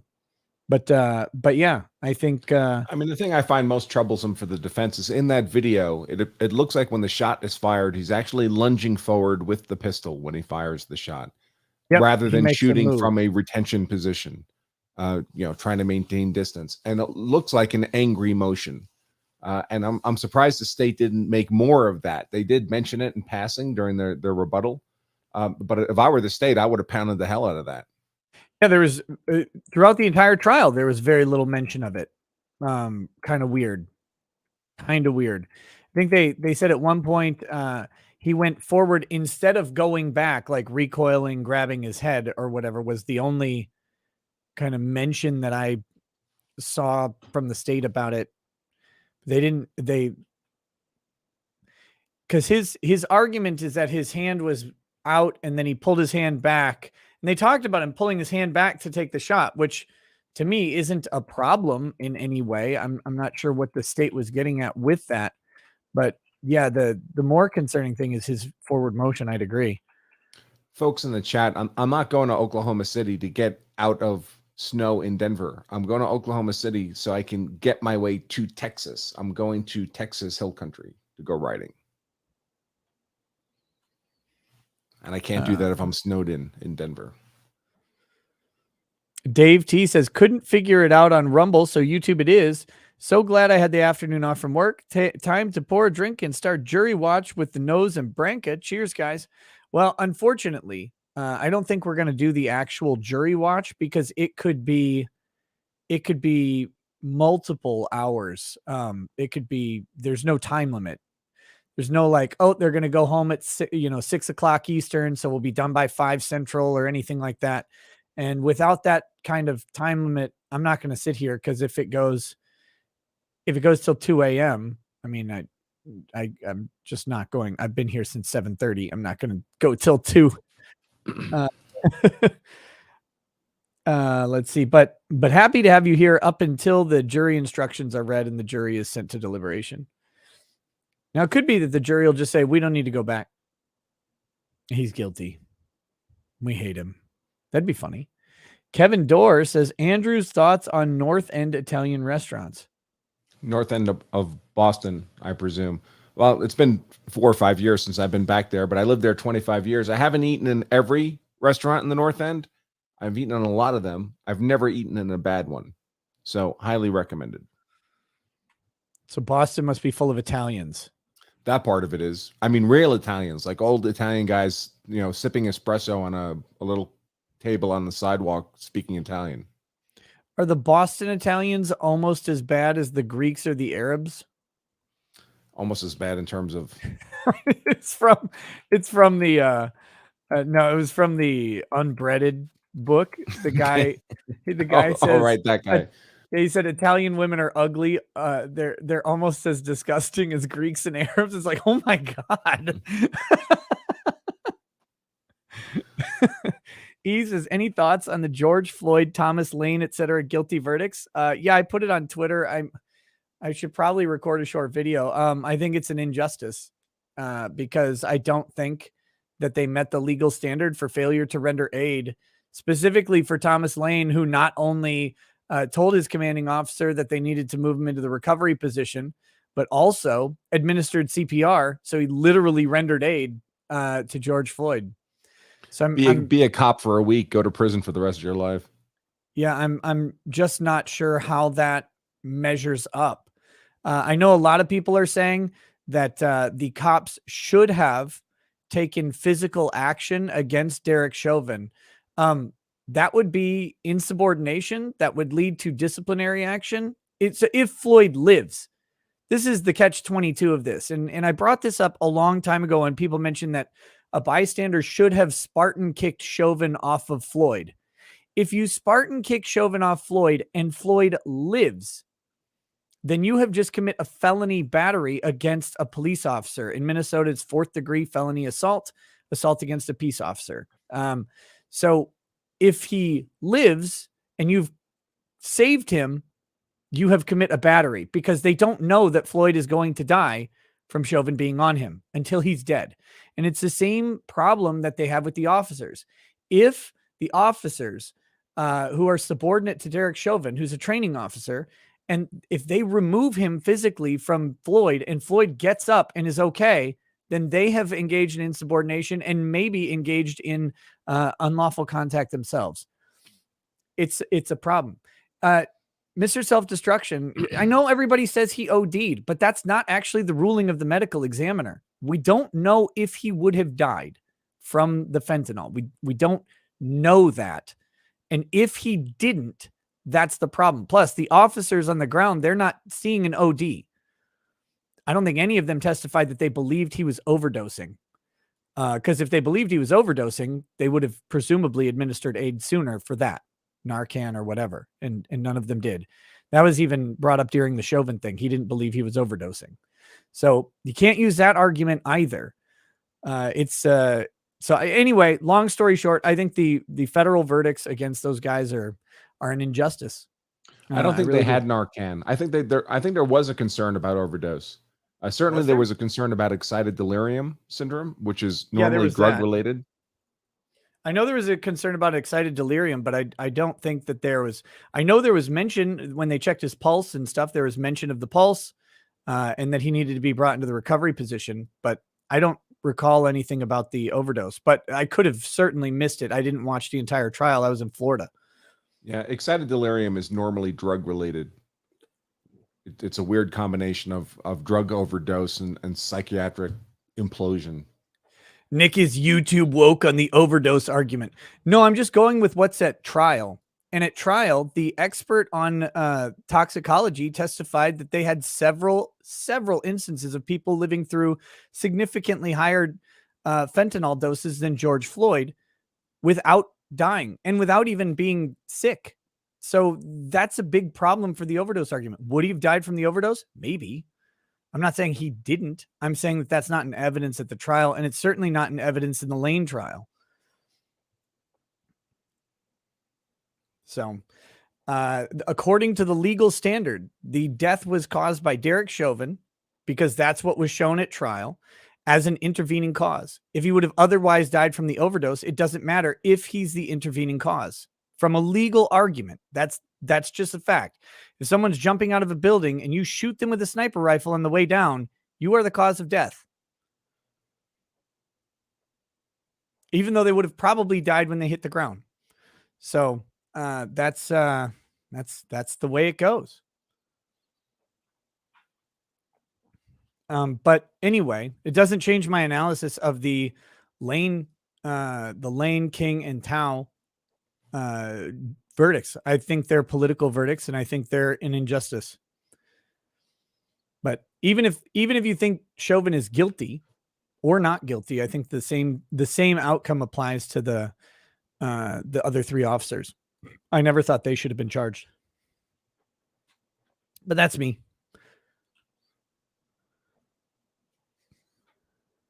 Let's see. What do we got? Memecomics.com says Judge's hairstyle, Danny Gladden, 91 Minnesota Twins. 11 Bravo Crunchy says, you know, the judge reminds me of Breckenridge from Starship Troopers. The big dumb farm boy who gets shot in the head in the training accident. That's who she reminds me of.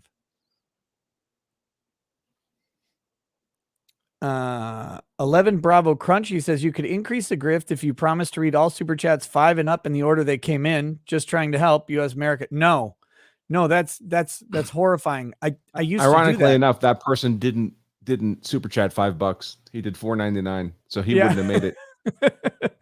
I wouldn't also have made the cutoff. I also used to read all super chats as they came in, and once you get over a certain amount of people in the audience and sending super chats, it's infeasible to do so. Is not feasible at all. Far Thing says, wonder if the judge has transformed her gavel into a shot dispenser for lengthy closing arguments. Seamaster Flex says, I've eaten an entire loaf of bread this week in the form of PB&Js because of you. Uh-oh. Get fat. Murdered Out JD says, good thing we can't see under the prosecution's table. I bet the little guy was swinging his feet while seated in the chair all trial. Oh, man. Brian Alleman says, I can hear that dog breathing all the way in Texas. Wolfgang Dale, first time super chatter here, you liar. Is the guy with the Austrian painter youth haircut, always this late and gay, seems to be forgotten by weirdo chat. More unbreaded havoc says money for the new puppy carrier. Heart. Oh, thank you. Nabor 605 says Judge has her 6-month haircut. Sorry, 6-month haircut scheduled for Monday. Trevor R says, not my Griffs, but my dog loves her soft custom collar from Rugged Collars on Etsy and absolutely loves her My Pillow dog bed. Promo code POSO. Keldrig says, no, officer. It's hi, how are you? This judge probably. Jackson Coleman says, was it ever brought up that Chad's real name was Kyle? Hopped up on Mountain Dew and yelling, Chip, I'm coming at you like a spider monkey when shot. Pirate Tomsky says, Curtis Reeves is the lone survivor. Terry Spivey sent a pair. Thank you. Mandy Karavichus says, have you trained your dog to bark at the big black guy in the house? No, she just does that on her own. It's weird. Hawkins 75 lol asked if the court reporter listens to your show. Nah, but her husband does.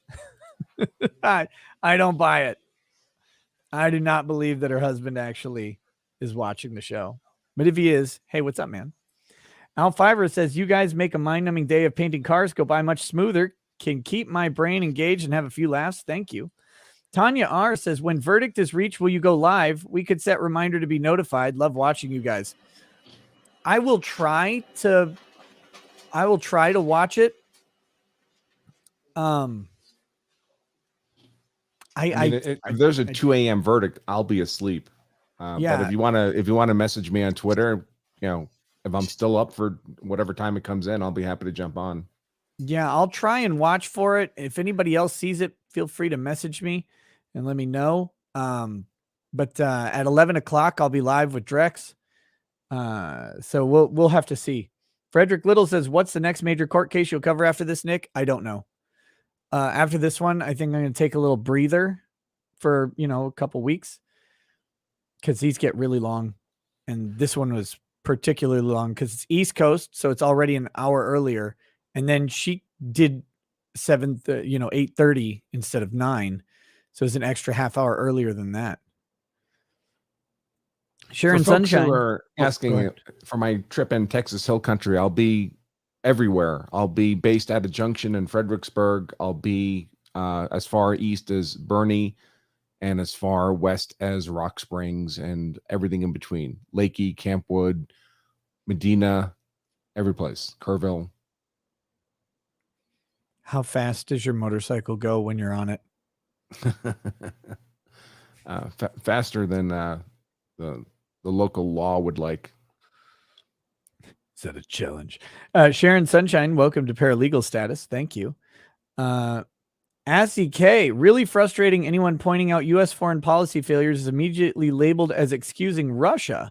If the nation can't face problems with how we approach the world, we'll just careen from one disaster to another. That seems to be the plan. Yep. 3 per prepper. X says the judge looks like Chunk from the Goonies. See Goody, Texas Penal Code 4613 outlines parents' responsibility when it comes to child's use of parents' firearms from Brian S. Well, but the Crumblies are in Michigan, so there's a difference there. Matthew E. Leonetti says, is there ever a case where physical force against an officer is justified? Very, very rarely. And you'll often see usually the officer is unidentified at the time. So they're not uniformed. They do not announce themselves as officers. That's tends to be the justification these days, that the person could not have possibly known that it was an officer. Otherwise, of course, if the officer is off duty and not engaged in like an arrest or something like that, like if some cop just comes up and starts hitting you and they're in street clothes or whatever, like, again, they're not uniform, not announced. You could certainly defend yourself as normal. I mean, there is a legal argument that if an officer is using obviously excessive force, right? You're jaywalking and he goes to shoot you, that you would be privileged to defend yourself against his unlawful use of force. But good luck making the argument. Right. It's very, very difficult. There is an old case of that is cited on the internet sometimes. I can't remember the case, but what the case name is, but it was someone who used deadly force against an officer who was improperly executing a warrant. And people say that is justification. That case has a lot of nuance to it. One, it was on tribal land, and the officer was not a tribal police officer. Discharge. So, When yeah. there are lessers for manslaughter of second degree is manslaughter. But theoretically, yes, manslaughter practically very rare. Then Usually if they're aggravation not of announced, a though. felony by carrying a firearm. Seagoody says that penal and code was from Brian justifiable S., use not of Brian deadly S. force.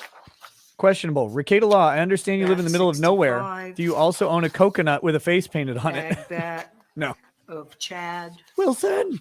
That's what the dog is for. And when there Shizzy are Wiznut lessers, says for Branca the in PJs got hard. aggravated battery Lol. of Nicole, felony battery and battery. Then the wait, that needs to go behind. No, that's right. That's right. So, Is Curtis asleep? right. That goes. I would first. be. He looks Right. asleep. Okay, so we do have two ag bats. Only in a wake row up when the jury's in the courtroom. of Chad.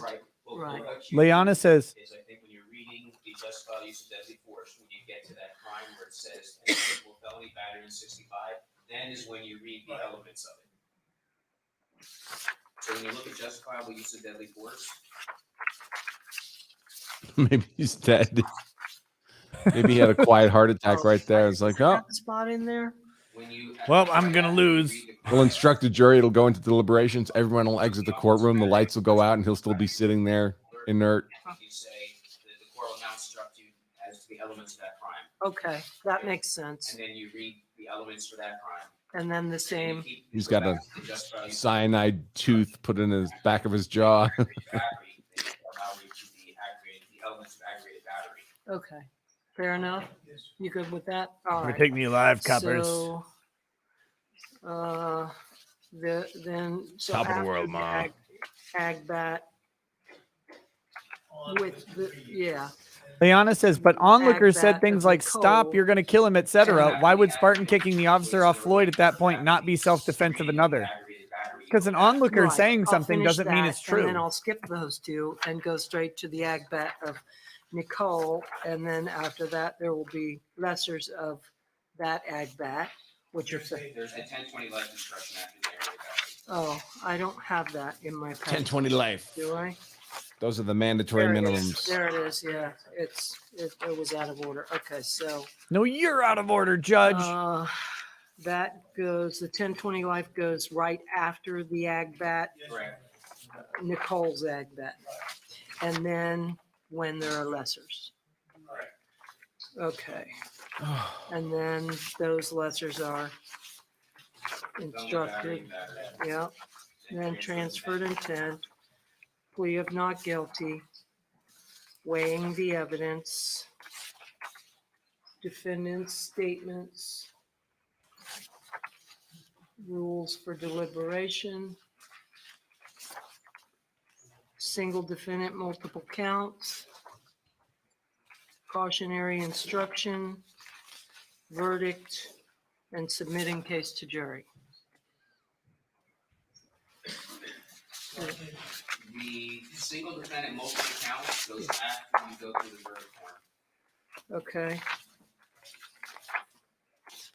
Okay. So let's see. Cautionary, yeah, cautionary comes Cautionary instruction, before verdict. verdict. Yep, you're right, it Verdict. does. Then single, then submitting case to jury. Okay.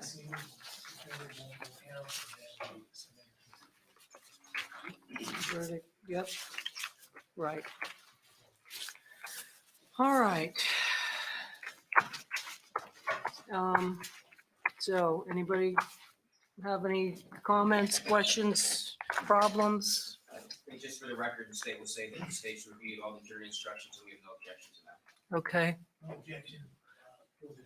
all right, very good. Then when we bring them back, I'll begin instructing them. They'll each have a copy, as will all of you. Oh my God. I need 16 copies. Why?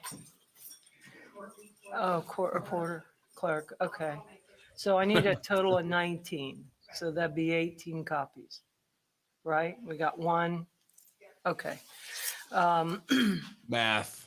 Well, I'll instruct them. What is it At good the end of the for? instructions, I'll call you all up and ask you if I read them as we agreed, and if there's any objections that aren't of record, you'll step back, then I'll release the alternates, and then they'll go.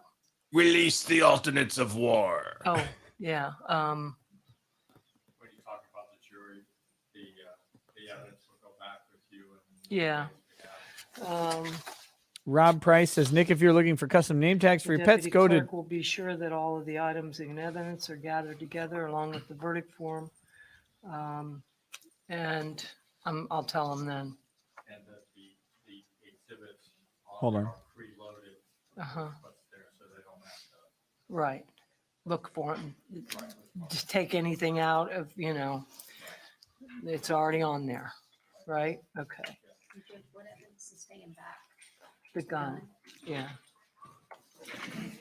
He says to go check out doggydoos.com, handmade by one person. Believe you can put custom stuff on the back, like contact info. Defense have submitted, the videos that the state has submitted along with the audio recording.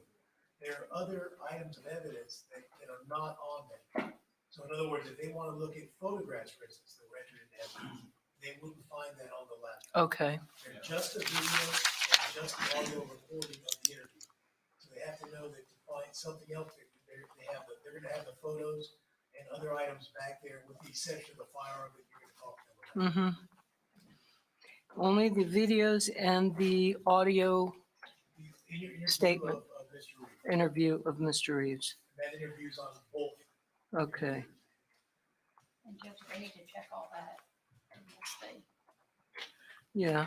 Well, you guys will check the evidence before it goes back, right? Or look through it. Somewhat important. So that's Yes and no. yes and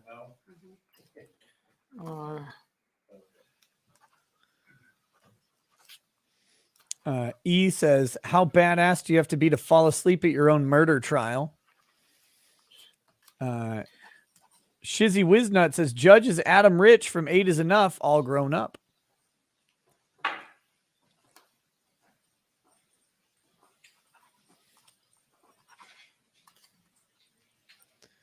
Yeah, Mandy, I'm sure Lady Rackets is going to get a stupid dog carrying purse. I know. Great US says PSA for Curtis Reeves. For the love of Mazda, someone get info to Curtis Reeves, family or friends of his, that he should crowdfund and highlight how fucking evil the prosecutors are in lying. Box? Yes, Judge, it's on my box. All right. It's somewhat in order. What is taking so long here? Okay, so I'm going to say photos, and the other exhibits will be given to you in the box, provided to you.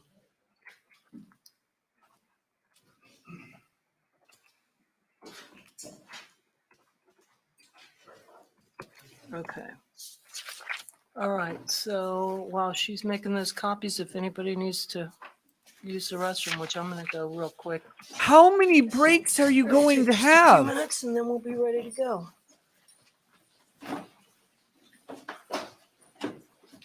You just had a break.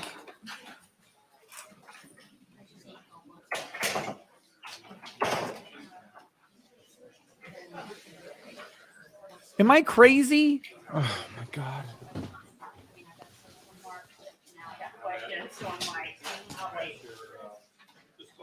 Oh.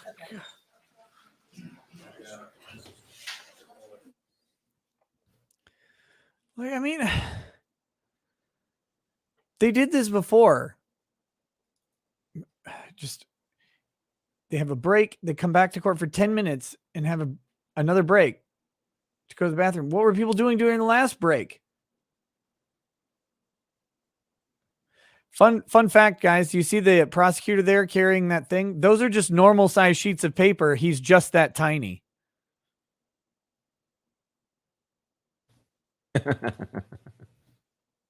Oh. The smoke breaks. Yeah. Oh, Curtis Reeves is awake. That's nice. Give me some Theodore Rose and a gun. I'll keep Charlie out of Vietnam.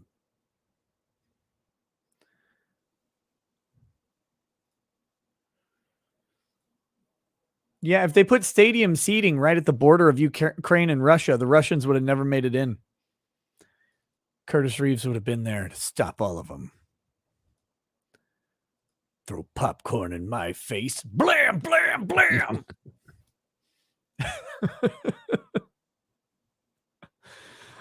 Oh my gosh. The Potato says you should only refer to Biden's Supreme Court as black vagina instead of her name, since that's a criteria by which she was selected.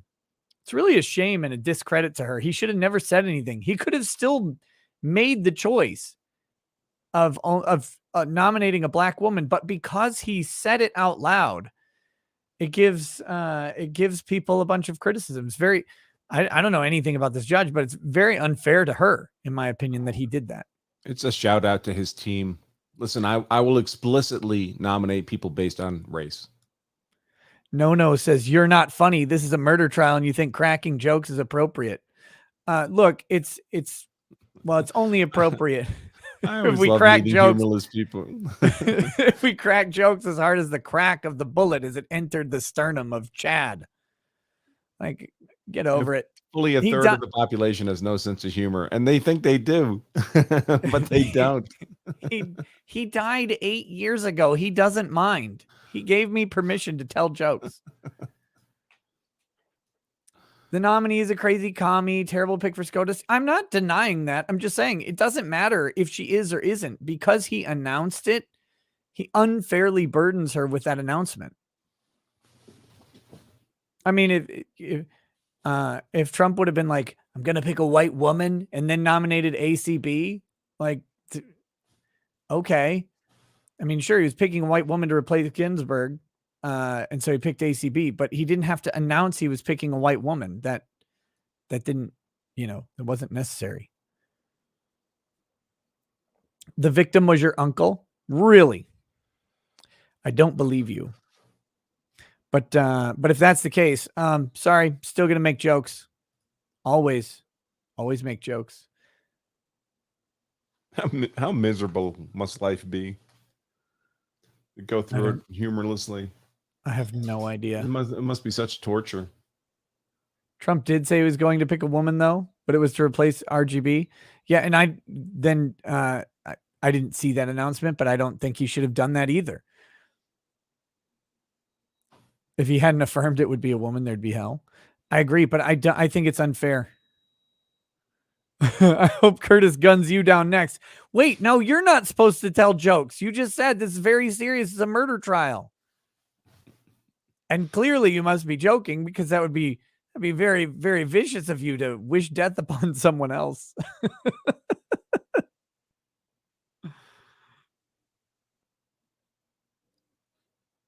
Oh my gosh. Oh yeah, I always say RGB. I didn't mean it.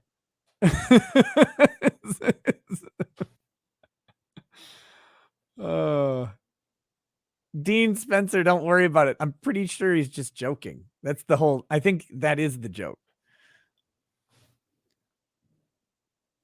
Ruth Bader Gonsberg, baby. B. Davis says, remember when you wanted to watch this trial? I do. that was several years ago now. Shizzy Wiznut says Biden has been around since WW2. Mandy Karavich says, does Branca have anything else on his wall or shelves behind him that he's willing to sell us? How much for his framed certification? I'll keep that stuff back there, but I'll come up with more stuff to sell. That's what I do. Use code Bo says, are dark-skinned tomboys gay? Sure. I don't know. I don't know the proper answer to that question. I'm sure I'd get it wrong. Pride or Honesty says Putin's ego is going to throw everything at Ukraine while the U.S. is amassing forces nearby. Methinks I found a solution to our oil crisis. Oh, do you think? Oh, We don't want a solution to the oil crisis, or we would have one. We were oil independent. We were exporting energy 2 years ago. Yeah, something happened though. What happened? They pulled the plug. Mm. We have oceans of oil just under Texas alone.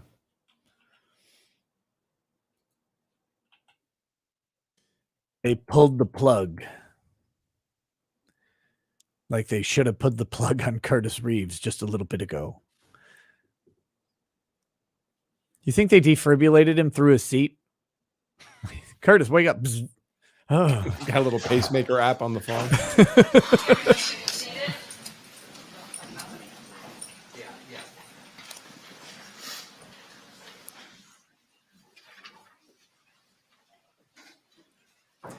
Hey, Nathan, what you doing, man? Photo chat in the chat. How you doing, buddy? Yes. Jeremy Stevens says, would love Andrew's thoughts on carry pistols other than Glock, FN 509 TAC for me, and putting optics on carry pistols. My carry pistols have had optics on them for years because my eyes got old. So I'm a fan of the optics. And there's lots of good carry guns out there. It's whatever you prefer. I don't feel that strongly about it. I'm currently carrying a SIG 365 XL with a Romeo red dot sight on it. I'm going to carry Curtis Reeves 380. It's venerable, seasoned, tested. Keltec. It's like George Zimmerman's gun was a Keltec. I don't want a Keltec. I want his Keltec specifically. Yeah. I want the court to auction it off.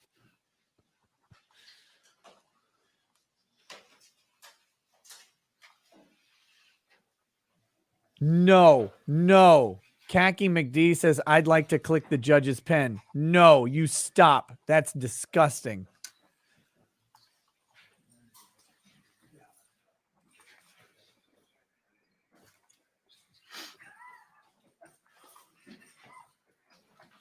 Stogies and Boomstick says, hey, Branca, did you know that Oklahoma is the only state with a working oil derrick on state capitol grounds? I did not know. Oh, Derek. There was no K. I think oil derricks are supposed to be with a K.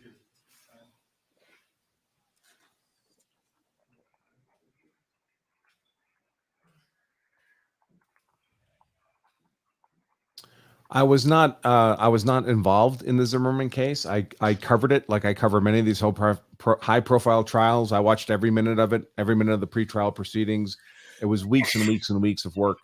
And then I did become very one of the counsel on the case for Zimmerman, Don West. I've become very good friends with him since then. I did not know him at the time, but we know each other now. So I have a lot of kind of background insight into that trial too that you wouldn't get just from watching the coverage.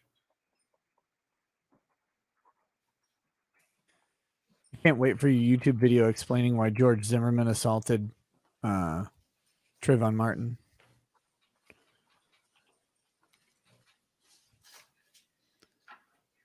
Why he left his car to follow him in direct contravention of the orders of the dispatch. Shut your dirty mouth.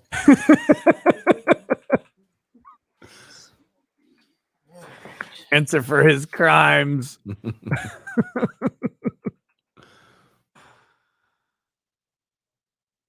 Zach Weber, I do need a nap before the Drexel stream. I also need to go to the audio store and buy another XLR cable. And they're going to close. Chappie, pretty sure I just heard the judge Natty Light crack open a cold one when no one was looking. Verdict forms, yeah, right here. Why is this taking so long? You do this stuff all the time.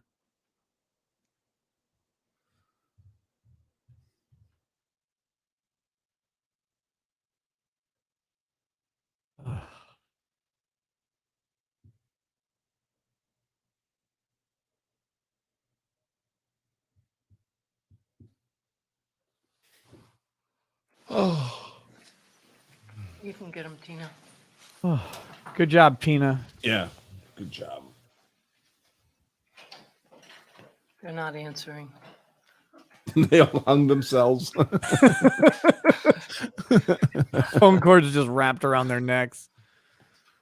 They go into the jury room. There's a bunch of bodies and popcorn all over the floor. Very good. Smell of gunpowder hung in the air. Hey, Farmhand, thank you for the big donation. Sword and Scale says, we, the jury, find the defendant. Judge, let's take a 15-minute break.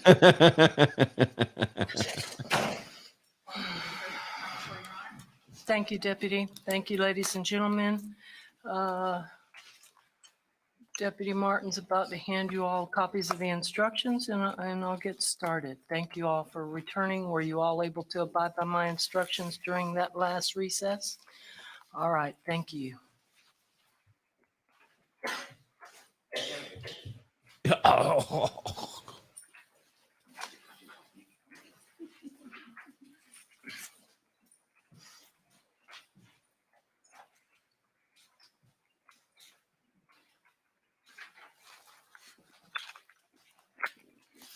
All right, members of the jury, I thank you for your attention during this trial. Please pay attention to the instructions I'm about to give you. Statement of charge. Curtis Reeves, the defendant in this case, has been accused of the crimes of murder in the second degree and aggravated battery. Introduction to homicide. Curtis Reeves is accused of second-degree murder. Murder in the second degree includes the lesser crime of manslaughter, which is unlawful. However, a killing that was excusable or that was committed by the justifiable use of deadly force is lawful. If you find Chad Olson was killed by Curtis Reeves, you will then consider the circumstances surrounding the killing in deciding if the killing was murder in the second degree or manslaughter, or whether the killing was excusable or resulted from justifiable use of deadly force. Justifiable homicide. The killing of a human being is justifiable homicide and lawful if necessarily done while resisting an attempt to murder or commit a felony upon the defendant, or to commit a felony in any dwelling house in which the defendant was at the time of the killing. Excusable homicide. The killing of a human being is excusable and therefore lawful under any one of the following three circumstances. Excuse me. 1, when the killing is committed by accident and misfortune in doing any lawful act by lawful all this language should be cut out. And without any the jury instructions should be customized to exclude instructions that are not when the by killing agreement occurs relevant by to the facts of the accident and case. misfortune in the heat of passion, It's just more garbage for upon the any jury to sudden read. and sufficient provocation. Or 3, when the killing is committed by accident and misfortune resulting from a sudden combat, if a dangerous weapon is not used and the killing is not done in a cruel or unusual manner. A dangerous weapon is any object that will likely cause death or great bodily harm if used in the ordinary and usual manner contemplated by its design and construction.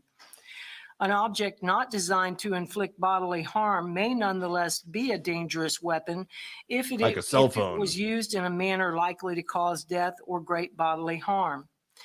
Great bodily harm means great as distinguished from slight, trivial, minor, or moderate harm, and as such does not include mere bruises.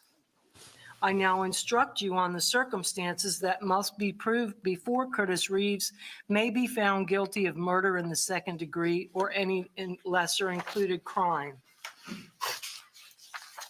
Murder in the second degree. To prove the crime of second-degree murder, the state must prove the following three elements beyond a reasonable doubt. 1, Chad Olson is dead. 2, the death was caused by the criminal act of Curtis Reeves.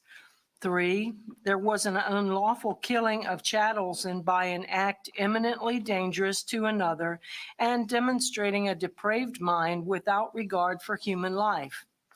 An act includes a series of related actions arising from and performed pursuant to a single design or purpose. An act is imminently dangerous to another and demonstrating a depraved mind if it is an act or series of acts that, one, a person of ordinary judgment would know is reasonably certain to kill or do serious bodily injury to another, and two, is done from ill will, hatred, spite, or an evil intent, and three, is of such a nature that the act itself indicates an indifference to human life. In order to convict of second-degree murder, it is not necessary for the state to prove the defendant had an intent to cause death. Possession of a firearm and discharge causing great bodily harm or death. If you find that Curtis Reeves committed murder in the second degree, and you also find beyond a reasonable doubt that during the commission of the crime, he discharged a firearm and in doing so caused great bodily harm or the death of Chad Olson, you should find Curtis Reeves guilty of murder in the second degree with discharge of a firearm causing great bodily harm or death. Great bodily harm means great as distinguished from slight, trivial, minor, or moderate harm, and as such does not include mere bruises. If you find that Curtis Reeves committed murder in the second degree, and you also find beyond a reasonable doubt that during the commission of the crime, he discharged a firearm, you should find Curtis Reeves guilty of murder in the second degree with discharge of a firearm. If you find that Curtis Reeves committed murder in the second degree, and you also find beyond a reasonable doubt that during the commission of the crime, he actually possessed a firearm, you should find that Curtis Reeves guilty of murder in the second degree with actual possession of a firearm. A firearm is legally defined as any weapon, including a starter gun, which is designed to or may readily be converted to expel a projectile by the action of an explosive. The frame or receiver of any such weapon, any firearm muffler or firearm silencer, any destructive device, or any machine gun. The term firearm does not include an antique firearm unless the antique firearm is used in the commission of a crime. To actually possess a firearm means that Curtis Reeves, A, carried a firearm on his person, or B, had a firearm within immediate physical reach with ready access with the intent to use the firearm during the commission of the crime. When there are lesser included crimes or attempts, in considering the evidence, you should consider the possibility that although the evidence may not convince you that the defendant committed the main crimes of which he is accused, there may be evidence that he committed other acts that would constitute a lesser included crime.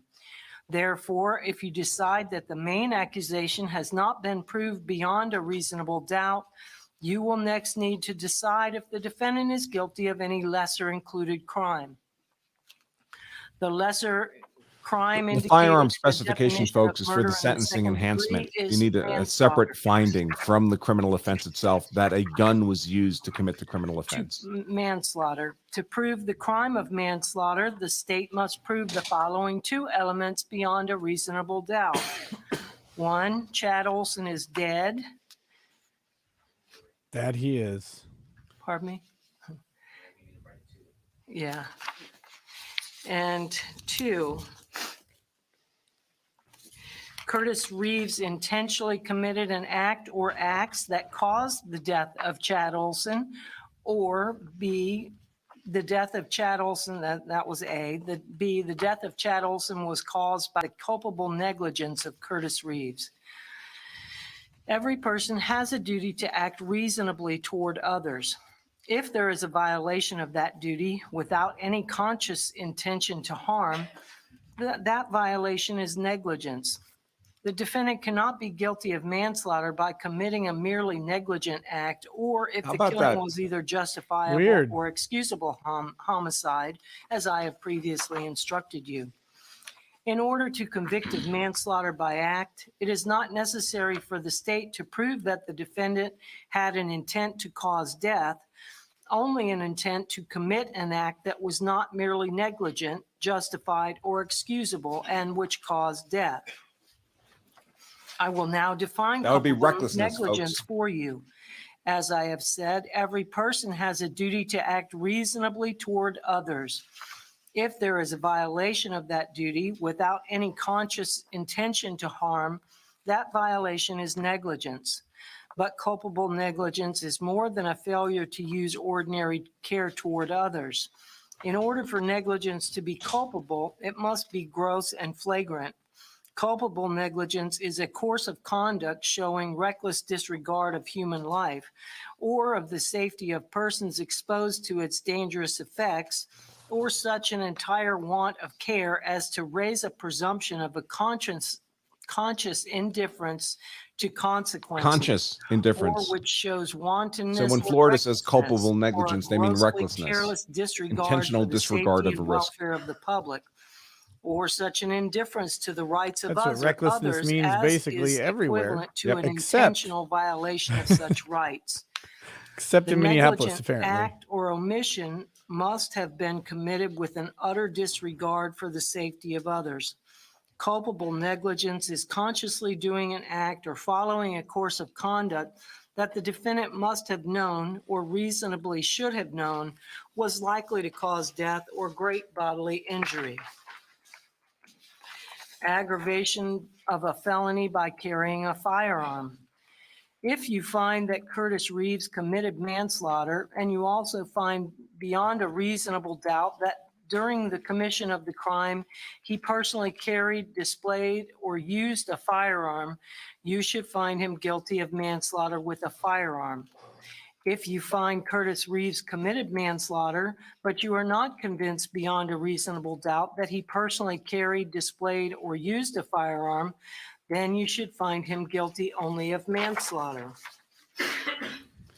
If the jury finds self-defense, there is no Justifiable use crime. of deadly force. The lesser included An also issue go in away. this case is whether Curtis Reeves acted in self-defense. It is a defense to the crimes of second-degree murder and manslaughter if the death of Chad Olson resulted from the justifiable use of deadly force. Deadly force means force likely to cause death or great bodily harm. The use of deadly force is justifiable if Curtis Reeves reasonably believed that the force was necessary to prevent imminent death or great bodily harm to himself while resisting an attempt to commit the felony offense of battery on a person 65 years of age or older upon him. And where And did I'll they now disprove instruct this? you on the elements of battery on person 65 years of age or older. The crime of battery on a person 65 years of age or older involves the following elements. 1, Chad Olson actually and intentionally touched or struck Curtis Reeves against his will or intentionally caused bodily harm to Curtis Reeves. And 2, Curtis Reeves was at the time 65 years of age or older. It is not necessary to establish that Chad Olson knew or They should had have reason focused to on know this the so age much of more in Curtis close. Reeves. An intentional The touching or weakness striking is, I think people will have a problem with saying, all right, so if there's a 71-year-old and I throw one popcorn at him, he's privileged to kill me dead. His act. A battery I may think be that's why you found go as a away result from the of popcorn, intentional touching but- or intentional striking of something other than the actual body of the person. However, the object that is touched or struck must have such an intimate connection with the person that it is to be regarded as a part or as an extension of the person. A person is justified in using deadly force if he reasonably believes that such force is necessary to prevent imminent death or great bodily harm to himself or another, or the imminent commission of an aggravated battery against himself or another. And I'll now instruct you of the elements of aggravated battery. The crime of aggravated battery involves the following elements. The first element is a definition of battery. 1, Chad Olson actually and intentionally touched or struck Curtis Reeves against his will or intentionally caused bodily harm to Curtis Reeves. 2, Chad Olson, in committing the battery, A, intentionally or knowingly caused great bodily harm to Curtis Reeves or permanent disability to Curtis Reeves or I would have laid permanent out how disfigurement to Curtis Reeves. throwing popcorn Or is a battery, and I would have B, made a whole used lot a of deadly noise about it, weapon. and then I would have A said, deadly but weapon we're is not any arguing object that. that will likely cause death or great bodily We're harm if arguing used that or it's threatened when he to be struck used Curtis in the Reeves and that he was ordinary going and to strike him usual again. manner I contemplated mean, let by them its have the design and argument about the construction. battery in their head An object not designed to on the inflict popcorn, but bodily harm may nonetheless make your be a argument deadly more weapon reasonable. if it is used or threatened to be used in a manner likely to cause death or great bodily harm. Unintentional touching or striking includes situations where a defendant knows that a touch or strike is substantially certain to result from his or her act. A battery may be found as a result of the intentional touching or intentional striking of something other than the actual body of the person. However, the object that is touched or struck must have such an intimate connection with the person that it is to be regarded as a part or as an extension of the person. In deciding whether Curtis Reeves was justified in the use of deadly force, you must judge him by the circumstances by which he was surrounded at the time the force was used. The danger facing Curtis Reeves need not have been actual. However, to justify the use of deadly force, the appearance of danger must have been so real that a reasonably cautious and prudent person, under the same circumstances, would have believed that the danger could be avoided only through the use of that force. Based upon appearances, Curtis Reeves must have actually believed that the danger was real. If Curtis Reeves was not engaged in an unlawful activity and was attacked in any place where he had a right to be, he had no duty to retreat and had the right to stand his ground and meet force with force, including deadly force, if he reasonably believed that it was necessary to do so to prevent death or great bodily harm to himself or another, or to prevent the commission of a forcible felony. In considering the issue of self-defense, you may take into account the relative physical abilities and capacities of Curtis Reeves and Chad Olson.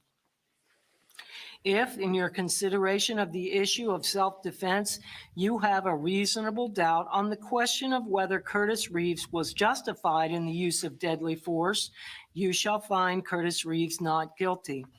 However, if from the evidence you are convinced beyond a reasonable doubt that Curtis Reeves was not justified in the use of deadly force, you shall find him guilty if all the elements of the charge have been proved. So there's the burden of proof on self-defense, folks.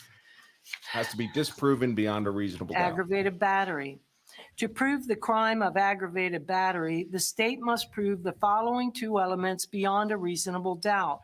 The first element is a definition of battery. 1, Curtis Reeves actually and intentionally touched or struck Nicole Olson against her will.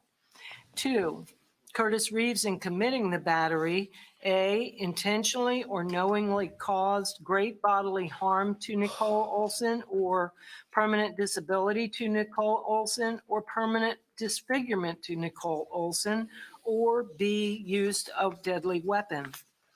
A deadly weapon is an object, any object that will likely cause death or great bodily harm if used or threatened to be used in the ordinary and usual manner contemplated by its design and construction. Great bodily harm means great as distinguished from slight, trivial, minor, or moderate harm, and Great as as in such does not awesome. include mere bruises. Possession of a firearm and discharge causing great bodily harm or death.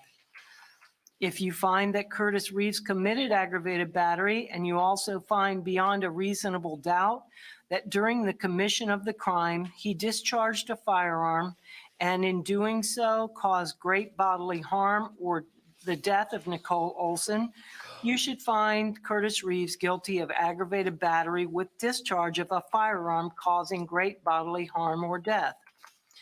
Great bodily harm means great as distinguished from slight, trivial, minor, or moderate harm, and as such does not include mere bruises. If you find that Curtis Reeves committed aggravated battery, and you also find beyond a reasonable doubt that during the commission of the crime he discharged a firearm, you should find that Curtis Reeves guilty of aggravated battery with discharge of a firearm. If you find that Curtis Reeves committed aggravated battery and you also find beyond a reasonable doubt that during the commission of the crime he actually possessed a firearm, you should find Curtis Reeves guilty of aggravated battery with actual possession of a firearm.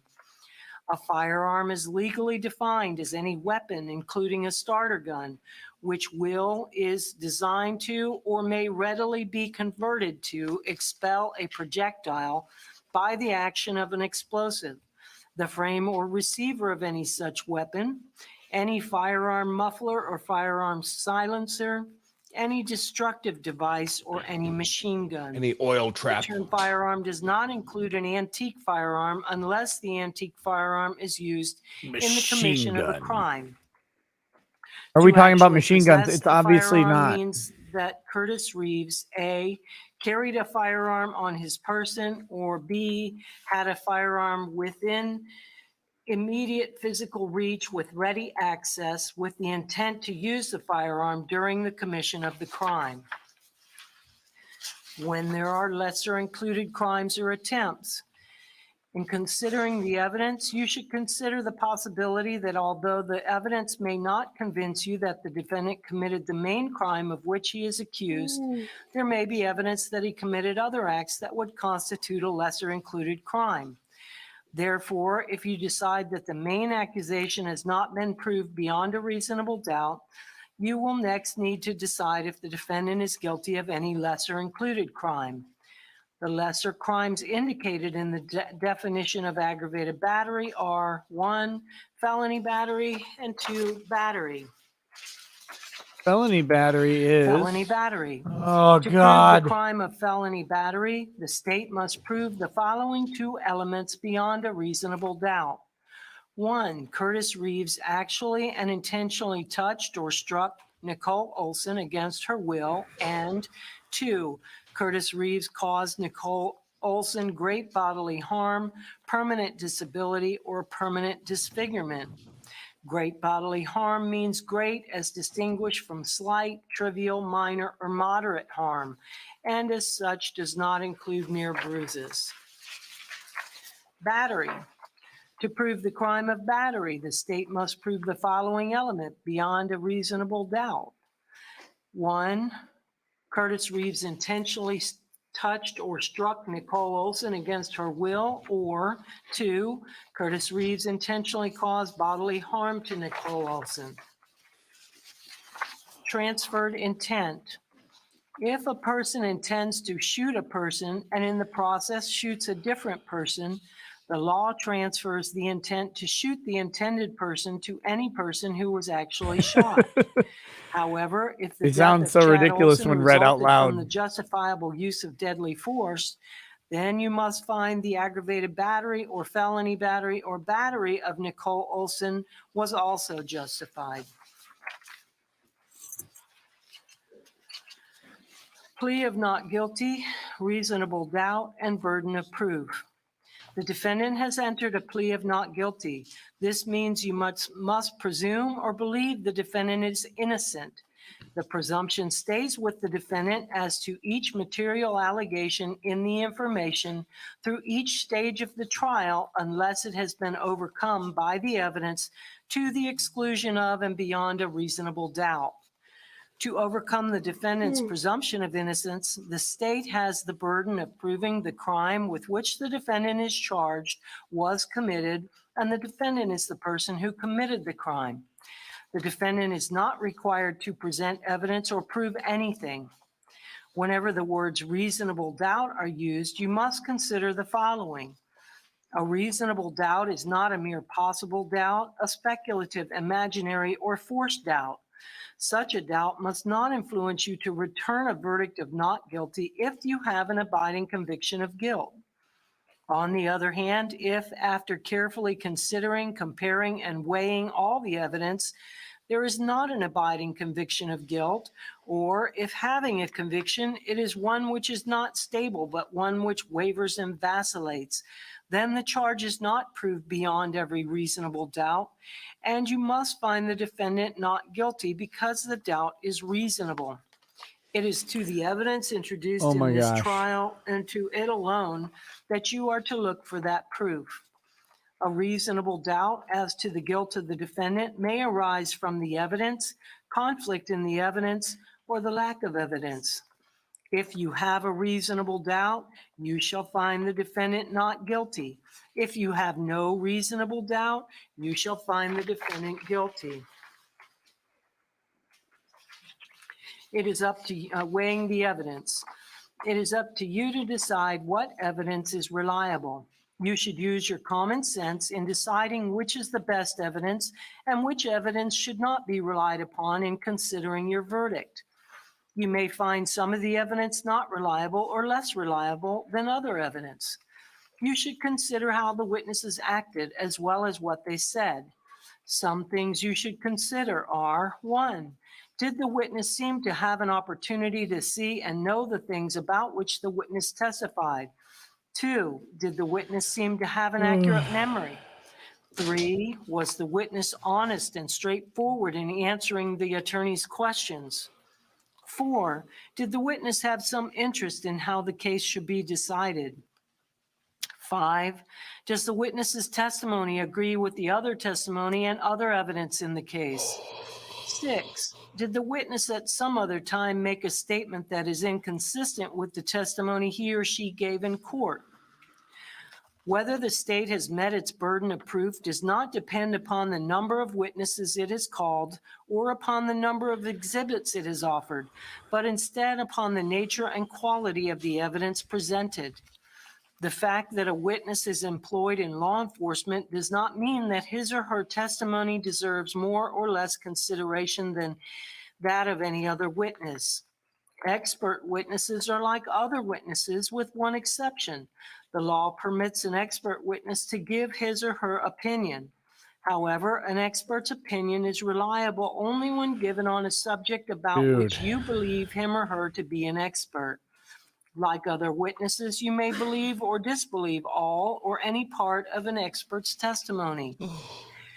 The defendant Oh in my this God, case has she's become putting me a into a witness. coma. You should I'm apply dying. the same rules to I'm consideration trying desperately of his not to nod off. testimony that you apply to the testimony of the other witnesses. It is entirely proper for a lawyer to talk to a witness about what testimony the witness would give if called to the courtroom. The witness should not be discredited by talking to a lawyer about his or her testimony. You may rely upon your own conclusion about the credibility of any witness. A juror may believe or disbelieve all or any part of the evidence or the testimony of any witness. Defendant's statements. A statement claimed to have been made by the defendant outside of court has been placed before you. Such a statement should always be considered with caution and be weighed with great care to make certain it was freely and voluntarily made. Therefore, you must determine from the evidence that the defendant's alleged statement was knowingly, voluntarily, and freely made. In making this determination, you should consider the total circumstances, including but not limited to: 1, whether when the defendant made the statement, he had been threatened in order to get him to make it, and 2, whether anyone had promised him anything in order to get him to make it. If you conclude the defendant's out-of-court statement was not freely and voluntarily made, you should disregard it. Rules for deliberation. These are some general rules that apply to your discussion. You must follow these rules in order to return a lawful verdict. 1, you must follow the law as it is set out in these instructions. If you fail to follow the law, your verdict will be a miscarriage of justice. There is no reason for failing to follow the law in this case. No jury All of us are nullification, depending people. upon you to make a wise and legal decision in this matter. 2, This case must be decided only upon the evidence that you have They heard can from the pry testimony my of the witnesses and have seen in the form of the jury exhibits nullification and on my evidence cold, dead and these hands. instructions. 3, this case must not be decided for or against anyone because you feel sorry for anyone or are angry at anyone. 4, remember, the lawyers are not on trial. Your feelings about them should not influence your decision in this case. 5, your duty is to determine if the defendant has been proven guilty or not in accord with the law. It is the judge's job to determine a proper sentence if the defendant is found guilty. 6, whatever verdict you render must be unanimous. That is, each juror must agree to the same verdict. 7, the jury is not to discuss any questions that a juror or jurors wrote that was not asked by the court and must not hold that against either party. 8, your verdict should not be influenced by feelings of prejudice, bias, or sympathy. Your verdict must be based on the evidence and on the law contained in these instructions. Mandy, it's not the Cautionary sandwich that's instruction. putting me to sleep. Deciding a verdict is exclusively Judge your sandwich. job. I cannot participate in that decision in any way. Please disregard only law anything west of I may Tampa. have said or done that made you think I preferred one verdict over another. Verdict. You may find the defendant guilty as charged or guilty of such lesser included crimes as the evidence may justify, or not guilty. If you return a verdict of guilt, it should be for the highest offense the verdict form for each Adam A. count just that has says been burps proven Bud beyond a Light. reasonable doubt. If you find that no offense has been proven Man, I need beyond like a reasonable doubt, some kind of then, electric course, shock the device. verdict must be not guilty. Every The time my head verdict rolls must be forward, it unanimous. That is, all I have a of you wet cell must agree battery to the hooked up to same gator verdict. clamps on my nipples. Only one verdict may be returned as to each crime charged. The verdict must be in writing, and for your convenience, the necessary verdict forms have been prepared for you. All right, let's They take a are break. as follows. Take a 10-minute break. I have them here. Everybody's There's 2 bored. of them. They will go back with you with the evidence. It has the caption at the top of the page in the courts of the 6th Judicial Circuit. What do I think in of the and for instructions? Pasco They're County, fine. Florida, State of Florida versus Curtis Judson Reeves. It's got the case number, and the first one is the information. Zalcor for says, count "Shut 1, up." Murder in the 2nd degree, and it has verdict. We, the jury, find as follows. Check 1 and only 1 on this form by inserting a single check mark on the line next to the description of the verdict which you have found. And the first line is, the defendant is guilty of murder in the 2nd degree as charged. Under that, it says, if and only if you find the defendant guilty of murder in the 2nd degree, then please further find as follows. Check 1 and only 1. The first one says the defendant did discharge a firearm during the commission of the offense, and as a result of the discharge, death or great bodily harm was inflicted upon Chad Olson. The second one is the defendant did discharge a firearm during the commission of the offense. And the third one is the defendant did actually possess a firearm during the commission of the offense. Then you go to the next page. Oh my God. And it says, number 2, the defendant is guilty of manslaughter as included. And it says, and then it says, if and only if you find the defendant guilty of manslaughter, then please further find as follows, and check 1 and only 1. Well, there is only 1 there after that one. The defendant did personally carry, display, use, threaten to use, or attempt to use a firearm. And then the third choice is the defendant is not guilty. So say we all, this 25th day of February, 2022. Oh, it's almost done. Then there's a line for the signature of the No, we foreperson have a bunch. We got and the printed batteries. name of the foreperson. The second verdict form Oh, is fuck for me. the second count. information for count 2, I got aggravated excited. battery. It's got the same caption and the same thing. Verdict, we the jury find as follows. Check one and only one on this form by inserting a single check mark on the line next to the description of the verdict which you have found.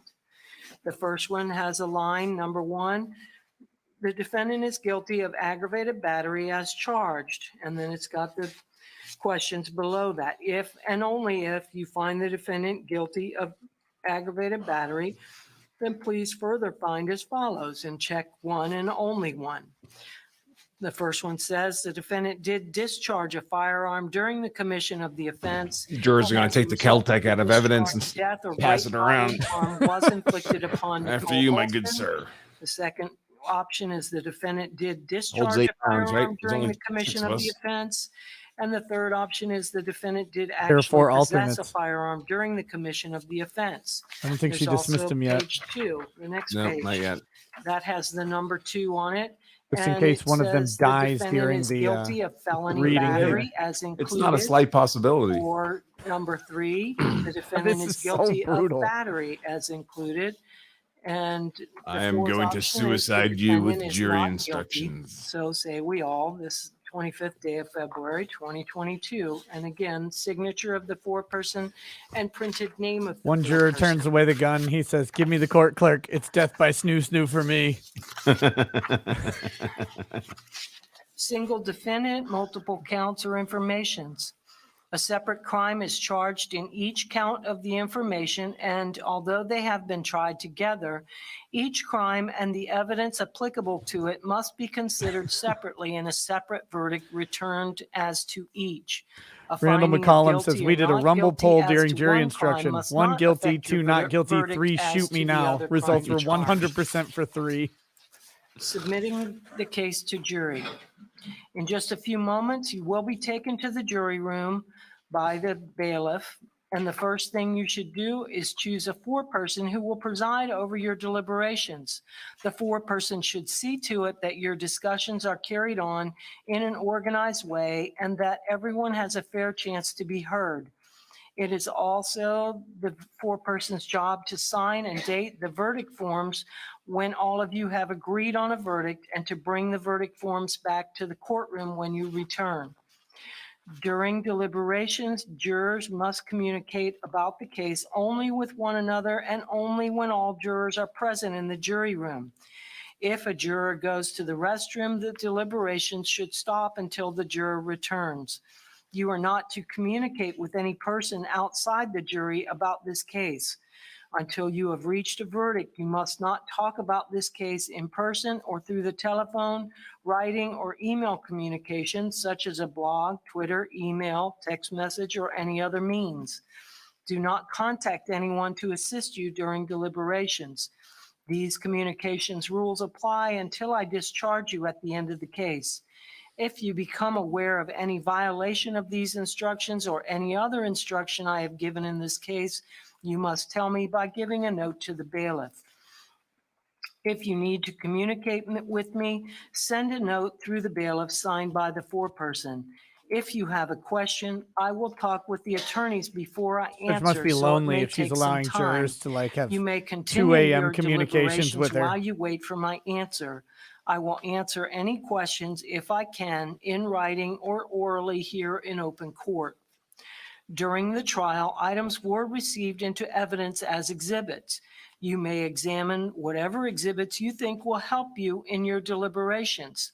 These exhibits will be sent into the jury room with you when you begin to deliberate. And if you wish to see the firearm exhibit, please request that in writing. You will also receive 2 computers for use in viewing the video exhibits and to listen to the interview of Mr. Reeves. One of the computers has the state exhibits and the other has the defense exhibits. Both have the interview of Mr. Reeves on it. Only the videos and the interview of Mr. Reeves are loaded on the computers. Photos and the other exhibits will be provided to you in the box. And when you get the computers, when you get them back there, please plug them in immediately because the battery will die quickly. And no So go ahead and Minecrafting, plug them in please. as soon as you get back there. In closing, let me remind you that it is important that you thank follow God. the law spelled out in these instructions in deciding your verdict. There are no other laws that apply to this case. Even if you do not like the laws that must be applied, you must use them. For more than 2 centuries, we have lived by the Constitution and the law. No juror has the right to violate rules that we all share. And there are instructions on the top of each of the computers so you can tell what to do. It's pretty simple by all accounts. I think I could handle it myself. So I'm sure you guys will be able to figure it out. If you can't, simply knock on the door and write your question and hand it to the bailiff. She can't answer any All questions will be written in blood. Except for, is there more toilet paper or something like that? But anything about the case at all, she can't answer any questions. So just write them on a piece of paper as indicated in the instructions. All right, counsel approach. Oh, thank God. Okay, so the jury instructions are just, they're standard. There's nothing special to them either way. They are the instructions. I think the most notable thing is that battery of an elderly person is in the instructions. You know what? After the close being kind of a messy disaster, that may be his best way out, honestly. I think his close again. I mean, any juror that wants to acquit him, that's the path right there. That's Yep. And I think they should have said something, not those words, but to that effect to the jury more clearly in closing argument, at the end of closing argument and at the beginning of closing argument. And to clarify what I was saying earlier, I think they should have started by talking about how throwing the popcorn is a battery, and that even if, even though it seems crazy that if someone were to throw a popcorn at someone, it was unwanted, that is a felony battery. But then I would personally say, but we're not talking about popcorn here. We were never talking about popcorn. That's the state's case. So the problem is, if you believe the state, if you accept the state that he was shooting someone over popcorn, that's covered by the law. In fact, he's entirely justified. But we say we'll get to that in just he a was minute. being attacked All because right, he at was. this time, That's where I would go with let's it. see. I think that would have been a very I have strong some point alternates to put excuse. both sides That would into be the jury's juror mind. number 7, 8, 9, and 10. It is the duty of the court to release you from service on this jury. Baby. Because of the order in popped which your names were champagne and drawn, started you taking have their been shirts seated off. as alternate jurors. It was necessary that we have you serve in case one of the other jurors was unable to complete his or her service. And fortunately, they have all been able to complete the trial. I can't let you go back. imagine how to the bitter jury the room other with 6 are right now. Your former fellow jurors, but you're welcome to remain here in the courtroom if you wish to hear the verdict. If not, you are free to go. And on behalf Like they're going to of stay all of 1 us, I second can't longer in even that tell you, courtroom I'm going to get than choked they up, have so I'm to. just going to make it brief. How much we appreciate you guys. She's going to This has been cry. a long and tough trial, and He's we going to all hand them each a appreciate natty your light as they go out the door. attention and attendance every day. And I know it's been a lot of time out of your lives, and this goes for the rest of you too, but I'll talk to you later. But I just want to thank you very much for your time and attention. So you are now discharged from your service as jurors, which means you can do whatever you want. Just leave your badges with the bailiff. And did you give them?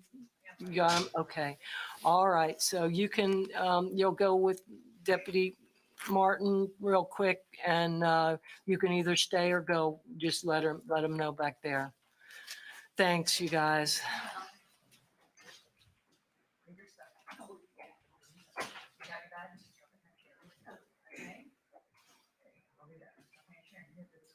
Free at last, free at last.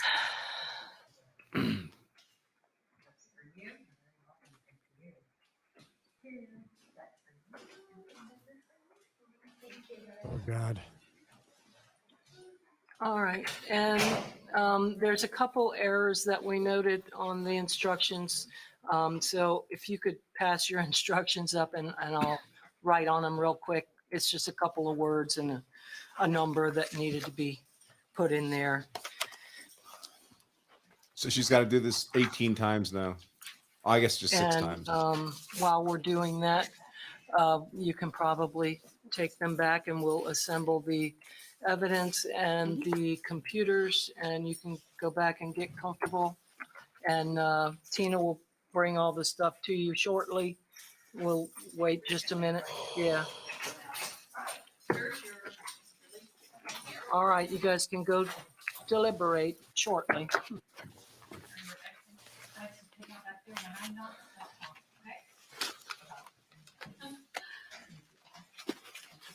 Here, I'll get 3 to each table. 3 to each table. Yes, for them to fix. Yeah. Table, okay. 3 to each table. Which one? Oh, yeah. Mine too. I'll show you if you want. Oh my gosh, I can't wait till this is Verticals are done. right here. Finish up in the courtroom here, Judge. Oh. You know, you guys in the chat are absolute champions who have stuck around through this whole thing. I have no idea how you do it.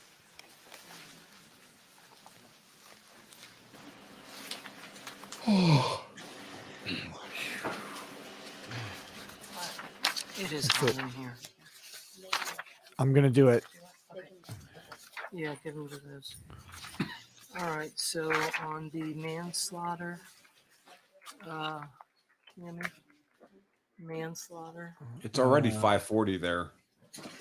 Yeah. They haven't begun deliberations yet. Right, number 2 next to the A. Okay. And let's see. I think the next one's on the verdict one. Yeah, it is on the verdict. Many of you have no idea that this judge was is a former movie star, showing up in such terrific, tremendous films as Starship Troopers. Right here, little younger, little shorter hair at the time, but still, there you go, Judge Breckenridge. That's it. Was it just the 2 changes?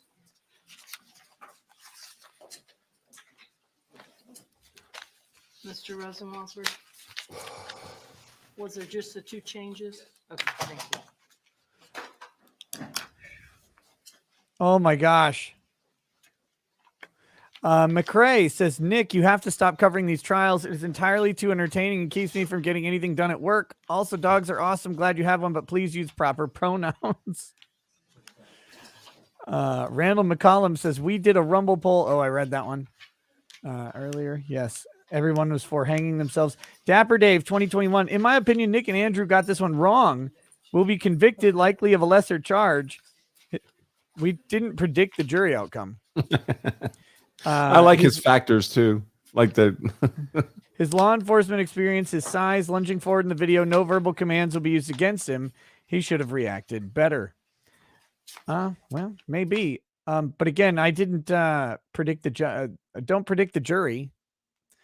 If you believe the defense narrative that he was under attack when he shot, there's no requirement to give any verbal commands. And if you don't believe that, he's guilty of the crime without any need for self-defense. So, right. Verbal commands are meaningless in this case. Farmhand, if I didn't thank you earlier, I think I did, but thank you for the donation. No chat message was attached to it. Sword and Scale says, if I were ever on a jury, it would be a hung jury. Jensen Zeiger says, did you hear Occupy Democrats are now pro-gun? Probably not for Americans still, though. No, I did see that. That was good. J-Man says, need more hot chick judges for sure. DCV Titan, jury instruction should be a flow chart. Yeah, pretty much. And at the top, if you find self-defense, it's all over. Go home. Directly to end. Go directly to cafeteria. Sword and Scale. The real crime is the cost of theater popcorn. Am I right? Dude, it's pretty bad. National Populist says, I'm good with legal use of force for throwing corn. Funeral Man 04. Judge reminds me of John Candy's character in Spaceballs. Yeah, the Mog. Stephen Oglesby says, would have jumped off a cliff without you and Branca to insert comedy and humor. Ask Branca if his support staff is real. Been trying to reach someone for a month. But support at lawofselfdefense.com. I don't know what else to tell you. Maybe you're in their spam folder. Just kidding. Not applicable says Lumberjack ASMR. Never heard an axe chop so hard. Trevor R. I just tried putting myself out of my misery by smothering my face in a MyPillow. Now I'm a Christian. Promo code POSO. Not applicable. Body, Gary Busey. Voice, Estelle Getty. Otto Rommel. When did Gary Busey become a judge? Timothy Reaper. Objection, Your Honor. Mr. Reeves has died from boredom. Pincalo, the driving ape, says, so say we all. Interesting. I didn't realize that this trial was taking place on the Battlestar known as Galactica. John Hoyle, thank you for the donation. Bill Anderson, Judge Smoker's Lung. If you get this settled quick, I'll host a kegger at my house. Rise Darth Jello says, Nick, I think we all understand a little better today. No clients, no sitting through jury instructions. Bingo. Nick Moore, I swear the jury will execute Order 66, the judge. Sword and Scale, apparently based on this courtroom, yawning is more contagious than COVID. Dude, well, yeah, everybody's out there yawning because it's so... Oh, that's such a tedious process. Doug Murray, Nick, I know this judge is on the bottom of your list, but if she would have passed out natty lights to the alternates, gotten in a circle and shotgun them, saying, carry on my wayward son, where would she rank then? Right below Borowski. That would have been good. Tad Samato says, in your best Judge Borowski voice, it is not about popcorn. It was never about popcorn. JC Adult 101, aren't alternates needed if a juror is excused? Once they're in the jury room, it's pretty much, that's it. Boomer Wow says, I'm working over 60 hours a week right now. Having this trial in the background makes me feel like my work is fun. Not applicable. We want to see if she snaps and starts roping a goat. Jury instructions, and it's all, and verdict forms all going back? Yes. Okay. Just let me know when you've delivered that to them.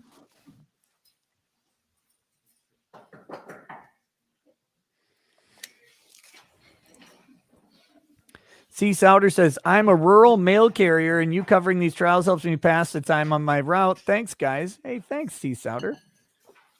Mars 1970. You guys can show appreciation for us staying by offering a hard copy of Law of Self-Defense with us only covering shipping and handling. Oh, wait. Let the grift begin. Andrew. I think it is, the hard copy is 70% off. At lawselfdefense.com/hard sale.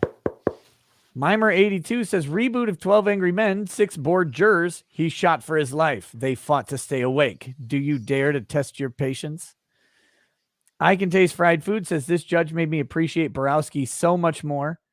Sword and Scale says, I'm confused about the layout of this courtroom. Where's the Sarlacc pit? That's it. I mean, it's pretty much done. Once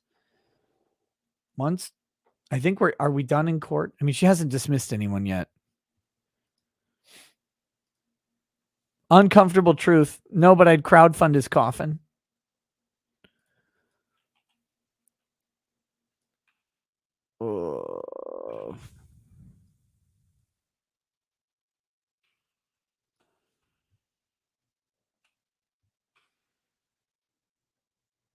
I'm just here. Email.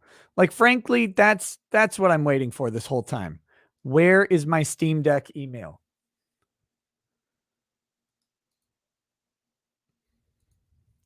Pretty sure I reserved it on the first day, and I don't have my Steam Deck email yet.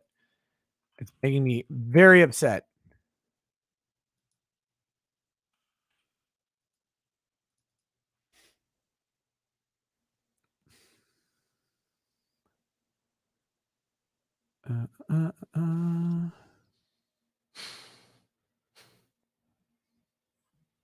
Wow.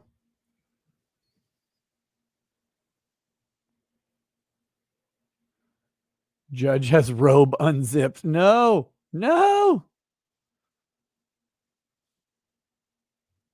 Oh, there it is. They just ended the stream. So with that, I guess it's about time. Time for us. That's our cue, right? That is, yes, Now, sir. We just wait for a jury verdict. I'll try and keep an eye on it. And and we'll see how it goes. I'll let you know if I see anything on the jury, but I can't make any promises that I'll be awake. Okay. Well, I had fun again, Nick. Thank you very much for having me on. Take care, everybody. Stay safe, and we'll see what happens with the verdict. Have a good night. All right. Catch you later, buddy. Peace. All right. And Tammy F says, I am a rural mail carrier in Kansas. Thank you. Sherilyn, oh gosh. Jeremy Stevenson says, how do I get CLE credit for this? And can I get time and a half for this trial? Ugh, I wish. Sherilyn Moore says, do they stay until the verdict or come back Saturday? Apparently they will stay. I see my internet is trashed out here. Sorry about that. Me Flowers, has anyone commented how much bow tie attorney looks like Mr. Bean with no hair? No. Haven't heard that. Tammy F says, wait, read that one. Timothy Reaper says, don't buy Branca's book. All the money is going to Disney. He is directly supporting the death of Star Wars or whatever. All right, guys. Thanks for hanging out. We'll catch you tonight. Tonight, me and Drex. Should be a fun show. Otherwise, maybe some update when the jury comes back. Have a good night, guys. Catch you later. Peace. Peace.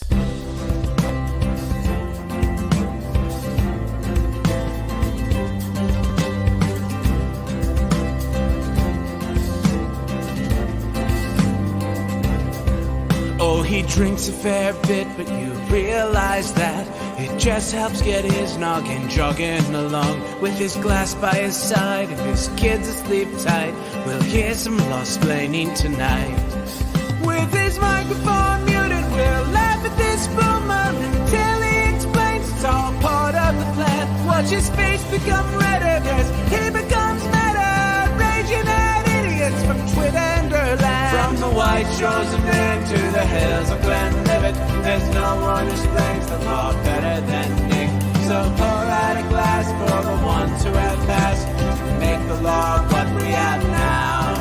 Oh, his lady is fair, and she handles herself with the grace of one who has borne many children. As the wife of a lawman, she makes sure that he has the time and the place to provide for them there. So pour out an Ardbeg, a Balmore, a Lafroig, the spirits flow as the ones who get unemployed. So pour out a glass for the tea post on Twitter as we hear law-splaining tonight.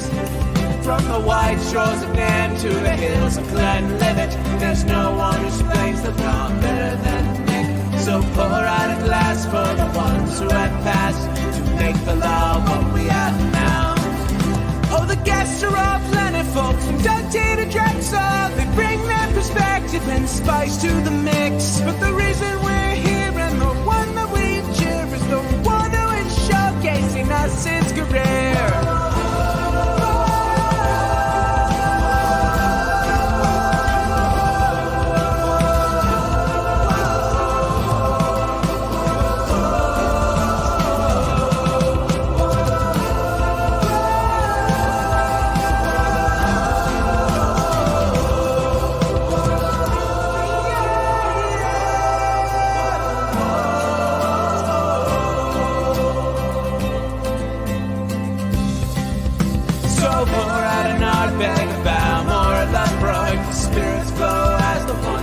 Get unemployed. So pour out a glass for the tea post on Twitter as we hear law-splaining tonight.